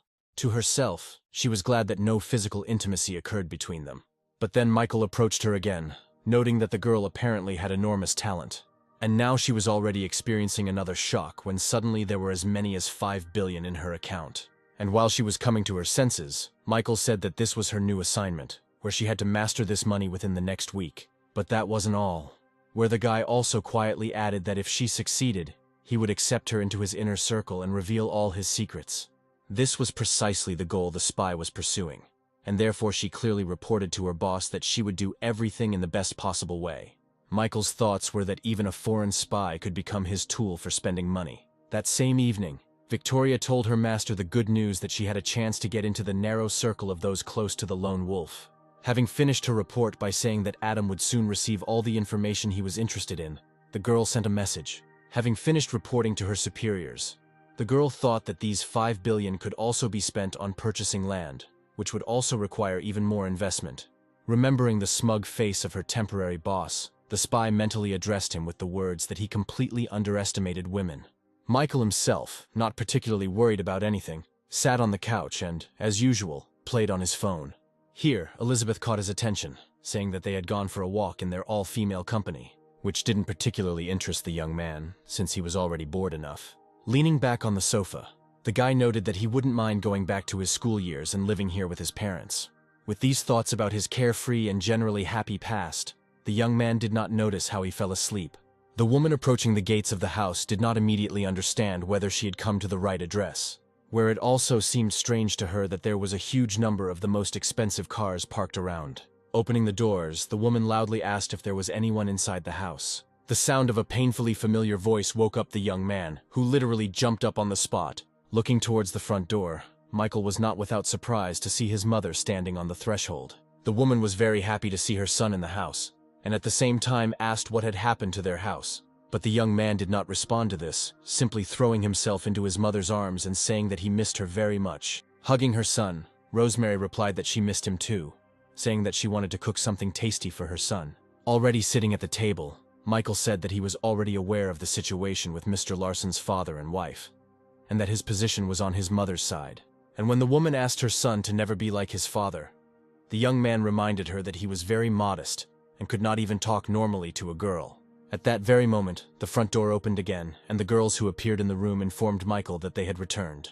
They were very surprised when they found the guy in the company of some woman. Rosemary, who was no less surprised, immediately asked her son who all these girls were.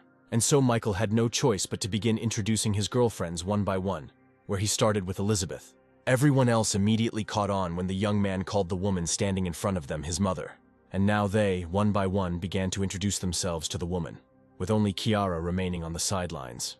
Expressing joy at the acquaintance, Rosemary mentally noted that her son, apparently, could not make up his mind, and therefore made several girlfriends at once.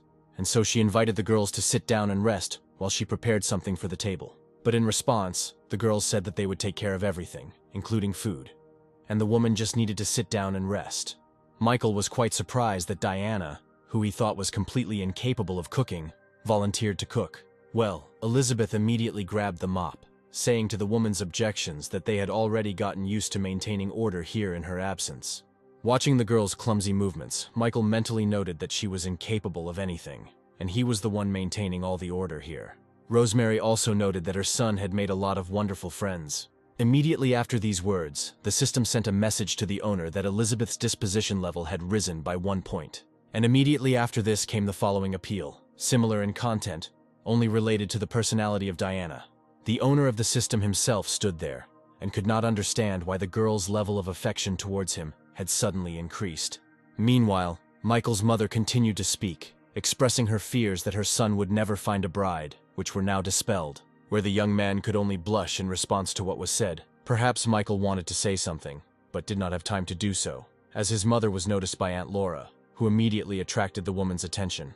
Coming out to the woman, Rosemary invited her to come into the house, but she stopped her neighbor's impulse, saying that she had important information.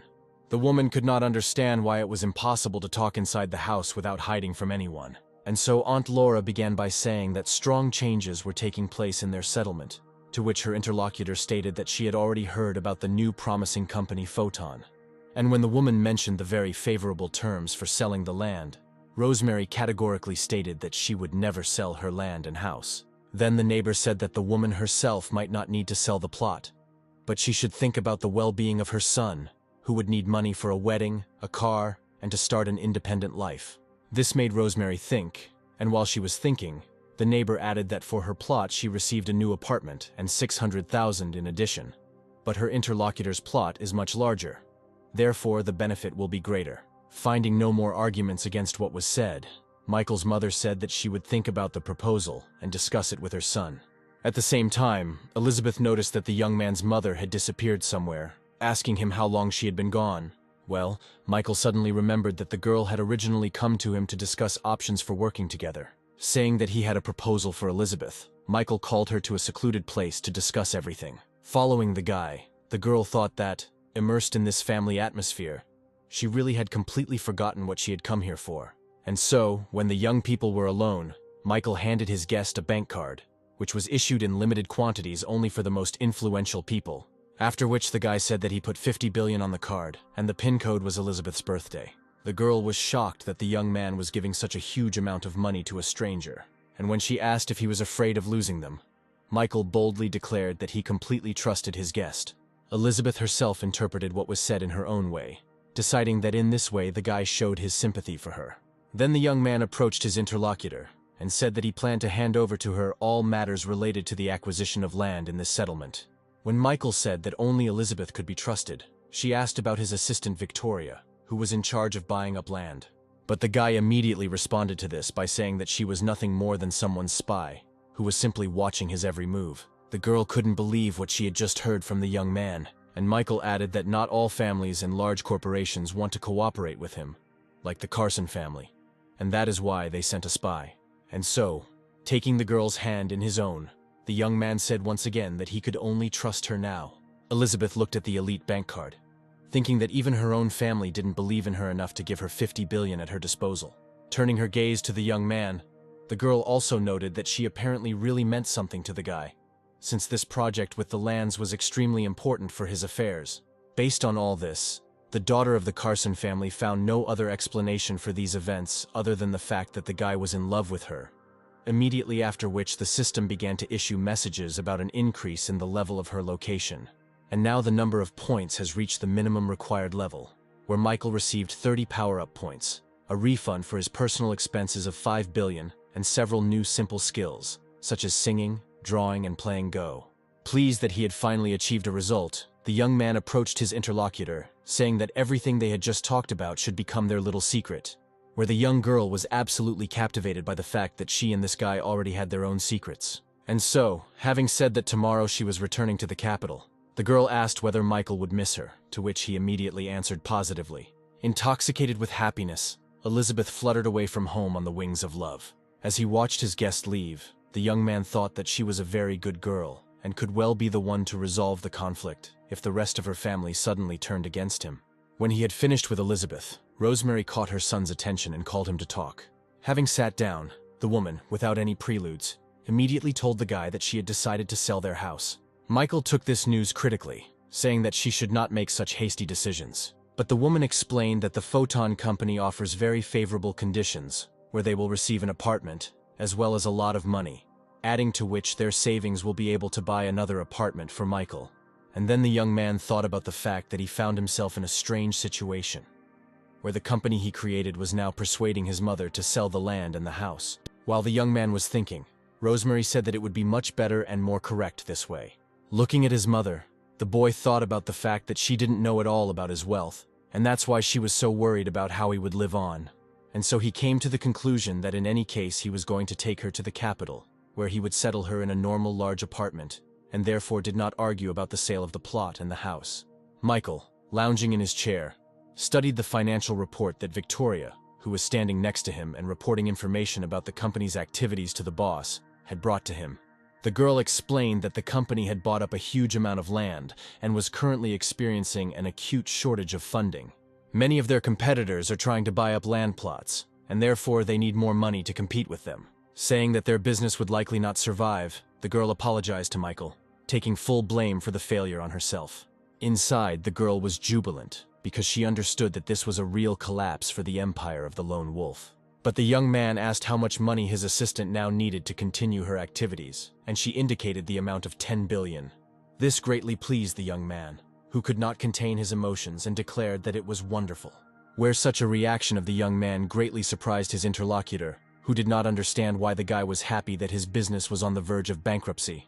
But Michael had already jumped up and grabbed the girl by the shoulders and said that he couldn't have managed without her, that she had managed to spend 5 billion so quickly that another 10 needed to be spent.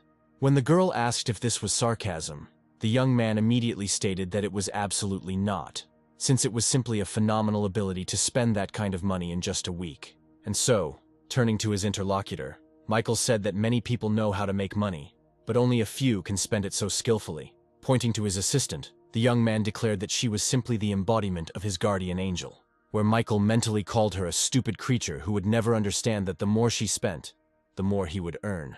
Without understanding anything, Victoria timidly said that no one had noticed her talent for running a business before. But then her mobile phone screen lit up, and the girl saw a message about another 20 billion being credited to her account. She tried to ask her boss if he was afraid to trust her with that kind of money, to which he calmly replied that he didn't feel a drop of fear.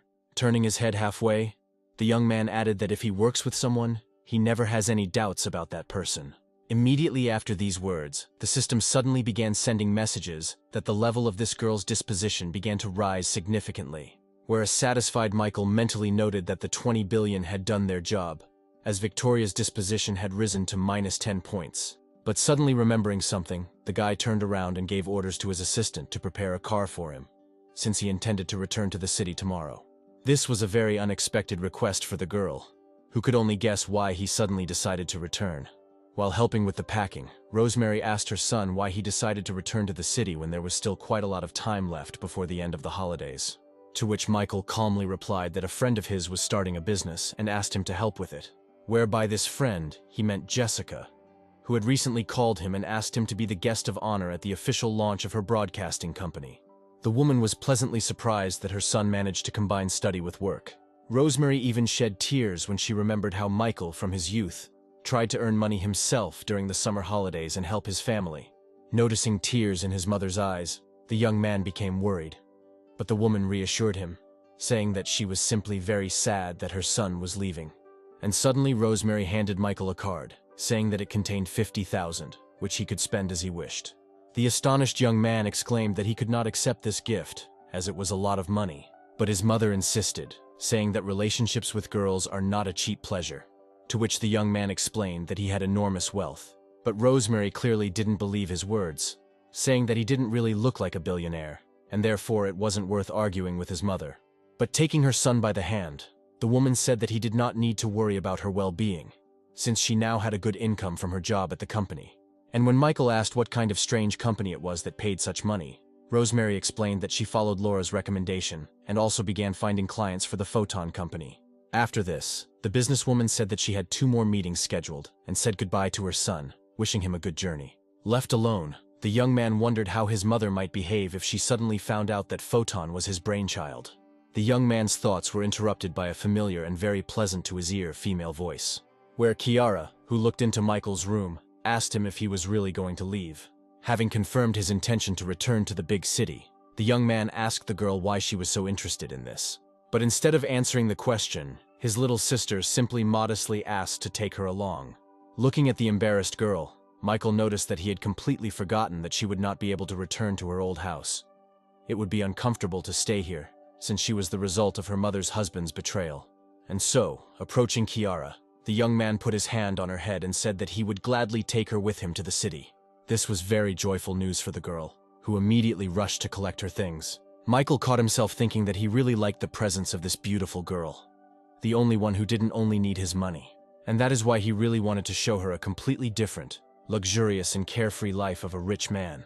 And now the car with Michael, Kiara, and Victoria was already racing along the highway towards the capital. Sitting in the salon, the young man scolded his assistant for finding too simple a car for him, stating that the girl should show more diligence next time. Victoria apologized to her boss, saying that on their next trip she would definitely find the most expensive car. But Kiara did not share the opinion of the young man, whose role as sister she continued to play, telling him not to scold his assistant since the car was good. Handing her brother a slice of tangerine, the girl said that Victoria was already doing a very good job of carrying out his errands. Suddenly, the system issued a message, according to which Kiara's level of disposition immediately increased by 5 points. At the same time, the system issued a message that Victoria's disposition level had dropped, where the spy thought that Michael was using this beautiful girl. And once again, the young man was amazed at how, without doing anything, he somehow managed to lower the level of this strange girl's affection. Wiping his face, Michael tried to understand how his mere presence in the back seat could have led to a decrease in the level of favorability that he had just raised with great difficulty, and at the cost of tens of billions. His thoughts were interrupted by the words of his little sister, who drew attention to the fact that a thunderstorm with heavy rain had begun outside. As the weather conditions worsened, Michael turned to his assistant, telling her to slow down and stay away from other cars. But at that very second, one of the cars moving in front of them applied emergency braking, causing it to instantly turn sideways on the wet asphalt. The truck moving alongside had no chance of avoiding this collision. Michael, Kiara, and Victoria could only watch in horror as a pile of metal flew straight towards them at great speed. The impact was so powerful that the car was literally thrown into the air, where, after making several turns in the air, and then several more on the asphalt, the car finally stopped its movement by falling on its roof. A powerful kick caused the mangled door to separate from the car's body, and then Michael appeared from the salon, covering his beloved little sister with his body, and noted that if it weren't for the system's reinforcements, he could have definitely met his end. The first thing the young man did was turn his attention to his little sister, who was also interested in whether everything was okay with Michael. As they emerged from the mangled interior, Kiara suddenly screamed that Victoria was still inside. Leaving his little sister safe, the young man rushed to help his assistant. The severely weakened girl said that her leg was trapped and she could not free it. This was the last thing she could say before losing consciousness, thinking that this was probably how she would die. But Michael wasn't going to leave the girl to her fate, and he literally began to tear apart what was left of the car. He urged the girl to hold on a little longer, where he was absolutely sure that everything would be okay. Michael's words and actions brought Victoria's fading consciousness back to life, and she immediately thought that although he was not quite a normal person, he could definitely be relied on. The guy had already gotten the girl out of the car when the system suddenly announced that her disposition level had risen and was finally, albeit slightly, still in the plus. With Victoria in his arms, the young man headed to where his little sister, whom he had saved, stood. When Kiara saw her brother's assistant, she couldn't contain her emotions, noticing what had happened to the girl's face. The spy only felt the blood running down her face, but she had not yet seen the terrible wounds that appeared on her forehead after the accident. At her request, Michael's sister picked up and brought Victoria the car mirror that had been broken off by the impact, with the help of which the girl was finally able to see what her beautiful face had turned into. It was a real shock, but Michael and Kiara tried to calm Victoria down, saying that modern medicine works wonders. With tears in her eyes, the assistant asked her boss if he now considered her a freak and whether this could really be fixed. And when the young man confirmed that the girl was still beautiful, and the doctors would not leave a trace of the scar, Victoria pressed herself against his strong body, unable to stop her tears. An ambulance soon arrived, and the young man and his sister were already sitting next to their companion, who had suffered the most. Looking at the disfigured face of his assistant, Michael decided that he should develop his medic skills, since the level of this girl's affection in the future might depend on this. Jessica called Michael, asking him if he was in town yet, and reminding him about the event on Dexter TV, to which the young man replied that he was already in the city, but was currently in the hospital, since they had been in an accident. This information made the girl very nervous, where on the one hand she asked about which hospital he was in, and on the other hand she gave orders to urgently send a car. The young man was certainly pleased with such attention, but he said that he was already leaving the hospital and suggested meeting at the event. And behind his back stood Victoria, listening to the boss's conversation.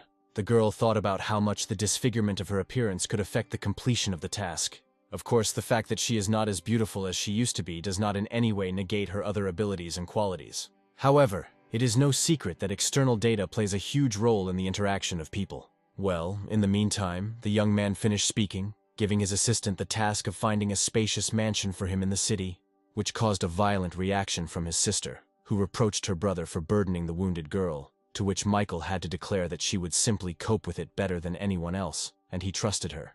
However, his beautiful interlocutor did not calm down, continuing to insist that it was not right to exploit a person in this way. Turning to Victoria, Kiara wanted to say something to her, but suddenly she saw tears flowing down her cheeks. And now Michael's sister was already wondering about the reason for these tears, and the boss himself was thinking that he really could have gone too far. But then Victoria, turning to Kiara, said that she should not blame her brother, because despite the fact that she was now completely unattractive, Michael did not abandon her, but kept her as his assistant. And so the girl assured her boss that she would complete the assigned task with full responsibility. Soon Michael and Kiara arrived at the opening of the channel, where the girl, who was attending such an event for the first time, did not cease to be amazed.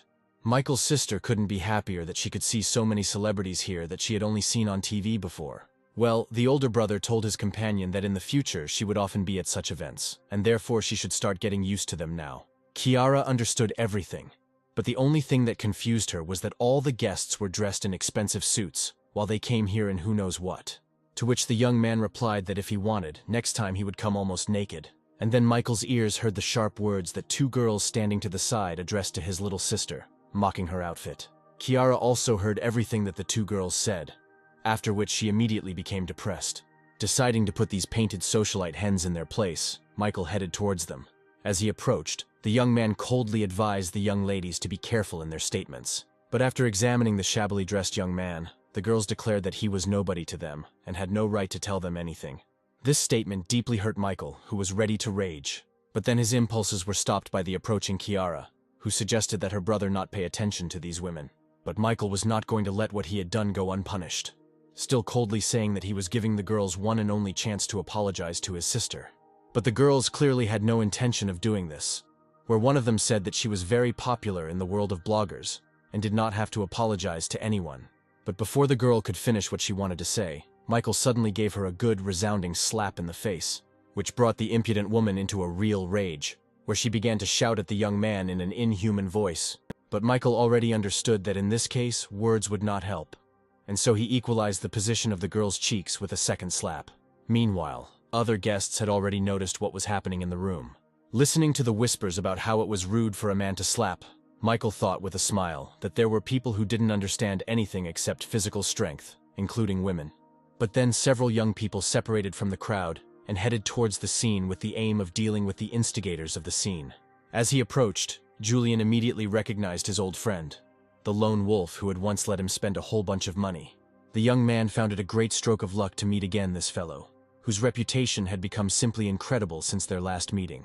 Meanwhile, the girl, who had taken a couple of slaps, noticed Julian, whom she knew, and decided that now the impudent man who dared to touch her would definitely come to an end. And so she rushed to Julian, telling him that Michael had attacked them and begging him to deal with him quickly. But instead of the expected protection, the girl suddenly received another slap, which was accompanied by Julian's words that she was behaving extremely unworthily. Immediately after which, a resourceful young man approached Michael, offering his apologies to Mr. Lone Wolf on behalf of these girls. All the other guests did not understand why such a big man like Julian was bending over so much for this nondescript guy. Well, Kiara, who had been standing on the sidelines all this time, was very pleased with how her brother stood up for her. Where at that very second the system announced to the owner that the level of its location had once again risen. During these events, Victoria was sitting in her empty apartment and staring intently at the mobile phone in her hands. The girl thought that she needed to call her real boss now, but at the same time she couldn't get the thought of Michael out of her head. The spy wondered over and over again why she began to constantly think about this guy. With these thoughts in mind, she finally dialed the number and was already greeting the son of the Calloway family. The girl told her true master that they could now begin to act. After listening to the girl's plan, Adam praised her for the work she had done, saying that upon her return his gratitude would be boundless. But Victoria immediately asked the man not to say a word about any gratitude, where she immediately remembered how she had been living on the street for a long time, literally being on the brink of life and death. Then her life was saved by the Calloway family, who found and took the girl in, giving her food, shelter, education, and training. After the girl recalled all this to her master, Adam told her not to worry about the accident, where she would be examined by the best doctors immediately after the end of the mission. The touched girl thanked her true boss, and when the conversation was over, she immediately wondered how the man knew about the accident, which could only mean that he did not trust her and organized surveillance. Meanwhile, at the festive event dedicated to the launch of the broadcasting company, another guest of honor finished his speech, and so the host announced that a mystery guest would appear on stage next. Hearing such an intriguing announcement, Kiara began asking her brother if he knew who they were talking about. But turning to the young man, the girl was amazed to see that he had hidden his face under a mask. When Tony asked him why he needed a mask, the young man said that he was now going to put on a real show. And now the crystal piano had already been delivered and installed on the stage, and the girl watched, fascinated, as her beloved brother confidently headed off to conquer the entire hall. Once again, the girl caught herself thinking that she really liked this guy, and the system again informed the owner about the increase in her level of favor. All the other guests, watching as the masked man sat down at the musical instrument, wondered who was hiding under the mask.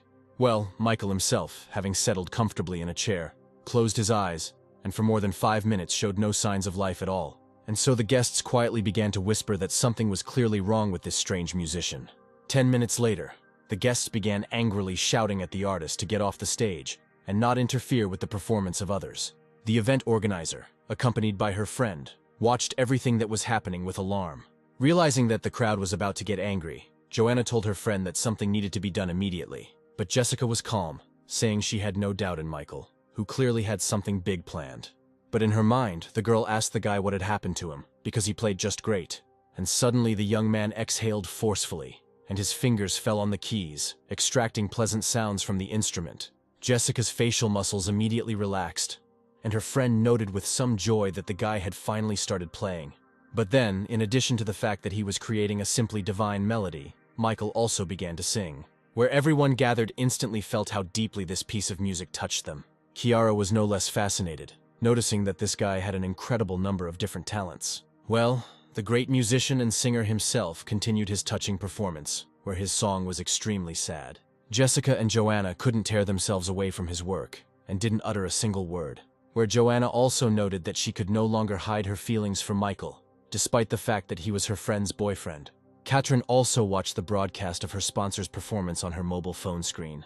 Her thoughts were that only someone who truly loved could play and perform a song like that. Where at that very second the actress realized that behind her image, in which this guy appears before her every time, a wounded, broken heart is hidden, and the system was already announcing an increase in the level of her favor. When the last note was played, all the guests remained silent for some time and listened to the silence, not wanting to part with the emotions that the young man's performance had given them. But then the hall was suddenly filled with thunderous applause, with literally every spectator declaring that they had witnessed some kind of miracle. His friend Diana also watched his performance via online broadcast, once again noting that the guy is good at literally everything. The girl noted that she would probably never be able to fall in love with someone else. Then her overly strict father approached her and told her to stop using her phone at the table. But Patrick Carson, who was standing opposite them, said that in today's society, the youth's fascination with gadgets is considered quite normal, and he himself is subject to this addiction. However, the head of the Rockwood family nevertheless apologized to the important guest. Well, the young man himself has already switched his attention to the girl, mentioning that their families are starting to cooperate, which will most likely lead to their private meetings. However, this guy did not interest Diana at all, who did not forget that it was because of him that she had quarreled with Michael. Suddenly the young man stood up, saying that today he had prepared an unusual surprise for the girl, which she would definitely like. Heading towards the musical instrument, Patrick noticed that the girl liked live music, where she herself studied for several years at a music school. And now he has already touched the keys, thinking that not a single beauty has ever resisted his charm, especially when he plays. But after the girl heard Michael's performance, no other game could touch her soul and heart. At the same time, after finishing watching Michael's performance, Victoria burst into tears, wondering how this disgusting person could create such melodies that literally touch the soul. The young man reported to the young lady that they had completed the assignment and acquired the designated lands. The only thing that bothered him was the excessively high compensation for people agreeing to sell plots. But Elizabeth said that this was not his concern at all. After all, she understood perfectly well that Victoria, under the auspices of her company, had already acquired a huge amount of land, and therefore it would be possible to oppose her only on the condition of purchasing no less land. The girl was ready to smash to smithereens all the undertakings of the one who was sent to annoy Michael. The girl's thoughts were interrupted by Kiara's message, and now Elizabeth was already following the link, where she saw the broadcast of Michael's performance. Literally from the very first notes and words of the song, the girl felt how everything inside her was simply turning over. And now the youngest daughter of the Carson family has already dissolved in the bliss that descended upon her along with Michael's music, and the level of her disposition has also grown. Well, the young man himself, when he left his musical instrument, having familiarized himself with the system messages, noted that he had definitely not organized this performance in vain. The audience didn't want to let the guy go at all, begging him to stay and play some more, or at least to reveal his identity. A few days later, one of Photon's employees reported to Victoria that their affairs were not going well, as a certain company had also begun actively buying up land in the same area as them, and the girl noted to herself that most likely it was her true boss who began to implement the plan, where Photon would soon go bankrupt. The girl explained out loud that she was aware of what was happening, and that she was already going to tell the lone wolf about everything, who would tell her what to do. But when she dialed the number, the girl first encountered the fact that it was impossible to get through to Michael, since his phone was switched off. The two girls sat and discussed, not very loudly, the rumors that their company had come to an end. One of them did not believe it, referring to the lone wolf, but the other immediately explained that no one had seen or heard from him for quite a long time. And now she was already lecturing her friend, saying that the company's funding had been stopped because the lone wolf had gone bankrupt and fled. Julia, passing by the office, heard these words about the termination of funding and bankruptcy. Very soon, Jessica, having heard this, declared that a lone wolf cannot be bankrupt. Of this she is absolutely sure. But her interlocutor emphasized that this information sounded extremely convincing, where the girl should contact Michael. And then the head of Dexter TV thought about it, realizing that Michael had really disappeared somewhere recently and was not working on any of his projects. And now the news that the lone wolf has gone bankrupt and stopped funding his projects has already spread throughout all interested circles, where most of the sharks of the financial world could only rejoice at this circumstance, calling this arrogant guy a fool. After answering the girl's call and listening to what she said, Michael asked her how she came to such a conclusion, to which Diana replied that it didn't matter at all, because if the guy really had financial difficulties, she was ready to sell her office center to help. But her interlocutor withered that everything was fine with him, where his only problem was that the more he spent, the more he somehow earned. When the conversation was over, the young man noted that he had simply decided to take a short vacation, during which time he had already been completely written off. When the daughter finished speaking, the woman asked what the lone wolf had said, and she explained that he was being very stubborn, and that was why she had decided to sell the office center. Where immediately after this was said, Diana's mother, with a changed face, shouted that she should under no circumstances even think about doing this. And as a justification, the greedy woman said that if Michael had real problems, then this amount was a drop in the ocean for him. Diana thought for a moment and agreed, but her mother, depressed by her life experience, suddenly declared that the guy might be deliberately showing some weakness, where her daughter's hasty decisions could ruin all the global plans of this truly brilliant young man. Soon, Michael received a call from Jessica, who intended to sell Dexter TV to help him get out of the financial hole. Next up was, of course, Catherine, who demanded that the guy simply tell her the amount he needed. Melanie also did not stand aside, reproaching the young man for not telling him about the problems and promising to help in any way she could. Michael, already very tired of these annoying calls, said that everything was really fine with him, where he had literally just recently acquired a luxurious villa. When the conversation with Melanie was over, the young man was finally convinced that someone was simply spreading false rumors about his bankruptcy. With a smile on his face, the young man noted that now everything was going wrong, where it was not he who was spending money on women, but they were ready to spend on him. Taking the cocktail in his hands, the young man was generally pleased that the most beautiful girls were showing him such attention. These pleasant thoughts were interrupted by another call, which really just drove the guy crazy. But Elizabeth, who called him and told him to stop yelling, demanded that he tell her where he was now. And when the young man asked why she needed this information, the girl explained that she had a surprise, where after what was said, the young man clearly felt that he would not like this surprise. Patrick Carson was giving final instructions to his manager, security, and other staff, saying that they had a very important reception today, where, in addition to other high-ranking officials, a representative of the Calloway family himself should also arrive to see him. And then, a few minutes later, luxury cars began to drive up to his house one after another. And then from one of them appeared the most welcome guest, the son of the Calloway family, Adam. Showing true respect, Patrick greeted the long-awaited guest, inviting him into the house. Adam thanked the man who greeted him, saying that given their long-standing acquaintance, there was no need to observe formalities. Everyone was already going inside when suddenly a taxi stopped behind them, and Victoria appeared from it. The girl arrived at the meeting at the Carson family home at the request of her master, and seeing Adam retreating into the room, Victoria rushed after him, attracting the boss's attention. But her impulse was interrupted by a rude movement from the Carson family's guard, who demanded that the ragamuffin get out of here, where, after the reaction of one of the guards, all the other fighters took up combat positions, ready to give their lives for their masters. Well, the girl, who found herself on the asphalt from the push, loudly introduced herself to Adam, who apparently did not recognize her by her voice.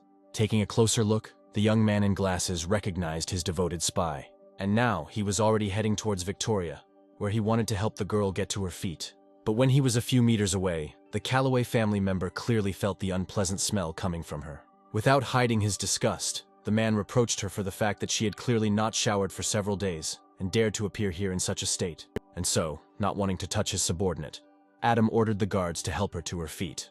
Watching the man she had been devoted to her entire life turn away from her made the girl feel very sad. After all, she had to give up showering for several days, simply because she couldn't get the stitches and wounds wet. And she didn't think at all that her master was such an uncomprehending person that he could leave her like this because of this. And now everyone gathered in the Carson family home was already at the table, where they were raising another glass. Sitting next to the owner of Best Capital, the owner of the investment firm Golden Coin, Gordon Finch, asked Adam to tell more about the lone wolf situation. In response, the young man instructed his spy to convey all the information to his partners. And so Victoria said that she heads a company that has bought up a huge amount of land in strategically important areas, where Idris Crawford immediately realized that if the lone wolf was going to continue to develop his film company, he would not be able to do without their help, and the speaker immediately confirmed all his guesses. Patrick then joined the conversation and added that lately everyone has been talking about the lone wolf stopping funding and going bankrupt. Supporting his mood, Adam also said that it was the greed of this impudent fellow that brought him to today's crisis. And so the whole friendly company of Michael's ill-wishers joined their filled glasses, which echoed with the sound of glass ringing. And then a member of the Carson family added that at present, the lone wolf's sister has also gained his trust, where at the right moment, she will obey her brother's word. Almost bursting into the house, Elizabeth literally demanded that Michael cook what he had once fed them all when they were visiting his small homeland. But instead of Michael, the girl was met by his beloved little sister, who was very happy to see her friend again. Both girls walked deeper into the room and settled comfortably on the sofa. Without any embarrassment, Kiara asked Elizabeth how much she liked her little brother, since she was constantly following him around. But the girl did not admit her feelings, saying that it was her guys who were lining up for her. And besides, she was not at all interested in a lecher like Michael. The young man in the kitchen looked out when he heard Elizabeth's familiar voice. The young man could not imagine how the family could raise this noisy girl, but nevertheless he was glad that she was here, since his little sister would not be so bored. Continuing to prepare his signature rice, the young man turned down the heat. Suddenly, there was a loud knock on the front door, where a female voice familiar to Michael demanded that he open it, where the girl declared that she was aware that the guy was at home. Neither Elizabeth nor Kiara understood at all who could afford to show such persistence, where Michael's sister noted that the voice demanding that the door be opened sounded quite pleasant, to which Elizabeth sarcastically noted that there was most likely another victim of her brother's chat. And so the girls finally opened the doors, where Catherine, standing on the threshold, was asking who they were and what they were doing in Michael's house.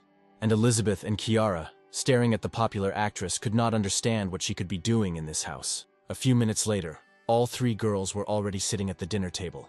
The daughter of the Carson family warmly noted that she could not even imagine that Michael would meet such a level of stars. Well, simple and resourceful Kiara has already asked Catherine to give her an autograph for the occasion. And while she was signing, Elizabeth was already thinking about the fact that this actress could become a serious opponent on her path to Michael's heart, where she will have to do a lot to defeat this girl. And then the object of the girl's close attention appeared in the room, bringing another culinary masterpiece he had prepared. In less than a minute, having forgotten about everything in the world, all three girls were happily and quickly gobbling up everything that the guy had prepared for them. Taking advantage of the moment, the young man asked Carton what she was doing there, and she explained that she was simply worried about the guy because of the latest rumors. When the meal was over, the girls' satisfied faces were complemented by messages from the system about an increase in the level of each of them's favor, which couldn't help but please the guy, who noted that for one of the objects there was very little left to reach 100 points. The young man's joyful thoughts were interrupted by a folder thrown in his direction, where after this movement Elizabeth announced that she had great news for Michael.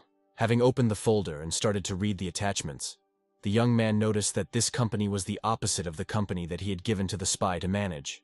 And Elizabeth, pleased with the work done, was already unfolding the map on the table to show everything clearly. And when she finished her explanations about where and what lands were acquired, the girl said that all the money allocated to her had been spent. But the young man was not at all interested in where his money was going. The main thing for him was that it was going away. Having caught a glimpse of this whole scheme, Catherine was horrified when she realized that everything that had been happening to the Earth lately was the work of Michael. Only now did the girl realize that they had gained an absolute advantage, and no one could stop them from developing the film industry. Looking closely at Michael, Catherine tried to guess how long ago this guy had planned his actions. After all, the foresight and prudence of this truly great player simply amazed the imagination. And now the system sent the owner a new message that the level of Catherine's location had reached the minimum required level. And now the guy has already read that more than 2 billion have been deposited into his personal account. 30 power-up points have been received, and the acting skill has been acquired. The young man could not understand how this happened, where the only thought that came to his mind was that he looked very impressive when he read the financial report. It was already noticeably dark outside, and Jessica, who was still in the office, asked her friend to find out more about the Photon company. After all, if this company has problems, then that means problems for its founder, Michael, dear to her heart. Being one of the best hackers, Joanna assured her friend that she would extract all the data that very day. Meanwhile, the young man stood and thought about how he could use his new acting skill to quickly increase the level of affection with girls. And then he noticed the strange look the actress was giving him. and using his new skill, he asked her why she was looking at him like that. Catherine, who was also a person of art, simply did not know what to answer to such an expressively posed question. And now the girl was already wondering whether Michael had always been so handsome, or whether it was just her wildly running fantasy. And the sly man himself noted that it wasn't that difficult to knock the girl down with the help of acting skills. And now he was standing and thinking about how this wonderful skill would help him in relationships with other girls. Now it dawned on the young man that the girl's level of affection had most likely jumped because she had taken everything that was happening for his global plan. And so he decided that she had come up with all this herself, that she had believed it herself, and therefore he certainly would not try to convince her otherwise. At this point, Elizabeth intervened in the situation, suddenly declaring that she had a real talent for business, since in a short time the company she founded reached unprecedented heights. At the same time, Victoria finished her report, saying that the return of the lone wolf to the game would be possible only under one single condition. Naturally, everyone present was very interested in what kind of condition it was that would allow a practically destroyed person to get back on his feet, to which Victoria explained that he would only get out of this if he had reserves of several $100 billion in his accounts. When Patrick heard this, he laughed, asking the girl not to joke like that again, until his heart jumped out. Here Idris turned to Adam, asking whether the girl who was now giving the report worked for him directly. And when the man confirmed this, his interlocutor asked about the reason why this girl smelled so bad, where he had always been convinced that only the most excellent beauties worked for the Calloway family. But after that, he said something that truly horrified the girl, where he asked her to remove the bandages from her head so that everyone could enjoy her beauty.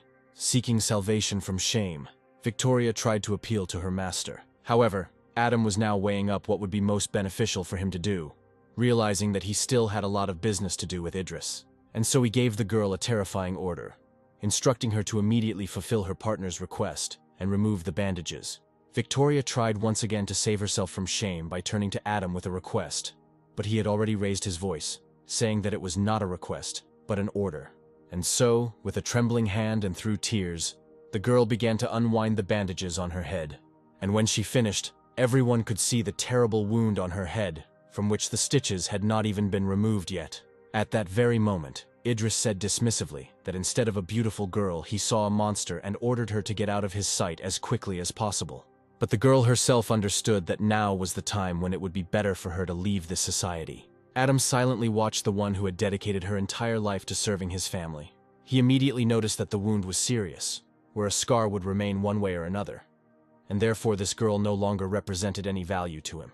All the other participants in this meeting behaved more unceremoniously, shouting after the girl that she looked like an obedient little dog. And at Michael's mansion, Elizabeth was persuading her friend Kiara to go somewhere to have fun. But the girl categorically refused, hiding behind her brother's opinion that after 11 p.m., only dissolute women go to pubs, to which her interlocutor stated that she must be very bored here. But Kiara completely denied this, saying that she liked spending time with her brother. The girl's conversation was interrupted by an unexpected ringing of the doorbell. Opening it, Elizabeth and Kiara saw Victoria returning, where Michael's sister was very happy to see her. She immediately noticed that the girl was unusually pale, asking if everything was okay with her. With difficulty overcoming her bitterness, resentment, and fatigue, Victoria quietly said that everything was fine with her. But Kiara understood that her friend was not telling her everything, and helped the girl into the room. Elizabeth had a completely different attitude towards her. When Michael told her that this girl was a spy, and therefore the daughter of the Carson family believed that this girl definitely should not have come here. Well, the sister of the owner of the house continued her care for the guest, informing her that Michael had asked to leave a portion of Michael's next culinary masterpiece for her. Victoria did not believe what she had just heard, and even asked the girl again about what she had said. And now the spy was already sitting at the table trying this delicious dish prepared by her fake boss. Tears streamed down the girl's cheeks as she realized that Michael saw her as a person, and not just a tool to achieve goals. Kiara immediately noticed her friend's tears, noting that if someone had offended her, they would definitely deal with him. The system was already sending message after message informing Michael of Victoria's rising favor, when the latter asked his sister where she could talk to the boss. To this the girl replied that her brother had already gone on vacation. Hearing this, the Calloway family spy was surprised that the young man went to bed so early. But his sister explained that Michael complains that he has been overwhelmed by a lot of different things lately, which makes him tired, and he wants to be alone. Well, the very tired man himself was lying calmly on his bed, drinking soda and playing another game on his mobile phone. However, Kiara's words seemed plausible to Victoria, since she knew that many big businessmen now wanted to leave the lone wolf out of business. And with all this, Michael treated her simply as a member of the family, and even remembered to give instructions to leave her something to eat. The next day, Joanna called her friend, telling her that she had worked all night, but had still managed to find something. This concerned information about the head of Photon Victoria, information about which turned out to be quite interesting. After graduating from university with honors, the girl worked for some time directly on Wall Street, and literally 2 years later she had vast experience in the financial field, where she successfully joined the team of the company Finances Are Simple. The name of this company seemed very familiar to Jessica, where her friend immediately reminded her that this company belongs to the influential Calloway family. And then the girl immediately thought about the fact that this company, like Michael's companies, is engaged in the production of films. And literally a second later, both girls loudly shouted that the head of the Photon company was simply a spy for the Calloway family. Instantly, Jessica realized what was causing Michael's problems, deciding to immediately inform him that a spy had been planted within him. But the call did not produce any results, because the young man's phone was switched off after numerous annoying calls. Soon, Melanie, in response to Jessica's question, said that she did not know Michael's new address. But when she learned that an enemy agent had been infiltrated into her lover's team, she couldn't stay away and said that she would join the girl in exposing her. Diana knew the young man's new address, and when she heard about the spy, she immediately declared that she would also go with the girls. And so all 4 of Michael's beautiful admirers rushed to save their beloved. When he woke up, the young man noticed that he felt much better today after a good night's sleep, and suddenly his olfactory receptors sensed the pleasant aroma of freshly cooked food. Entering the kitchen, the guy couldn't even believe his eyes at first when he saw Victoria preparing breakfast. The girl did not see the owner of the house approaching, and the young man had to wish her good morning to attract her attention. Turning happily, Victoria returned the favor, inviting her boss to the table.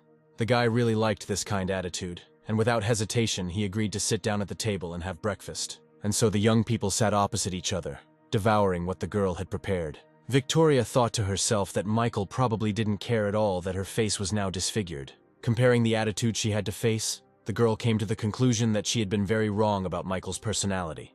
Michael himself looked at his assistant, thinking about how much the injury to her face could have hit her self-esteem. However, with the help of the system, the young man had already managed to master the skills of a medic and began developing an ointment that should help the girl. He really wanted to see who Victoria would remain faithful to after he restored her to her former beauty.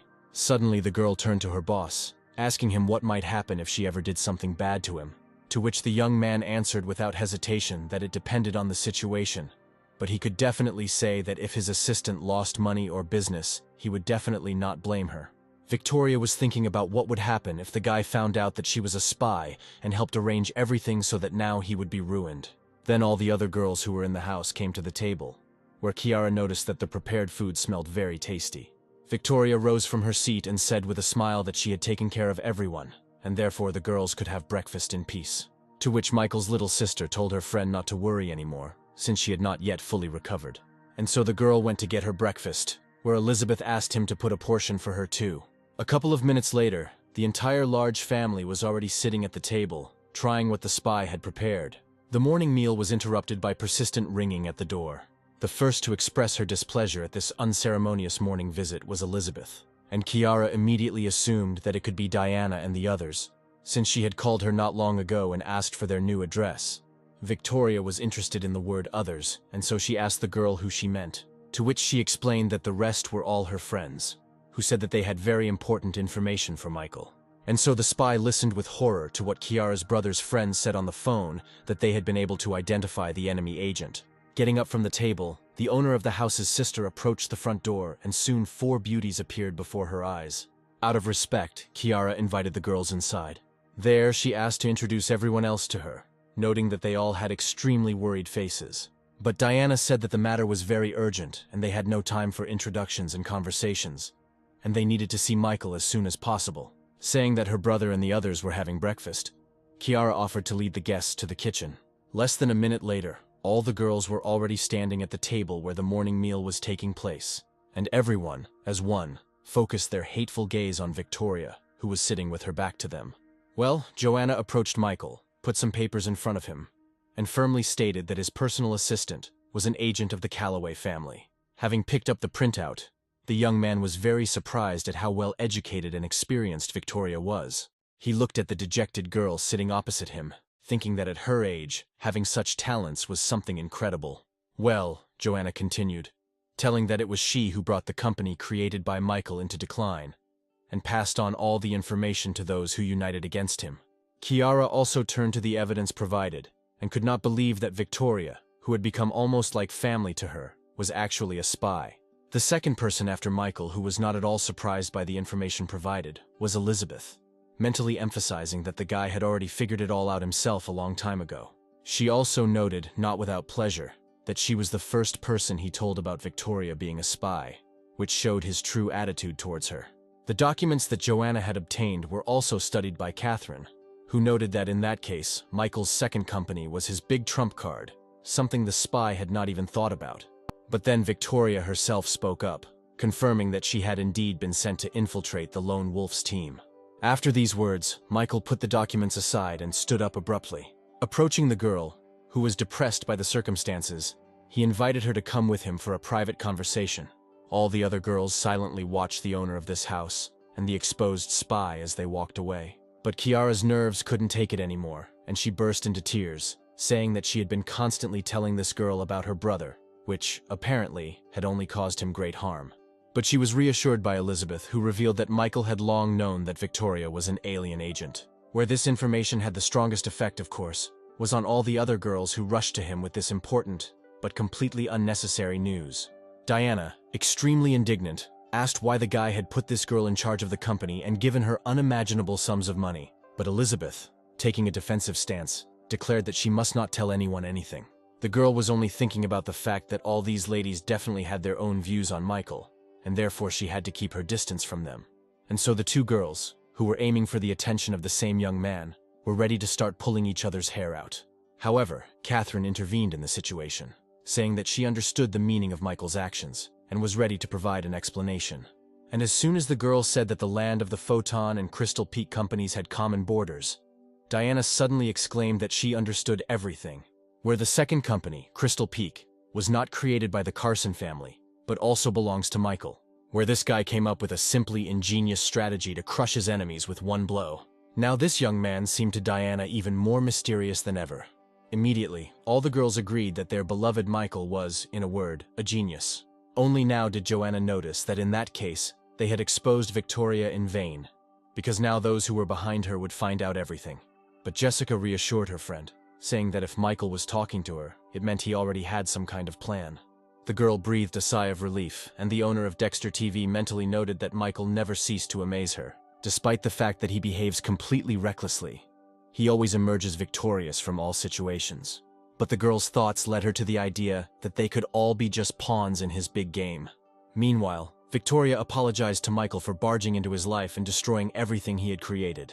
The girl asked to understand her, saying that everyone has their own boss, and therefore she had no choice. But then Michael cheerfully said that he had long been aware of everything that was happening. The girl asked him again out of surprise, and the guy added that he knew the reason why she did it, and even who sent her. And suddenly he asked the girl to remember his very recent words spoken to her, where if what she does is related to business or money, then he is ready and can forgive her everything. Victoria was shocked by what her second fake boss was saying now, and the system was already reporting an increase in the level of favor. She tried to say something in response, but Michael interrupted her, saying that he admired the girl's abilities, and therefore offered to become a full part of his team. The girl was overwhelmed with feelings, where she once again tried to object to what was said. But the young man didn't give her a chance, interrupting her speech again and saying that he really needed her. And he ended his speech with the words that together they would be able to conquer the whole world. Leaving the girl alone, Michael cheerfully stated that she just needed to continue doing what she had been doing before. The amazed Victoria stood and watched the young man leave, not believing that he had forgiven her so easily. And a few seconds later, the girl was shocked once again by the fact that another 30 billion came into her account, with a message that this was her next task for the next week. Falling onto the stone floor, the girl burst into tears, unable to understand why Michael was treating her so well. Well, Michael himself, studying the system messages about the next increase in the spy's disposition level, thought that he had the hardest time with this girl. However, he had already finished leveling up his medic skill, and if the girl was not impressed by the money, he would try to reach the required minimum level in another way. His thoughts were interrupted by a message from Victoria, who asked her second boss for forgiveness, saying that she could not disobey her master. Not without pleasure, the young man concluded that the girl was definitely at a loss and did not know what to do next. And then she received a reply where Michael wrote that everything was long in the past, and she just needed to continue to carry out his tasks. Remembering the young man's words about becoming a full member of his team, the girl suddenly had the idea that he wanted to make her a double agent. When the young man returned home, the first thing he saw was the admiring glances of all his fans. Without understanding at all what had happened here, Michael was even a little scared. He especially didn't understand why Joanna, whom he barely knew, was looking at him like that. Where suddenly the system announced to him that the level of this girl's disposition had reached the minimum required level, and the owner of the system received 25 points of reinforcement, as well as a new computer hacking skill. Suddenly, Michael felt that after activating the new skill, his head was spinning and his whole body seemed to go limp. And then the system issued a warning that due to an excessively large number of activated skills, the host's body was at the limit, where it was necessary to increase the energy flow. Only now did the guy realize why he was constantly sleepy. Because in his entire life, a person develops only 1 or 2 skills, while he already had a lot of these skills. He then turned his attention to his new admirer, amazed that she had such an interesting talent as hacking. Deciding not to put it off for later, Michael instructed the system to direct 50 points of enhancement to the development of his internal chi energy. Within seconds, the amplification process was complete, and the young man felt like a completely different person. His head literally turned into some kind of supercomputer, where he instantly calculated the parameters of an object that entered his field of vision. Amazed by his own abilities, the young man wondered whether this is how mathematical geniuses see the world. At that moment, Joanna suddenly asked the guy for forgiveness for interfering with his plans, to which Michael replied that nothing terrible had happened, since sooner or later someone would have exposed the spy anyway. At the same time, the young man asked all the girls not to be biased towards Victoria and to pretend that nothing happened, where such a statement seemed very strange to at least half of his fans, and the other half was immediately thrown into a state of rage. Only Joanna remained calm, trying to figure out the situation, where she quickly realized that Michael was planning to turn the exposed spy into a double agent. This strong game started by the guy was very much to the liking of this girl, who began to fall madly in love with him. A moment earlier, Victoria, approaching the door, heard Michael asking everyone else to pretend as if nothing had happened. Opening the door slightly, the girl heard the young man calling her his assistant and an important person for him. Victoria was amazed at how this young man defended her in front of all the other aggressive girls, and so she mentally noted that this was the most noble person she had ever met, who was definitely worthy of people following him.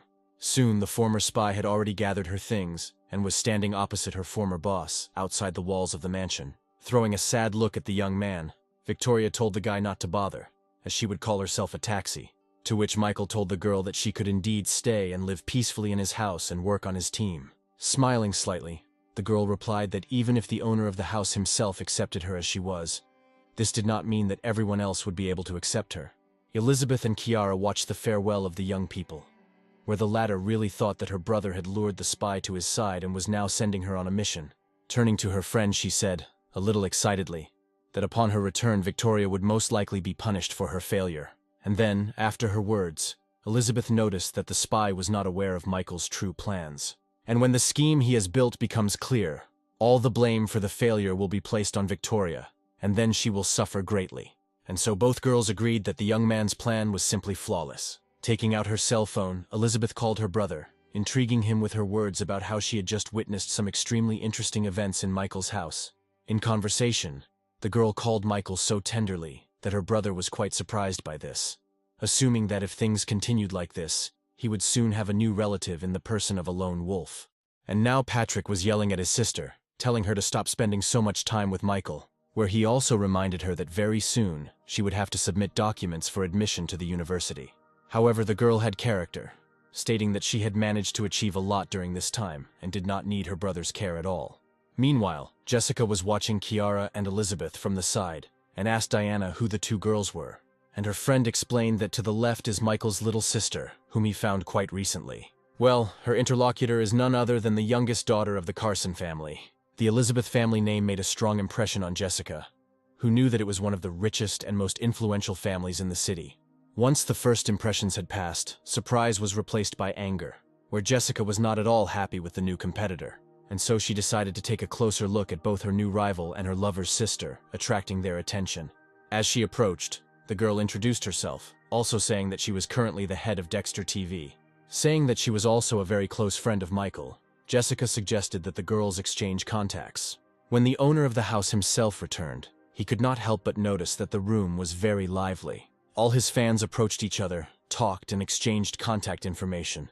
In addition, Jessica told Elizabeth that she had already sent her an invitation to their general chat. This formation of a common group of female fans somehow did not please the young man very much. Well, the exposed spy had already managed to get to her master's mansion, where Adam told her not to take what happened yesterday to heart, since Gordon and Idris were his partners, whom he could not upset. The man then added that he, of course, offended the girl, but in return he invited the best plastic surgeon to work on her scar. Having assumed the most submissive appearance, the girl said that she understood everything, and thanked the gentleman for the care and attention he had shown. Getting back to business, Adam asked about the reason his spy had arrived here today, to which Victoria explained that she had been exposed this morning, and therefore she could no longer remain with the lone wolf. The son of the Calloway family was quite surprised that after the girl was exposed, they just let her go without doing anything. And the girl continued, saying that the lone wolf not only did nothing to her, but even offered to work with him, which she refused. Still reeling from the news, Adam asked Victoria how the lone wolf had reacted to her leaving, to which his interlocutor replied that he was absolutely calm, since he was perfectly able to control any of his emotions. After a short pause, Victoria suddenly added that apparently Michael knew from the very beginning that she was a spy. This was the most important information, where Adam jumped up and immediately asked who the photon company was officially registered to. And when his subordinate said that the company was registered to the lone wolf's younger sister, the man concluded with horror that it was all just a trap. He immediately gave orders for the map to be brought to him, and for him to be connected with Patrick Carson. While he was waiting for an answer to the phone call, his assistant reported that another company called Crystal Peak, which belongs to the Carson family, was buying up land in the same area. Patrick was quite surprised when he saw that Adam Calloway was calling him. Having answered the call, the young man joyfully greeted his companion, saying that he, too, was going to call him to invite him to dinner. But in response, he heard only choice abuse, where, between the lowest curses, Patrick heard accusations of collusion with the lone wolf.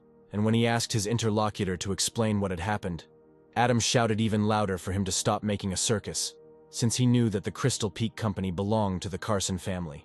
But Patrick was no less surprised than his interlocutor had been, since there was no Crystal Peak listed in his assets. And now he was already confusedly telling Adam that he would definitely find out everything, since the company he had named was not the property of their family. To which his interlocutor immediately gave him no more than 8 hours, after which his companion would deal with all the consequences himself. When the conversation was over, the young man threw his phone on the floor without hiding his anger. He was thinking that he had invested $10 billion in cooperation with the Calloway family, and if their agreements were to be terminated now, he would never be able to explain it to the family. And so he turned to his manager, ordering him to find out all the information about a certain company called Crystal Peak. Just a couple of hours later, Patrick was sitting at his desk, beginning to study the report prepared by the manager. He was furious when he found out that such a huge multi-billion-dollar company actually belonged to his family, represented by his younger sister. The young man could not understand where this girl got such a huge amount of money. Well, the old manager drew the young master's attention to the fact that the lands that were acquired by the Photon and Crystal Peak companies had common borders, where a lone wolf had pulled off a grand scheme. Everyone thought they had him cornered, but in the end they themselves ended up trapped. Because everyone who was interested in the lone wolf being out of business bought land at a price 3 times higher than it was worth, where now they will simply lose their money. After listening to the manager's thoughts, Patrick said that his opponent had not only come up with an excellent scheme, but had also recruited his own sister. Immediately asking for a new phone, the young man began dialing his sister's number, furiously shouting that she had definitely decided to kill her own brother. The girl, who was relaxing by the pool, answered the call and warmly greeted her brother. But he clearly had no time for pleasantries, where he, without hiding his anger, demanded that his sister tell him whether she really owned the Crystal Peak company. Laughing, Elizabeth, confirming the company's affiliation, added that now her brother would definitely be able to appreciate her abilities. But Patrick was in no mood for fun, where he accused the girl of betrayal and ordered her to immediately return home. But his sister had no intention of listening to her brother, simply hanging up and saying that Michael treated her much better than his own brother. Hearing the short beeps, the son of the Carson family could only state that his sister had simply hung up. The young man's rage went through the roof, and the second phone became unusable after being hit hard on the floor. Having calmed down a little and getting his thoughts in order, Patrick asked the manager to bring another mobile phone. While carrying out the order, the old man also said that the return of the young lady now would not improve the situation, where they should first of all think about how to compensate for the losses. Turning to the man, Patrick asked if he had any specific thoughts on the matter, to which the manager openly said that the gentleman should consider going over to the lone wolf side, where given his trust in the young lady, the future of the Carson family would be secured. However, if Patrick decides to do this, he will have to forget about his relationship with Mrs. Rockwood, who is obviously in love with the lone wolf. To this, the young man replied that he would never give up on his relationship with Diana and always keeps his word. The manager tried to say that it was not worth putting the whole family at risk for the sake of a woman, but the young man stopped him, coldly saying that while his father was ill, he would make all the decisions and be responsible for the consequences, where the manager had no choice but to accept the will of his master. As he walked away in the opposite direction, the old man thought that Patrick was too young and inexperienced to understand all the consequences, where once all the important figures are convinced that the Crystal Peak Company belongs to the Carson family, then all the blame for the failure will be placed on them, which puts the future of the family in real danger. Meanwhile, Adam listened to a report that Crystal Peak belonged to Elizabeth Carson, who was very close to the lone wolf. But at some point the young man stopped the speaker, after which silence hung in the air. Victoria understood the situation more than anyone else, and was shocked by this development of events, because even being Michael's personal assistant, she did not know that it was he who created Crystal Peak. And now she turned to her master, asking for forgiveness and saying that it was her fault. But Adam was angrier than ever, shouting that losses of more than 10 billion could not be justified by shortcomings. Throwing an ashtray at the girl, the Calloway family's son shouted that Victoria didn't even understand what she had done, and now he was already asking her about whether she had become arrogant, deciding that it was worth the capital he had lost. The girl's wound opened up from the blow with the ashtray, and bleeding, she listened to the man's words that she was nothing more than his property, their family's watchdog. And after Adam said that his family no longer needed her services, two strong young men immediately grabbed the girl by the arms. Her former boss then added that Victoria's actions would be investigated, and that she would be kept in custody here during the investigation. Here, one of Adam's assistants stated that Victoria definitely did not betray the family, since they consider the Calloway family their family. But the heartless young man said that he didn't care whether she betrayed him or not. He just had to account for the lost billions. Listening to Adam, the girl immediately understood that they simply wanted to shift all the blame for the losses onto her. Diana, who entered the house, asked Kiara, who met her, whether Michael often left her here completely alone. But the girl happily announced that her brother was at home, just in the basement. The guest was surprised by such a statement, asking why he was constantly hiding from everyone and what he was doing. To this, Kiara replied that her brother had set up some sort of laboratory there, and she did not dare interrupt or distract him. Diana was very surprised that Michael had set up a laboratory at home and was conducting some experiments in it. Well, the owner of the house himself looked at the resulting purple mass and declared that his research was finally complete. Smiling, the young man noted that it was not in vain that he had developed his skills as a physician and chemist. However, the boy's joy was interrupted by a knock on the door of his small laboratory, after which the young man heard the familiar voice of Diana, who asked permission to enter, to which Michael mentally noted that the girl had come to him at just the right time. After allowing her into the lab, Michael asked if Diana had any scars on her body, and so, moving her hair aside, his guest showed a small scar on her cheek, which she had received in her distant childhood while playing with other children. Clearly interested in the girl's scar, the young man approached and began to examine with interest the consequences of the old injury. From such an unexpected rapprochement, Diana even dropped her small handbag. Feeling the guy's hands on her face, the girl blushed deeply, thinking that he most likely decided to kiss her. She was briefly tormented by doubts about whether they could be seen, preparing for the long-awaited kiss. But without feeling the lips of her lover and beginning to sense some strange smell, the girl opened one eye. In front of her she saw Michael, his eyes glowing, asking his guest not to move until he finished applying the ointment. And while he was covering the scar on the girl's forehead with the potion, she tried to find out whether the product had passed clinical trials and was approved by the Ministry of Health. To which the young man stated that he had developed the ointment himself, and also asked the girl not to wet her face with water for several hours. Turning to Diana, the young man wanted to add something else. But completely unexpectedly for him, The girl suddenly moved closer to him and connected their lips. Shocked that Diana would suddenly decide to kiss him, Michael watched silently as she hurriedly left the lab.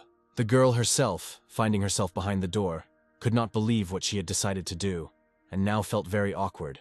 Well, the great doctor himself stood and enjoyed the pleasant sensations after the kiss given to him. At that moment, his little sister looked in on him and asked him what he had done to her that made the girl quickly run away, red as a tomato. But Michael said she was just in a hurry, which didn't seem convincing enough to Kiara. And so, approaching the young man, the girl asked in all seriousness whether he had done anything bad to her, to which Michael replied that he was not capable of causing her any harm, and therefore his little sister could not think badly of her brother. But the pouting girl still insisted on her own, not at all believing that Diana could just run away in such a strange state. To herself, the girl thought that Michael was a really good person, but there were too many girls hanging around him. And then the young man showed his sister the ointment he had developed, offering to try it on her, which she refused, stating that the ointment smelled very bad. Having called the runaway girl an ungrateful child, the guy noted that his potion really didn't smell very good. Thinking that it would be nice to add some flavoring to the ointment, the young man noticed his mobile phone. He hadn't visited various chats for a long time and was quite surprised when he read that he had already been practically written off. Michael chuckled and remarked that he had his suspicions about the true nature of most of those who called themselves his friends and comrades, but he did not think that they were so hypocritical that they were now rejoicing at rumors of his bankruptcy. The young man paid special attention to the messages that he was predicted to die by the Calloway family. The young man eagerly read the information about how those who had called him brother just a week ago had agreed to sever all ties with the lone wolf. And so he wrote a message that all those who were dissatisfied could freely leave this chat. At the same time, Julian, who was at the golf club, was struck by Michael's message in the chat, asking his gaming companion if the lone wolf was afraid of being left without support at all, to which the young man, having kicked the ball, said that strong people do not need friends, and he is completely on the side of the lone wolf, since even united families cannot break him. Well, Michael himself watched with interest as his so-called friends were removed from the chat one after another. Having settled comfortably on the sofa, the young man said that now everyone would see how bankrupt he really was.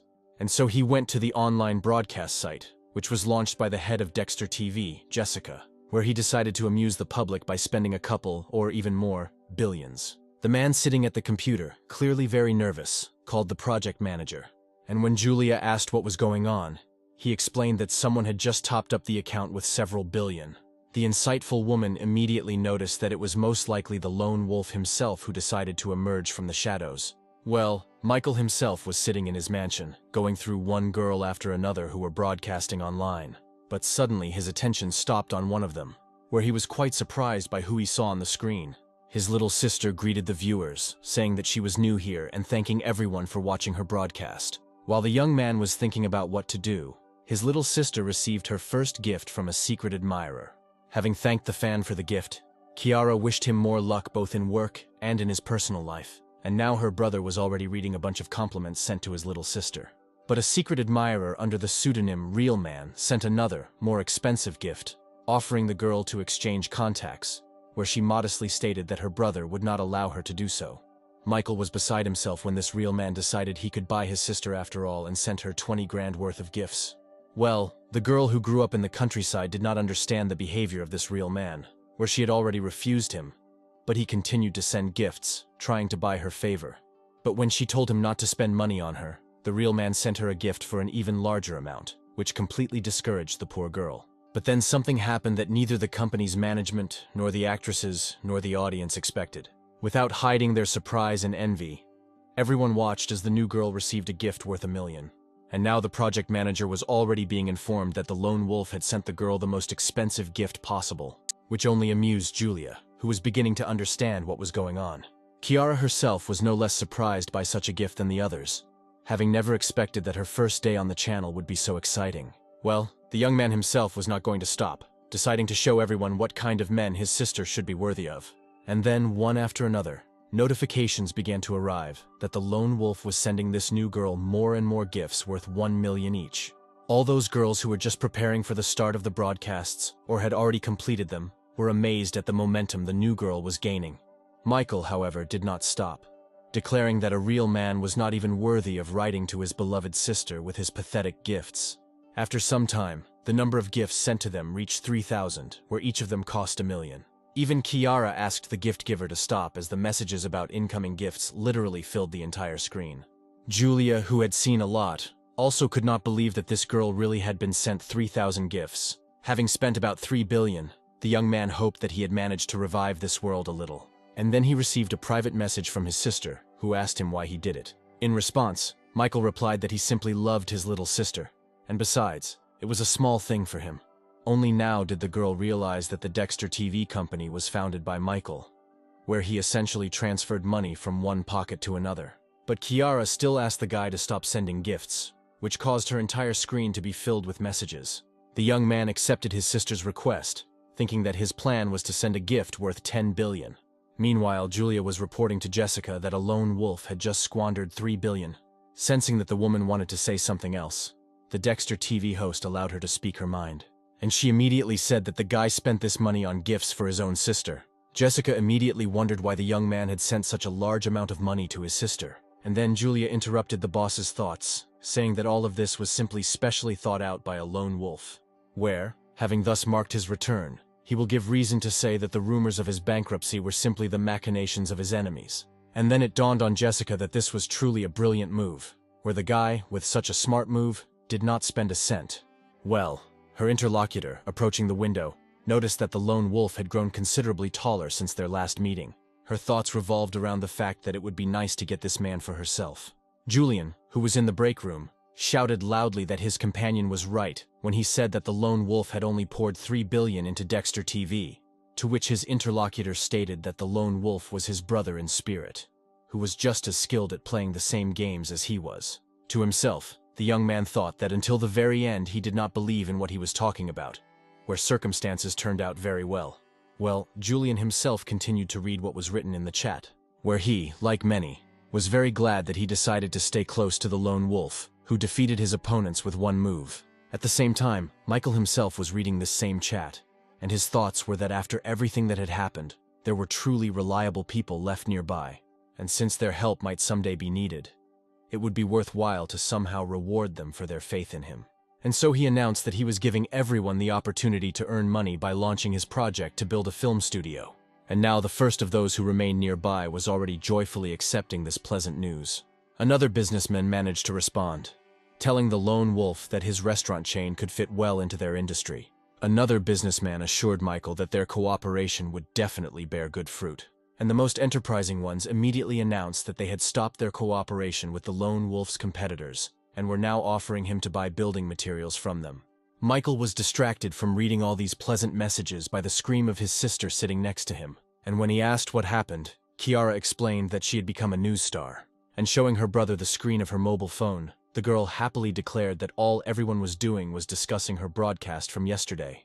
Michael rejoiced with his little sister, once again causing her displeasure by touching her hair. Well, the girl suddenly declared that the real subject of conversation was not her at all, but the lone wolf, where everyone called him a real spendthrift and a spoiled child of rich parents who doesn't know where to spend money. Having experienced the most unpleasant feelings from such reviews, the young man noted that people like to create various rumors. However, his sister was quite serious in telling Michael not to take it to heart, where those closest to him know for sure that he always acts very calculatingly. The young man was very embarrassed when Kiara said that his entire close circle considered the guy a real genius. With understanding of Belle and admiration for her brother, the girl said that she understood his strategy, which was developed to achieve influence in all spheres of human life. Of course, Michael, who had no global plans, sat and silently thought about what he was doing that was leading people to such thoughts. Deciding to change the subject, the young man asked his sister to tell him more about a man from Japan who had proven himself to be an excellent player of Go. The topic was interesting, and Kiara immediately told her brother that a certain player had appeared who had already managed to defeat all the professionals in their camp. Where this strongest player called all professionals nothing more than ordinary amateurs. What Michael's sister told him greatly impressed him, where he could not understand how a player could even reach such incredible heights, having understood the essence of the complex game of Go. And the girl continued, adding that this genius was not even 20 years old, and his name was Yoshihiro Yamada. He studied with the greatest master of the game of Go, who lived in Japan, and in his first confrontation, he defeated the Chinese master. And when a couple of days ago he defeated another outstanding master of this game, everyone froze, waiting to see what would happen next. At the press conference, Yoshihiro openly stated that he has no worthy opponents, and therefore he is ready to fight with anyone who wants to. Michael was already happy that this Japanese guy had managed to piss off a whole bunch of people, and Kiara added that several large companies have chipped in and are offering a jackpot of 200 million to anyone who defeats this guy. When her brother heard the words about the prize on offer, it obviously interested him. He shocked his little sister when he said he was going to take the 200 million. And now the young man has already turned on the conference at which Yoshihiro made that very loud statement. The trick was that Michael had already received a Go skill from one of his subjects, which he could simply upgrade using the system.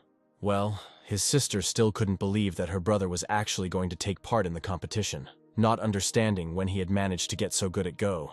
And so the girl began to dissuade him, stating that this game is very difficult and multifaceted, which you cannot learn to play in one night, and her brother is a very busy man.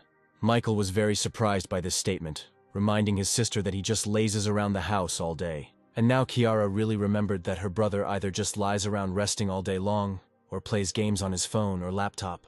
The girl came to the conclusion that Michael organized his affairs so well that he had a whole bunch of free time, where she immediately wanted to become more like her brother.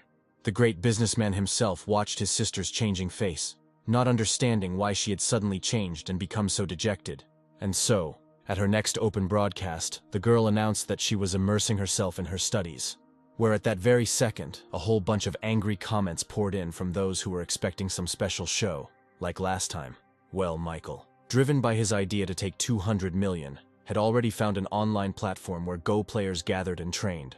Warming up his hands, the young man prepared to thoroughly hone his skills. Since his Go playing skill had developed to a master level, he immediately decided to try out what players on this platform were capable of.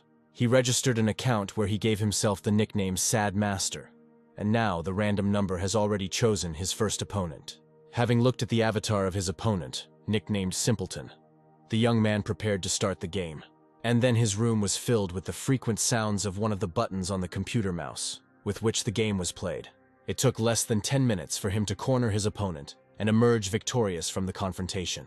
Noting sadly that the victory had come to him so quickly and easily, Michael remarked that it was very boring. Deciding that this was enough for a warm-up, the young man decided to set a goal of 10 victories in a row, and so he began a game where he repeatedly defeated all his opponents. When his win count exceeded 30, Michael opened an achievement window where he had only amateur level 5.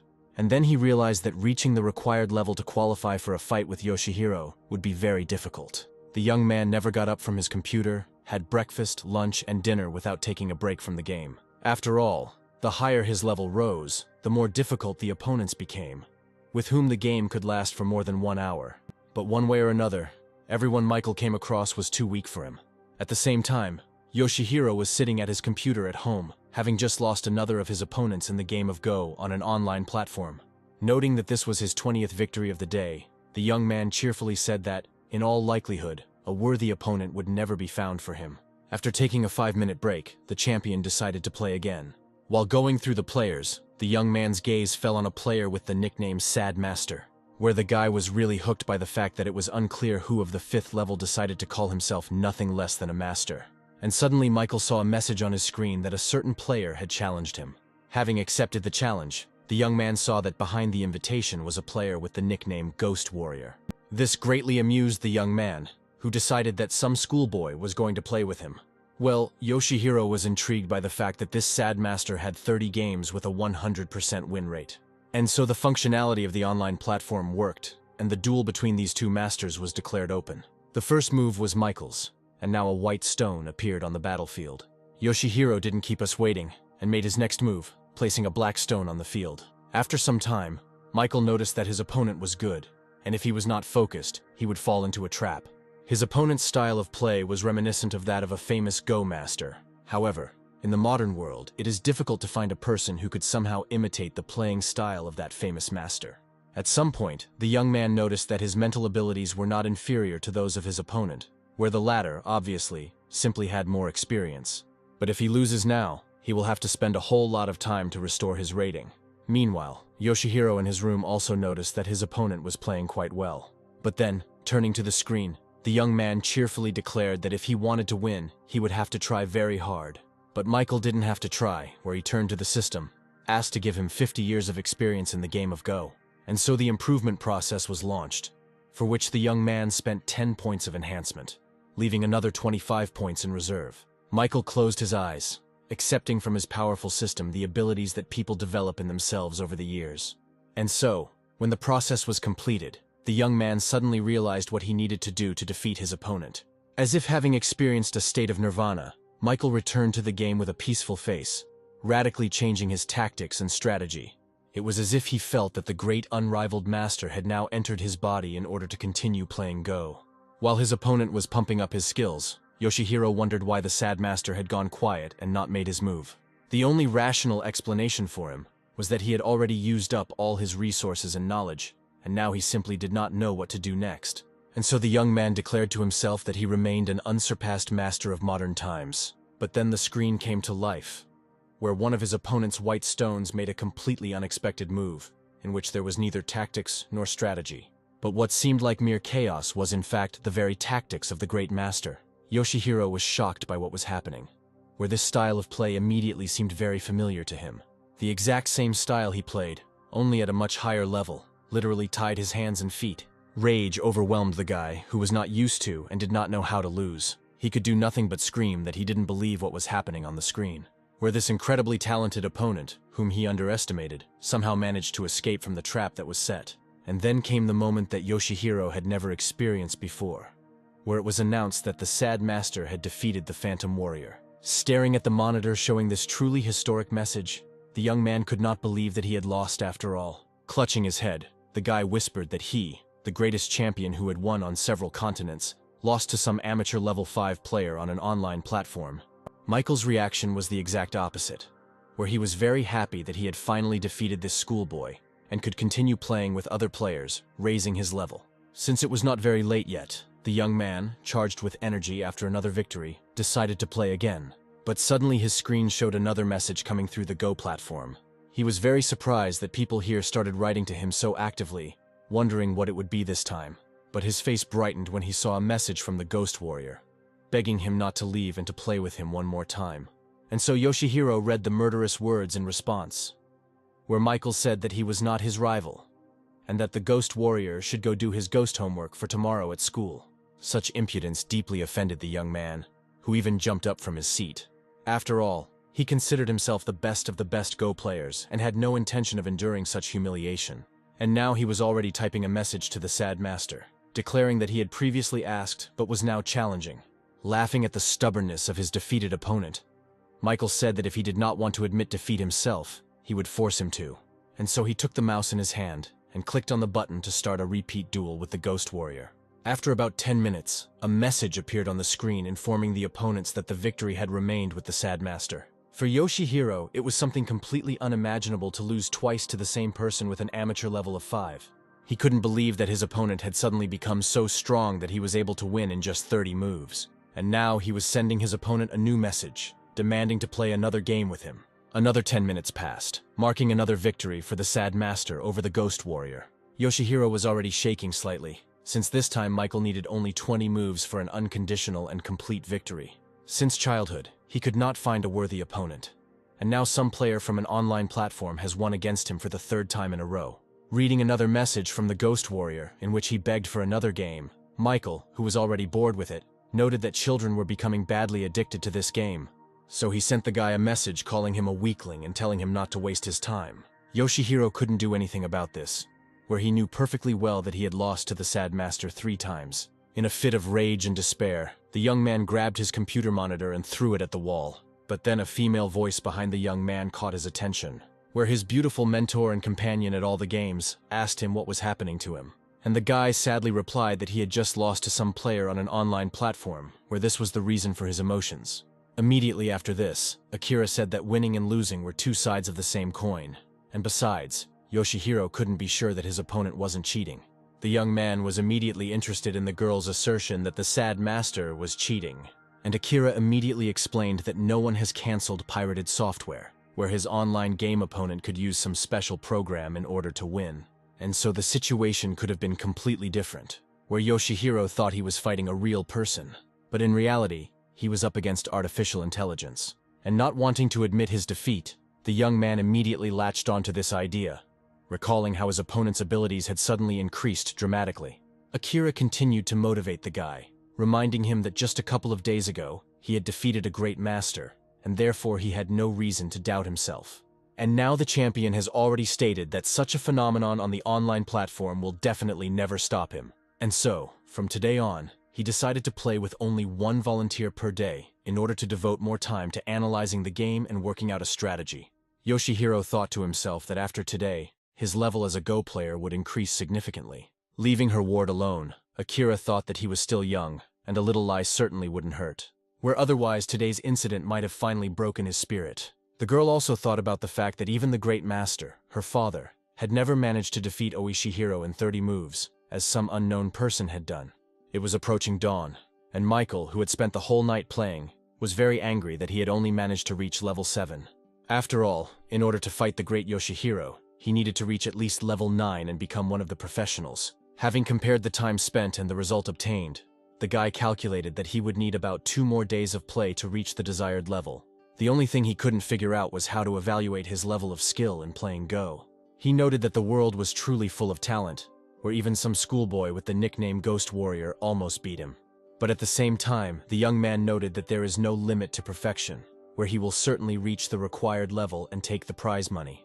At the Calloway family mansion, Adam's guards came for Victoria, who was locked in one of the rooms. 2 of them took him by the arms, and the third rudely told him to follow him to the young master. While Adam waited for the guilty spy to be delivered, he listened to a report from his new assistant Becky. And the girl said that, according to the information she received, Victoria eventually began to pass on false information to the gentleman, which resulted in major losses for him. The girl also didn't forget to mention that 30 billion appeared on the spy's personal account from somewhere. Adam, looking at the papers, could not believe that the personal assistant of a lone wolf had such a huge salary. Well, Becky coldly confirmed that all the information was completely reliable and was the main evidence of Victoria's guilt. But suddenly the young man's face changed, where he noticed that even he would find it difficult to refrain from betrayal if such money were offered. A couple of minutes later, he was already addressing the guilty girl herself, declaring that now he knew everything for sure. To which Victoria sadly stated that she did not expect such mistrust from the one to whom she had dedicated her entire life. But Adam didn't believe the girl, throwing a stack of papers right in her face and saying that all the facts said otherwise, where he immediately recalled the girl's strange behavior lately, hiding the fact that she had 30 billion in her account. Looking at her angry master, Victoria tried to give an explanation, but Adam shouted furiously that she was bought by a lone wolf, and this was an indisputable and proven fact. Having loosened the pressure of the collar, the young man walked over to the window and said that she would soon find out what happens to traitors. Where after his words an ominous silence hung in the room. This silence was broken by Victoria herself, who said that she knew the family rules very well, and therefore saw no point in shaking the air, suggesting to move on to solving the problem. The girl's words intrigued Adam, who turned around and asked her what she meant by solving the problem. And so the former spy said that she understands perfectly well what losses the family will suffer when the case fails completely. And so, as a sign of gratitude for everything the family had done for her, Victoria expressed her willingness to give away these 30 billion. However, after she transfers the money to Adam, it will mean that she no longer owes anything to the Calloway family. In her mind, the girl noted that this was the only way to leave here alive, and she asked Michael for forgiveness, deciding to soon return to him and work off this money all her life. Adam, who had been listening to his former agent's words with a tense face all this time, suddenly burst into loud laughter. He noted that buying his life for 30 billion is a pretty smart move, which he agrees to, and after transferring the money, the girl can get out of here. And so Victoria, having accepted the mobile phone from her former boss's new assistant, made the money transfer. And watching as unimaginable wealth flowed into his pocket, Adam thought that he would, of course, let the girl go. But he could not guarantee her safety outside this house. And so, looking at the screen of his mobile phone, where a message appeared about the receipt of 30 billion into his account, the young man did not hide his joy at the fact that he had gained independence from the board of directors. As promised, Victoria was able to leave the house, and Becky asked the gentleman if he was really ready to let go of this girl who knew so much. In his usual manner, Adam coldly asked his new assistant if she was really going to teach him what to do. And the girl had no choice but to apologize to the gentleman for her lack of restraint. But inside, Becky was gloating, thinking that she had managed to take Victoria's place as Adam's favorite dog. The new assistant also understood that the Calloway family would never just let go of someone who knew so many secrets. The streets of the city at night were quite empty, with only occasional cars driving or people walking by. The spy, driven out of her home, walked quietly along these streets, wondering why she had spent so much time and effort on this unworthy man. The girl also understood that she really knew about many of the less-than-legal schemes that Adam's company used.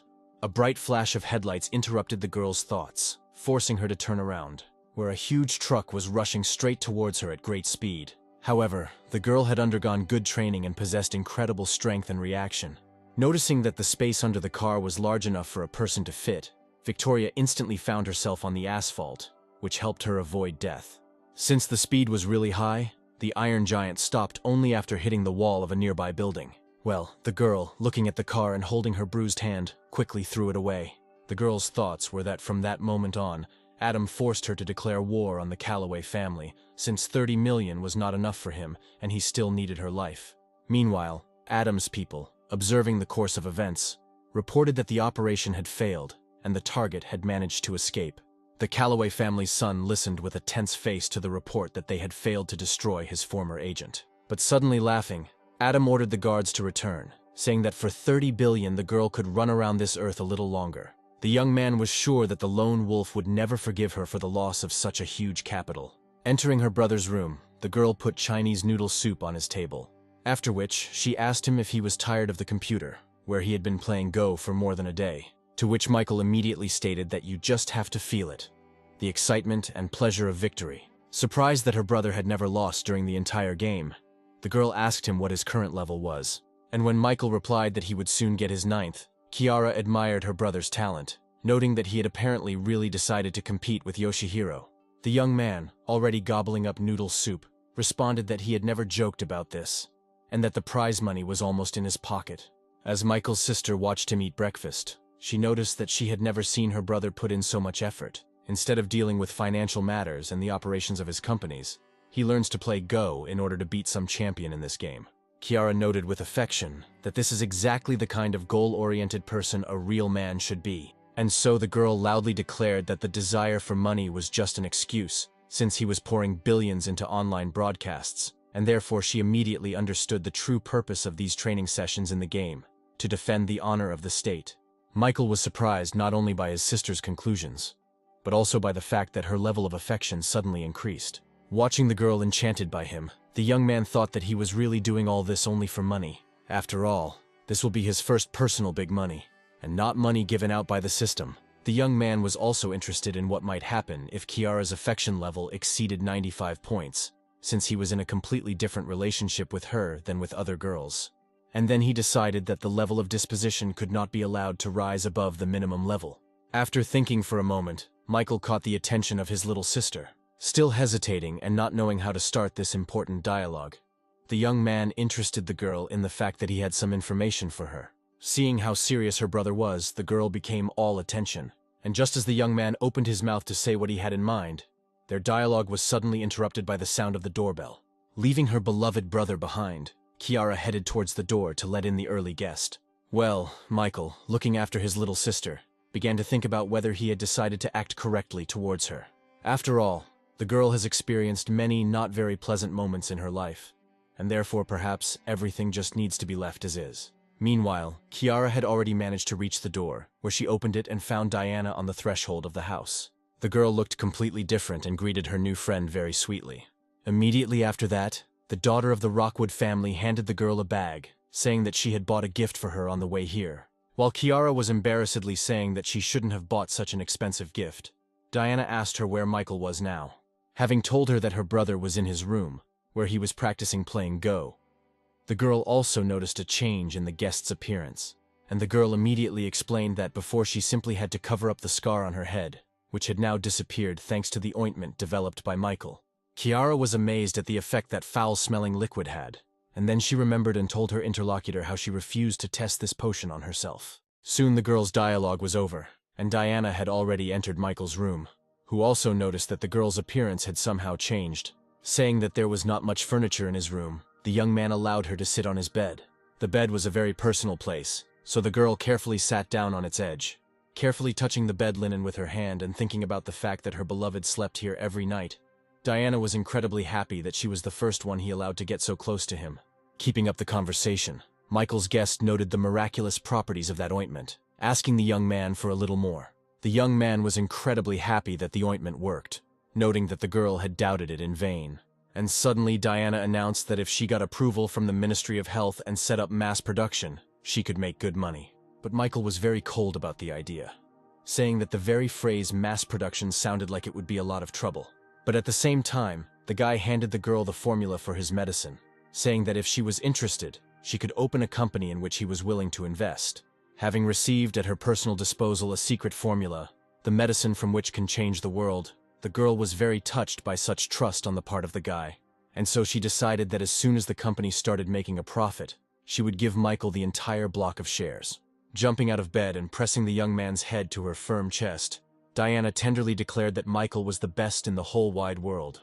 The doorbell rang again at Michael's mansion, where Kiara, now working as a butler, went to greet another guest. The girl was very surprised when she saw who came to their house. After all, when the girl took off her mask and pulled back the hood, the owner of the house's sister saw Victoria's face. In an exhausted voice, the girl asked if Michael was home and asked for the opportunity to see him. But the girl, offended by the betrayal of this spy, immediately began to push out the uninvited and unexpected guest, saying that she was not welcome here at all. With almost tears in her eyes, Kiara said that she trusted the girl and considered her a sister, but now she would not allow Victoria to harm her brother. Michael and Diana immediately heard the loud voice of a girl who was clearly arguing with someone, and decided to go and see what was going on. And when they went out into the hallway, they saw Michael's sister escorting Victoria out as she returned. The young man was very happy that this girl had returned, as she could have spent a lot more of his money. Meanwhile, a serious-minded Kiara continued to demand that Victoria get out of this house, and so the former spy gave in, apologized for disturbing them, and walked away. Her only thought was that she had mistaken wishful thinking for reality, and had dedicated her entire life to serving the wrong person. She was just thinking that there was nowhere else to go when suddenly someone's strong hand interrupted her movement. Turning around, the girl saw Michael, who was inviting her to quickly enter the house. Watching the young man literally drag this traitor along with him, Kiara couldn't understand what he was doing, to which the guy said that the past should be left in the past, and Victoria is a very valuable employee. The girl tried to say something else, but the more intelligent Diana was already dragging her into the kitchen to carry out Michael's instructions to prepare something to eat. Well, the owner of the house himself invited the girl to follow him to the basement, where he had a special surprise for her. As they walked, Victoria turned to the guy, stating that she had to tell him something. And so, having plucked up her courage, the girl told her boss that she had lost the 30 billion that he had transferred to her the last time, to which the young man did not react in any way, stopping and lowering his head. Well, the former spy understood that anyone who heard such news would definitely be furious. But she made such a mistake, and therefore was ready to bear any, even physical punishment from Michael. But suddenly the young man turned around and breathed a sigh of relief, saying that he was thinking about some serious incident, after which he recommended that the girl relax about this. Victoria certainly could not have expected such a reaction from her new master, where no one could have accepted the loss of 30 billion so easily. And Michael suddenly approached her, saying that the girl had never disappointed him, and he was convinced of his conclusions that she was a real genius. Victoria didn't understand whether this guy was serious when he said that there was a great lack of capable people like her in his circle. Smiling, the young man said that most people can't handle such amounts for years, but she left for just a couple of days and returned without any money, which is real skill. And so, taking the girl by the hands, Michael for the second time invited her to become part of his team. The former spy couldn't take her eyes off this incredible young man. After all, in his person she found unconditional trust and tolerance for everything, which she had never encountered in her previous boss. And then tears began to flow from the girl's eyes, overcoming which she said that until today it was as if she had been wandering in darkness. And so, getting on her knees, she swore eternal fidelity to the guy, where the frightened Michael asked her to stop and get up. When he succeeded, he said that tears would not move him to pity, since the girl would have a lot of work from tomorrow. But the girl was only happy about such trust, where she really wanted to justify the trust shown and repay good for good. And Michael, with a bored look, noted that the company was currently having problems, and therefore Victoria would have to get it running again. And so, noticing that he had never shown such trust to anyone else, the guy handed the girl a card, saying that there were 50 billion on it. Upon accepting this treasure, The new team member Michael was literally shaken by the realization of how huge this money was. And then tears appeared on her face again, where the girl did not understand why the young man was so kind to her. And the system announced that the minimum required level of disposition had been reached, which greatly pleased the guy who spent a lot of time and effort on this achievement. Without hiding his emotions, the young man studied the list of newly acquired skills, of which there were more than 10. What was no less pleasing was that the system awarded him a whole 50 boost points for this object. Well, the girl herself had already taken an official oath of allegiance to her new master. After which, the young man declared that he believed every word she said, saying that from that moment on, they were one family. Well, Victoria, a little embarrassed, said that the boss could just call her by her first name, which would be more convenient for both of them. Hearing the girl, he suggested continuing on to the basement, where he had something else for her. They were already inside when the young man said that as a result of the experiments he had conducted, he had managed to create a special ointment for dissolving scars. And so he handed Victoria his potion, saying that she would need to apply it 3 times a day for 2 weeks. Looking at the outstretched box, Michael's new family member couldn't believe that someone had gone to such lengths for her. It was hard to even imagine that a billionaire would put all his business aside in order to create a cure for the one who was spying on him. Meanwhile, busy preparing food, Kiara asked Diana why she stopped her attempts to convince her brother. Without hiding her emotions, the girl, nervously stirring the dish, lamented the fact that her brother was so kind to this traitor. And so she grabbed a jar of pepper, deciding that she would now feed her such a hot soup that she would never want to enter this house again. But then Diana intervened in her actions, saying that Kiara had just almost ruined all of her brother's plans. And so, in response to her little interlocutor's questions, the girl explained that because of the failed mission, the Calloway family had left her the scapegoat, and so she had no choice but to return to where she was originally sent to spy. However, Michael's sister did not understand what her brother's plans were that she could interfere with, and Diana reminded her interlocutor that Victoria had worked for the Calloway family her entire life. Consequently, she possesses invaluable information about their activities and all their secrets. And then it dawned on Kiara what her brother had planned, where he definitely would not accept a person who was capable of harming him or his loved ones. Well, Diana added that there is no need to doubt Michael. They just have to help him in any way they can. And now the girl was already praising her lover's sister for understanding everything so quickly. Returning to cooking, the girl decided that in order to support her beloved brother's plans, this dish should be special and memorable. Returning to cooking with a new charge of positive emotions, Kiara pursued a single goal: to help her brother. After some time, Michael and Victoria came into the kitchen, and the girl greeted them joyfully, saying that the food was ready. Where Victoria immediately noticed that the girl's behavior had changed dramatically in just 10 minutes. And indeed, Kiara was more than friendly, where it was impossible to believe that just 10 minutes ago, she was ready to unleash all the dogs on the uninvited guest. Once at the table, both Michael and Victoria were shocked by what the girl had managed to cook for them. Noticing that his little sister had overdone it a little, the young man asked her if there was really anything okay with the food. Telling her brother not to think badly of her, the girl reached for the first piece to prove that the food was definitely not poisoned. Michael watched in fascination as Kiara placed a delicious shrimp into her mouth. And now the girl was already throwing angry glances in the direction of the distrustful young man. Here Diana got involved in the situation, noticing that Victoria had a box of ointment, noting that this potion, apparently, was originally created for her. And so, pointing to this very box, the girl emotionally declared that the potion was simply magnificent. And then she showed her forehead, where not long ago there was a scar left over from childhood, which disappeared in just a couple of applications. Victoria couldn't believe that Michael had created such an effective scar removal ointment. Only now did she begin to fully realize that her disfigured face could be made beautiful again. Well, the first one who tried the new product on herself has already said that she is now deciding on launching mass production. And now Victoria has already joined the discussion on the issue of how best to launch a PR campaign. Meanwhile, Michael's little sister noticed that Victoria was apparently not hungry at all, asking her brother to finish this delicious treat, which was a shame to throw away. Well, the former spy herself has already said that Dexter TV and everyone who broadcasts can be involved in advertising, which will ensure the widest possible dissemination of information. And her interlocutor even took out a notebook, writing down all these excellent ideas and promising to talk about it with Jessica. But at some point the girl stopped and turned her head in the direction where Mai was sitting, slow, looking at how the guy was forcing food down his throat so as not to upset his little sister. Diana wondered if he had thought of all this in advance, since circumstances were working out very well in literally everything. The day passed rather quickly, and the inhabitants of the luxurious villa greeted the night, each busy with their own affairs. Michael, who had decided to personally evaluate the quality of the ointment's action, examined Diana's forehead, making sure that the scar had indeed completely disappeared.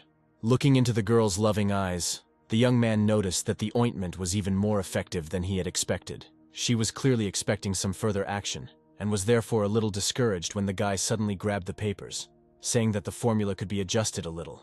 Then the girl decided to take the initiative into her own hands, approaching Michael from behind, hugging him and happily stating that they could finally be alone. Having said that this time no one would disturb them, the girl began to gently caress her lover's neck with her tongue. Suddenly, Michael dropped the folder from his hands and turned sharply towards the girl, stopping her actions. Getting closer to her face, the young man asked Diana if she was embarrassed by the presence of other people in the house. Melting under the young man's gaze and experiencing true bliss from his touch, the girl asked who else was in the house, to which the young man replied that his little sister was in her room on the first floor. And not far away, Victoria in her room has probably already begun to sort out the accumulated work. But the girl, already ablaze with an irresistible desire for intimacy, whispered that it was unlikely that the presence of other people in the house would interfere with them. And so Michael, after these words from his fan, pulled the girl towards him, passionately connecting their lips. Filled with tenderness and desire, Diana only thought about how this guy would finally become hers completely and undividedly. But at some point, the girl tore her lips away from her partner's gum, as if deciding to end this madness. But that was just the beginning, where Diana gently pushed the guy, and when he fell onto the bed, she comfortably settled on top of him.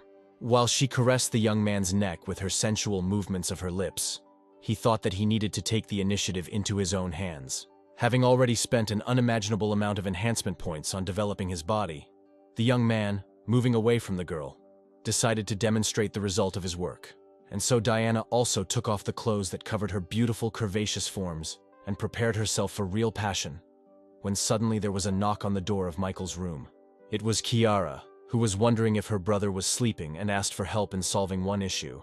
And so the failed lovers were already dressing in a hurry, where Michael asked his sister to wait a little. Kiara managed to distract her brother's attention, and so the next meeting between Michael and Diana did not take place until the morning. As soon as the girl saw the guy, she immediately felt a wild desire for intimacy with him, beginning to come to the conclusion that next to him she begins to behave like a real pervert. Michael looked at his partner from yesterday's tender scene and tried to say something, but then, as if by chance, Kiara appeared nearby and invited her brother to have breakfast, also inviting Diana to join them. Throwing angry glances after his sister as she left, the young man came to the conclusion that she was doing all this on purpose. After helping his assistant apply the ointment, Michael reminded her that the ointment should be applied 3 times a day. Victoria herself looked at herself in the mirror with interest, listening to her boss's instructions. And so, turning to the young man, she sincerely thanked the guy for his concern. Having said that there was nothing to thank him for yet, the young man instructed the girl to closely deal with Photon's affairs. Accepting the assignment, Victoria replied that she would do everything for her part to justify Michael's hopes and expectations. She was determined to show companies like Best Capital and Golden Coin who they were fighting against. Michael was extremely happy that he was able to get rid of all the girls, and now he can devote all his time to practicing Go. But his attention was drawn to his little sister, who remained nearby and asked her brother to devote some time to her. Hearing Kiara's voice, the young man turned silently, waiting for what the girl would tell him. But she stood and simply looked at the young man, also not saying a word. Coming closer, Michael asked his sister what had happened to her, and when he sat down on the bed, offering to tell her everything that was troubling her, the girl said that she simply wanted to ask for help in applying ointment to the bruised area. And now she has already pulled down her t-shirt, showing the bruise and saying that she herself cannot reach it. As he approached, the young man thought that although they were relatives, they were still people of different sexes, and it was not appropriate for a sister to expose herself so naked in front of her brother. And so, turning the girl to face him, Michael said that she shouldn't behave like that, because other people might think God knows what about their relationship. To which Kiara stated that she was not standing in front of her brother in her underwear. There were no other people nearby, and she only asked for help in applying the ointment. But the elder brother continued to lecture her, saying that someday his sister would get married and should be able to respect herself, so that her husband would respect her too. In response to which the girl suddenly declared, approaching the guy, that she would be very suited to a young man as understanding as Michael. While laughingly saying that she needed someone more reliable, The young man felt that there was some strange atmosphere here that urgently needed to be dispelled, and his interlocutor already said that Michael is not at all unreliable, where he will definitely approach the choice of a life partner wisely. And so, exhaling heavily, the young man realized that he definitely wouldn't be able to argue with this girl. Noting out loud that he was unable to convince his sister, Michael asked to give him some ointment to finish this matter more quickly. Rejoicing at this small victory, Kiara turned her back to the guy again, exposing the injured area to his hands. And then the girl felt the first touch of Michael's hand on her body. Enjoying this wonderful feeling, the girl reflected on the fact that she was not deprived of feminine charm after all. But then she suddenly stopped feeling the young man's hand, and Michael himself, removing the remains of the ointment from his fingers, announced that he was finished. The girl, who was just beginning to get a taste for it, was surprised that everything was completed so quickly. And when she asked why Michael did everything so quickly, he explained that it didn't take much time to apply the ointment. But the girl was clearly dissatisfied, immediately recalling that when he left with Diana to apply the ointment, this process lasted much longer. Having joked that during this time he had managed to get the hang of applying the ointment, the young man hastened to leave, citing being very busy. Throwing sideways glances at the upset girl, the guy thought that he needed to quickly get her into some kind of study place before all this went too far. But he put this off until later, deciding for now to return to training in the game of Go, which was his first priority. But as soon as he got to his room, he saw evidence on the screen that someone had hacked his computer. At the same time, Akira, sitting at her laptop, was telling Yoshihiro, who was standing next to her, that very soon she would find out the location of the player who had beaten the guy, since she had already managed to locate the city.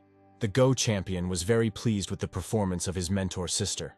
At the same time, the girl noted that this player had only registered on the online platform a couple of days ago, where during this time he had not lost even once and had significantly raised his level.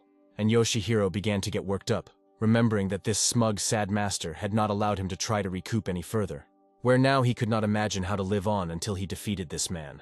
It was for this reason that he needed his address in order to come to him and beat him in person. But suddenly Akira made some inarticulate sound, indicating that something had gone wrong. The alarmed champion immediately asked his mentor what had happened, to which the girl explained that the man not only repelled her attack, but also hacked her own computer. But suddenly, the next second, a completely naked man appeared on the screen right in front of the girl's eyes, and when the entire space of the screen was filled with pornographic images, the frightened Akira could only close her eyes so as not to see this shame. With tears in her eyes, she stated that their opponent was too strong, and also thought about what she had just seen, something that she had never intended to do before their wedding night. Of course, this whole show for those who were trying to establish his location was arranged by Michael, who was very amused by such entertainment. The young man even managed to connect to Akira's laptop camera, where he looked at the girl and thought about when and where he managed to annoy the Japanese. But then, having decided that a bunch of interesting pictures should occupy the girl for a while, Michael got up from the table. The next day, during his morning bath, the young man suddenly noticed the news that Yoshihiro Yamada was going to visit his city. The other news was another revelation about a hotel owned by the Carson family for not meeting sanitary standards, where Patrick, also reading this, was furious that his company's shares were going down. And his loyal manager informed the gentleman that if some measures were not taken, the company would suffer colossal losses. In response, the young man stated that they could cover part of the losses by selling previously purchased land. But then he received the shocking news that the land in that area had depreciated, and no one wanted to buy it. All this happened because Photon and Crystal Peak entered into a merger agreement, which devalued the lands. Patrick, not hiding his rage, slammed his fist on the table, shouting that the whole world was united against him. Then he received a call from his sister, who was also concerned about what was happening with the family's company, suggesting that their hotels were suffering because of the Calloway family. Delighted that the girl continues to support the family, Patrick said that Best Capital and Golden Coin are most likely also involved. But Elizabeth cheerfully stated that her brother had nothing to worry about, since Photon and Crystal Peak had merged, where she now headed the new huge company Overground. The girl did not understand at all the negative reaction of her brother, who did not speak very flatteringly about her actions, while she was only thinking about how to help the family. And so he told the girl that their family never intended to become a true ally of the Lone Wolf, where he sent Elizabeth only to scout out the situation. In response, Elizabeth shouted that Michael, unlike her own brother, with whom she no longer wants to have anything in common, treats her like a truly close person. As soon as the connection was cut off by his sister, Patrick once again threw another phone on the floor, calling the girl two-faced. where the guy couldn't get his head around the fact that his own sister considered some Michael to be a closer person than her brother. But then the manager called the young man to reason, saying that this time they definitely couldn't do without help, and offering to enter into negotiations with the lone wolf. But the stubborn young man responded with a categorical refusal, saying that the Carson family was capable of sorting out problems on their own, where it was simply necessary to use reserve accounts. When the old man heard about the reserve accounts, he reminded Patrick of his father's words about using these reserves only in extreme cases. In response, the young man said that now was the very last resort, and so he released the manager to carry out the order regarding the unfreezing of reserves. The guy, without hiding his anger, thought to himself that he would never bow his head before this arrogant lone wolf. Well, the lone wolf himself sat in his mansion and watched the news about the arrival of Yoshihiro in their city, who gives anyone the opportunity to fight him. This greatly angered the guy, who had spent a couple of nights trying to reach a certain level that would allow him to fight the champion. But at the same time, he noted that, overall, the news was good, since he didn't have to fly to where this guy lives, where now Michael will definitely have a chance to take 200 million. The young man's thoughts were interrupted by an unexpected call from Elizabeth. The girl complained to Michael through tears about the way her brother spoke to her, although she does everything only for the sake of her family. The young man immediately realized that Elizabeth did not get along with her brother, solely because of his presence in her life. But in response to the girl, he told her to stop crying, since he would simply buy out their family's entire corporation and make her the sole and rightful owner. Noting that the young man had a good sense of humor, the slightly cheerful girl also said that she was not at all surprised that everyone was trying to become his partner. But the lone wolf, a little smugly, declared that he was not joking at all and was ready to buy her family's corporation at any moment. Finishing the conversation, the girl told her interlocutor in a gentle voice that she would come to visit him tomorrow. As he disconnected, Michael came to the conclusion that this girl was actually very gentle and kind, and that she simply lacked love in childhood. Having decided to help this sweet girl, the young man called his personal assistant, and so he gave her instructions to acquire the Carson family corporation by any means and at any cost, where Victoria interpreted this demand in her own way, deciding that it was a lone wolf's revenge for the actions of the Carson family in tandem with the rest of his opponents. Approaching the window, the girl noted that now was indeed the best time to take over this company, since due to the hype that had arisen around them, the company's shares had dropped sharply. Well, her next thought was that she had chosen the path of following the most worthy person. Once again, the bell rang inside Michael's mansion, where, as usual, Kiara went to open the door. The girl was very surprised when she saw her best friend at the door, asking her how she ended up there. But Elizabeth, instead of answering the question, immediately noted that she was very pleased to meet a real internet star. As a return compliment, Kiara noted that her friend was not far behind her in popularity, since she became the head of the Nadground company. The daughter of the Carson family liked it when her high position was mentioned, and this time the girl experienced the most pleasant sensations. The fascinating conversation about merits and achievements was interrupted by Michael, who told the girls that it was time for them to move forward. And now the whole trio has already left the mansion, where this trip seemed most exciting to Kiara, of course, who had not yet been spoiled by the big city. As they settled into their seats in the car, Elizabeth said that even her cousin couldn't miss the event they were going to. Michael, who overheard the girls' conversation, noted that he didn't even know that Elizabeth had a sister. Well, the girl's interlocutor asked her what her friend's cousin's name was and how old she was. Michael was nearly knocked to the ground when Elizabeth said the name Monica Madison, adding that she was only a little older than her. Choking on air, the young man could not help but cough, where both girls couldn't help but notice what suddenly started happening to Michael. When the guy cleared his throat a little and was able to speak, he asked Elizabeth if he had heard right, and if Monica really was her sister, to which the girl responded positively, immediately asking how Michael himself knew her. Recalling their strange communication at the auction and then at the police station, the young man smiled sheepishly and replied that they had met a couple of times. Already sitting in the car, Elizabeth was thinking about whether there could have been something between her sister, who was not lacking in beauty, and this guy.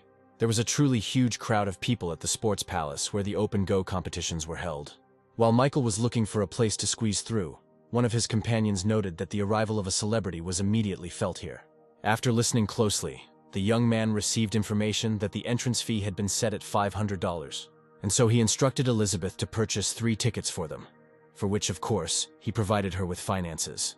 The people around him immediately began to whisper and condemn the guy, who not only was surrounded by 2 beauties at once, but also forced them to spend money on him. But now the tickets were bought, the gate was left behind, and the trio finally saw the only table where the game was being played. As he walked towards the arena, Michael noted with displeasure that there were really a lot of people there, even despite the high cost of entrance tickets. But then Elizabeth noticed something odd. Looking around and informing her companions that the table where Yoshihiro would play was not in the room. Following her, Kiara also looked around the entire visible space, and she also noticed that the champion was indeed not visible. Since there was only one table for the game, one of Michael's companions immediately wondered who this girl was. From the shouts from the crowd, it became clear that one of the best Go players in the city was currently playing with this girl, who was Yoshihiro's assistant. But the most valuable information came a little later, where, as it turned out, in order to fight Yoshihiro himself, it was necessary to defeat this girl.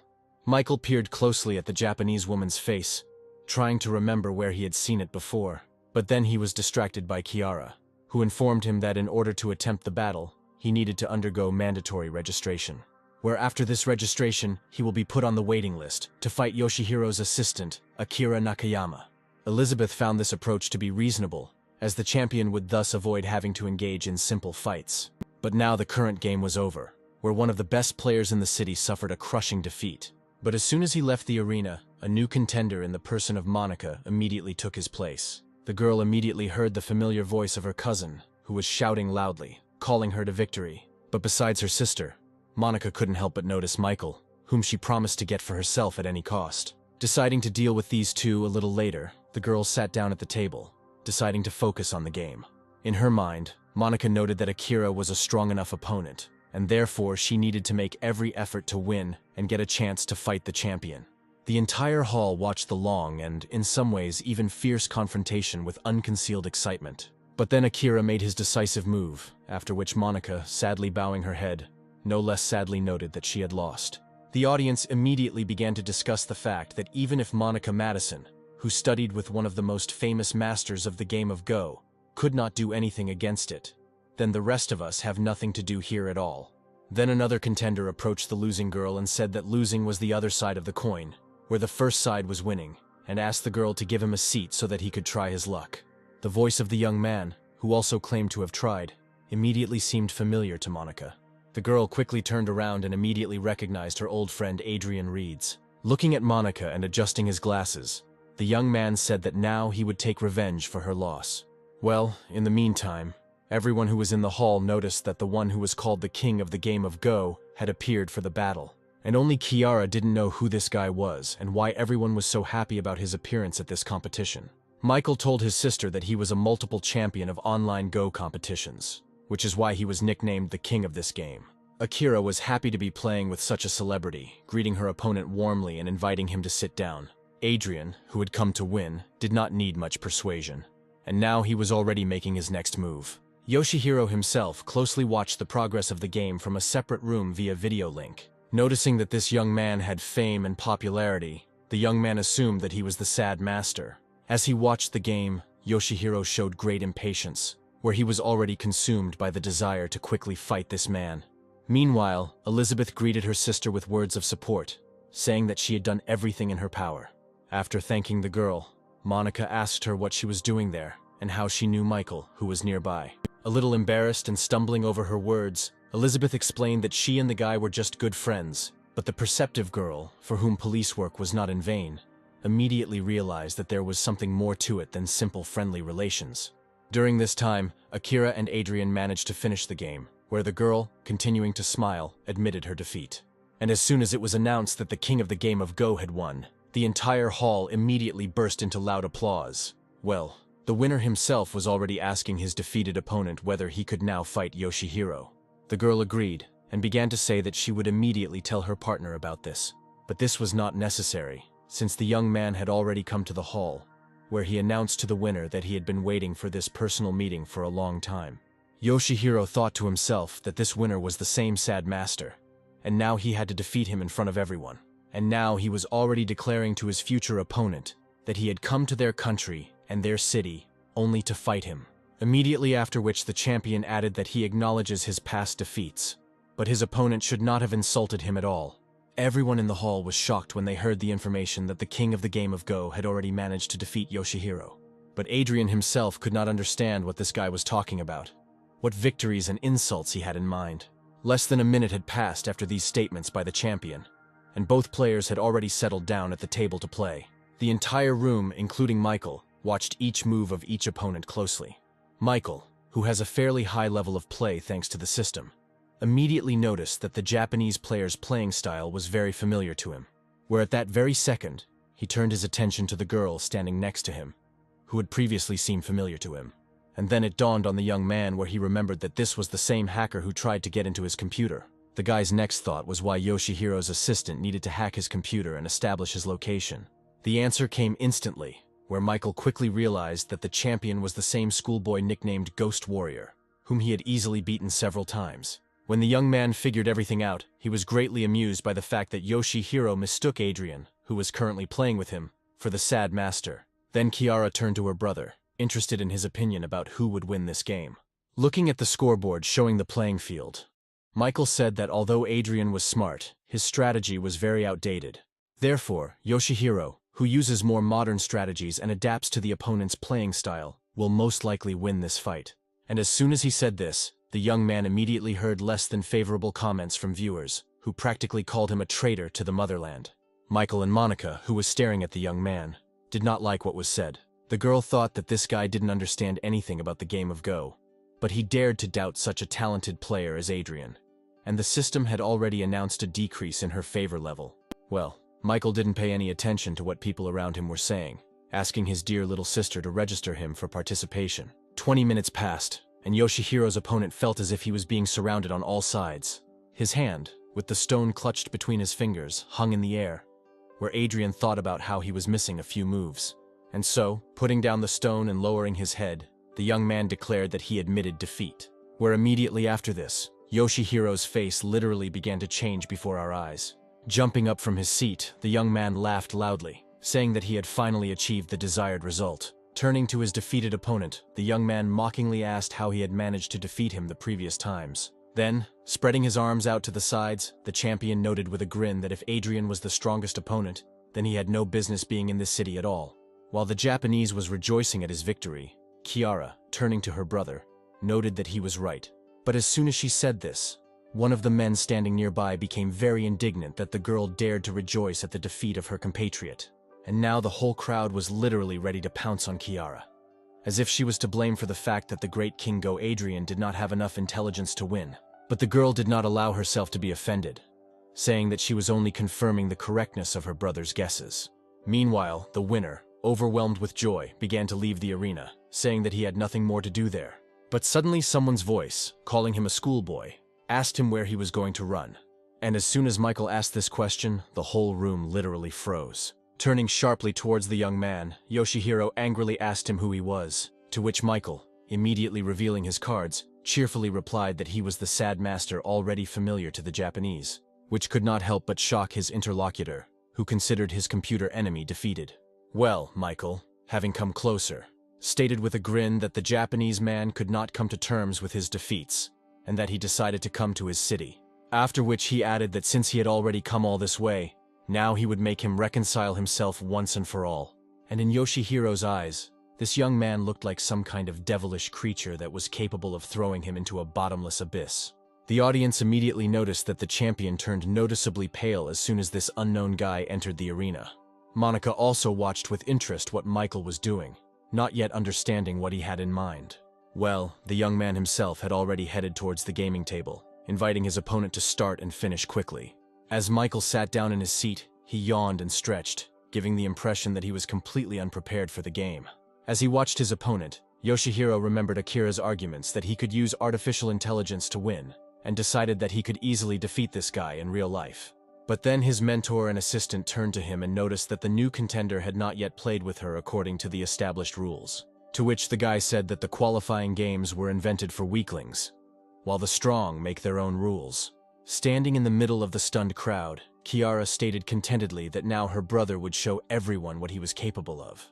Elizabeth, who was next to her, asked when Michael had learned to play Go, to which his little sister explained that he had always been good at this game, never losing a single battle in online games. Adrian was also closely watching the actions of the new contender, thinking that he would simply be disgraced if this strange guy were to win now. But the opponents were ready, and their confrontation was declared open. With a look of utmost concentration, Yoshihiro made his first move in this game. In direct contrast to him was Michael, who seemed to care nothing at all. Time passed, and with it the game, where more and more stones kept appearing on the field. Monica, who understands the game of Go, immediately noticed how furiously the champion was attacking. But what was most impressive was that Michael, who was playing against him, was in no way inferior to him. And then at some point, the girl noticed that her old acquaintance was firmly taking over the initiative. The Japanese player who was opposing him began to get nervous, coming to the conclusion that his opponent was not thinking about his moves at all. He simply did not have time to track and understand what Michael was striving for, and where his next move would lead the game. It was a very clear impression that this guy had collected the entire legacy of all the greatest masters of the game of Go. But the young man, having picked up another stone, made his last move in this not very long game. Beginning to become terrified, Yoshihiro looked at the playing field with a frantic gaze. But the guy was brought out of his stupor by his opponent, who pointed out that the game was already over and the Japanese schoolboy had lost. The champion really couldn't believe that this young man, who had beaten him virtually at first, had dealt him a crushing defeat in real life as well. The entire auditorium continued to maintain a deathly silence, as if afraid to frighten away this incredible moment. But suddenly the entire crowd exploded with joyful shouts and applause, welcoming the new champion. Only Adrian stood silently, deciding that Michael would win only because Yoshihiro was tired after the fight with him. Looking closely at the winner, the young man decided to remember Michael's name and his nickname, the Sad Master.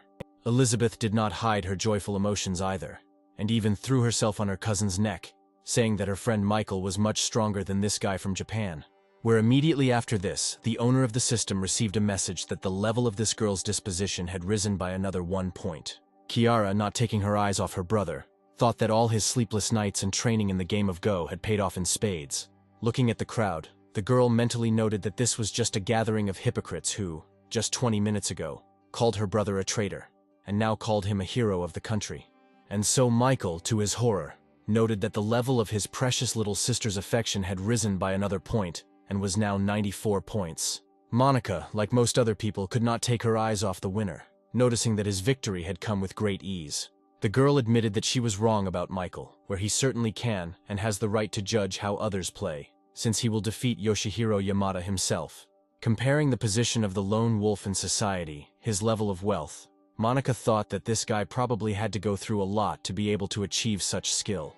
And now the young man was receiving new messages from the system, that the level of favor with his police acquaintance had also increased. However, what worried him most about this whole situation was the attitude of his little sister, who did not hide her loving gaze. After all, there was only 1 point left to the minimum level, despite the fact that they were related. And suddenly the system sent a message about another level increase, which was what the young man was so afraid of.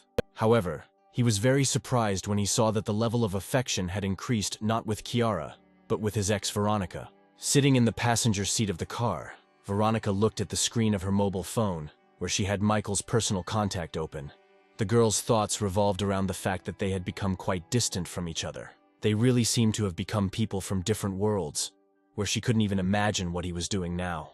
The girl's thoughts were interrupted first when the car she was riding in stopped at a red light, after which the guy sitting behind the wheel turned around and asked if everything was okay with his companion, whose face looked very worried.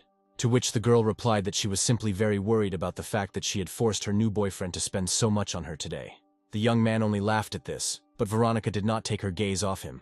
Her thoughts were that it was time to leave the past in the past and start a new life, where first of all she should have forgotten this Michael Cross once and for all, and finally started a new relationship.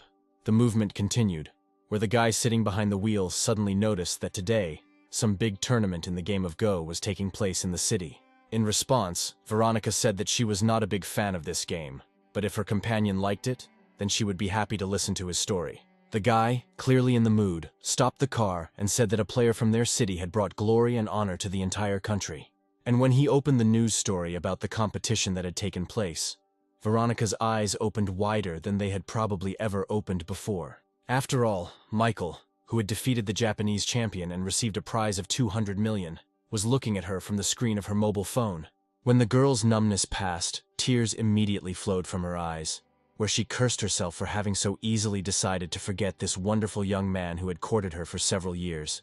This reaction greatly surprised her companion, who tried to somehow calm the girl down, But Veronica suddenly sternly told the young man not to even think about touching her.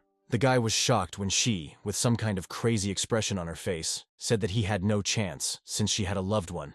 And now she has already left the car, running away with the thought that she will definitely return the love of her Michael.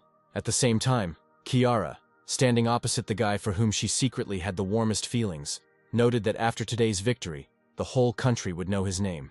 Where this statement was supported by Elizabeth, adding that the game was shown live, and Michael would definitely not be able to hide anymore. After listening to the girls, the young man himself absolutely seriously noted that this was not very good. Where both Kiara and Elizabeth were plunged into a state of amazement after such a strange statement from the guy. The young man thought hard about what might happen if his name became known throughout the country, and then he remembered that among the skills he had acquired, there was a skill of some kind of camouflage, which he could try to apply in this situation. But at that very moment, Michael was struck by a new message from the system that the location level of an object named Christy had increased. A couple of minutes before, in another part of the city, her friends had been convincing Christy that she definitely shouldn't miss this opportunity. Noticing that she was a completely free girl, her friend pointed towards the guys who were playing basketball. Reminding Christy of how she had chased after that guy back in elementary school, Maggie said that now was the best time. But her interlocutor noted that before she could really admire him and his acting. However, Maggie didn't understand what could have changed, as this guy only got better over the years. Where immediately after these words, Michael appeared before Christy's eyes, making one of his throws in that distant game. After which, she said that she couldn't explain to her friend what was wrong now, where she couldn't perceive the guy's game normally at all. Maggie tried to say something else, but her friend stopped her, handing her her bottle of water. Having said that it was too early to talk about anything specific, the girl used her freed hands to take out her phone in order to check the sports news. And so, with the very first entry, she first saw Michael's face, above which was written that he had defeated the Japanese champion in the game of Go. At some point, the same guy Maggie was talking about began to happily approach the girls, thanking them for bringing him water. But when he came closer, he noticed, not without surprise, that the one who had run after him in elementary school had disappeared without a trace. While in his mansion, Michael answered an incoming call from Angelica, who responded to his question with a question, asking why she couldn't just call. To this, the young man stated that the girl was generally free to do whatever she pleased. But his interlocutor continued, saying that she accidentally saw information about his epic victory in the news, and wanted to congratulate the young man on it.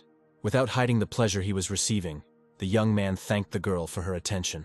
But then Angelica changed the subject, asking why the guy didn't show up at the apartment he gave her, to which Michael replied that he had bought himself a country house where he was spending his vacation time.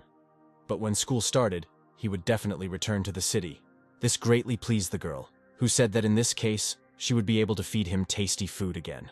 Listening to the girl's words, the guy noted how much she had changed since their first meeting, where now she was not at all interested in material things, and she had also become very kind and caring. Finishing the conversation, Michael noted that, in principle, he could be a little kinder with her. Soon, Kiara emerged from the mansion, moving 2 bags, saying that she had collected all her things. But her brother immediately remembered that he had bought many more things for the girl, which the girl should also take with her. To this, his little sister stated that she had collected all those things too, but she did not have enough strength and hands to take it all away. To which the young man stated that she need not worry about this, since she has an older brother. The girl was very pleased with such a caring attitude on the part of Michael. Declaring that her brother was the best and that she loved him more than anyone, Kiara threw herself into his arms. Well, Michael immediately stated that he couldn't have done otherwise, since she was his only sister. Pressing herself against the young man's strong body, Kiara caught herself thinking that she could spend an eternity in these gentle and at the same time strong embraces. She also thought about whether the guy could notice her true feelings, and whether it was worth telling him that they were not related at all. The girl's main fear was that after Michael found out the truth, he would simply turn away from her. But then, having plucked up her courage, Kiara told her brother that she would like to tell him something. However, Michael interpreted this beginning of the conversation in his own way, deciding that the girl wanted to confess her love to him. Working ahead, the young man stated that he knew what she wanted to tell him, but he would always consider her his little sister. The girl, having drawn her own conclusions from what was said, was amazed that Michael had known all this time that they were not related, which, from her point of view, was not something she could doubt, given his mental abilities. But at the same time, he treated the girl in a way that real blood relatives often do not, And so Kiara came to the conclusion that in this case she occupies a special place in this guy's heart and he definitely likes her. Literally a second later, Michael, looking dumbfounded, studied the system's message that the girl's disposition had reached the minimum required level, for which he received reinforcement points, a percentage of the costs, and also improved his singing skill. Literally turning to all the gods, the guy asked them what was going on.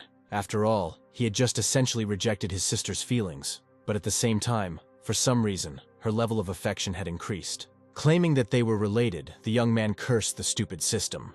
But then his interlocutor came closer and kissed the young man, which he did not expect at all. Without saying another word, Kiara turned and headed in the opposite direction from Michael. Well, the young man himself, holding his hand to the place where the girl kissed him, decided that everything that was happening was nothing more than a karmic impact for the fact that he was playing with the hearts of girls. Adam threw the documents he had received onto the floor with force and muttered through his teeth that such a state of affairs was simply impossible. The young man could not believe that the lone wolf did not punish his former assistant Victoria in any way, moreover returning her to the position of director of Photon, to which his assistant timidly noted that the lone wolf trusted her predecessor very much, where after the merger, the value of the new company Nadground was already calculated in hundreds of billions. In an attempt to relieve some stress, the Calloway son lit up a huge cigar. He could not understand what kind of person this lone wolf was, who could so easily forgive the loss of 30 billion, and then return the girl who had lost that kind of money to a high position. But then, having decided to switch his attention, Adam suddenly asked his assistant why she had reported these events to him so late. The girl tried to justify herself by starting to talk about how the boss had just returned from vacation yesterday, where she had thought about what would be better to report at a personal meeting. But the enraged Adam, who was only looking for someone to take it out on, began to insult the girl, saying that she was not supposed to think, where she should not take on too much, since she did not mean anything in this life and was not worth anything. And so he demanded that his assistant quickly disappear from his sight, where he would place all responsibility on her in the event of a loss in this confrontation. Only now did the girl, who just recently was happy that she was able to take Victoria's place, begin to understand why she wanted to escape from this family.